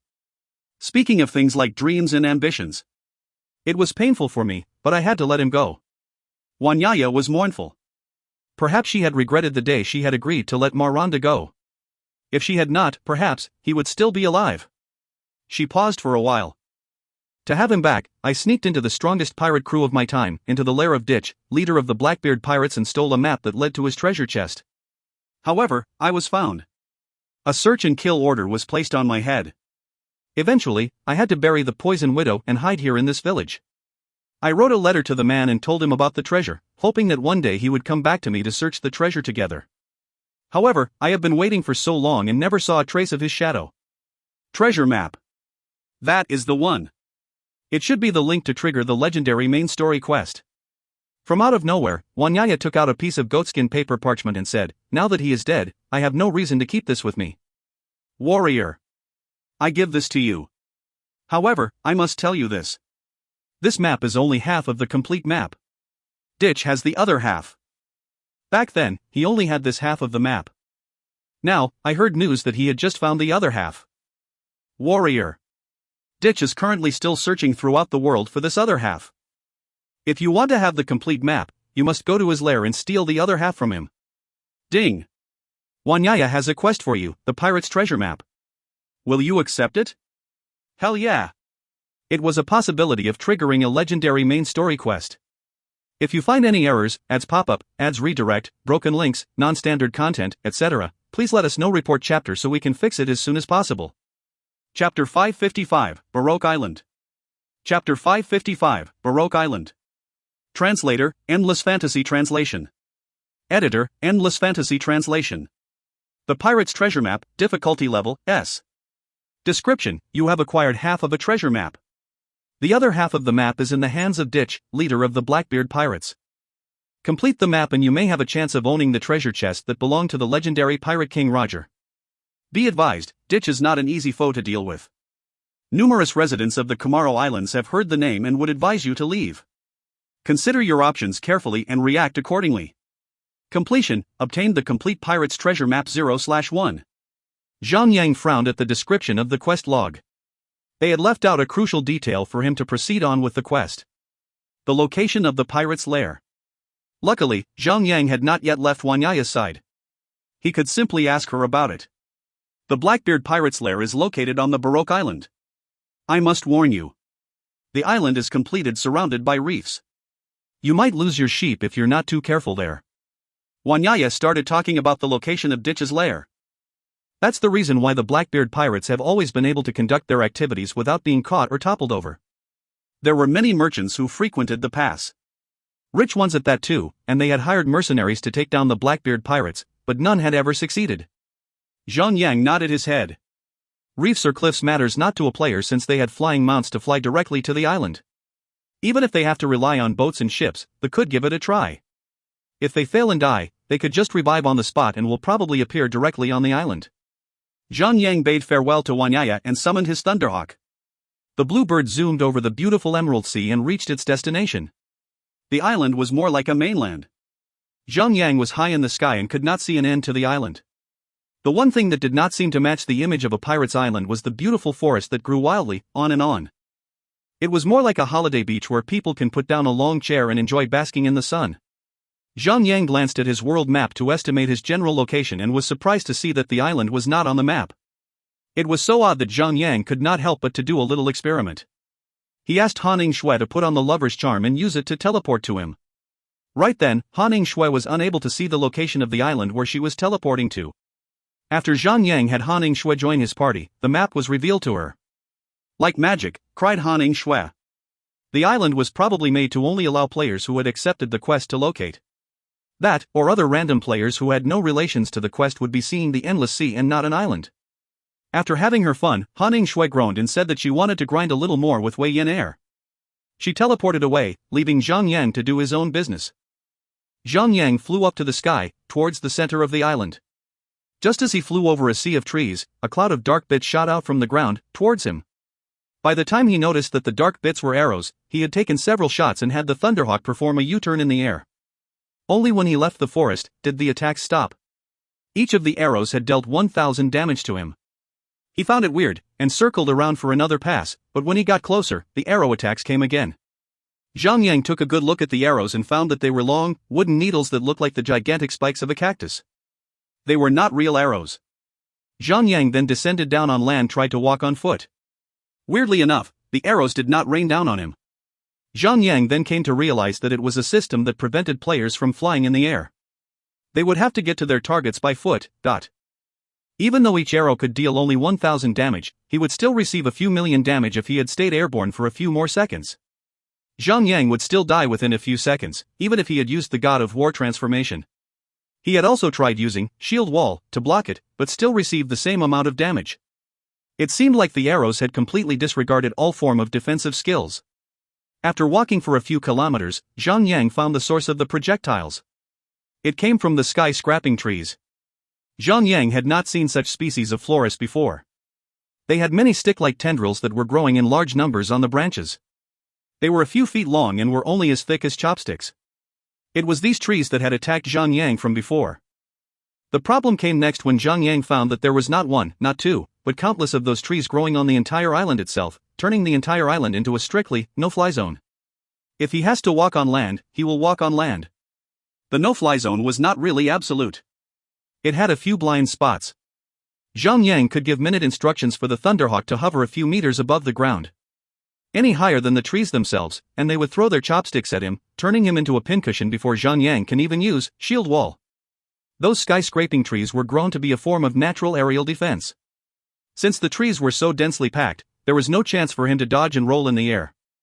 If Zhang chops the trees down first, he could remove them from sight and fly. However, who knows if the giant trees were capable of melee combat as well. Zhang went around the forest and circled the island by its borders, where the sea met the beach. He found a small, derelict harbor where a small boat was parked in. On the side, there was two unoccupied wooden huts. There was a small walkway that led towards the forest behind the huts. Just as Zhang was about to walk down the pathway, Han Shui and Wei Yan had roared in the chat, asking him to pull them over to his side. Their reason? To help him in his quest. Verbally, they did say that they were here to help. However, Zhang easily saw through them. These two girls were hot-headed brats who easily get bored. Perhaps, Han Shui had told Wei Yan about the magic island and the latter had coaxed her into coming to the island. Then again, Zhang could use the company of the girls. Especially when these two excelled at making some noise to kill off boredom. He then summoned them over to the island with the party summon order. Zhang explained the situation of the island and they rode their mounts and ran or flew close to ground level. The forest was too quiet to be normal. The trio had traveled for a long time and did not find any monsters. There were no annoying bug noises, or the sound of tree leaves rustling against the wind. They only saw tall trees among more tall trees. The deafening silence had turned the forest extremely eerie. "Sigh, when am I going to get my S-class inheritance?" cried Han Shui. She had obtained the keepsake, done the quest, but was now stuck at a powerful boss. It was so near, yet so far away. "Sister, are you mocking me? I had it worse, okay?" Wei Yan puffed her cheek. "The S-class inheritance has been stolen by a newbie tank. Now, I can't even get hold of a A-class inheritance." Zhang pretended not to hear, but he was listening to their conversation. It was best to keep quiet and lay low. If he agitates Wei Yan, the little girl would surely bug him till kingdom comes. If he continues acting dumb, she would forget all about it like a goldfish. However, Zhang replied to Han Shui's worries. "Don't think about taking on the boss before any one of us reaches level 120. We should at least stand a chance now, if we have a few forbidden scrolls that could either reduce the boss attack, or increase our party damage." Level 120? That's like half a year from now. Han Shui let out a frustrated cry, followed by a sulky face. The trio continued on further, chatting along the way and found themselves out of the thick greens and into a spacious flatland. The grass that they were stepping on was soft and short. There were herds of wild horses, and cows that were grazing on the grass peacefully. However, there were still a few of the shooter trees peppered sparsely around the field. They would still get shot if they were fly in the sky. Even though the trees were far less numerous now, the ammo capacity of each tree exceeded 10,000. A single tree would bring them all down. The three moved on. Wei Yan even purposely rode closer to the herds, scaring them away, causing a mild stampede. Roar! From the corner of the field, there was a pride of lionesses coming out of the edge of the forest and growling. All of them charged towards Zhang Yang and the two girls, ready to maul and devour. Baroque Lioness, Elite, Beast. Level, 122. HP, 1,220,000. Defense, 1,300. Melee attack, 8,364 to 10,064. Skill. Maul, mauls the target and grants a chance to tear away a part of target's defense. Deals 150% melee physical attack. Suffocate, bites a target's throat, suffocating the target. Channeling required for 10 seconds. Immediate death will be inflicted once the channeling is completed. 50,000 damage or higher will enable the caster to be interrupted. Cry, when in danger, the lioness will cry for help and summons a stronger lion to rescue.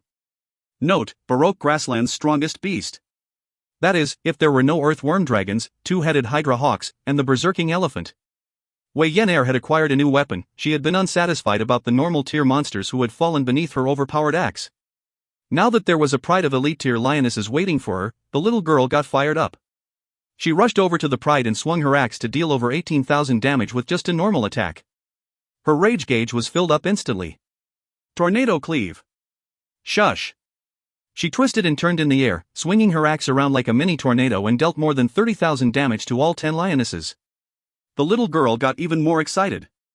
She completely ignored Zhang Yang and swung her axe around as if it weighed as much as a wooden stick. Roar! All the lioness took only Wei Yan'er's damage and focused all their aggro on her. One by one, they did not wait for their turns and leaped at the little girl to maul her. What a stupid little girl. Zhang Yang sighed and zoomed towards her, leading his Thunderhawk, which was flying only a few feet above the ground. With a quick flap of its wide blue wings, all 10 lionesses had taken 3,000 damage from an electric attack. Since Zhang Yang was mounting the hawk, all of its attacks would generate aggro on Zhang Yang. However, the little girl attacks were too strong to begin with. Sending out a Thunder Blade right after her, Tornado Cleave, dealing a total of over 60,000 damage in the span of 4 seconds. Her aggro generation rate was too fast for even the Thunderhawk's Violet Thunder Slayer to keep up with. Zhang Yang quickly cast Sacrifice on the little girl and took all the damage that the lionesses had dealt to her. Thanks to all that damage taken, he had no need to work on filling up his rage gauge any further.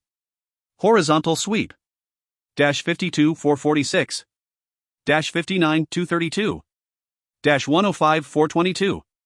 -55 676. After one blast, came another blast as the sword's echoing effect was triggered.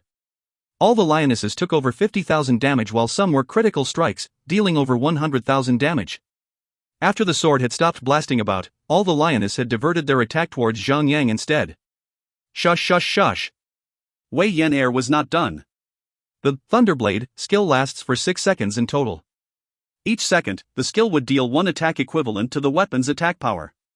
When Thunderblade ended, a few of the lioness turned back to the little girl. Zhang Yang remained calm. When Sacrifice ended, Zhang Yang casually fired out his Blast Wave and stunned all the monsters that were targeting Wei Yan'er. The sword's effect procced again and dealt a total of 6,000 damage. Zhang Yang did not stop there. He had to keep track of the aggro on all the monsters to make sure that they were attacking him, and not the little girl. He then used all of his and the Thunderhawk's AoE attack skills to take over the aggro. What a party pooper! When Wei Yan'er had spun around enough, she noticed that she no longer retained any aggro on any of the monsters. She shrugged and sulked at Zhang Yang's best efforts at trying to protect her. If you find any errors, ads pop up, ads redirect, broken links, non-standard content, etc., please let us know. Report chapter so we can fix it as soon as possible. Chapter 556, Lion's Pride. Chapter 556, Lion's Pride. Translator, Endless Fantasy Translation Editor, Endless Fantasy Translation. Rawr! 3 lionesses leaped at Zhang Yang and pinned him down to the ground. The one closer to his face opened its large mouth and sank its fangs into his throat. The pounce attack was fast and strong. Zhang Yang had been too busy dealing with the other lioness and had not paid attention to the ones behind his back. Those 3 lionesses were not light, obviously. However, Zhang Yang had remained standing, carrying their weight. It was the monster's certain kill skill. Suffocate. If he does not do anything, the skill will deal the instant death effect on after 10 seconds. It cannot be stopped with any defense, or any amount of HP. Zhang Yang grunted. He could feel the fangs in his throat digging its way further into his voice box. Zhang Yang bashed his shield against the lioness' head, but the lioness would not budge. On the hand, Zhang only made the lioness to sink its fangs deeper into his throat. The skill description had explained that only attacks dealing 50,000 damage or higher could interrupt the skill. Any supporting attacks would not be effective. 50,000 damage? Not a problem. One horizontal sweep could easily fix the problem. There was still 3 seconds to horizontal sweeps cooldown, hence, Zhang ran around attacking other lionesses while waiting for the cooldown to finish. Although it was painful for Zhang, Han Shui and Wei Yan could not help but to laugh at his funny appearance. Dummy! The lion's coat does suit you. You might even start a trend if you start wearing this in real life. Noob tank. You're looking like you're actually having fun with the lionesses, cried Wei Yan as she rolled on the floor, laughing. Which, I'll smack your butt red when I'm done with this, said Zhang. The cooldown was completed just in time and Zhang activated the skill and dealt more than 50,000 to all 3 lionesses that were hanging onto Zhang. Awk! The lionesses groaned and finally released Zhang. Their golden fur was tainted with splashes of red. Humph! Zhang grunted as 4 more lionesses leaped on him.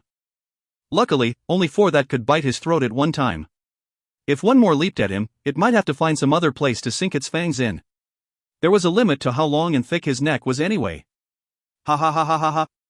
Wei Yan dropped to the floor and laughed again. What a useless teammate. Zhang sighed. He had just used horizontal sweep, and the cooldown was 10 seconds. It was just the same as suffocate's channeling time. Fortunately, even without horizontal sweep, he could still inflict a high damage attack. The little girl may be useless in this instance, but the Thunderhawk and Felice would not stand by and let their master die. However, as per the rules of the game, his throat had been bitten, hence, he could not even speak. However, it did not matter, since he could mentally command the Thunderhawk to attack the lionesses. On the other hand, battle companions would have to listen to a master's verbal command to communicate. Since he could not speak, he could not command Felice to save him. Unlike the little girl, Felice was more proactive. The 10 seconds of the lionesses suffocate was enough for both the Thunderhawk and Felice to deal more than 200,000 damage. Technically, it should have already breached the threshold of the required damage to break the channeling 4 times. However, their attacks were divided into multiple hits instead of one strong hit. Luckily, Zhang was still able to land a few strong hits himself, killing them off before they could finish their certain kill skill channeling. Well, I'll say, this place is not suitable for solo grinding. Han Shui sighed. It takes 50,000 damage in an instance, per monster to interrupt the channeling of suffocate. Zhang had the ability to deal that much damage to free himself from the grasp of death, due to this god of war inheritance, and a mythical tier battle mount and battle companion. On the other hand, the lionesses always came in packs. If a random team of 5 players had encountered a pride of 10 lionesses, there would be 90% chance that they would die. After all, to pull all 10 elite monsters together, and tank powerful barrages of attacks, would require tanks of a certain caliber. Sadly, there were too few of them in the game at the moment. If the tank is not sufficiently equipped, it would take at least 3 or 4 tanks in a group to tank the lionesses. Now that they had one problem solved, the battle with the remaining lionesses were much easier. Zhang started to use supporting attacks to smack down the incoming lionesses before they could sink their fangs into his throat. All normal attacks were nullified and only skills struck him, which barely did any damage. Han Shui was rather relaxed during the fight. She felt that Zhang had finally started to treat her like a real wife and would not want her to be in too much trouble. The fight continued, and when one of the lionesses was damaged till it was left with only 20% HP, it ran a distance away from them and let out a deafening cry that reached the end of the field. As if it was made of lightning, 2, much more imposing, larger lions had dashed out from the forest to rescue their harem. The lion stood in front of the females and growled fiercely at Zhang and the 2 ladies. Baroque Lion King, Yellow Gold, Beast. Level, 125. HP, 3,750,000. Defense, 2,120. Melee attack, 9,257 to 13,257. Skills. Mauls the target and grants a chance to tear away at a target's defense. Deals 150% melee physical attack. Suffocate, bites a target's throat, suffocating the target. Channeling required for 10 seconds. Immediate death will be inflicted once the channeling is completed. 100,000 damage or higher interrupt the caster. Note, every pride of lions would have 1 to 3 male lions. Even though the Lion King will not join in the hunt, it has the power to protect those to seek to harm the pride. The male lions were huge, measuring close to 2 meters tall and 6 to 7 meters long. The wild, golden manes caught the wind that blew across the field, waving about. Wei Yan'er's eyes widened with a certain glint and cried, "Whoa! I've always wanted to rear one of them."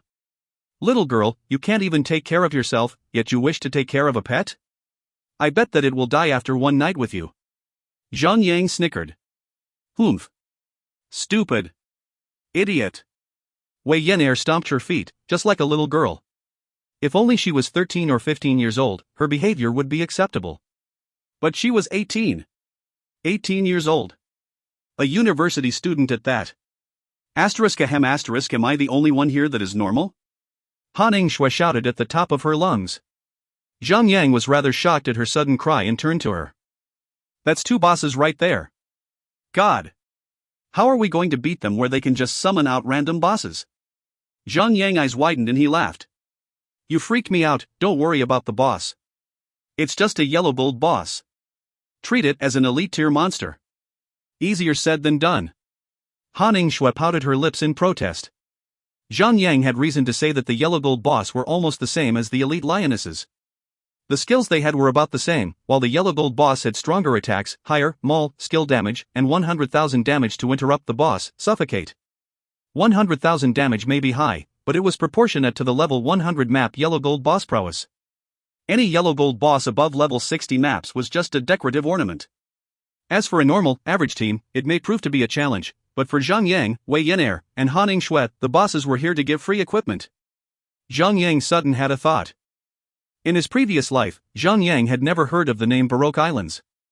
Technically, if there were random yellow gold boss appearing so frequently, this place would be a treasure cove. There had to be more prides of lionesses in the flatlands. Every pride would have a few yellow gold boss lion kings guarding the pride. More prides, more lion kings. More lion kings, more equipment. If yellow god bosses were spawning like regular monsters, violet platinum bosses should not be too far ahead. Zhang Yang had not yet proven the theory to be true, but if it was the case, the island would be a treasure island. Even though the island was huge, and the number of bosses fitting to complement its vastness, why had no guild ever occupied the island in his previous life? Such a lucrative money-making island should have been famous. No matter how hard he thought about it, he had never heard of the island name itself. So be it, once the quest is completed, the truth should be revealed. "Rawrrr," the lions roared and charged at Zhang Yang. It bared its fangs out at Zhang Yang, ready to mangle him from limb to limb. Each of its fangs were so long and sharp that they looked like Sun Xian's daggers. Zhang Yang planted his feet deep into the ground and forcefully knocked the lions away with his shield, via supporting attacks. His original strength value could rival that of a level 125 yellow gold boss. Paired with Wei Yan'er's strength aura, it granted a bonus to Zhang Yang's strength, giving Zhang Yang the ability to bash the beasts away. Rawr! The lions got back to their feet and leaped towards Zhang Yang again. The other remaining lionesses joined in together and attacked Zhang Yang as a pride. Shush! Zhang Yang casted horizontal sweep and dealt a wave of 50,000 damage to every monster there. The sword procced its skill and blasted another wave of horizontal sweep, almost sending all the lionesses to their last 20% HP. The little girl cried in excitement and activated her skill, Indiscriminate, and Tornado Cleave, after. With a swift blow, all monsters that had 20% HP or lower were instantly struck by Wei Yan'er's attack, taking more than 60,000 damage critical hits. Wang Yan'er sighed disgruntledly and said, "Sigh. My critical hit is still weaker than the newbie tank's horizontal sweep. How sad." Zhang Yang shook his head. "Little girl, horizontal sweep is a 200% weapon attack skill. A level 10, Tornado Cleave, will only deliver 170% weapon attack. Then again, I have 50% extra damage boost from the God of War inheritance. That is why my horizontal sweep is much stronger than your Tornado Cleave, but..." "Hoof. I see. In that case, I will get an A-class inheritance for myself, and get a strong skill that would deal AoE by 200% or 300% weapon attack. Ha ha. I will dominate the field then. Newbie tank." "You've had your time, it's my turn," said Wei Yan'er proudly. Ha ha. It's best for you to keep that in your heart. Aren't you scared of me slacking off? If you hit too hard, I won't be able to hold on to their aggros. Ha ha. You may slack, but my cousin's sister has told me. If you dare to bully me, she will turn you into a dried-up corpse. Zhang Yang frowned. Did that B***tch just teach her little cousin sister how to threaten him? If you find any errors, ads pop up, ads redirect, broken links, non-standard content, etc., please let us know. Report chapter so we can fix it as soon as possible. Chapter 557, Mountain Rat. Chapter 557, Mountain Rat. Translator, Endless Fantasy Translation Editor, Endless Fantasy Translation. 2 yellow gold tier joined the pride, but it did not help to ensure their survivability. After some time, Wei Yin-er and Han Ing-shui completely forgot about their battle companions. The little girl had genuinely forgotten about her battle companion, while Han Ing-shui was annoyed at the big pervert's dirty talk. That being said, Messic's attack was rather low, and since Zhang Yang was here to tank the monsters, she had no reason to summon Messic out to the field. She would only be giving a chance for the big pervert to make a move on her. After 4 minutes, the party of 3 surrounded the dead bodies of the lion and lionesses. It's a shame that beast monsters do not have the tendency of dropping coins. Instead, they had dropped many ETC-type items such as their fangs, mane, leather, and other useless items that would end up being sold to an NPC merchant. Still, the money obtained from selling them would be equivalent to that of gold drops. However, ETC items were not equal to their value in gold. They take up inventory space, and that alone makes them far less desirable. If players were to grind for a long period of time, they might have to eventually pass up on them. Zhang Yang did not have the slightest interest in picking up items that were worth several silver coins. On the other hand, the 2 money mongers were furious since there was no real money dropping from the lions. Luckily, the 2 yellow gold bosses were kind enough to not drop any gray silver equipment but 5 yellow gold tier equipment. Selling them for 500 gold coins apiece should not be much problem. Even though Zhang Yang had surmised that the island could be a potential treasure cove, the money generation rate was still lower than the little merchandise shop in the mining cave. Still, free stuff was up for grabs, why would he not take it then? The party continued to move forwards and came across another pride of lionesses after just 10 minutes. This time, the pride of lionesses had only summoned 1 boss. Zhang Yang suddenly thought up of a funny joke and he messaged Han Ing-shui privately. Hey, the male lion is quite a stud, don't you think? He, alone, was able to handle so many female lionesses and is still standing strong. I wish I could be like him. Han Ing-shui playfully glared at him. Perhaps you think that 2 of us are not enough for you. Are you planning to expand your den? Oof. Those Zhao triplets could work. I'd say, if you just point your fingers at them, they would surely be following you like they're the mice and you're the Pied Piper. Zhang Yang merely laughed, but he knew that deep down, the woman was furious. It would be best for him to leave it as a casual joke. He also knew that the woman was jealous of them, since they had been coming to the pool on every alternate day and Zhang Yang would go on serving as their swimming instructor. The 3 of them moved up the field, killed many more lions and finally came out of the flatlands. A few hundred meters away were waves of hills and mountains. The mountains were not too high. At most, the tallest one should be around 200 meters tall. The mountains, however, were filled with the shooter trees, which covered them from base to peak. It was impossible for Zhang Yang and the 2 ladies to use their flying mounts. As they walked on, Wei Yin-er turned and looked behind. She laughed, I think we did something good for the horses and cows. They can now safely graze the field. Ha! Elite monsters will respawn in 5 hours' time. I think, we may have only provided them with a short period of peace before they run around again, said Zhang Yang as a matter of factly. Nye. You don't know how to be romantic, newbie tank, said Wei Yin-er as she forcefully smacked his back. The 3 of them moved up to the first hill. After just the first few steps, they came across an entity that had a grayish appearance. It was surprisingly as large as a fully grown German shepherd. It had a full coat of short fur, for short limbs, and a long tail that was as thick as its head. From a distance, the critter looked like it was a long black snake. The critter moved so swiftly that Zhang Yang only managed to catch its shadow. Before he could turn his head and track its movements, Han Ing-shui screamed as the critter had already stabbed her fair legs with *its long white teeth. F***CKU. Zhang Yang lunged at the critter and bashed the critter with his shield. He stood to protect Han Ing-shui and said, F***CK off, you. Don't you know, only I can use my mouth at that region. Zhang Yang turned back and grinned. Han Ing-shui was panting and slapped Zhang Yang's shoulder. Oomph. Pervert. Han Ing-shui rolled her eyes. Chi.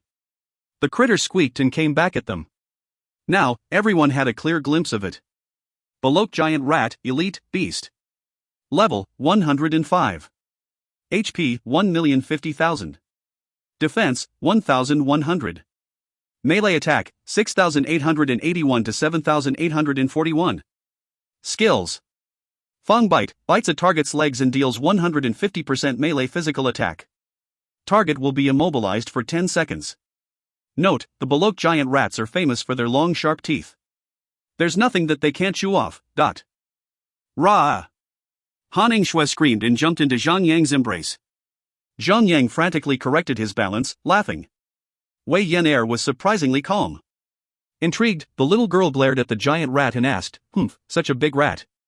It's quite rare to see one that big. Hey, if we rear one at home, would any cat dare to eat it? Gee, the giant rat squeaked. Like a giant boar, the rat sprinted towards Zhang Yang and bared its long sharp teeth, preparing to bite Zhang Yang. From the looks of it, the rat was aiming at his crotch. Zhang Yang frowned at the thought of having his magnum getting bitten. It was different compared when Han Yingxue did it back then. That was a love bite, a pleasant pain, as if he was between both ecstasy and pain. However, if the rat bites it, he might have to prepare giving up on Happy Father's Day. Zhang Yang immediately pulled his leg back and soccer kicked the rat. The poor rodent was sent flying off into the sky. Stupid perverted rat. Prepare to meet your maker. Zhang Yang ran to the area where the rat was projected to fall, and slashed the rat in midair, like a baseball. Han Yingxue laughed and teased, "Hey dummy. The rat could be a female. Didn't you want to make a harem? Think about it. You can take the rat home, and teach her how to swim. Perhaps, one day, the rat will bear you many children. Didn't you watch? There are so many beautiful rat spirits around." Zhang Yang was at a loss for words. After Zhang Yang had attacked the rat, Wei Yan'er leaped in and joined the attack. With the combined forces of 2 battle mounts and 2 battle companions, the rat was killed quickly. The party moved on and encountered more similar rats. Whenever one appeared, Han Yingxue will never fail to scream and jump into Zhang Yang's arms. After crossing the mountains with little to no danger, they reached the peak. The top of the mountain had been flattened. So flat that it seemed like someone or something had chopped the top triangular head of the mountain off. The flat area of the peak was wide and large, and unmistakably white, like a huge stage. At an edge of the flat peak, there was a rat that was as big as an elephant. Unlike its smaller brethren, this colossus rat was rather grand and beautiful. Its fur was silky smooth and had a little glint of violet platinum luster. It was not as disgusting like its smaller brethren, but far more ferocious and grand. Bolok Giant Rat King, Violet Platinum, Beast. Level, 109. HP, 10,900,000. Defense, 2,820. Melee attack, 13,410 to 17,410. Skills. Fang Bite, bites a target's legs and deals 150% melee physical attack. Target will be immobilized for 10 seconds. Hide, the giant rat king will dig underground and hide underground when its HP reach 10%. Will restore HP, channeling, 1 second. Can be interrupted. Note, the king of all of Bolok giant rats. Its sharp teeth can bite through even the toughest of steel. Zhang Yang had a happy glint in his eyes and he cried out happily. Looks like we've hit the jackpot. What are you talking about? It's just a violet platinum boss. It's not a mythical tier anyway. Wei Yan'er asked. He. Stupid little girl. Zhang Yang pat and rubbed Wei Yan'er head. Pay attention to the boss level. It's only level 109. That means, the equipment it drops will be level 100. The kind of which we can immediately equip. Don't keep thinking about mythical bosses. How many mythical boss can you find nowadays? For Zhang Yang and those around his level 100 mythical tier equipment were far more precious compared to level 110, or level 120 violet platinum equipment. Level 100 equipment could be equipped right away and the rest would have to wait until they reach the appropriate level requirement. By the time they reach level 110, or level 120, they would already be targeting mythical tier equipment. Hence, the significant factor about the giant rat was not its level, but the level of the equipment that it would drop. Ha! Wei Yan'er crossed her arms and nodded. So, what you are saying is that a mythical tier boss would drop equipment. However, unless the equipment they drop has a special effect that lowers the equipment level requirement, it would make no sense to fight the boss then. Correct? Ha. That's a way to put it. Since when has the little girl become so smart? Wei Yan'er scoffed and spotted something. Hey! Look! The little girl pointed at something beside of the boss. Zhang Yang and Han Yingxue focused their sight at where Wei Yan'er was pointing at and saw a tiny, palm-sized rat that's scampering around. The little rat had a violet platinum fur coat. From that distance, anyone could mistake it for a violet-colored ferret. It was undoubtedly cute. Juvenile Gold Biter Rat, Violet Platinum Mount. Level, 0. HP, 50. That's a Violet Platinum Mount, all of them cried out at the same time. Zhang laughed and said, ho ho ho. It's a good mount right there. That's probably the strongest mount so far. Sadly, it's just a regular mount and not a flying mount. Han Yingshui shook her head and said, I think it's strong. Most of our battles are still occurring on the ground. There aren't many aerial battles nowadays. Besides, a flying mount is only good for traveling. Technically, almost 99% of all battles took place on the ground. In PvE fights, there would hardly be any difference for flying mount or regular mounts. The importance of a mount was its attack power. During PvP, however, a flying mount user would have the aerial dominance over the other user. If they are about to be killed, they could jump on their flying mount to buy some time. In a similar situation, a player with no flying mount would have to face their defeat. Zhang laughed and pushed Han Yingshui lightly. Go and catch it, then. Han Yingshui squeaked a little and shook her head rapidly. No matter how small or cute the little critter was, Han Yingshui could never accept it. For her, it would always be an annoying, disgusting rat. That being said, Han Yingshui was a healer. She had no need to be at the front lines to attack. Having this battle mount would not do any good for her. However, if the little critter is of a magic attack type, Han Yingshui might still able to attack from the rear. However, based on the stats of the giant rat king, the little rat there would probably be a physical attack type. Wei Yan'er already had a violet platinum flying mount, the white tiger. Zhang had the mythical tier Thunderhawk. Both of them had no need for the mount. Zhang then called 100 Shots and the rest of his friends over, hey guys, I have here, a violet platinum regular mount. Anyone interested in taking it? Whoa. Boss, I want. I'm interested. Little Young. Let me have it. Endless, UF*CK off. I'm interested. I want to upgrade my mount. Everyone flooded up the party channel and contested for it. Even though there were many mounts in the Chaos Realm, they were mostly gray silver and yellow gold. Violet platinum tier mounts were still a rare hunt. As the party chat were heading nowhere, Zhang decided to make things easier for them. The mount is suitable for melee attack types. Hunter should not join in, since it would affect your own character's balance. When you're still fighting, the pet dies, and vice versa. Let the melee classes have it. Since hunters have beast taming skill, they could use their battle mount as a pet to attack, just like Zhang and his Thunderhawk. On the other hand, it made hunters lose their advantage of gaining the HP boost. It was fairly important to have high HP when facing a strong boss with powerful AoE skills. Besides that, separating both hunter and their pets will split the target in two, increasing the load for the healers. Secondly, if a battle mount is used as a pet to attack, the hunter's original pet will be ignored, causing the hunter to lose its primary attack power. Hence, hunters should only aim for ranged attack type battle mounts. In that case, the hunter could mount his battle pet and in the same time, use the class-specific pet to attack. That way, it would fully utilize the hunter's special class advantage. Fatty Han obediently listened to Zhang and withdrew from the raffle draw. 100 Shots was in luck. Just a few days back, he had caught himself a violet platinum windy wolf mount. It was a magic attack type and could cast wind blades that strike from a distance. Its attack power was on par with Wei Yan'er's winged tiger. Hence, 100 Shots withdrew from the raffle draw as well. Eventually, only Endless Starlight, Lost Dream, and Mountain Mover rolled for the mount.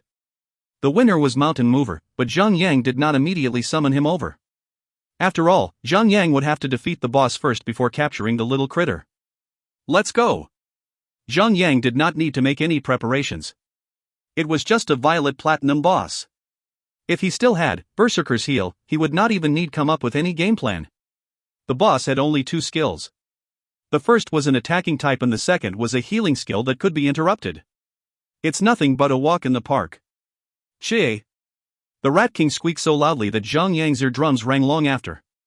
Despite being as large as an elephant, the rat's movement speed was as fast as lightning. With a quick scurry, the rat had rushed towards Zhang. He did not even have any spare second to activate charge.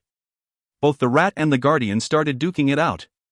The little girl waited for a bit and entered the battle with her axe raised high in the air to strike down on the rat from the sky. Zhang, Felice, and Thunderhawk produced an explosive DPS that went over 40,000.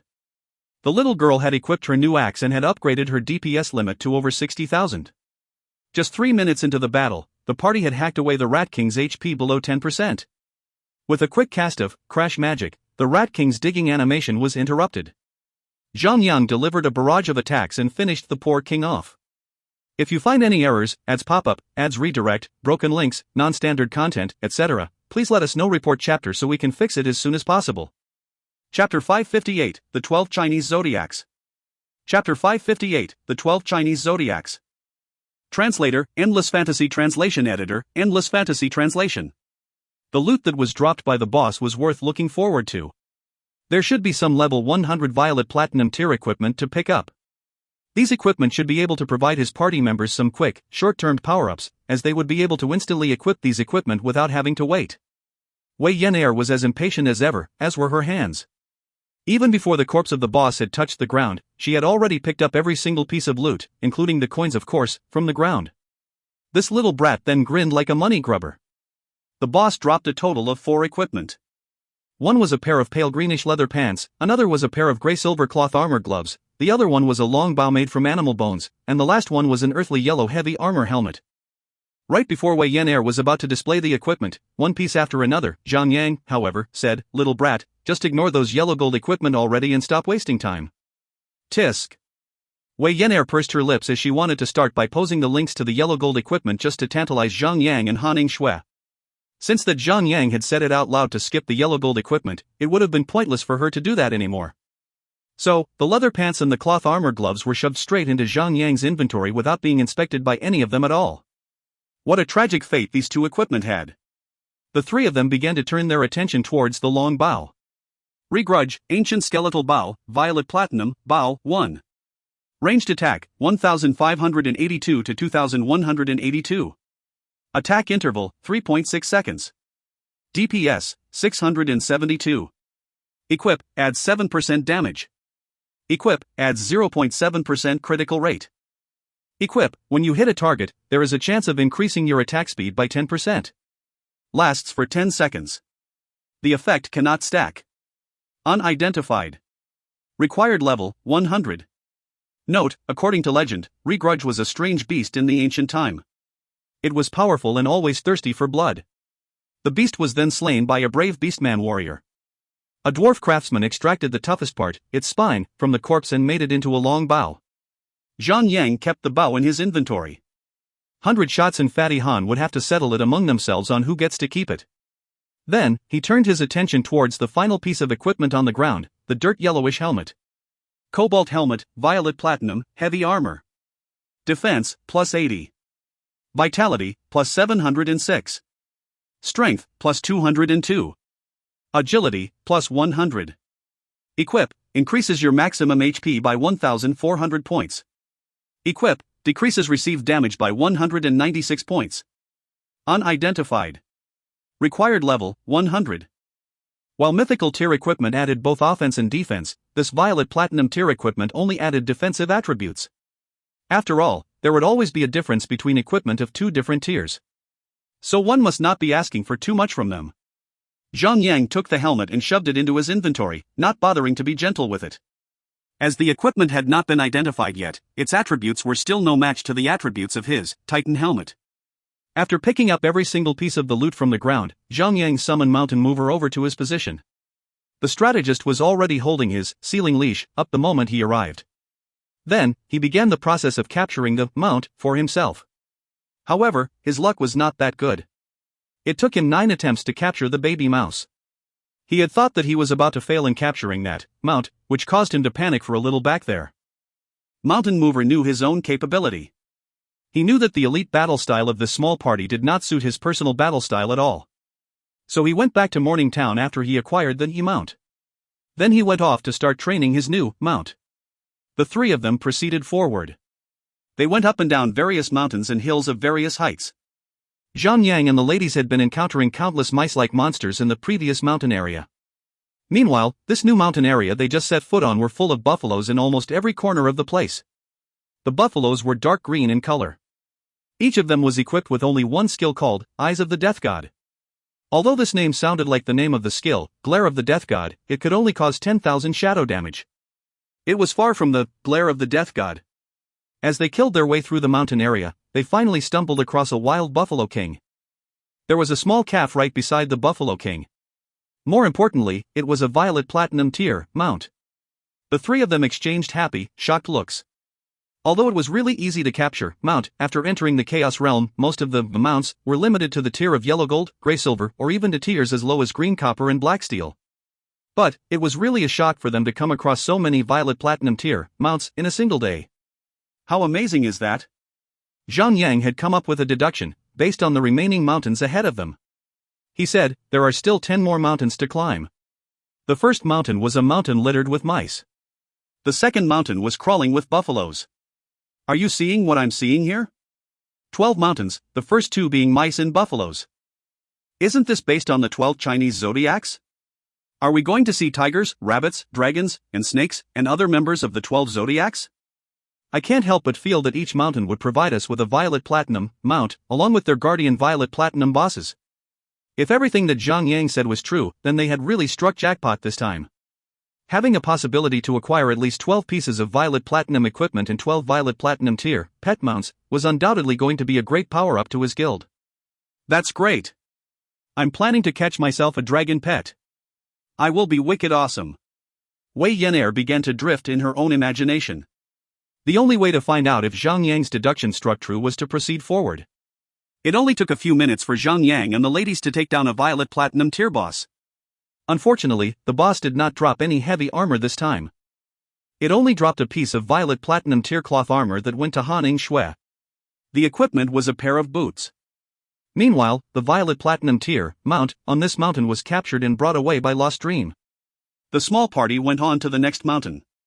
The third mountain was full of ferocious tigers. It was as Zhang Yang suspected. There was a tiger king and a tiger king cub right at the top of the mountain. That tiger king cub was the mount. Meanwhile, the fourth mountain was full of Mashimara-like creatures. However, the dragon mountain that Wei Yan'er had been looking forward to so earnestly turned out to be a major disappointment. There were no signs of ancient dragons, the kind found in ancient Chinese folklore and mythology, nor any Western-styled winged lizards. Instead, the mountain was full of raptors. Those were dinosaurs. They were not to be trifled with. Wei Yan'er fell into a bottomless pit of despair. She lumbered about like a zombie for a period of time before she returned to her place among the living. When light returned to her eyes, however, the little brat unleashed hellfire and fury upon every raptor that was in her field of vision. The next mountain was the Snake Mountain. As expected, the whole mountain was full of snakes. The following mountains contained horses, goats, monkey, chickens, dog, and pigs. Zhang Yang had assigned all 10 members of his party to a violet platinum tier mount. Other core players like Galileo and 10 Party Killer of Lone Desert Smoke also got to step up in the mount upgrade spree. They got to switch their mounts out for better ones. The only unfortunate thing about this was that all of the mounts they had acquired were all ground types.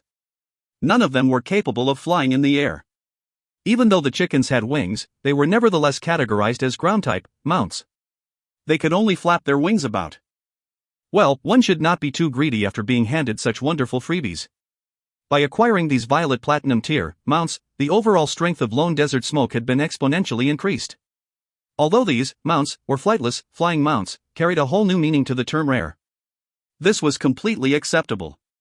It would not have made sense if the game handed over 10 powerful, flying mounts to the gang out of the blue. Furthermore, this was just a level 100 beginner's map. Most of the Chaos Realms still remained unexplored. So players would still stand a chance of stumbling across some flying mounts in the future. Before Zhang Yan and gang had even gotten to the treasure, they had already encountered so many other surprises. They were not even at the pirate's lair yet. At this point, the party did not know what to expect from the treasure chest and were painfully curious. Daffodil Daydream did not leave the scene after acquiring her flatline chicken. This Chickabo turned out to be a magic type mount. The two of them made a great pair. As pet mounts had been extremely rare in the previous stages of the game, players would simply capture any mount they come across without taking a look at the tier or attributes. Having a mount of any kind was already sufficient for players to earn the bragging rights. In a crowded city or territory, these players would already be the center of attraction. With a slightly flashier mount, they would even draw the attention of the opposite sex and start new love stories. Due to the exceeding rarity of mounts, back then, Han Shui was already fortunate enough to own a melee-type, red gold crab. Truth to be told, although the tier of red gold crab was not that low, Han Shui rarely sent the crab into battles. The main reason that Han Yngshui always stayed behind at a safe distance, healing the other party members. So, what good would the melee-type, red gold crab, do to her, when it won't be approaching any monsters? The only function it did was to raise Han Yingshui's maximum HP after she was mounted on it. Under those kinds of circumstances, many players actually had mounts that were not compatible with their styles in combat. Because of the exceeding rarity of mounts back in the day, the players had no choice but to take whatever they were given. Han Yingshui had also switched her ground-type mount to a horse. It was a magic-type mount named Flaming Scarlet Tempest. Currently, the horse was still young and small. Han Yingshui simply could not see the potential of its growth just yet. But they could get some clues on that aspect by looking at the attack pattern of the boss they had encountered when procuring it. The two ladies had summoned their new mounts for them to get experience points. After they cleared out all 12 mountains of the 12 zodiacs, Han Yingshui's Flaming Scarlet Tempest had reached the level of 78. Meanwhile, Daffodil Daydream's Chickabo had also reached the level of 55. Both mounts were capable of mounting already, and they had also acquired some extra skills while they were leveling up. Regrettably, for Zhang Yang, his luck was not that good. Upon killing the 12 bosses, they had picked up a total of 17 violet platinum equipment. However, only the first boss dropped a helmet that he could really use. Although there were also 3 other heavy armor equipment, the attributes on one of them was more inclined to offense. So, Wei Yan Air would a more suitable owner. The remaining 2 heavy armor equipment were more onto defense, however, the attributes were more concentrated on intelligence. In that case, it would be more suitable for Endless Starlight to have them. Since Endless Starlight was the main tanker in clearing the hardcore mode of the Dragon Throat Fortress, Zhang Yang decided to give the 2 defensive equipment to him. His intention was to increase the efficiency of his guild in clearing the dungeon. For that, Endless Starlight was touched to the point that he had tears streaming down his face. He had even expressed that he would give his body to Zhang Yang first if he ever loses his mind and changed his sex. That really gave Zhang Yang the creeps as goosebumps began to spread across his skin. After walking through the mountains of the 12 zodiacs, Zhang Yang and the 3 ladies had arrived at a lake. This lake was a great, inland lake. However, it wasn't so vast that Zhang Yang and the ladies could not see the other end of it. They could also see very clearly that there was a fortress built right in the middle of the lake. This fortress had probably occupied about 10% of the surface area of the entire lake. The fortress was built with woods of great buoyancy. There were iron lock hooks holding the woods all together tightly. It went up and down with the waves. Ha ha! This place looks more like a waterbed. Wei Yenair blinked her eyes repeatedly. Sis, I want a waterbed. Zhang Yang suddenly had an idea and he said, alright. Let's have one waterbed in each of the rooms back home. Well, he was thinking that he might get really pumped if he rams Han Yingshui and Sun Xinu on the waterbed, bouncing them all up and down. Han Yingshui glanced at Zhang Yang. Her face was telling Zhang Yang that she too was looking forward to it. She seemed to have read Zhang Yang's mind correctly. Ha! Why would you suddenly be so generous? Wei Yenair was suspecting Zhang Yang instead. She thought that Zhang Yang was just messing around with her. How could you suspect my sincerity? I've always been generous. Zhang Yang looked far into the distance as he began to look for a way in, then he said, this is most probably the lair of that Blackbeard ditch. He is indeed worthy to be called a pirate. He even built his lair on water. So, how are we going over to the fortress? We shall fly over. It's an entire lake beneath us, so there shouldn't be any more of those monstrous trees we saw before. TL note, no translation error there for that severely underwhelming level 100 Bao. 672 DPS? Foo. If you find any errors, ads pop up, ads redirect, broken links, non-standard content, etc., please let us know. Report chapter so we can fix it as soon as possible. Chapter 559, The Pirate's Old Lair. Chapter 559, The Pirate's Old Lair. Translator, Endless Fantasy Translation Editor, Endless Fantasy Translation.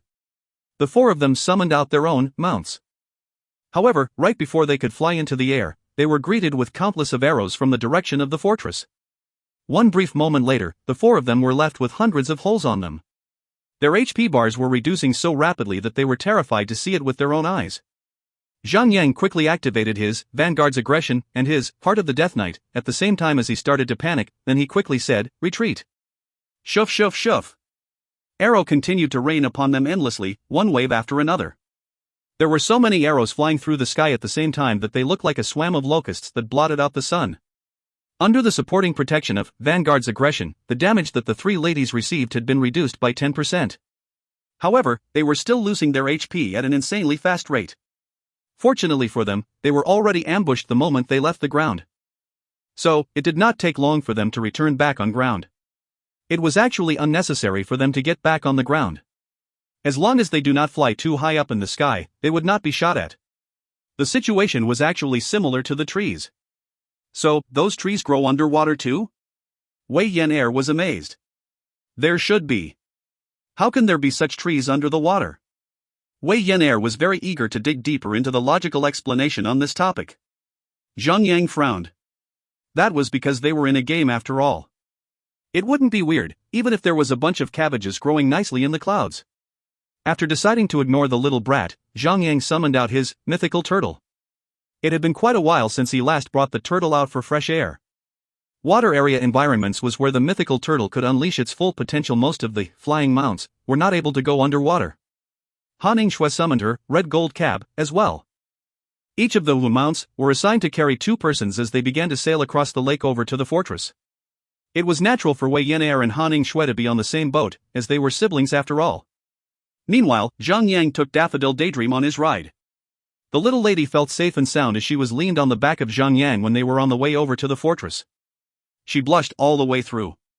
Considering that all mounts can only provide their owners the ability to breathe underwater, the red gold crab and the mythical turtle had to travel above the surface of the water. That way, Wei Yan'er and Daffodil Daydream wouldn't drown. The 4 of them were able to see everything that was happening beneath them, as the water of the lake was crystal clear. As expected, there were countless spiky trends all over the lake floor. Their branches were as bristly as ever, and they seemed completely at home in the water. I didn't know there is such trees that is amphibious. Wei Yan'er widened her eyes a little as she spoke. Let's plant some of these trees in our swimming pool. Zhang Yang laughed out loud and said, then, you better watch out. Those spikes will surely poke right through your butt. You jerk. Wei Yan'er muttered in low voice. Although the lake was vast, the entire journey across the lake to the fortress was just about 4 to 5 kilometers. It only took a few minutes for them to approach the fortress as Mythical Turtle and Red Gold Crab were both agile swimmers. Maybe the pirates had been overconfident about their elusiveness. The base was barely fortified. After looking around carefully, Zhang Yang could only see a few pirates with dark clothing and wretched faces. They were sitting casually at the high tower. It seemed that they were supposed to watch out for any sign of intruders outside of their fortress. However, players and monsters would only engage into battles based on the mechanism of the aggro system that the system had provided all along. So, as long as players could stay out of the aggro range of the monsters, they could avoid the battles with the monsters. Therefore, the 4 of them were basically clueless of their presence as they snuck around the guards stationed on the outpost towers. It was considered as a successful stealthy infiltration. The leader of these pirates must be living in the largest house of all. That means.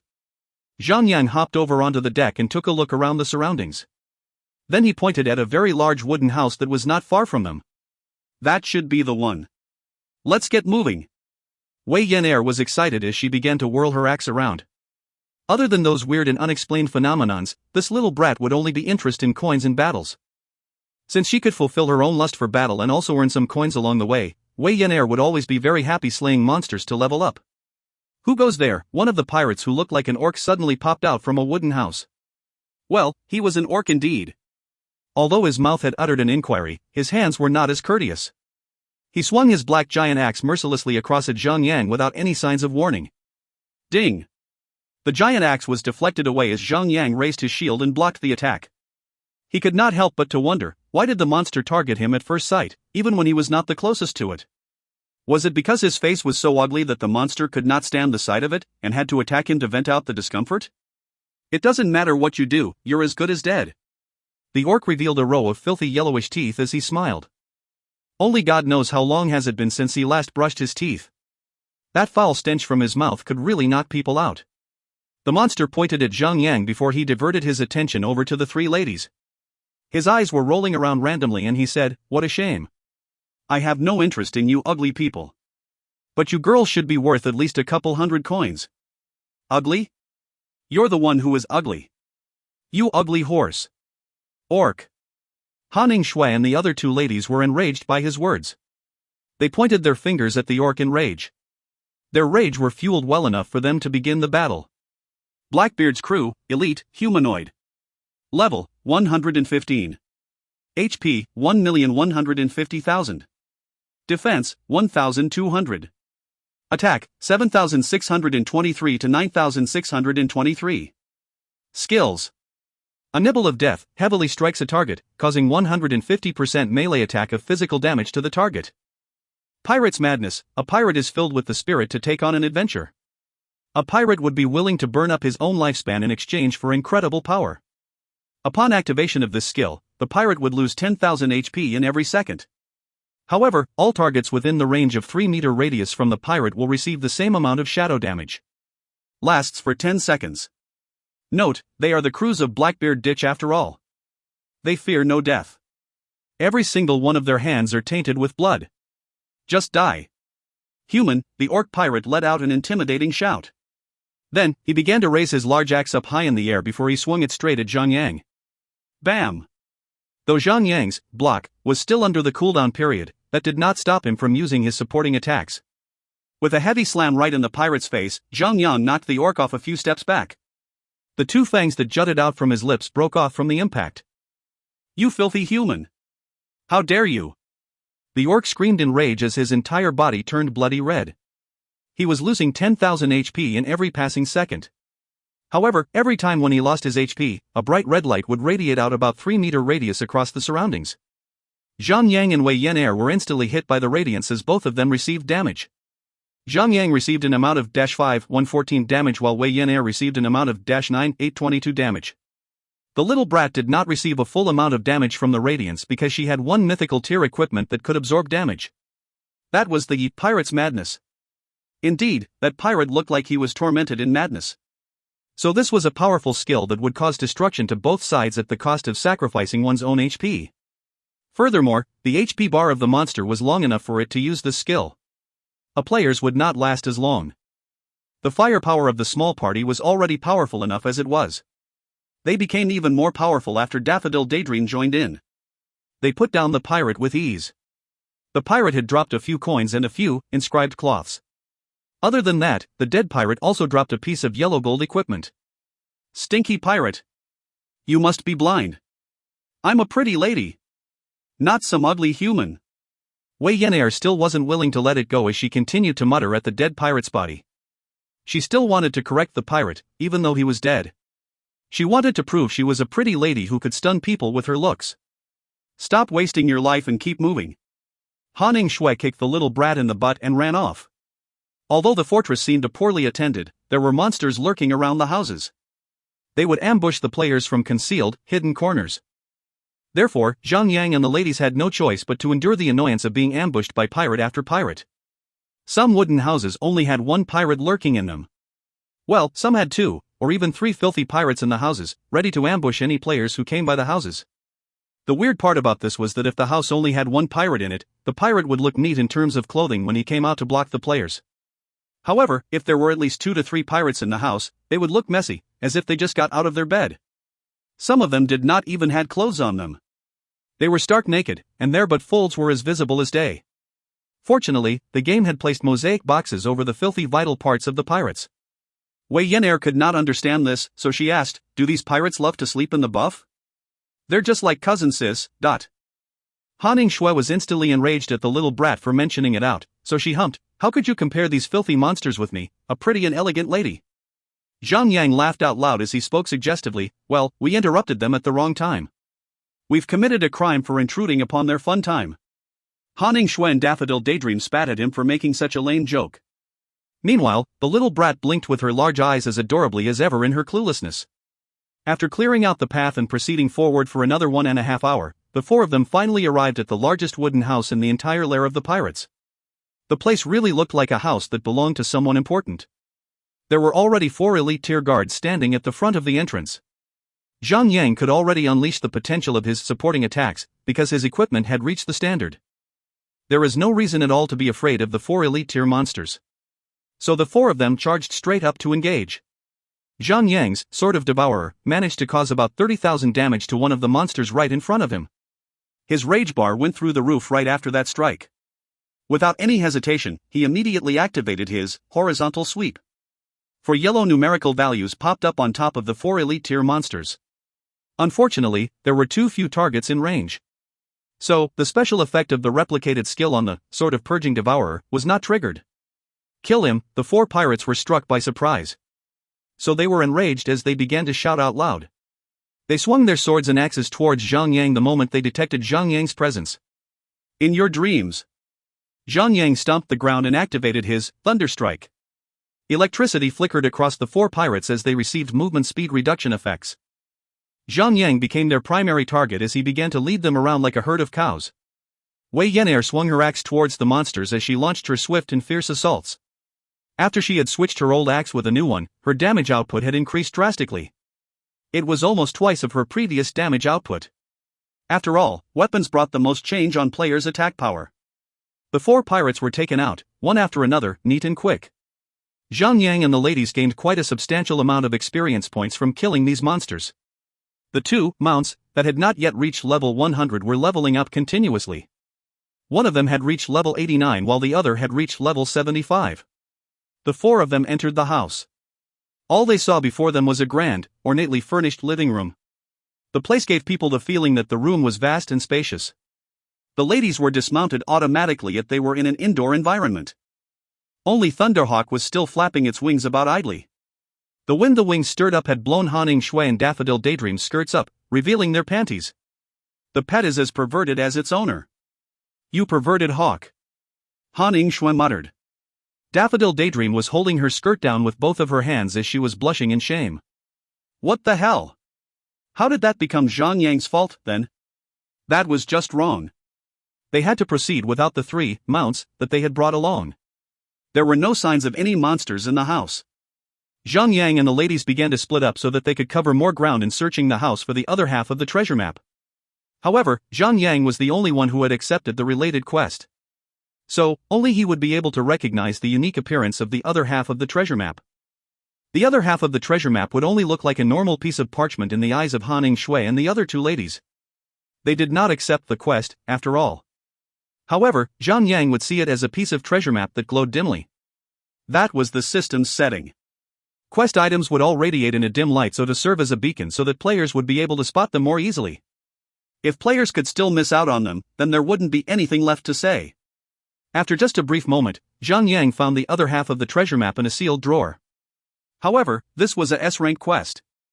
So the question was, will they be able to obtain the other half of the treasure map so easily? If you find any errors, ads pop-up, ads redirect, broken links, non-standard content, etc., please let us know. Report chapter so we can fix it as soon as possible.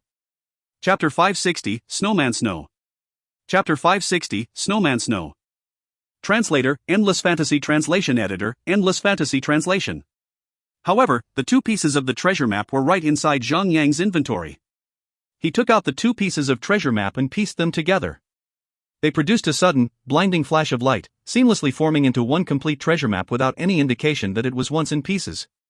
Haha, suddenly, the gang heard a long laugh. A shadow appeared out of nowhere and forcefully relieved Zhang Yang of his treasure map. Zhang Yang was struck by a fist. He received a blow so great that his HP dropped all the way down to 1. The shadow vanished and reappeared at a spot 10 meters away from Zhang Yang. It took the form of a tall, imposing hulk of a man. This man was clad in a thick set of clothing. His jacket had been left undone, leaving his large belly exposed. His thick-set, beefy face and broad cheeks were half covered by a thick, long beard. He looked a little like the legendary warrior, Zhang Fei. That man now held the treasure map in his hands. Looking at the name and title above his head, this was the leader of the pirates, Blackbeard Ditch. What the hell? This quest was not as simple as expected. The boss had come over to snatch the treasure map away from Zhang Yang himself. I have waited for more than 10 years, and a new thief finally presents himself. Ditch was laughing out loud. I knew it. Since you stole the first half of the treasure map, you will surely be back for the other half. So I had been expecting you. Blackbeard Ditch's illusion, summon. Level 130. This was actually not the real boss, it was just an illusion of Ditch. You thieves. I shall allow you pathetic fools to live a little longer. After I take the ancient treasure for myself, I shall have my own sweet time with you all. The illusion of Ditch strode out of the house, calling over his shoulder. Then, the illusion went flying into the sky with a shoof. Arg! That fat bastard. Wei Yan'er was so mad that she began to shout. She was a money grubber, after all. Of course, she would be very fond of treasures and treasure coves. Of course, she would burst into rage knowing that the only lead to her favorite treasures had been taken by the boss, right in front of her eyes. Ding! The objective for your quest, the pirate's treasure map, has changed. You must reclaim the treasure map back from Blackbeard Ditch. Stop him from getting the ancient treasure and becoming an unstoppable dark force. Zhang suddenly received a system notification. Initially, the quest had required him to steal the map, and now, the quest wanted him to snatch the treasure map from the hands of Blackbeard Ditch himself. Zhang quickly brought up his quest list to take a good look at the quest description. The description had changed slightly. The description of the quest now clearly stated that there was a secret passage in a corner somewhere nearby them. Blackbeard Ditch had been going through the secret passage in and out, to resupply. Without further ado, Zhang hustled the ladies to move their asterisk Cs immediately. They followed the description of the quest and arrived at the west side of the lake. After climbing over some huge rocks, they found themselves standing at where a river branched itself out into two smaller rivers. Apparently, the rocks were just an illusion. Magic had formed them, capable of deceiving the untrained eye. A huge pirate ship was parked in the smaller branch of the river. The moment Zhang and the three ladies arrived, the pirate ship began to drift slowly along the current. The two water-type mounts had to swim with all their might just to catch up, or they snuck on board from the back. Intruders, one elite-tier pirate spotted the four of them sneaking about and immediately attacked. The pirate swung his cutlass about while charging at them. The pirates are a merciless folk. They did not discriminate by gender. The first target this pirate went for was Daffodil Daydream. Zhang quickly ran between the two of them. He raised his shield and deflected the blow. After a flurry of attacks, the pirate buckled beneath the heavy firepower of Zhang small party. The huge amount of experience points gained gave the two new mounts a level each. Cutting their way through the deck, the four of them eventually found a cabin door. They broke it down and entered the cabin. However, the interior of the cabin was considered as an indoor environment. So, other than Thunderhawk, all mounts were automatically banished into their respective owners' inventory. Hee, I think I smell the scent of a woman. Me too.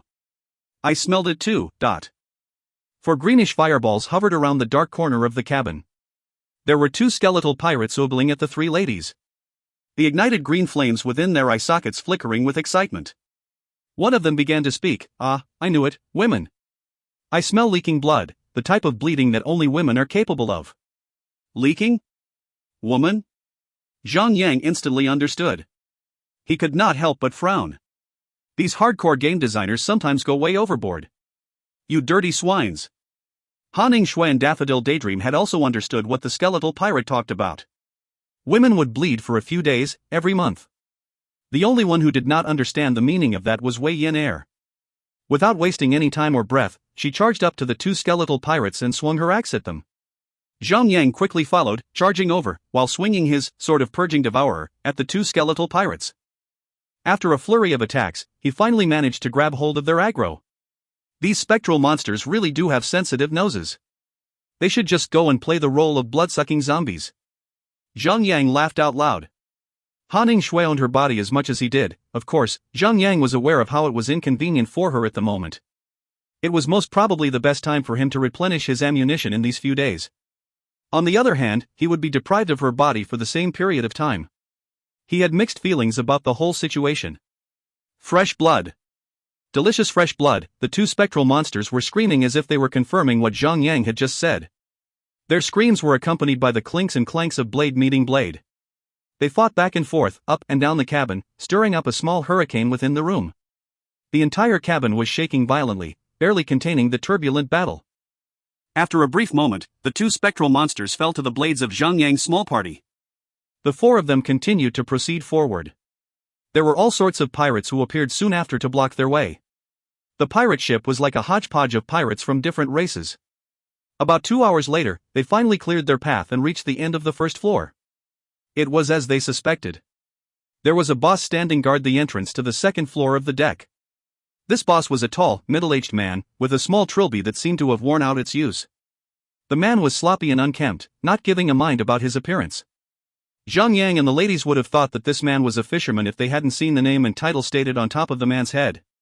Snowman Snow, Violet Platinum, Humanoid. Level, 130. HP, 13 million. Defense, 3,540. Melee attack, 17,739 to 21,739, determined as physical attack, but causes frost damage. Skills, Blizzard Storm, summons a storm of blizzard to attack the enemies.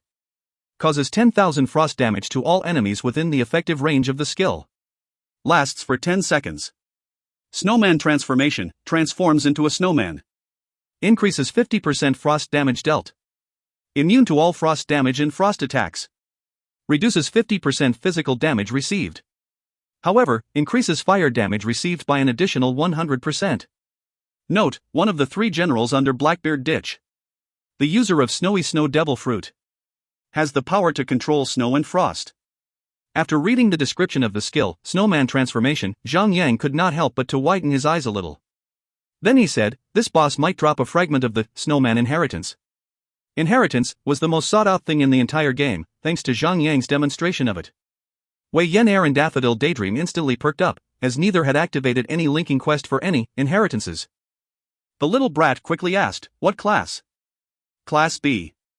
Humph. I don't want to even consider a low-class inheritance. Wei Yan'er immediately sighed discontentedly as she shook her head again and again. I'm a pyromancer, after all. I'm afraid that this snowman inheritance is not suitable for me at all. Daffodil Daydream had a more down-to-earth character. Unlike the little brat, she would consider things based on a more practical point of view before making any decisions. Zhang nodded and said, this snowman inheritance caters more for physical types. When you activate the inheritance transformation for this inheritance, you will basically have the similar ability that the boss has when it activates its snowman transformation. But, you will have more HP and a higher attack power after you transform. Honestly speaking, it would really suitable for little brat. No. Don't even think about telling me what to get for my inheritance. Wei Yan'er shook her head as if it was one of those handheld whirling drums. I'm not such a cheapskate. I won't go for a mere Class B inheritance just because I can't get a Class S inheritance. Our little brat is such an aspiring youngster. Such lofty ideals and dreams. Ha ha. Zhang laughed. Wei Yan'er was happy for a brief instant. However, the next things that Zhang brought up immediately angered her again. Unfortunately, she just can't seem to get the chest she wants, and she also can't seem to get the butt she wants either. Would any man really have an eye for her? The little brat was unpredictable. She actually said, if no one wants me, then I will rely on you. TSK. Is that her way of hitting on someone? Alright, let's go to the boss then. Han Yingxue quickly said. Naturally, she wouldn't want the little brat to throw herself onto Zhang. She could still argue or fight with Sun Xinu till the bitter end. However, to fight for a man's favor with this little brat wasn't something she was prepared for. Prevention would be better than cure. Just like how we always do it, heal me accordingly and we should be fine. There's not much to discuss about. Also, remember to dodge the blizzard storm. Let's do this. Zhang swung his sword of purging devourer as he charged at the boss. Are you the thieves that Captain was talking about? Snow swung his fist at Zhang blade. His fist was beginning to freeze up with frost as he was at it. It was like an armor coating over his entire fist. Boom! 25399 12822. The moment the fist clashed with the blade, sparks flew. Zhang and the boss received damage at the same instant. However, the damage that Zhang caused upon the boss was 2 times higher than the boss's damage value. Not bad, I can't believe that you're actually this capable. Snow retracted his fist. His hand was covered with frosty air. Apparently, he was shocked. It seems that I should fight you more seriously. Chang. The boss started to cover his body up with snow. In no time at all, he looked like a walking snowman. Snowman transformation. Well, that's really unfair. This was supposed to be the ultimate skill of the boss. How could the boss use it at such an early stage of the boss battle? Zhang had no idea how long this skill would last. If this skill could last for 2 hours, as long as a player's inheritance transformation skill, then it would become impossible to defeat the boss. Zhang and Wei Yan'er swiftly casted 5 layers of cripple defense onto the boss. However, the boss had already obtained a 50% reduction on all physical attacks thanks to his snowman transformation, but even Zhang got far stronger all of a sudden. His normal attacks would only cause 12,000 to 15,000 damage. When one door shuts, another opens. It was fortunate for Daffodil Daydream to tag along after she had acquired her mount. She was a pyromancer, after all. Knowing that she could double her damage dealt on the boss, Daffodil Daydream cast her fireballs over and over again in excitement. Each of her attacks could cause about 28,000 damage. Daffodil Daydream was not the only one enjoying her double damage. Felice was also experiencing the same thing. Initially, Felice could already cause up to 20,000 damage with her fire missile. After her attack was doubled, she could deal about 40,000 damage. So basically, her DPS had already exceeded 20,000. Zhang Yang could usually rely on his damage output in getting hold of the aggro of his target. However, he now had to use his provoke-like skills to prevent the boss from going after Felice instead. Ice Age, the boss suddenly let out a thunderous roar. The next moment, the entire cabin had been transformed into a land of ice and snow. The floor was suddenly buried in snow. Countless, sharp spikes of ice started raining down the entire area. The hail of icicles was intense and unrelenting. One could only escape this only if they knew how to walk through a rain shower without getting hit by a drop. Retreat! Retreat at once! Zhang Yang said in a hurry. While the boss was under his snowman transformation, there was a 50% increase on the critical rate of every single frost skill that he had. So, this Blizzard Storm could basically cause about 15,000 damage every time it hits a target. Even though the equipment on the ladies were already considered to be very powerful, they would still have to drop by the graveyard if they ever get hit by 4 to 5 of those spikes. Although Zhang Yang had shouted to the ladies to retreat, he did not move a muscle at all. The Blizzard Storm would be channeled with the boss as the central anchor. If Zhang Yang retreats with the ladies, the boss would follow, along with the Blizzard Storm. That could possibly wipe the party out. Fortunately, this Blizzard Storm was only going to last for 10 seconds. After 10 seconds, the phenomenon faded without a trace. Han Yingshui and the 2 other ladies rejoined the battle. Meanwhile, Felice had stayed and fought against the boss. She took the full brunt of the impact. However, thanks to her 5,000 magic defense, she only lost about 100,000 HP. That would still leave her with half of her HP bar untouched. As the battle continued, although Snow was behaving like an authentic mythical tier boss while he was in his snowman transformation form, he could not make up for his disadvantage over his total amount of HP. About 3 minutes later, the boss let out a miserable scream and collapsed onto the ground. The party earned massive amount of experience points and quite the number of loot. The 4 of them did not feel excited at all. It was really no big deal for them. Furthermore, the boss was only a level 130 boss. The equipment that the boss dropped were basically level 130 Violet Platinum tier equipment, without the special that reduces 20 levels from the requirements. The equipment were like tasteless, bland chicken to them, and they did not even spare anything a glance. Zhang Yang shoved everything into his inventory. However, the boss had also gave them a pleasant surprise, a fragment of the Snowman inheritance. This was one of the Class B inheritances. There were a total of 6 pieces of fragments for this inheritance. In order to activate the linking quest for the Snowman inheritance, one would have to gather all 6 pieces of the fragments to form a complete piece. Since that the little brat was not interested with it at all, Zhang Yang had placed the fragment in his inventory. He could just give it out to any of his core members in the guild as a reward for achieving something for the guild. Any player that had the inheritance transformation skill on them would be the most valuable asset to every guild.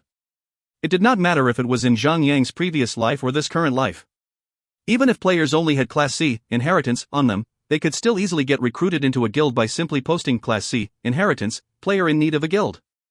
Some top guilds would even politely request for such players to join them. The richer guilds would even pay the players with fixed salaries. When a thing is rare, it becomes precious. After all, a player with an inheritance transformation were so rare and valuable to a guild. This piece of Snowman inheritance fragment could not be bought or found in any forms of shops. So Zhang Yang decided to keep it for the elite players as a token of incentive. He wanted to make sure that the person who would be receiving this should be a member that had a strong sense of belonging in the guild. Furthermore, that player should also be quite skillful. After all, Zhang Yang would be giving out a Class B inheritance. He just wanted to make sure he had given it to the correct member. Even in his previous life, a guild could laugh heartily if they could really gather 10 players with a Class B inheritance. Hey! If this is a Class A inheritance, perhaps I would have forced myself to take it. Wei Yan'er shrugged as she spoke. Zhang Yang laughed and said, actually, you still have a chance to get a Class S inheritance. Really? How? Delete your account, restart the game as a spellcaster, a knight, a hunter, or a thief. If you find any errors, ads pop up, ads redirect, broken links, non-standard content, etc. Please let us know report chapter so we can fix it as soon as possible. Chapter 561, Crimson Flame of the Blazing Flame. Chapter 561, Crimson Flame of the Blazing Flame. Translator, Endless Fantasy Translation Editor, Endless Fantasy Translation. After taking out Snowman Snow, the four of them arrived at the second floor of the cabin. As the special note of the first boss had stated that Snow was just one of the three generals serving under Blackbeard Ditch, Zhang, and the ladies knew that they would still have to defeat two more general bosses before they could actually face Blackbeard Ditch himself. The monsters on the second floor of the cabin were also similar to the monsters on the first floor of the deck. Other than the pirates of different races and species, there was also a new type of monster, Pirate's Parrot. Pirate's Parrot, Elite, Beast. Level, 125. HP, 1,250,000. Defense, 1,300. Attack, 7,381 to 11,381. Skills, Dive, charges down from the sky, causing 150% physical damage to the target. Causes the target to fall. The target will be able to get back to their feet after 1 second. Parrot's Infection, infects the target with a virus, reduces target's damage dealt by 10%. There is a 10% rate of causing the target to have a fever once every 3 seconds. The target will descend into a chaotic state and cannot attack. Lasts for 15 seconds. Note, parrots are the symbol of pirates. How can a pirate ship be a real pirate ship without a parrot on it? The irritating thing about these parrots was that they would come in a pack of 3 or 4. Because they were small, they could attack one target at the same time. Furthermore, these parrots certainly belonged to the agility type classification. Their movements were extremely agile. Zhang could not keep up with their speed, and was not even able to use his supporting attacks. Fortunately, Zhang and the ladies were powerful enough to take it all. Zhang could still endure the assaults from 3 to 4 monsters at the same time. Zhang and the ladies proceeded forward without much of a problem, although the parrots greatly hindered them. It took them more than 3 hours to arrive at the end of the floor. Finally, they came face to face with the second boss, Crimson Flame. Surprisingly, this pirate looked like well-dressed, muscular, middle-aged man with a high collar around his neck. He looked more like a cocky general instead of an atrocious pirate. Crimson Flame of the Blazing Flame, Violet Platinum, Humanoid. Level, 130. HP, 13 million. Defense, 3,540. Attack, 17,739 to 21,739, determined as physical attack, but cause fire damage. Skills. Parrot Summoning. According to rumors, before Crimson Flame was a pirate, he used to be a parrot seller. He has an amazing ability of communicating with parrots. Summons parrots based on the number of players on his aggro list. Roaring Flame Transformation, transforms into Blazing Flame. Increases 20% fire damage dealt. Immune to all fire damage and status restriction skills received. Reduces 50% physical damage received. However, increases frost damage received by an additional 100%. Blazing Drift. When Crimson Flame enters its Blazing Flame transformation form, his body will be flowing with blazing lava. All enemies that touch him will receive 10,000 fire damage. Note, one of the 3 generals under Blackbeard Ditch. The user of Blazing Flame Devil Fruit has the power to control fire. Zhang was surprised and happy at the same time, after taking note of the Roaring Flame transformation skill on the boss description. He knew that there was a very high chance that the boss would drop a fragment of the Roaring Flame inheritance upon defeat. Did they come across King Solomon's mine or something? Back in the mountains of 12 Zodiacs, it was still reasonable to get few pieces of yellow gold equipment that were dropped by earlier bosses like the Tiger King. It was simply because there were 12 bosses back there. However, they also got a few pieces of Violet Platinum tier equipment and 1 Violet Platinum tier mount for every boss they slew. That alone was already more than enough for them to come to the island. Now, this boss was even more generous. He even dropped a fragment for a Class B inheritance. A Class B inheritance. Any guild would like to have their hands on inheritances of such class.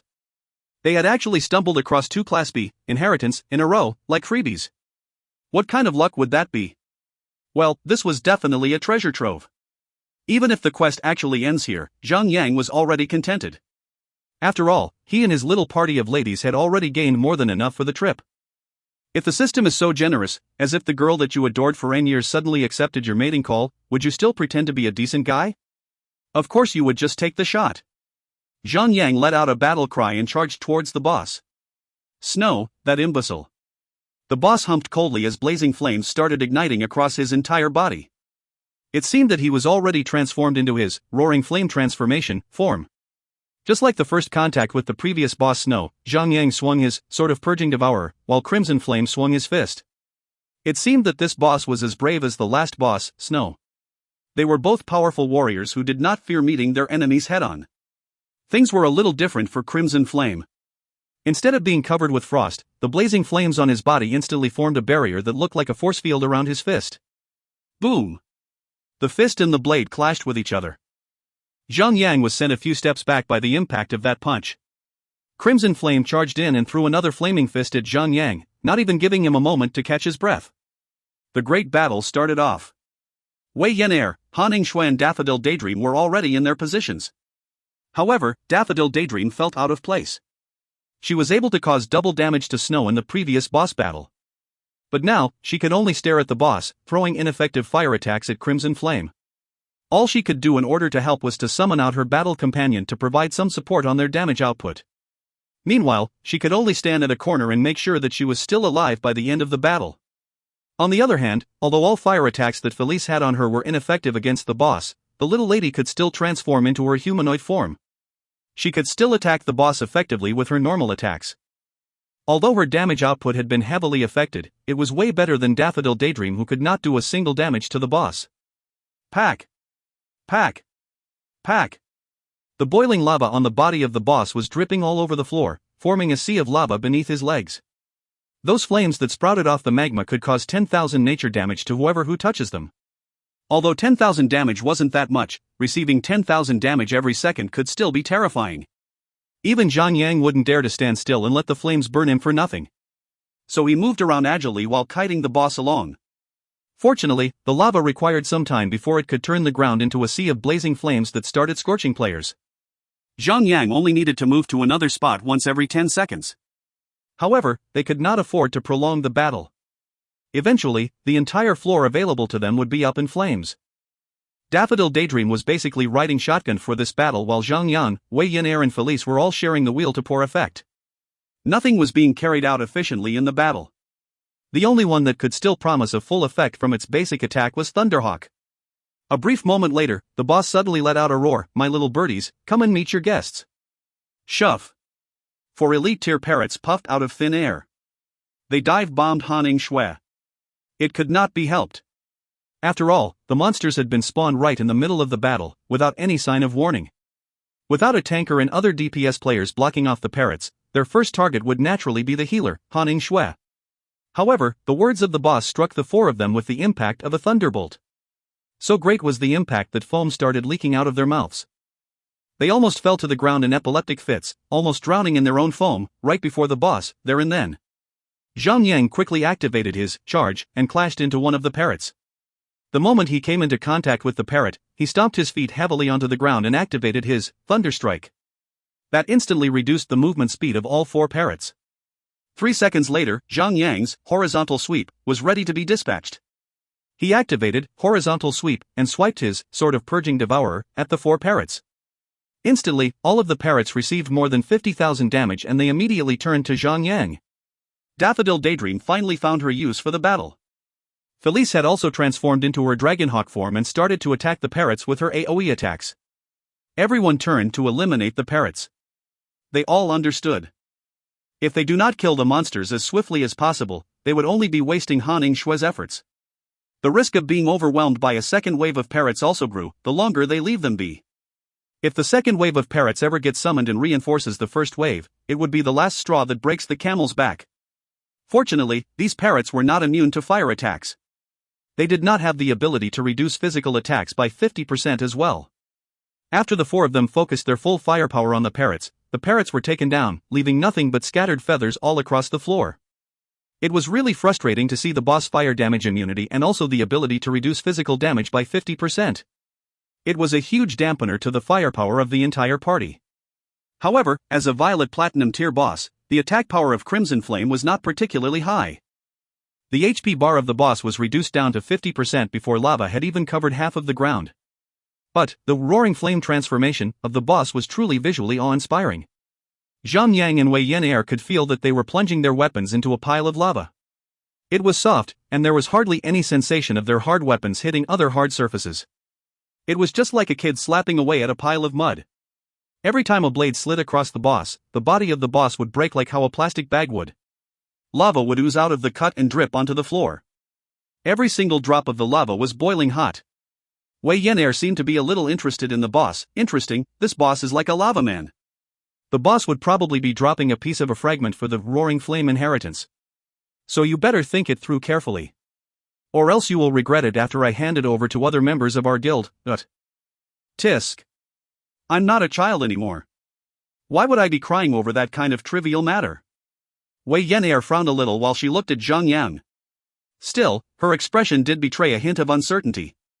Zhang Yang did not specifically demand for Sun Xinu, Han Shui and the other gang members to get a Class S inheritance or a Class A inheritance. There was only a total of 6 Class S inheritance in the entire server. So it would be wise not to waste time on that. Meanwhile, although Class A inheritances were not as unique as Class S inheritances, you would stand a better chance coming across a dancing panda in a bamboo forest. In his past life, only Imperial Sky, Crimson Rage and the Radiance had players with Class A inheritance in their guilds. Furthermore, Imperial Sky had 2 players with Class A inheritance, making them indisputably the number 1 guild in the entire game. Unfortunately, Sun Xinu had always been a loner. Although she was the only thief with a Class S inheritance, she had never joined any guilds. Otherwise, Imperial Sky's position could have been challenged. All that considered, it would already be enough for Zhang Yang's party members to get at least a Class B inheritance. Getting a Class A inheritance would require luck. Insisting on getting a Class A inheritance would only make one miserable. After all, everyone had witnessed the power that high-class inheritances could offer. No one would be generous enough to sell a fragment of Class A inheritance. After a flurry of attacks from Zhang Yang and his small party, the boss managed to pave 2/3 of the floor in the cabin with lava. That was the moment the last hit struck and the 4 of them took down Crimson Flame. The boss dropped a few Violet Platinum tier equipment and a few Yellow Gold tier equipment. The Violet Platinum tier equipment did not have any reductions in their required levels, as this boss was not a top-tier boss. Zhang Yang shoved everything into his inventory. As predicted, the fragment for the Roaring Flame inheritance appeared on the ground. It was a Class B inheritance. Even Han Shui was a little shocked, then she said, "Well, this place sure is a place full of surprises and treasures. We have gotten 2 invaluable fragments of inheritances. I wonder what other treasure awaits us further ahead." Getting a fragment of an inheritance was as good as getting a full set of it. The fragments would resonate and call out to each other. It would only be a matter of time before players can get the full set. 2 fragments of 2 different inheritance? Zhang Yang still couldn't believe that they were greeted with such generous gifts upon killing the first 2 bosses. Zhang Yang nodded absent-mindedly, more confused than ever. He had never heard of an island with such a name in his previous life. If you find any errors, ads pop-up, ads redirect, broken links, non-standard content, etc., please let us know. Report chapter so we can fix it as soon as possible. Chapter 562, Lightspeed Light. Chapter 562, Lightspeed Light. Translator, Endless Fantasy Translation Editor, Endless Fantasy Translation. Only one person would reject such great gifts. Zhang Yang shoved the inheritance fragment into his inventory with joy. The only disadvantage was that this fragment must be carried along with him. He could not put it in his bank or the warehouse of his guild. That would take up one precious slot in his inventory for a period of time. If one Sword Stroke and his other fellow friends ever knew about this ordeal, they would definitely give Zhang Yang a good beating. Who would be unhappy about having part of their inventory taken up by treasures? Sigh, what a stingy boss. Just like Noob Tank over there. He didn't drop anything good for me. No good equipment, and not even a single skill book. Stingy. Wei Yan'er was scolding the dead boss and ostensibly criticizing Zhang Yang, with her hands planted on her waist. Zhang Yang was annoyed to hear that coming from the little brat and ground his teeth together. The 4 of them then proceeded through stairs as they made their way to the 3rd floor of the cabin. They just had to defeat one more general before facing the final boss, Blackbeard Ditch. Since his generals were all Violet Platinum tier, Blackbeard Ditch had to at least be a mythical tier boss. The 3rd floor of the cabin was basically identical to the previous floor. Other than a bunch of filthy pirate monsters, there was still a bunch of parrots. The 4 of them slashed their way through the floor. The little brat was getting addicted to slashing up the monsters. She even leaped into the air, her eyes cold and glowing evil red. Zhang Yang nervously sent a private message to Han Shui. He said, "Little brat is turning into a total maniac. I'm worried for her future husband." Hey hey hey! Don't you dare have any ideas. Han Shui hissed. She was acting like a hen trying to protect its chick. If you dare to do anything on Yen Air, I shall snip you. Zhang Yang could feel a chill running up his spine. He liked the little brat, but as a younger sister figure, not the romantic kind of love. Furthermore, the little brat was a little slow and immature. Only God knows when she would grow up. So, why the rush then? Rest assured, even if I become a 100-year-old hoodlum, and even if little brat is the last female on earth, I will never have any ideas on her. Zhang Yang swore as earnestly as he could. Happy now? Humph. Only an idiot would really feel more relieved after hearing those cliché lines. I better stop the little brat from coming home so frequently. Why do I have a feeling that you're not telling me everything? It's like you have something else in mind, or someone else. Oh, haha. You must be jealous of the Zhao sisters. Wait, you don't want the little brat bringing them to our home, right? What the hell? Why take such a roundabout fashion there? You could have just told me straight. You really took me for a ride there. As they were having their sweet talk, the party rushed forwards like a hot knife cutting through butter. They had no fears or worries of crossing swords with elite-tier monsters. Their power turned tons of monsters into tons of experience points. Each of their experience bars were rising up at an unrealistic rate. More than 2 hours later, they stood before the third boss. Unlike the previous two bosses, this boss was called Light. He had a tall and slender body, so slender that he could pass off as a skeleton in the dark. He wore pale yellowish clothes. More importantly, he stood on the ground like a bamboo pole. He looked like he was in his mid-30s, with 2 small whiskers above his mouth. Wearing a pair of brown tint glasses, he looked wretched. Lightspeed Light, mythical, humanoid. Level, 130. HP, 39 million. Defense, 5,560. Attack, 31,653 to 37,653, determined as physical attack, but causes fire damage. Skills. Motion of lightning, moves to another place in an extremely short period of time. That is enough for him to avoid most attacks. Light and Shadow Transformation, transforms into light and shadow. Increases 50% nature damage dealt. Immune to all nature damage and nature-based skills received. Reduces 50% physical damage received. Ray of Fatality, fires a deadly beam and causes 40,000 nature damage to the target. With the target as the central point, fires countless beams into the surrounding, causing 40,000 nature damage to all targets within the range of 20-meter radius. Note, one of the 3 generals under Blackbeard Ditch. The user of Shadow and Light Devil Fruit.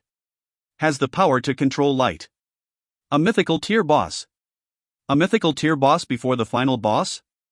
Furthermore, this boss would also probably drop a fragment for the Light and Shadow inheritance. However, Zhang Yang could not remember from his previous life on whether this inheritance was Class A or Class B. But there was one thing he was very sure of. When the core players of the guild get their hands on these high-class inheritance, Lone Desert Smoke could really lay the first brick to becoming the real and powerful #1 guild in the China region, or even #1 in the entire world. When it really goes down to that, Zhang Yang could launch a direct assault on any large region that irks him. With a large number of players activating their inheritance transformation skills at the same time, they could really level down an entire empire within days.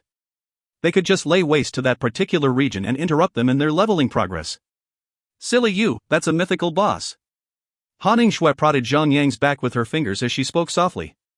Stop acting cute. It doesn't suit your style. Zhang Yang smiled. Should we summon Fantasy Sweetheart and the others over, or should I just activate my God of War transformation skill for this guy? Just activate your God of War transformation. This boss can release AoE attacks like how electricity spreads. If we clump the area up with more people, it'll be harder dodging them. Han Shui said. Zhang Yang gave it some thought. His God of War transformation could last for 2 hours. After killing the boss, they would still have to clear the monsters on the 4th floor. If the number of the monsters are as many as it was on the 3rd floor, then they should be able to push on much quicker under the support of his God of War transformation. The transformation should still last for another 30 minutes when they reach the final boss, Blackbeard Ditch. That should suffice. Zhang Yang summoned Whitey out from his inventory. Although this yellow gold tier mount could only provide very limited support in contrast to the powerful party, the boss had immunity against all nature-based damage. Thunderhawk would be helpless against the boss. Zhang Yang would have to use Whitey in that battle. So he nodded and said, "I'm starting the battle." Upon activating his God of War transformation, streams of light, in 7 different colors began to radiate from the back of Zhang Yang, as a pair of magnificent wings sprouted out of his back. He levitated into the air grandly. Han Ningxue and Daffodil Daydream were completely mesmerized by the Zhang Yang's appearance. Only Wei Yin was criticizing Zhang Yang that his wings were not real, as she continued to blame Zhang Yang for betraying her and snatching away her inheritance. Shove. Thanks to his God of War transformation, Zhang Yang's movement speed had exceeded the speed of many flying mounts. In just a blink of an eye, he had arrived behind the boss. Swinging his sword of Purging Devourer, he drew first blood. "What a daring devil you are! You actually dare to defy me and use your weapon against me." Light was speaking at such a slow pace that people would feel anxious listening to him. However, his movement speed was actually faster than the movement speed of Zhang Yang. In a flash, he had moved at a spot 10 meters away from Zhang Yang. That should be the motion of lightning of the boss. It did not bring shame to the word lightning. Light raised up his index finger as light started to gather around the tip of his index finger. The light formed into a chicken egg-sized light ball. With a few, the ball of light went straight at Zhang Yang. Spear of Obliteration. Zhang Yang immediately raised his right arm. He then threw out the sword from his hand, which later formed into the shape of a spear and went right through the middle of Light's chest. He did not flinch in the face of the oncoming laser. Obviously, the motion of lightning of the boss also had a cooldown period. If that was not the case, no one would stand a chance against this boss. When that strike from the Spear of Obliteration landed on the chest of Light, blood oozed out from the stab wound and it caused 108,922 damage to Light. Although Light attempted to dodge the attack, he failed to do so, as he could not use his motion of lightning at that particular moment. Meanwhile, Zhang Yang had already raised his shield and held it up in front of him. With his block activated, clang, the beam of light was deflected away and pierced a hole the size of a fist in a wall. There, the beam vanished. "You imbecile!" Light had taken a hit which he had not expected it. He finally started to turn serious. A beam of light flashed across the eyes behind the pair of brown glasses. A golden light flashed across the body of the boss and turned the body translucent. The boss had activated his light and shadow transformation. Every boss in this place was ferocious and deadly. Unlike the bosses they had encountered before in other maps, they would already activate their ultimate skills the moment the battle begins. The other bosses would only activate their ultimate skills, such as Berserk, when their remaining HP drops to 20% or 10%. With these bosses using their powerful skills the moment the battle begins, players would surely struggle against them. But who should be afraid now? Zhang Yang had a Class S, God of War transformation, skill. With a wave of his hand, he threw the Glare of the Death God straight at the boss. This time, the god had eyes for Zhang Yang. The Glare of the Death God was finally not resisted by the boss. "What is this?" Light let out an angry roar as he realized that there was a wretched-looking dark skull forming at the top of his head. Zhang Yang and the ladies began to unleash hellfire upon the boss. Because the boss was affected by the Glare of the Death God, they were only focused on hitting the boss as many times as possible, regardless of the damage.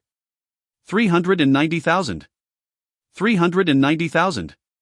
The 3 DPS players, 2 battle companion, and 1 mount, surrounded the boss as they launched their assaults at the boss as aggressively as possible. Although the rate of triggering the special effect of the Glare of the Death God was as low as 10%, they still managed to trigger it several times in a row. Light was receiving a series of damage that reached up to 390,000 damage. Furthermore, these damage were directly inflicted upon the boss. It would still be futile even if the boss activates his light and shadow transformation. That felt way too good. Now this is what we called a boss killer skill. Daffodil Daydream praised. Zhang Yang sighed, saying, "It would have been great if the rate of resisting the skill would be more kind.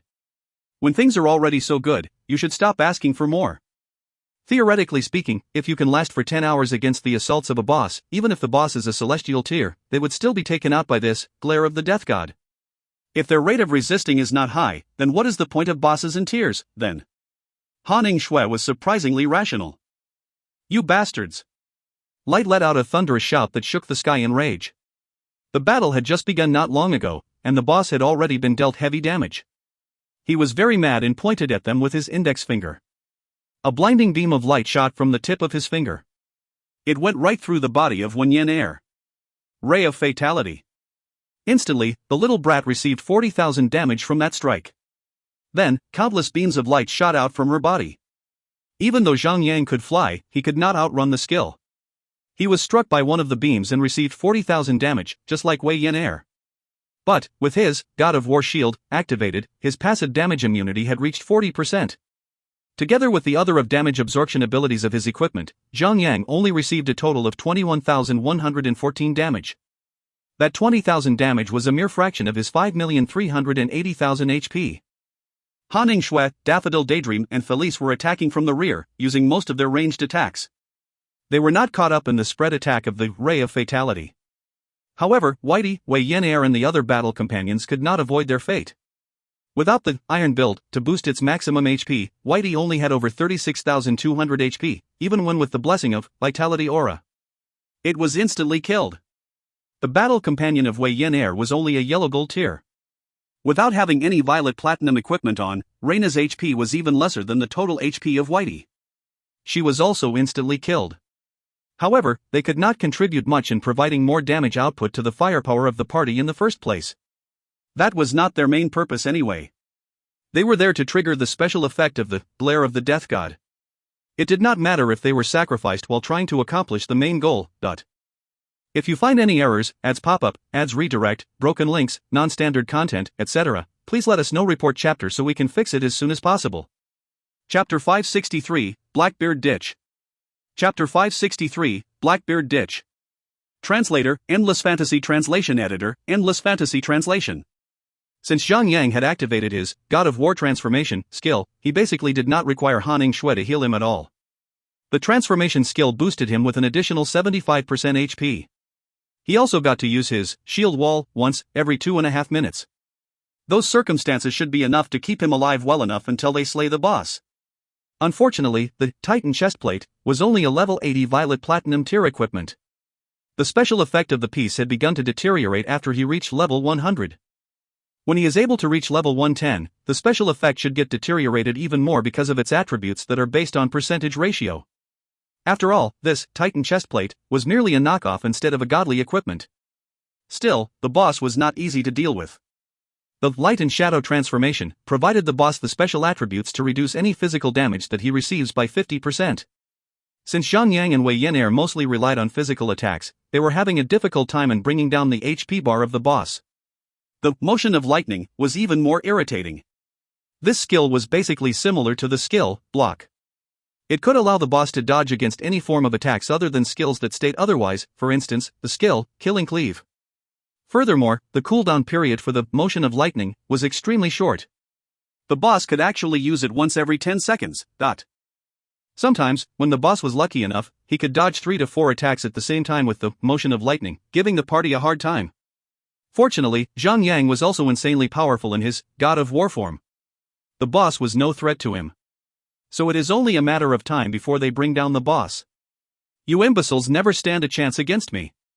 I am invincible. Allow me to crush your skulls with my might. The HP bar of the boss reduced rapidly as he constantly roared. In less than 20 minutes, he was close to dying. Ha ha. A super boss should drop something nice. Wei Yin Air could no longer hold her greed back. She actually went up to the boss and tried to dig around his pockets. Zhang Yang could not help but to wonder, would this little brat still probe her husband's every single pocket for money, every single day after she gets married? Zhang Yang's imagination started going wild. He suddenly had an urge to use a time-traveling device to take a peek on how the little brat would do in the future, 10 years from now. No. No. This is impossible. Light was struggling for his life. His rate of activating the motion of lightning increased by a notch. He could use it once every 5 seconds now. Most of the super skills that Zhang Yang and his ladies cast missed their target. Zhang Yang let out an angered cry and activated his indiscriminate. With a full rage bar ready for use, he activated his Killing Cleave in an attempt to end the boss once and for all. 422-986. Killing Cleave was unblockable and undodgeable. The indiscriminate ensured that every single hit that landed on a target with HP bar lower than 20% would surely be a critical strike for 10 seconds. Unfortunately, the boss had that one special attribute to reduce any physical damage received by 50%. Although it was a critical hit, the Killing Cleave only caused half of its potential damage. The critical hit was completely nullified. Still, that damage was no small amount. A damage of 420,000 would be more than 1% of his HP bar. He only had about 2% HP left, and this strike had almost ended him. Now, Light only had about 1% HP left. Dance of the heaven and earth. The little brat could not stand letting Zhang Yang triumph over the boss all by himself. So she activated her super skill to end the battle. Upon entering the Chaos Realm, there was a tremendous increase in the amount of HP for both players and bosses. An amount of 100,000 damage was once a great deal, but it no longer had such power in the Chaos Realm. The basic damage of Zhang Yang's, indiscriminate, alone could already reach up to 400,000 damage, without it being a critical hit. With a swift, killing cleave, from the little brat, the last drop of HP was taken out. He let out a miserable cry and collapsed onto the floor of the cabin. The loot burst out of his body like a ruptured water balloon. Zhang Yang did not waste any single second. He quickly said, "Little brat will stay behind and pick the stuff up. The rest of us will head on. We can take a look at the loot while on the move." He had already set the item distribution mode to all pick. Of course, Wei Yan'er had no beef with that, and she made her way to the items and picked them up with joy. The party then charged on to the fourth floor of the cabin. Since Zhang Yang had already activated his God of War transformation, the party did not have to hold anything back. Instead, they charged forward with everything that they had in an attempt to blitz through the floor. Zhang Yang lured a large number of pirates into one spot and activated his skills repeatedly. Upon activating God of War's Crushing Strike, Horizontal Strike, Thunder Strike, and the triggering of the special effect of his Sword of the Purging Devourer, Zhang Yang was hitting the monsters as hard as a tsunami. In just a brief moment, the pirates were all wiped out, and the party gained a substantial amount of experience points. Wei Yan'er had also begun to post the attributes of the loots one by one. She said, the boss had dropped a total of 2 mythical tier equipment, 3 violet platinum tier equipment, 2 skill books, and a piece of a fragment for an inheritance. So which one do you guys want to start with? Zhang Yang was swinging his sword about as he spoke. Forget about the violet platinum tier equipment. We cannot afford to wait until we're all level 130 just to equip them. Let's look at the mythical tier equipment first. We will move on to the skill books after that. Since that the inheritance is just a class B, I'll assume that none of you would want it. So let's just forget about it too. You really are hard to please. Wei Yan'er shrugged and said, well, I'm an easygoing person after all. Fine, I'll please you. She looked into her inventory and moved her hand around. Then, she took out a piece of equipment and posted its attributes. It was a cute pair of pink panties. However, this panties would not be visible if the player equipping it is also equipped with a chestplate or a robe. The flowery panties of Light's first love, mythical, cloth armor. Defense, plus 32. Vitality, plus 1926. Intelligence, plus 905. Spirit, plus 393. Equip, increases maximum HP by 3,800 points. Equip, increases maximum MP by 1,800 points. Equip, increases both damage and healing efficiency by 3.5%. Unidentified. Required level, 130. Special, reduces 20 levels of the required level. Note, there's nothing that Light can't steal. The attributes of this equipment were top tier. It even had additional maximum HP, additional maximum MP, and also large increase in damage. This equipment also reduced 20 levels from its required level. Based on its attributes alone, this panties was almost perfect in all aspects. However, the name of this equipment was also one strong reason that Han Shui and Daffodil Daydream were frowning hard upon seeing it. Cousin Sis, Daffodil. Which one of you will take this? Wei Yan'er asked. The two ladies hesitated for a moment. It was powerful, and based on that alone, there was no reason to decline it. However, the name alone was repulsive enough. Well, this was a second-hand good after all. Furthermore, it had been stolen and stowed away by a wretched middle-aged man for God knows how long. Only God knows what he would have done with it, or if he had worn it himself. Zhang Yang laughed at the two ladies and he said, you two just toss for it. Whoever loses, take the equipment. The two ladies nodded. After tossing for it, Daffodil got a smaller roll. She was forced to keep the panties. If other players were to see how the two ladies were pushing away such a great pair of panties, they would definitely be frowning hard. The name was the only issue there. They could have just ignored that aspect. It was a level 130 mythical tier equipment after all. The best part about it was that players could already equip it when they reach level 110. It should be one of the most powerful equipment for players around level 110. Wei Yenair moved on to the second equipment and posted its attributes up. Then, she suddenly said, "This is mine, Noob Tank. Don't you dare snatch it from me." Light Beam Protector's Greaves, Mythical, Heavy Armor. Defense, plus 160. Vitality, plus 2012. Strength, plus 931. Agility, plus 340. Equip, increases maximum HP by 4,000 points. Equip, increases both damage and healing efficiency by 3.5%. Equip, absorbs 384 damage when struck. Unidentified. Required level, 130. Special, reduce 20 levels from the required level. A high-tier equipment that boosts attack and defense at the same time. Even though one could not see whether this equipment was more to offense or defense, it would still be a powerful piece. The trousers Zhang Yang had was also a mythical tier equipment, along with a level 120 mythical tier greaves. Although the greaves was 10 levels lower than the Light Beam Protector's greaves, the difference between the attributes of these two equipment were not really that much. Therefore, he did not intend to fight the little brat. He only nodded and agreed to let the little brat have it. Wei Yenair gave a sweet smile at Zhang Yang and said, "That's more like it. I shall put more good words about you to Cousin Sis, so that she will be more gentle with you. Of course, it's necessary." Zhang Yang laughed out loud. Hanning Shui stared at the little brat incredulously, and she said, "Am I not gentle? We haven't even taken a look at the skill books yet." Wei Yenair switched the topic by waving a book with a red hardcover about.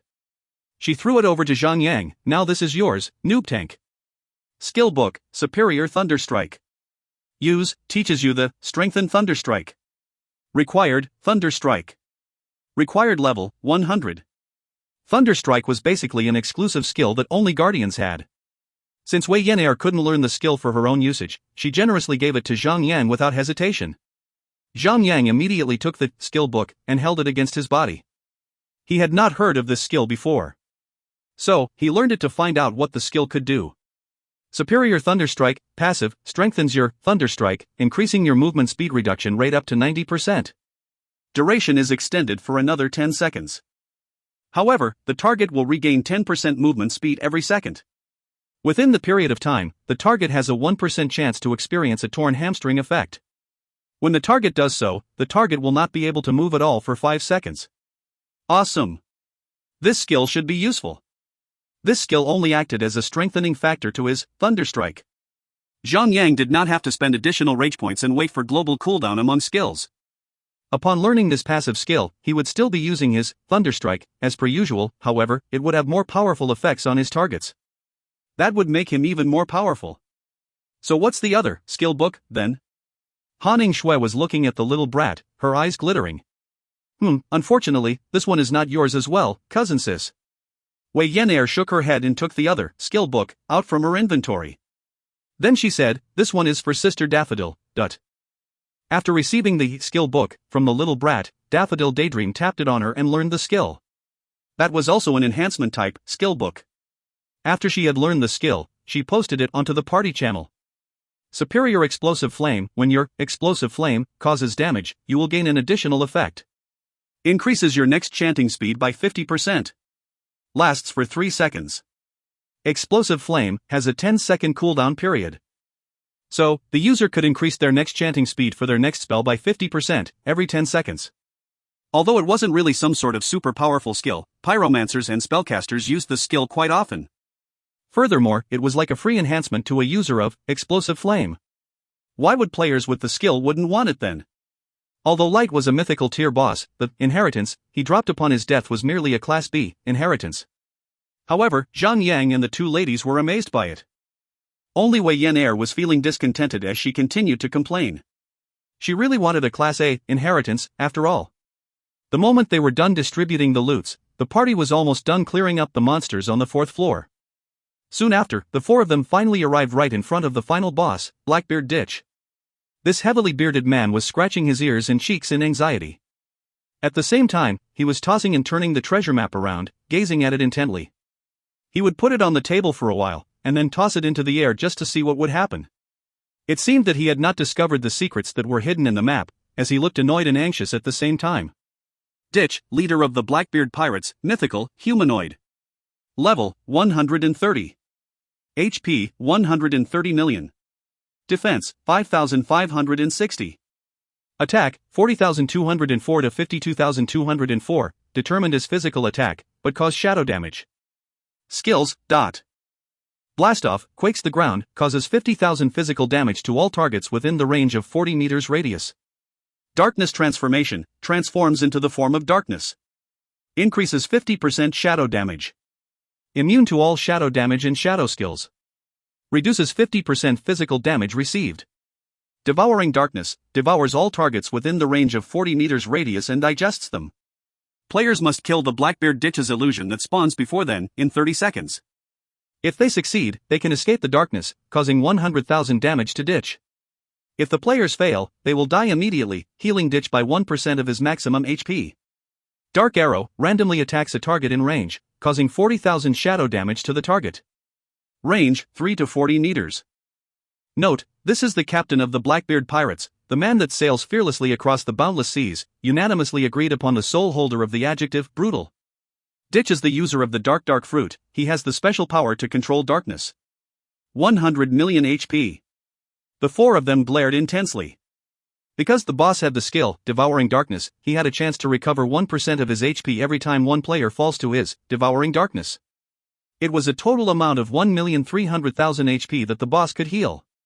So, how difficult would Blackbeard Ditch's illusions be, then? If the game has made it too powerful, then the boss would be invincible. At that moment, the God of War transformation of Zhang would expire in 36 minutes. Thanks to the God of War transformation, the total amount of DPS Zhang could reach was about 100,000 damage. However, because the boss had the ability to reduce 50% on the physical damage that he receives when he is in his darkness transformation form, Zhang could only deal about 50,000 damage in every second. It would still require about 43 minutes to empty out the total amount of 130 million HP that the boss had on him. But, they still had a shot at killing the boss within 36 minutes. That being said, Zhang Glare of the Death God, would have to be successfully activated. Furthermore, upon entering the critical stage of the battle, Zhang attack would dramatically increase when the HP of the boss drops below 20%. The rest of it would depend on the other party members. None of them knew exactly how dangerous and powerful the Devouring Darkness was. Furthermore, if the rate of activating Blastoff was too high, then Han Shui would have trouble healing up everyone. Only Zhang would not require her attention. He had his shield wall to heal himself. Zhang gave some thoughts about it, then he said, when you are hit by the boss's Blastoff, just retreat immediately. Don't go back to hit the boss before your HP is healed back to full. If the cooldown of this Blastoff is brief, just stay away until we figure it out. Blastoff could cause 50,000 damage. Even though Zhang had an abundance of HP, he could not sustain more than a few strikes from that skill if he was not in his God of War transformation. To kill a super boss, one must summon a large number of players to do it. If you find any errors, ads pop-up, ads redirect, broken links, non-standard content, etc., please let us know. Report chapter so we can fix it as soon as possible. Chapter 564, Ferocious Battle with Blackbeard. Chapter 564, Ferocious Battle with Blackbeard. Translator, Endless Fantasy Translation Editor, Endless Fantasy Translation. Furthermore, all players that are joining the boss battle should be up to a certain standard. At the very least, they should be able to kill the illusion of the boss within the 30-second time frame. If they fail to kill the illusion, they would only end up aiding the boss by healing the boss 1% again and again, if they were to die one after another. That being said, 100 players getting killed by Devouring Darkness would already heal the boss completely. By then, it would be better to give up on the boss battle rather than torment oneself. The three ladies seem to have understood the danger of the skill. They nodded to express their acknowledgement. Zhang took a deep breath. With a flap in his wings, he flew up into the air like a god and dove down towards the boss. In the blink of an eye, Zhang had arrived before the boss and started with his assaults. With a shove, he activated his charge and swung his sword of Purging Devourer at the boss. 98,772. Right after the blow, Zhang rage bar went over its regular capacity. 222,408. Unfortunately, the defrost strike did not cause any frost effects on the boss. If the skill could cause a frost effect on the boss, Zhang could delay the boss from entering his darkness transformation form for 10 seconds, at the very least. That would have given Zhang more time to cause a great deal of damage to the boss, theoretically. Ha! Ditch was a little astounded. A strange dark light flashed across the eyes of the boss as he threw a powerful punch towards Zhang, pushing Zhang Yang a few steps back. It's you! If you have made it here, that means Light and Snow are dead? Humph! What a bunch of useless imbeciles! Suddenly, the entire body of the boss quivered as he set his eyes upon the treasure map that he was holding in his hand. He could not help but to shout in shock, I see. I got it. The treasures is hidden beneath this island, all alone. Ditch laughed boisterously as he rolled the treasure map up and pushed it into one of his sleeves. He glared at them murderously and said, "You King boy, I'm going to get the treasure. I have no time to deal with you. Just die and save me the trouble already." The air began to rumble. The boss was suddenly shrouded in a barrier of darkness, as streams of dark energy surged and circled around his body. All of a sudden the dark energy flew up into the sky, piercing through the floors of the previous 4 levels. If one were to look up, layers after layers of holes could be seen. However, the light would never reach the floor of this battle. The dark energy was a rampaging, violent concentration of abyss incarnate. It was like a black hole, drawing in everything, including light. The sunlight from outside would be completely dissipated before even touching the ground. Dark shrouds were beginning to gush out into the surroundings, engulfing the entire cabin into darkness. The dark energy filled up the floor of the cabin up to the knee levels of Zhang Yang and the ladies. Darkness transformation. Zhang Yang charged up to the boss and activated his destructive smash. However, his sword felt like it had been stuck into a pile of mud. The cut only managed to cause a small part of the dark shroud to disperse. It seemed like the body of the boss had transformed into a dark shroud. Spooky. 102-242. With the boss's ability to reduce 50% of all physical damage that he would receive, Zhang Yang could only deal about 100,000 damage to the boss with his destructive smash. Glare of the Death God. With an uneasy sense in his chest, Zhang Yang threw his best boss killer skill onto Ditch. A dark skull began to form on top of the boss's head. The skull revealed a wretched smile, looking extremely spooky as well. What the hell is this? Ditch was very surprised by what he saw. His instinct told him that this skull was extremely dangerous. The super boss on every map would have their own personalities. It was the developer's idea to implement such a system, to bring the characters of the bosses to life. The way the bosses talk and react should all be compatible to the standard of being a person. Therefore, this boss could also show fear, excitement, anxiousness and other complex emotions. So, it would not be possible for Ditch to act like a player who realized that he was being casted with a skill. However, the boss would still be capable of receiving secret notifications from the system to know that the glare of the Death God would pose a deadly threat to him. After witnessing that the glare of the Death God had taken effect, Han Shui and the other ladies cheered. Without wasting any of their precious time, they began to launch their assaults at the boss as rapidly as they could. They were trying to maximizing the chance of triggering the special effect of the skill before time ran out. -1-300-000. -1-300-000. Numerous damage values popped up on top of the boss, forcing him to act in a hurry. Ditch swung his fist, shrouded by dark energy, straight towards Zhang Yang. A level 130 mythical tier boss was so much stronger than Zhang Yang. The impact from every single punch from the boss trembled across Zhang Yang's entire body, making Zhang Yang stagger back each time he was struck by the fist. His left hand that was holding the shield rang with numbness. He could barely hold the shield up with his arm, right after the series of punches. Within 7 seconds, the special effect of the glare of the Death God had already been triggered for as many as 10 times. The HP of the boss had already dropped by 10%. Ditch roared in rage as he crossed his clenched fists together, before spreading his arms wide, double backhanding the areas beside him. His fists collided into the empty spaces to his left and right. Bam! Bam! Crack, dot. The very air right in front of Zhang Yang and the ladies suddenly began to crack, like how a mirror would crack. Then, the cracked space shattered into pieces. The pieces shot out at the 4 of them like sharp blades. Blast off! The 4 of them received a basic damage of 40,000 physical damage. Other than Zhang Yang, the 3 ladies only had about 60,000 to 70,000 HP. They were only left with approximately 40% HP remaining. It had put them in perilous positions. The ladies were so shocked that they kept backing up until they were more than 40 meters away from the boss. They could not afford to be struck by the boss's blast-off or dark arrow. If they did, they would be instantly killed. Han Shui quickly healed herself up. Meanwhile, Wei Yan and Daffodil Daydream were using their own bandages in an attempt to heal themselves up as quickly as possible. They wanted to re-engage into battle to channel their damage output on the boss.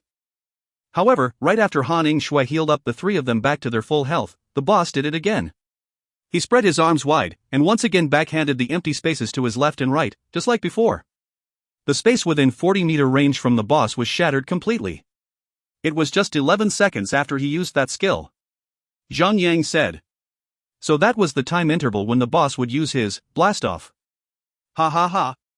What a bunch of weaklings. Just for me. Ditch let out a good laugh as he revealed his teeth, some of which were blackened. The stench of booze came right out from his mouth. With his fists colliding into the empty spaces around him once more, Ditch had shattered the entire cabin to ruins with his blast-off. He actually turned the indoor environment straight into an outdoor environment. As time passed by, he kept repeating what he did to activate his blast-off. The space around him continued to shatter. The scene was grand and spectacular. After 3 consecutive blast-offs, Felice and Thunderhawk had to retreat. They only had about 180,000 HP on them. 3 blast-offs in a row was enough to send them outside death's doorstep. There is no way we can pull this off. Wei Yen was hanging her head dispiritedly. She was a melee-type player. She would require 4 seconds in order to get in range in order for her to whack the boss. Then she would require 4 seconds to get out of the effective range of the blast-off. Meanwhile, the boss had already activated blast-off for 3 times. First, it took 11 seconds for the boss to strike out with blast-off again, and the second time, it only took the boss 9 seconds before he activated his third blast-off. Within the shortest period of cooldown, Wei Yen was only be able to run up to the boss and hit the boss for 1 second before she needed to start running away from the boss. There was more running than hitting. Tremble before me. Tremble before the despair of darkness that is brought upon you. The boss continued to laugh. He would just throw his punches at Zhang Yang and activate his blast-off once a short while to cause havoc to the surroundings. The battle was ferocious at that point, that no words could properly describe it. If Zhang Yang had not activated his God of War transformation, if he did not have the knockoff version of Heavenly Powerful Titan chestplate with him, he wouldn't have stood a chance against the continuous assaults from the boss. Unless he calls upon the best healers from his guild to take turn and heal him, Zhang Yang had to activate his God of War transformation in order to survive the onslaught of the boss. Wei Yen could almost do nothing to the boss at that stage. Meanwhile, Daffodil Daydream, Felice and Thunderhawk could still continue channeling their damage output on the boss. The furthest range attack for ranged players and NPCs was 30 meters. If they needed to be 40 meters away from the boss to be safe from the impact of Blast Wave, all they needed to do was to run 10 meters away in order to get out of the danger zone. Running over the distance of 10 meters would only require 2 seconds. So they would still have enough time for 3 spells before running off to wait out for the blast-off to end. However, the boss was not consistent. Sometimes, it only took 8 seconds for him to strike again. But sometimes, he would wait it up to 15 seconds before activating blast-off. If any of them were careless enough to get hit by a blast-off in the face, followed by a dark arrow, they would be as good as dead. As long as they were still alive, they could still deal some serious damage to the boss over time. I will eat you all. Ditch suddenly let out a roar as he began to merge himself into the dark shrouds around him. Then he devoured Zhang Yang and Daffodil Daydream, who had coincidentally went up to the boss to deal some damage. All Han Ing-shui and Wei Yen could see was a pitch-black shroud covering the space in the cabin. They could not see Zhang Yang and Daffodil Daydream, nor could they see any signs of the boss. Felice and Thunderhawk were left idle by the side. Meanwhile, Zhang Yang found a shadow standing in the middle of the sea of darkness. The shadow looked similar to the appearance of the boss. Blackbeard Ditch's illusion, summon. Level, 130. HP, 300,000. Defense, 0.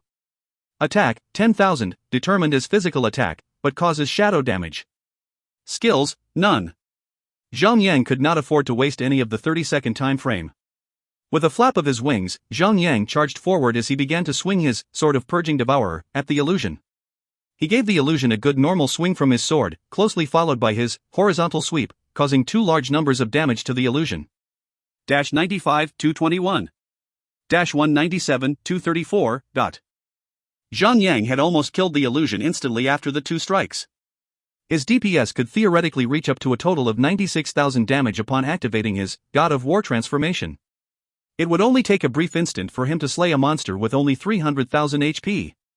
With another strike from his sword, Zhang Yang caused another high value of damage to the monsters. A yellow color value of 92, 243. Popped right on top of the monster. The monster then opened up his arm and vanished into thin air. Right after that, Zhang Yang was instantly teleported out from the temporary dimension he was in and reappeared at the position where he last stood before being devoured. There was no sign of the boss. Zhang Yang understood it. Unless the 30 seconds were up, or all of the illusions were destroyed, the boss would not reappear back in the cabin. Ha, noob tank. Why didn't you get digested by the gastric juice of the boss? Wei Yan'er laughed. I'll have you know that my body is superhuman. The boss knew he would suffer indigestion the moment he couldn't chew my hard flesh up, so he made the wise choice. He spat me out right away. Zhang Yang was laughing while he tried to troll the little brat. The time frame of 30 seconds was about to come to an end. Daffodil Daydream had finally reappeared back in the cabin. She had lost about 20,000 HP as she was battling the boss's illusion. It wasn't bad at all for her. It meant that she only got hit twice by the illusion while she was killing it. Judging from her DPS that was only up to 10,000 damage, her performance was nothing short of a miracle. She could not kill monsters with 1 or 2 hits like how Zhang Yang did. While she was in that solitary space, she could not get any healing support. Daffodil Daydream had to move around agilely while using her status restriction skills to maintain a certain distance between the monster and herself. Under those sort of circumstances, she could still maximize her damage output. That required serious skill. She was indeed worthy of being one of the top 10 spellcasters in China, during Zhang Yang's previous life. The moment Daffodil Daydream reappeared, the boss had also reappeared close by her. Because 2 of his illusions were slain, Ditch had lost over 200,000 HP. However, this amount of HP that he lost was totally insignificant compared to his full bar of 130 million HP. By the standards of Zhang Yang, Wei Yan'er and Daffodil Daydream, they were able to kill each of the Blackbeard Ditch's illusion that was spawned before each of them within 30 seconds. However, if Han Shui were to be devoured by the skill, she would definitely be dead. As she was also aware of that, she had maintained a gap of more than 40 meters away from the boss throughout the entire battle. Under the oppressively powerful God of War transformation, the HP bar of the boss was reducing swiftly. Victory was at the tip of their fingers. If you find any errors, ads pop-up, ads redirect, broken links, non-standard content, etc., please let us know. Report chapter so we can fix it as soon as possible. Chapter 565, Darkness Inheritance. Chapter 565, Darkness Inheritance. Translator, Endless Fantasy Translation Editor, Endless Fantasy Translation. 7 minutes before the God of War transformation duration ran out, the HP bar of the boss had finally been reduced down to 10%. Although the assaults of Daffodil Daydream, Felice, and Thunderhawk could not stay consistent, as they had to stop their assaults and run away from the boss, the 3 of them were still able to provide a certain standard of damage output at the boss. Furthermore, they were attacking with their magic-type attacks, so their damage dealt on the boss were not weakened by the darkness transformation of the boss. They could still deliver half of their firepower even though they were required to move around constantly.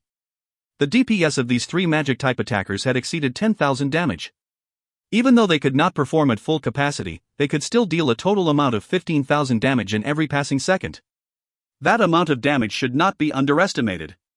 You goddamn F***CK. Why aren't you dead yet? Why are you still alive? Ditch began to lose his patience as he started roaring in rage. After multiple attempts of bringing Zhang Yang to the brink of death, Zhang Yang would still somehow get back to full health. At the same time, Zhang Yang would also use some mysterious sort of method to reduce the boss's attack as well. The boss could not fathom that as he began to question how Zhang Yang could pull off such annoying stunts. Of course, these were all possible because of Zhang Yang's shield wall. As the special effect of the Titan chestplate actively kicks up, Zhang Yang could recover 5% of his HP every single second.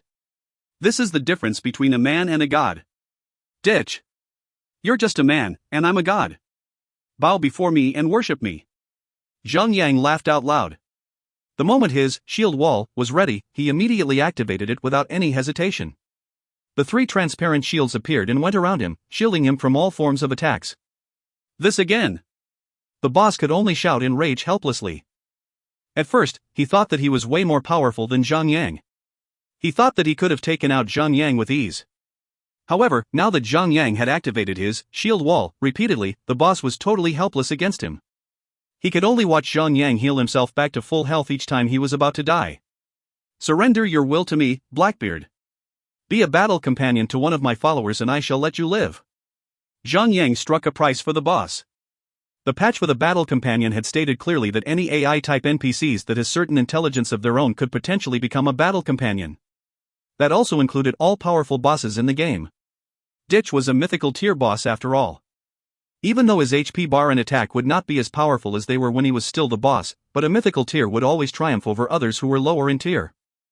Furthermore, the boss also had his powerful skill, Darkness Transformation.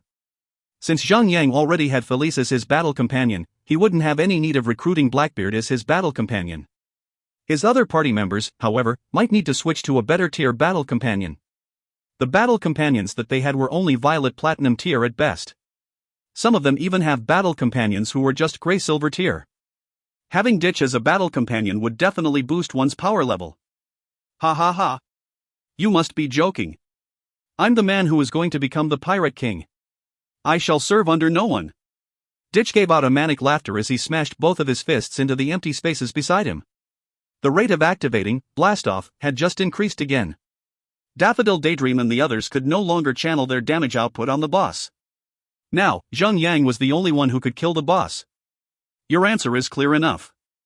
Then, you die. Zhang let out a thunderous battle cry as he activated his Indiscriminate. With his rage gauge full, he activated his Killing Cleave. 563, 391. A very high value of damage appeared right on top of the boss. Zhang widened his eyes a little, as he was shocked to see that amount of damage he caused on the boss. That was a hit, under the circumstances where all physical damage received by the boss had been reduced by 50%. The amount of damage would not be so high even if it was a critical hit. He quickly brought up the battle logs to have a look at the records. As expected, his Killing Cleave had triggered the lucky strike. Furthermore, his Indiscriminate had ensured that his Killing Cleave would deal a critical damage to the boss, causing Zhang to deal 6 times of the initial amount of damage he was supposed to deal. The sensation could not be described with words anymore, but reducing over more than 500,000 HP with one hit was a little heavy on the boss, even though Ditch had a very long HP bar. Ditch was struck so hard that he was forced to take a few steps back. His eyes were murderous. He then let out a thunderous roar as he began to direct his fists that were shrouded in dark energy, straight towards Zhang. It was merely an attempt to delay the inevitable. Felice had also reacted. She let out a cute roar as she transformed into her humanoid form. Then, she charged up to boss, stabbing her lance at the boss repeatedly, trying to aid Zhang. She activated her Absolute Defense, that made her practically invincible for 2 minutes. Although the little lady was obedient, however, should Zhang be in any form of danger, she would definitely step out of line to protect him. Zhang could not do anything about it. After all, a battle companion had equal rights as a player, having their very own decision-making powers. It was a fortunate thing that Felice would charge up and aid him in bringing down the boss. Unlike that super winner Messick, he would have run away the moment he sensed any danger. He was a totally hopeless, unreliable battle companion. This is just outrageous. Ditch's eyes were beginning to turn red. Well, he had already gotten his hands on the treasure map, and he had also found out the whereabouts of the treasure. But, here he was being beaten up by a bunch of unknowns to the point that he could not do anything in return. With Felice joining in, the HP bar of the boss reduced even more rapidly. The blazing dragon spear of that little lady could cause fire damage, which dealt a full amount of damage on the boss without being affected by the physical damage reduction attribute.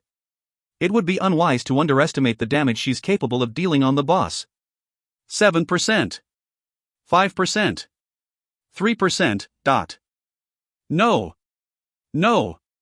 Blackbeard was finally panicking. He swung his 2 fists in an even faster manner, as if he was beating a drum.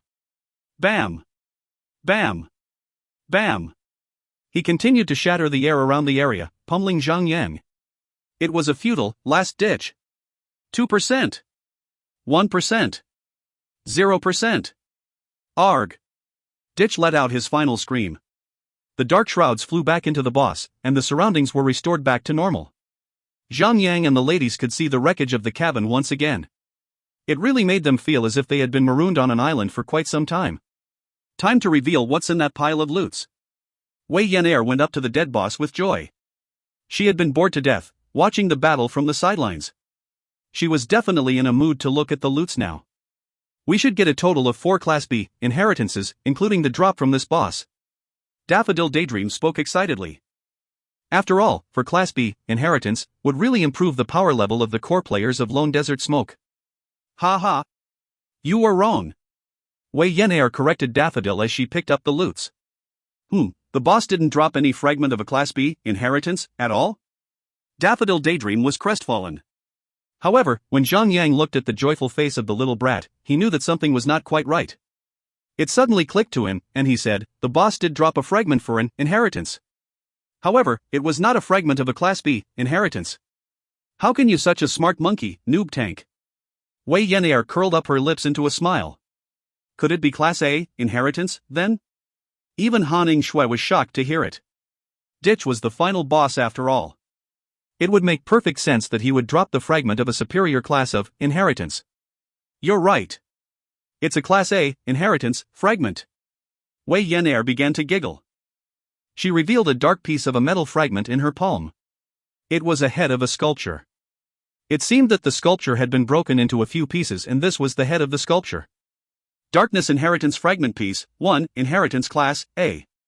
Description: not applicable. It is really a Class A inheritance. Wei Yenair was so happy that her eyes had been squeezed into a single, horizontal line by her smile, and then she said, this inheritance is mine. Alright, it's yours. The other three of them were fine with it. Zhang Yang and Han Shui had already gotten their own Class S inheritance. Furthermore, this darkness inheritance was not suitable for a spellcaster. So Daffodil Daydream did not dream about having it at all. Also, the Class S inheritance for the spellcaster class had yet to be revealed. Daffodil Daydream still stood a chance at acquiring the Class S inheritance for herself. So currently, Lone Desert Smoke already had 2 players with Class S inheritances, 1 player with Class A inheritance, and 4 players with Class B inheritances. With more time, Endless Starlight should be able to enter the level 130 plus map. Then he should be able to activate the linking quest for the Class B King Kong inheritance. Of course, there was also Sun Xinu's Class S Shadow Dancer inheritance. When everyone could finally get their hands on their own inheritances, Zhang Yang's party would be unstoppable. Zhang Yang was excited and eagerly looking forward to seeing this dream come to fruition. Upon knowing that the little brat had acquired a fragment of a Class A inheritance, Fatty Han and the others congratulated the little brat. Lost Dream, 100 Shots, and Galileo began to beg Zhang Yang the moment when they discovered that there were still 3 more Class B inheritance on Zhang Yang. They wanted to decide on and acquiring inheritance for themselves as soon as possible. Recently, Fatty Han had been on a mad rampage. With his powerful Class B inheritance, he was more powerful than Lost Dream, 100 Shots, and the others, even if he does not activate his vampire transformation. He could even tank against a boss when he transforms. Everyone was admiring that fatty. So, they had decided not to wait for Class A inheritances to appear anymore. They believed that the 10% difference in the attack between Class A and Class B inheritances would make little difference. Lost Dream, 100 Shots, and Galileo were basically the core members of Lone Desert Smoke. So Zhang Yang did not reject their requests, naturally. He informed them that he would pass the fragments to them once he reaches the territory. Don't get overly excited just yet. We should carry on with the rest of our loot. Zhang Yang rubbed Wei Yenair's head as she giggled about the inheritance fragment in her arms. It was actually pretty scary to see the little girl hugging a head in her arms. Wei Yenair was not happy with Zhang Yang rubbing her head, so she gave Zhang Yang a fierce stare all of a sudden. She slapped Zhang Yang's hand away and said, "You bustard. Can't you just let me be happy for a moment? Don't spoil my mood, please." The little brat then threw all the loot onto the ground altogether. There was a total of 3 equipment and 1 skill book. Among the 3 pieces of equipment, one was a dark green shield. Although the craftsmanship of the shield looked simple and plain, the shield radiated with some sort of powerful aura. The other 2 equipment was a staff that coral red in color and a robe that was aqua blue in color. Zhang Yang picked up the shield. He was looking forward to see how powerful it was. The Gyuit's Shield, Mythical Shield. Defense, plus 3,276. Vitality, plus 3,210. Equip, increases maximum HP by 6,400 points. Equip, absorbs 1,150 damage when being hit. Equip, when you use block successfully, you will automatically use Shield Bash on your target without consuming any rage points. It does not trigger the global shared cooldown period. Unidentified. Required level, 130. Special, reduces 20 levels on the required level. Note, this is the shield that was once used by the legendary hero, Gyuit. However, tens of years ago, the nth generation of Gyuit was robbed and killed by Blackbeard Ditch. So this shield had been in the possession of Blackbeard Ditch ever since. This shield really boosts a great deal of HP.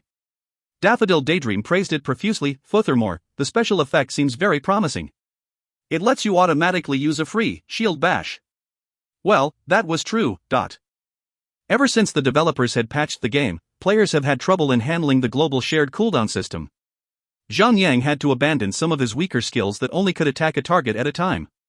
With this shield, his shield bash no longer required him to wait out for any global shared cooldown. That being said, he could now shove in another skill without having to waste any of his rage points while blocking regularly. With his current basic attack, Zhang could already deal approximately 10,000 damage in a single hit, even when he could only cast one layer of cripple defense on the target. He could even reach up to about 50,000 damage in a single hit when he activates his God of War transformation skill. Unfortunately, he would be required to reach level 110 before he can equip the shield. Zhang was currently at level 106. He would still need to grind another 4 levels to reach the required level. His focus for the coming days should be on leveling himself up. He shouldn't sway from his conviction on this. He should only think about other matters after he reaches level 110. If you find any errors, ads pop up, ads redirect, broken links, non-standard content, etc., please let us know. Report chapter so we can fix it as soon as possible. Chapter 566, Ancient Creatures. Chapter 566, Ancient Creatures. Translator, Endless Fantasy Translation Editor, Endless Fantasy Translation.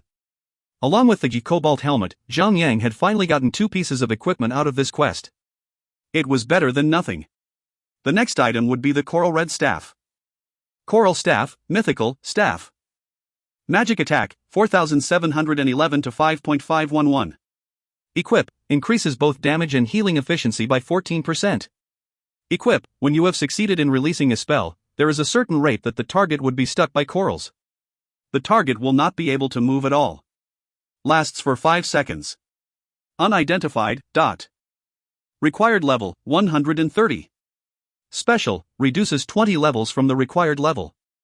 Although Daffodil Daydream was amazed to see it, she said, Sister Snow, I already have the epicormic branch of the Tree of Life.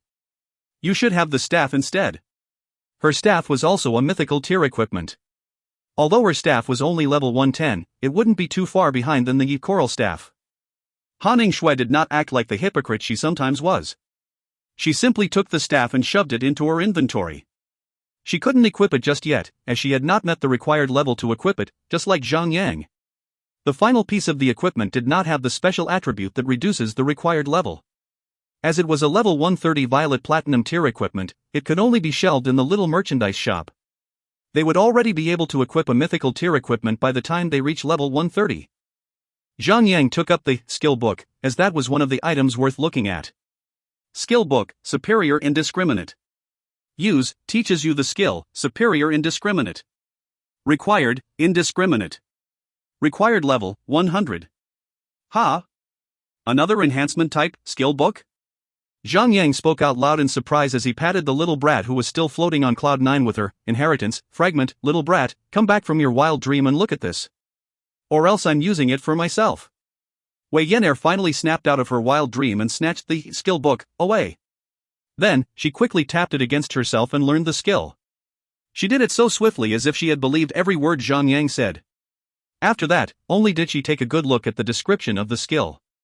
Superior Indiscriminate increases the effect's duration of your indiscriminate by 5 seconds. The initial duration of the indiscriminate was 10 seconds long.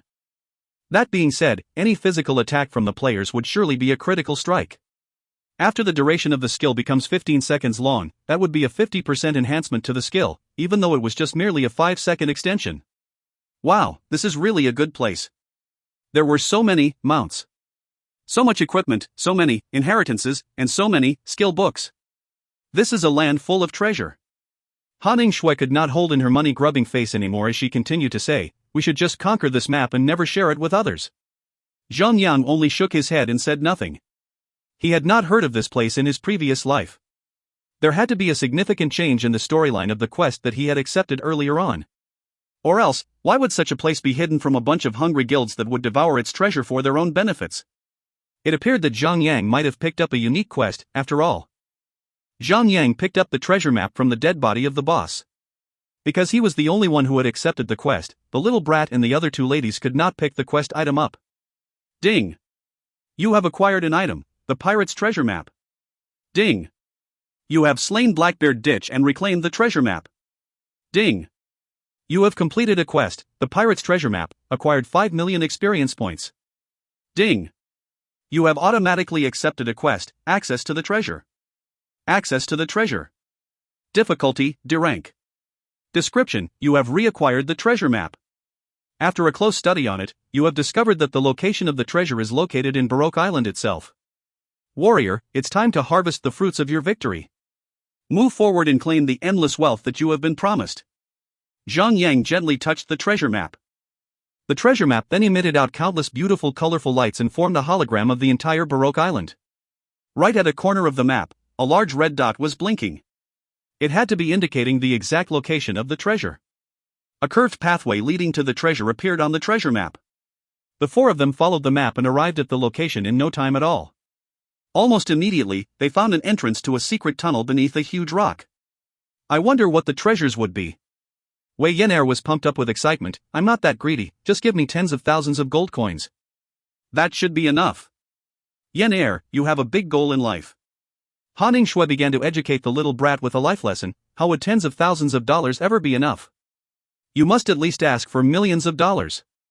The eyes of the two money grubbers flashed with gold and money as they were looking forward to see what the treasures would be. Zhang could not help but frown. Everything that these two would ever think was just money, and nothing else. If the difficulty of this quest was D rank, should they assume that this quest would be extremely easy then? The four of them took their time. About half an hour later, they arrived at the front of a cave after running through a series of twists and turns. So, where is the treasure? Wei Yan'er blinked while staring into the cave. The cave wasn't really that big. A huge, black stone tablet right in the middle of the cave. The black stone tablet was enshrouded with strange dark light. The surroundings were totally empty. Zhang also felt strange about it, then he said, could they be underneath the huge stone tablet? Lift it up, then. Wei Yan'er was definitely a violent girl. Right after she said that out, she immediately ran up to the stone tablet and put her hands on the solid stone tablet, carrying out her own suggestion. Stop. The illusion of a stone giant was suddenly projected out of the stone tablet. It was shouting at Wei Yan'er with a furious face. Who are you to tell me what to do? Why would I stop if you say so? Wei Yan'er frowned, as she could not lift the stone tablet at all. She grabbed her axe and swung it straight at the stone tablet. Kwang! A loud crash resounded across the entire area. Although the stone table seemed to have been very solid, it couldn't really take much of a hit, after all. After a series of sparks burst into the surrounding, the stone tablet was cleaved into half by the little brat and her axe. The stone giant looked at the little brat. He could not even speak anymore. Humph! You stinky stone monster! What can you do to me? Wei Yan'er pushed up her chest as if she was trying her best to push her pair of boobs higher up. Suddenly, the cave began to rumble. The entire island began to tremble along with it. Countless rocks fell from the ceiling of the cave, crashing down upon Zhang and the three ladies. Where's the treasure? Wei Yan'er moved the scattered pieces of the rocks on the ground to look beneath that black stone tablet. She did not find any treasure chest or other loots beneath the piles of broken stone and bricks. Instead, she discovered countless of mystical patterns. Being players who had already played the game for quite a long time, they immediately recognized that those patterns were actually part of a large magic circle. They were standing on top of the magic circle all along, ever since they stepped into the cave. From above their heads, dust and broken stones began to fall upon them. Meanwhile, Wei Yan'er and Han Shui were dejected. They had longed for treasure and yet, they did not manage to get what they wanted, at all. Sigh, the stone giant was no longer angry. It sighed in resignation, and said, it seems that no one will be able to escape what that is to come. Mr. Stone Giant, what is this all about? Zhang stepped forward and asked the stone giant, isn't this a sacred place where Pirate King Roger buried his treasures? Pirate King Roger? Buried treasures here? The stone giant stared at him incredulously, then he shook his head and said, what kind of nonsense is that? How did you even come across such an absurd rumor? My fellow adventurers, you cannot be more wrong than this. It wasn't a bunch of treasure that was buried beneath that stone tablet. Demons were. The stone giant continued to explain, many years ago, so many years that I have lost count of it. We were following Captain Roger to sail across the seas, across the entire world. We conquered one region after another. When we came across this region, we also discovered this mysterious island. Captain Roger had also studied the terrain of the island very closely. That was how we stumbled across this hidden place.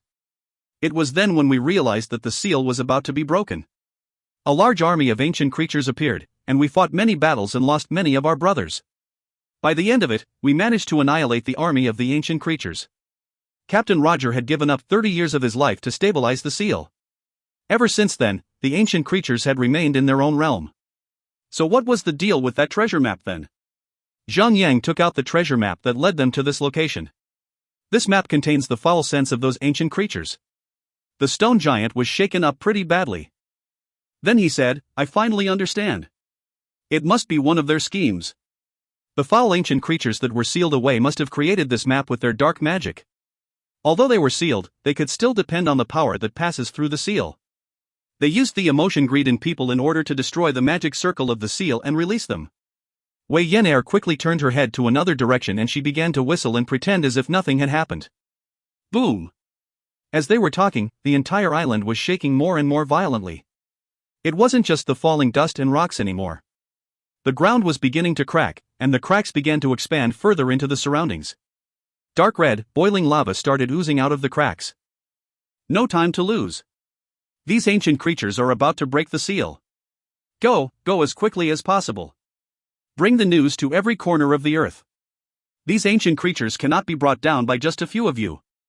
You will need an army to fight off such foul and evil army of creatures. The stone giant was panicking as he continued to say, I shall create a temporary portal. Just go. The moment it finished talking, the stone giant began to chant a spell. A small portal appeared right before Zhang and the ladies. Quickly. Go. Get out of here. The stone giant urged. Boom. A loud explosive sound was heard. The next thing that Zhang and the lady saw was a gigantic cockroach appearing right in front of them all. Followed by a second one, a third one. Zergerd Cockroach King, Violet Platinum, Beast. Level, 125. HP, 12,500,000. Defense, 3,300. Melee attack, 17,739 to 21,739. Skills, not applicable. If it was just one or two of these Zergerd Cockroach Kings, Zhang would have stayed behind to slay them all without any fear. However, more foul cockroaches were sprouting out at every passing second. Who would dare to stay back and fight? Let's get out of here. Zhang quickly shouted. The three ladies could not afford to delay any further. They quickly ran towards the portal. After they went through the portal, the ladies arrived at the teleportation circle in White Jade Castle. Zhang looked at the stone giant and he said, Mr. Stone Giant, how about you? I was long dead. Stone Giant revealed a slight grin as if he was content having a stranger like Zhang actually caring about him. I'm just a residue of my soul that was bound to the seal. My purpose was to warn anyone who set foot into the cave. But, it doesn't matter anymore. Don't blame the little girl for all this. Even if she did not act recklessly, the seal that Captain Roger put upon the stone tablet was going to fade anyway. It would only hold for another few years. Well, it's not really a bad thing that the seal has been broken. By breaking the seal, at least you know what's coming now. Warrior, if you have the courage and the power, just get back here and destroy the magic circle on this soil. You can do it after the magic seal has totally faded. Ding! You have completed a quest, access to the treasure. Acquired 100,000 experience points. Ding! The stone giant has a quest for you, preventing future trouble, will you accept it? Accept. Leave at once. My power is fading. I cannot hold the portal for much longer. The stone giant roared. At the same instant, one of the Zergerd Cockroach King had sensed the presence of Zhang.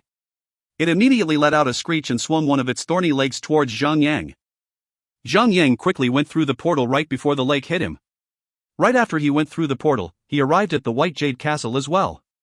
The portal behind him immediately collapsed and disappeared. Server announcement, large-scale legendary quest, the invasion of the ancient creatures has been activated. Countless ancient creatures will appear on Baroque Island, among the Kamaro Islands. They will arrive at 7 p.m., 3 days from today. These monsters shall depart from the island and launch their assaults on the entire world.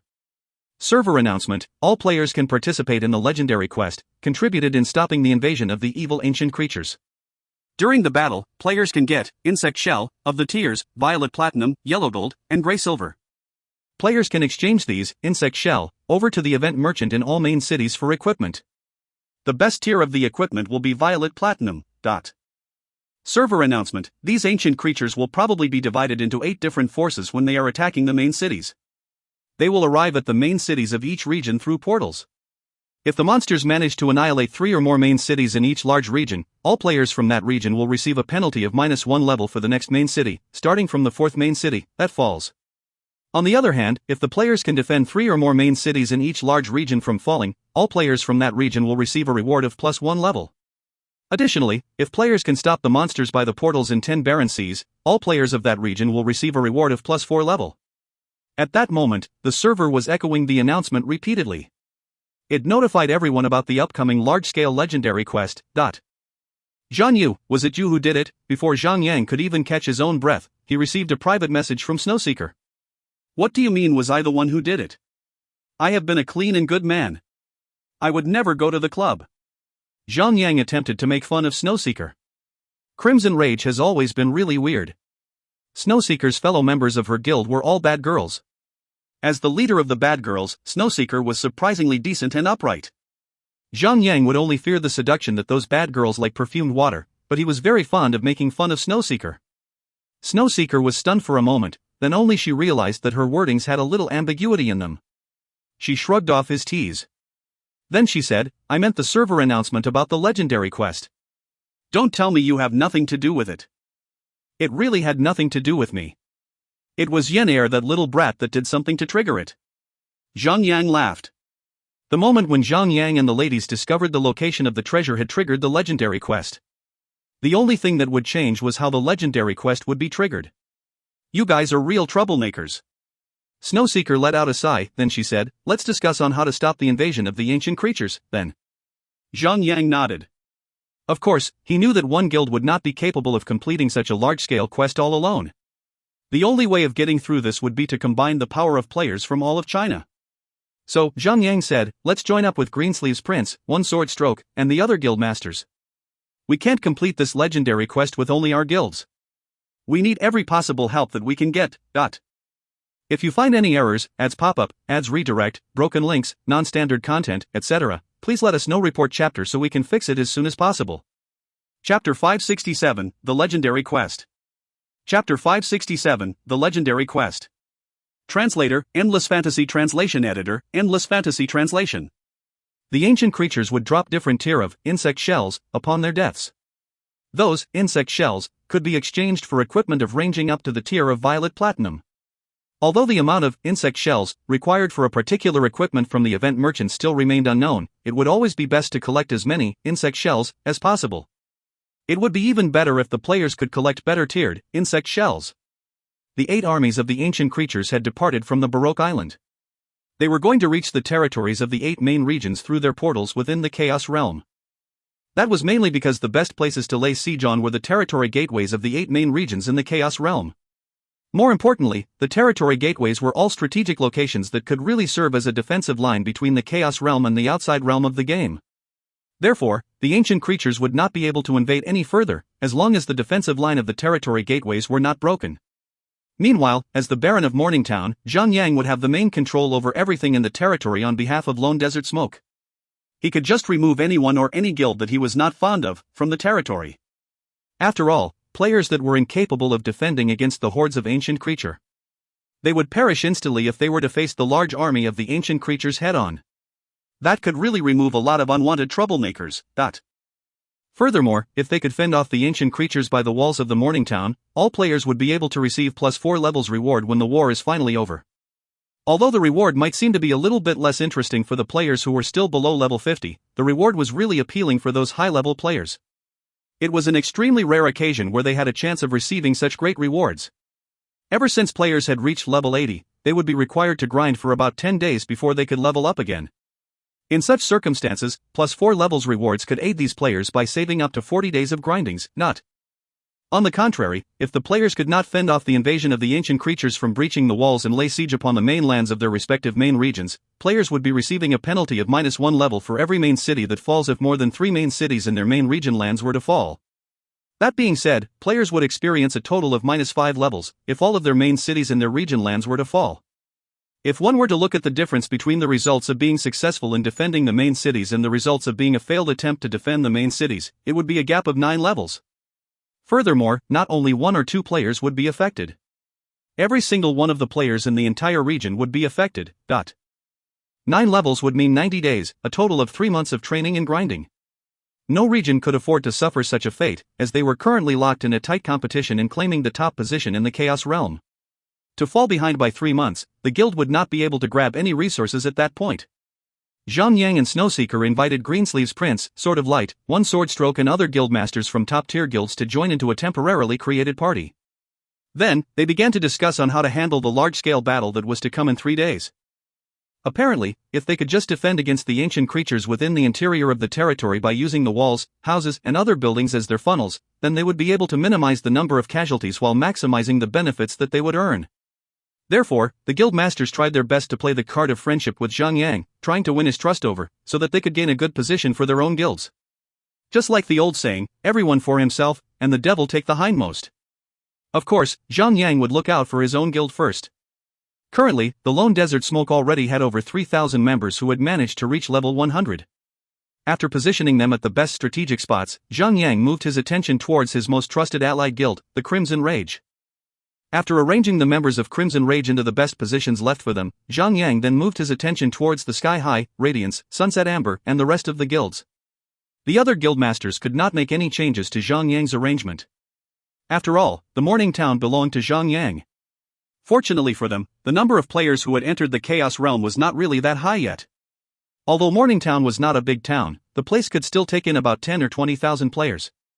That was almost the amount of all the players in China region who had reached level 100. Of course, that number was merely 10% of the number of players in all of China region. Most of the players could only head for 10 barren seas through the portals and prepare for the assault. However, they would not have any form of tenable defensive positions. They were bound to suffer greatly. Players with even lower levels could only stay at the main city as the last defensive line of the city. However, players who were level 70 or below would only be wasting their time by doing so, as the monsters from the Chaos Realm should all be at least level 100 or above. The level 70 players would be restricted by the level gap suppression function of the game, and they should not be able to deal much damage to the monsters of level 100 and above. They should be working hard on gaining additional levels instead. Even the Lone Desert Smoke, Imperial Sky, Crimson Rage and other top-tier guilds represented the most powerful forces in the entire China region, but their numbers were far lesser than the total number of players in the entire China region. Therefore, after they were done discussing, the guild masters went to the forums as one. They posted with the purpose of gathering as many top-tier players by the portal of 10 barren seas, so that they could to act together as one in defending against the army of ancient creatures. They attempted to recruit more muscle to stop any monsters from attacking the main city. Everyone was striving to get the +4 levels reward. After all, the outcome of this war would affect every single player in an entire region. Therefore, the post was being jacked up with tens of thousands of comments. The administrators of the official forum were forced to lock down the original post and repost it as a new post. It wasn't just the China region. The other 7 main regions were also gathering their best players at the same moment.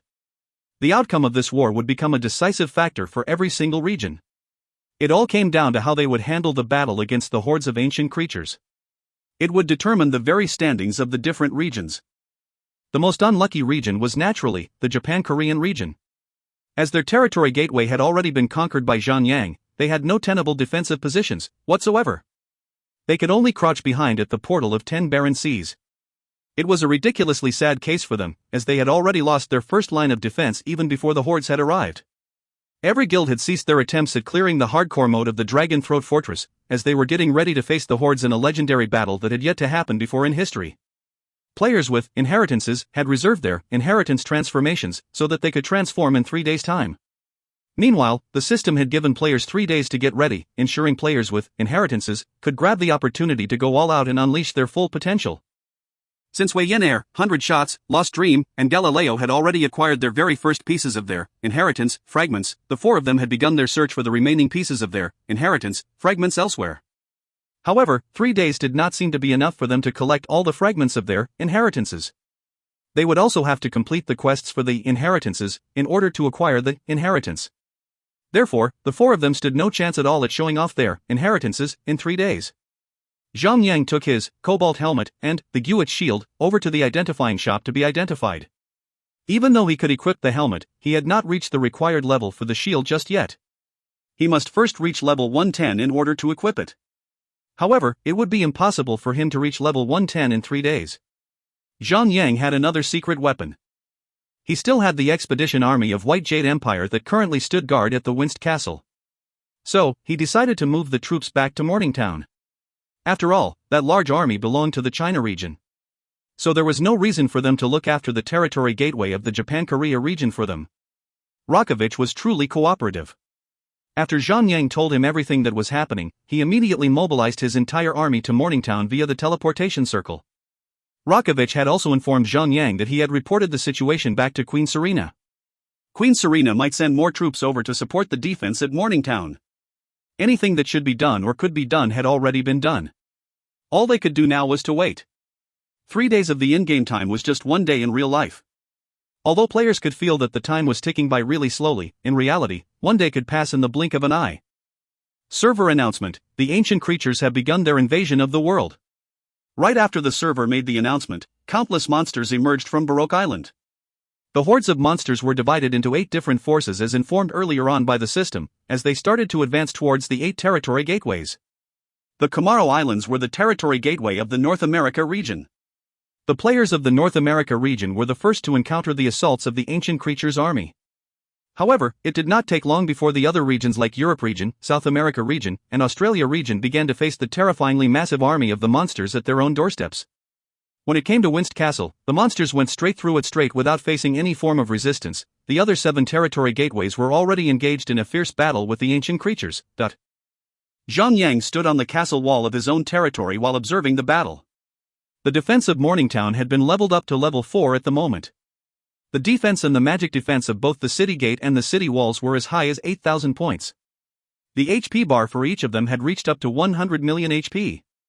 If the opposition side of the siege did not bring along some catapults in their attempt to bring down the defense of Morningtown, it would be a total nightmare for them. The opposition side would be wasting all 3 hours just bringing down the city gate.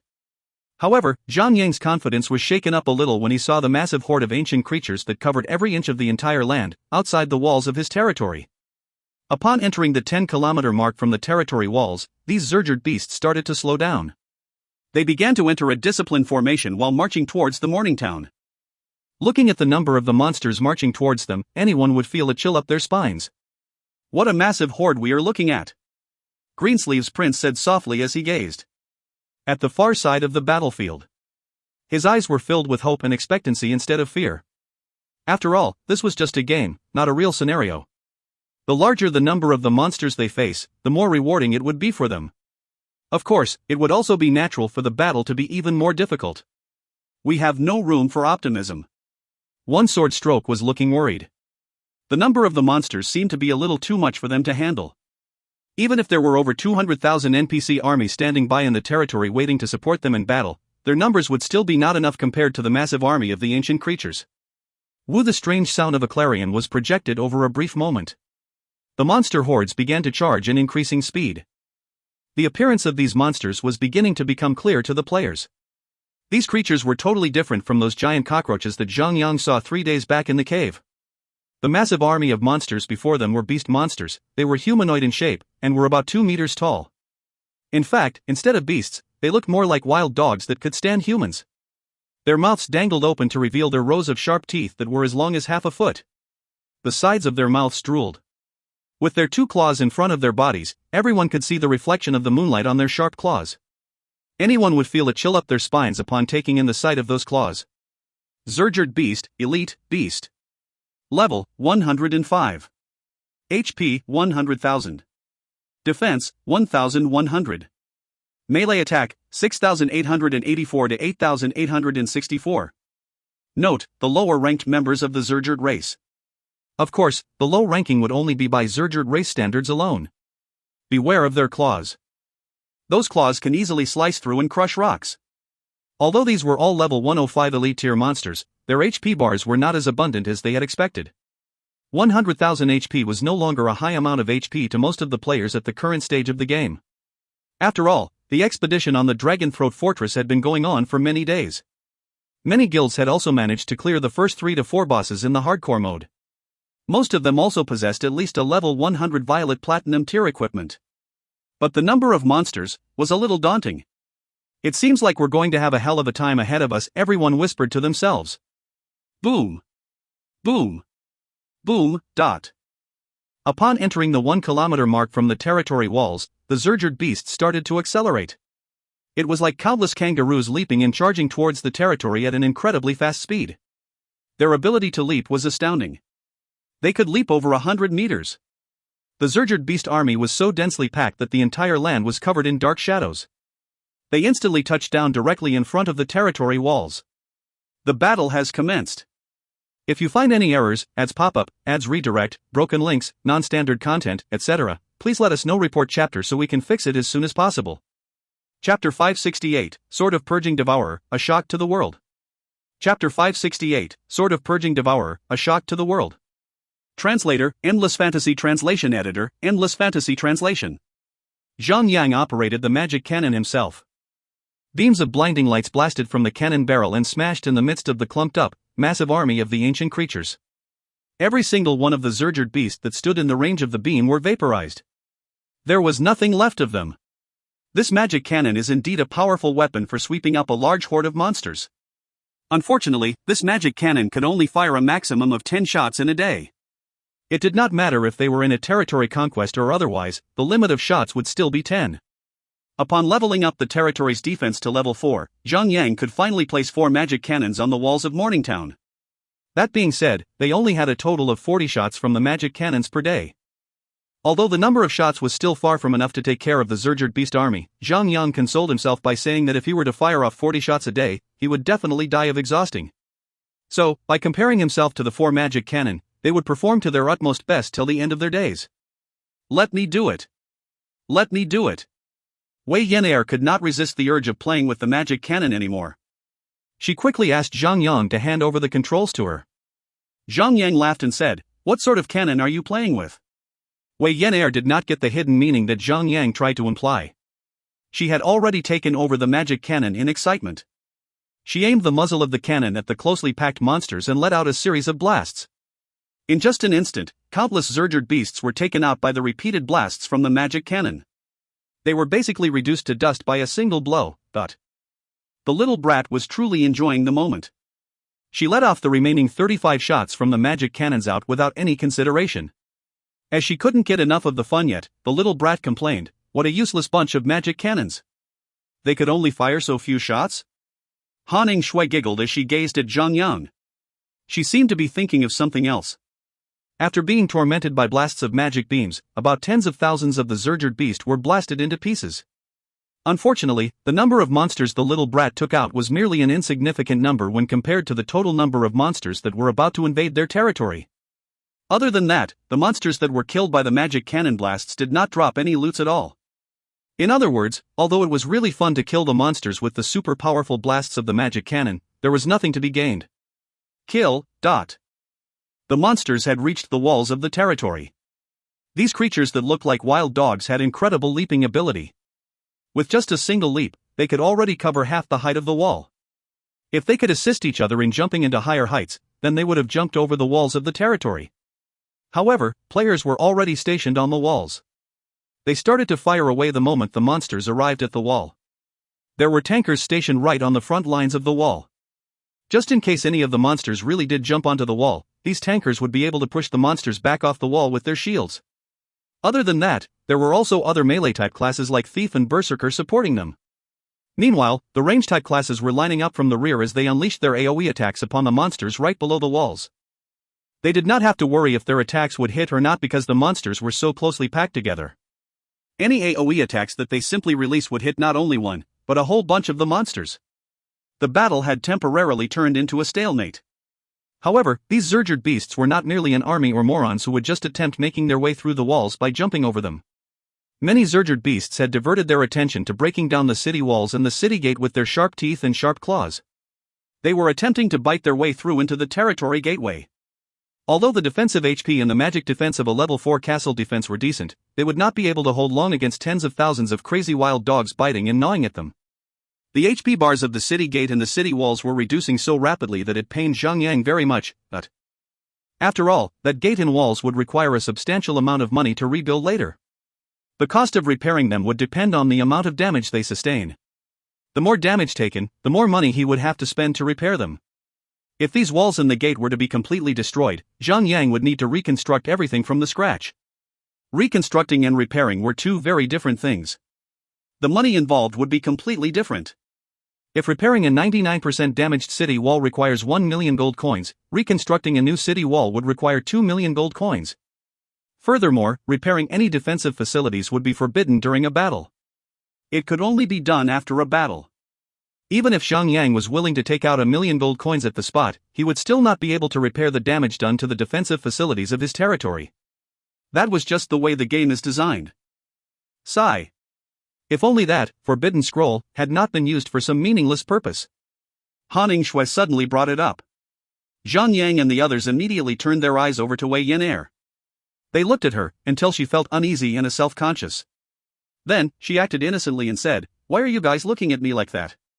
It was Sister Sun who used that forbidden scroll, scourging doomsday. Not me. Without your encouragement, would that icy queen really do it?" Zhang Yang pointed his finger at her. "How could you make an accusation based on that kind of assumption?" Wei Yan'er curled her upper lip in a show of skepticism as she continued to say, "If you are out to condemn someone, do your research first." "I'm not talking to you anymore.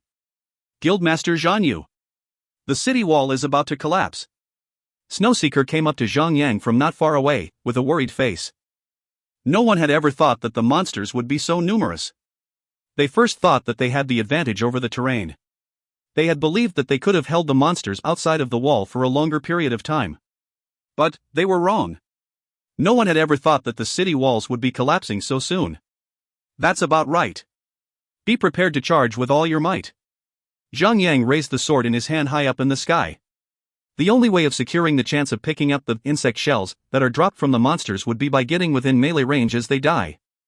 As no one would know how many players would be attacking the same monster at the same time, that would mean that many players would have the chance to pick up the loot dropped by the same monster that they are attacking. It would definitely become a chaotic scene when it comes down to picking up the loots. Therefore, players who were within the melee range of the monsters that dropped the loots would stand higher chances of picking them up. 80%, 60%, 30%. The remaining HP bar of the city wall was reducing with every passing second. However, when the remaining HP of the city wall was reduced down to 10%, a hole opened up in the walls, enough for the monsters to pass right through. Kill. Kill them all. Leave none of them alive. Players had already rushed up to the hole, their weapons drawn. The moment they saw the monsters charging in through the hole, they leaped into battle and gave their all. The clanging sounds of weapons were filling up the quiet streets of the territory as swords and claws met. Blood started flooding the ground, and miserable screams were heard over and over again. The sound of them murdering each other quaked across the heavens. Zhang Yang hopped on Thunderhawk and said, "It's time for us to get going too." Among Zhang Yang's party of 10, only Sun Xianyu was absent. Her place had been taken up by Galileo for the moment. The party went off into the skies as they dived towards the horde of monsters on the ground. Upon receiving the news that the wall had been breached, Rakovich could no longer sit on his *SS. He commanded the 200,000 White Jade Empire troops to join the chaotic battle by the wall. Although most of the soldiers in the army of NPC were just normal tier soldiers, they were doing fine as a backup army. They became the perfect human shields for the players. It was much better than having no backup from the NPCs. Rakovich was truly a mythical tier boss. His attacks could already reach up to half the attacks of Zhang Yang whenever he activates his God of War transformation. Every single hit from Rakovich produced shockwaves that spread across the area. Every single smash with his hammer would cause massive damage to the monsters and sent the monsters flying tens of meters away. "Let's go. We shall follow our boss and push forward." Zhang Yang laughed out loud as he patted Thunderhawk and flew close to Rakovich. He picked on the monsters that had already been struck by the shockwave effects of the boss and killed them all. Feeding off Rakovich's leftovers with 1 or 2 hits was enjoyable. Horizontal Sweep may be classified as an AoE type attack, but it was limited, in the sense that its attacks would only go through one layer of enemies. Even if a large number of enemies was within its range, its attacks would only strike the ones directly before Zhang Yang, and not go on striking anything else behind them. Be it 10 or 100 monsters within the range, there would hardly be any difference. The attacks would never reach anything beyond the first row. However, Blast Wave worked differently. It would strike any and all things within its stipulated range. With the monsters being very closely packed together at the moment, Zhang struck out with his Blast Wave instead of horizontal sweep. Instantly, a sea of numerical values popped across the heads of the closely packed monsters again and again. The amount of damage dealt on each of the monsters was more than 5,000 damage. Furthermore, the replicated ability of the Sword of Purging Devourer was triggered without any care in the world. Instantly, a series of damage befell upon the monsters like a domino effect, as the damage values popped above their heads repeatedly. Although the basic damage of the Blast Wave was merely above 5,000 damage, the special effect on the Sword of Purging Devourer was still kicking in like a boss. The special effect was triggered repeatedly without any pause, until all the monsters within the range of Blast Wave was cleared out completely, but all members of his party could clearly see the damage dealt on the monsters every time the special effect of the sword triggered. They also could see how all the monsters died with their own eyes. Meanwhile, the other players around could only see the HP bars of the monsters being emptied out the moment Zhang swung his sword. From their perspective, Zhang had taken out all the monsters single-handedly in mere seconds, like they were nothing. What kind of sorcery was that? Everyone could not help but look over at Zhang. They were looking at him with admiration and dread. This man was a one-man army. He was killing the monsters at a rate that was even more ferocious than the boss. Zhang shrugged. It was only the special effect of his Sword of Purging Devourer. That special effect had once been on a level 60 yellow gold weapon. It wouldn't do much for the other players even if he shared the attributes for the Dark Enigmatic Sword to the public. If a level 100 player went on to equip a level 60 yellow gold weapon, the player would be severely underpowered, and there was no chance of the special effect showing up in their hands. When a player is below level 80, there would be a 2% rate of triggering the sword's special effect. However, when the player exceeds level 80, the rate of triggering the sword's special effect would drop to 1%. When the player reaches level 90, the rate would go as low as 0.5%. The rate would become 0.25% when the player reaches level 100. Furthermore, other players would not have an ancient weapon like the Sword of Purging Devourer to devour the special effect of other weapons. The sword could even be upgraded further up in tier as the seals on the sword are unsealed. Therefore, other players would only be envious of him. However, destruction always pursues the great. After today's battle, someone would be complaining to the officials that Zhang was like a bug in the game, out of spite. If the special effect of the Sword of Purging Devourer was to be nerfed, then Zhang would suffer a great loss. Ha ha ha. That weapon of Noob Tank is sure powerful. Wei Yan'er quickly patted her winged tiger and flew out to pick up as many insect shells as she could. Although the elite tier monsters only dropped gray-silver tier insect shells, they could be exchanged for quite a number of gray-silver tier equipment. They could always sell the equipment for money. Such a shame that the weapon is bound to Noob Tank. Or else, I would have borrowed it to have fun with the monsters. Wei Yan'er sighed as she said. If I ever lent it to you, it would most probably be like taking advantage of an incident to take Jingzhou, without returning it. I would never get it back, ever. Zhang blurted out. Humph. You better stop discrediting my reputation. The little brat growled at Zhang. The gang could only chuckle. Under the violent assaults from Rakovich and Zhang, every single one of the monsters that got through the wall were annihilated. The monsters also dropped numerous loot on the ground, including a countless amount of insect shells. Everyone enjoyed the substantial amount of experience points as they stared at their rapidly rising experience bars. Zhang could not help but sigh. As usual, online games were all about having high levels. This spot had become a holy land for players to level up. Judging by the rate of monsters coming and dying, most of the players would probably level up once after just one day. However, such excitement and joy of leveling up would only be understood by the high-leveled players. Back in his previous life, Zhang was still at level 20, wandering about, while the top players activated the first legendary quest, Of course, they did not have an insanely powerful player like Zhang back then. Furthermore, Zhang had activated the first legendary quest much earlier compared to the timeline of his previous life, because of his foresight. Therefore, the number of players who had reached level 100 and above were so much lesser than it was in his previous life. Although that might make defending the territory much harder, there would be fewer players to divide the experience points equally. Everyone was hooked on the fact that they were earning more experience points than they ever could in such short amount of time. They were all hoping that this battle would last until they were 20 levels higher than the monsters. By then, any more than 20 levels, it would be pointless, as they would no longer earn any experience points. Boss. Wei Yan'er's sharp eyes and nose detected the presence of a boss from a distance, like a treasure hunter. If you find any errors, ads pop up, ads redirect, broken links, non-standard content, etc., please let us know. Report chapter so we can fix it as soon as possible.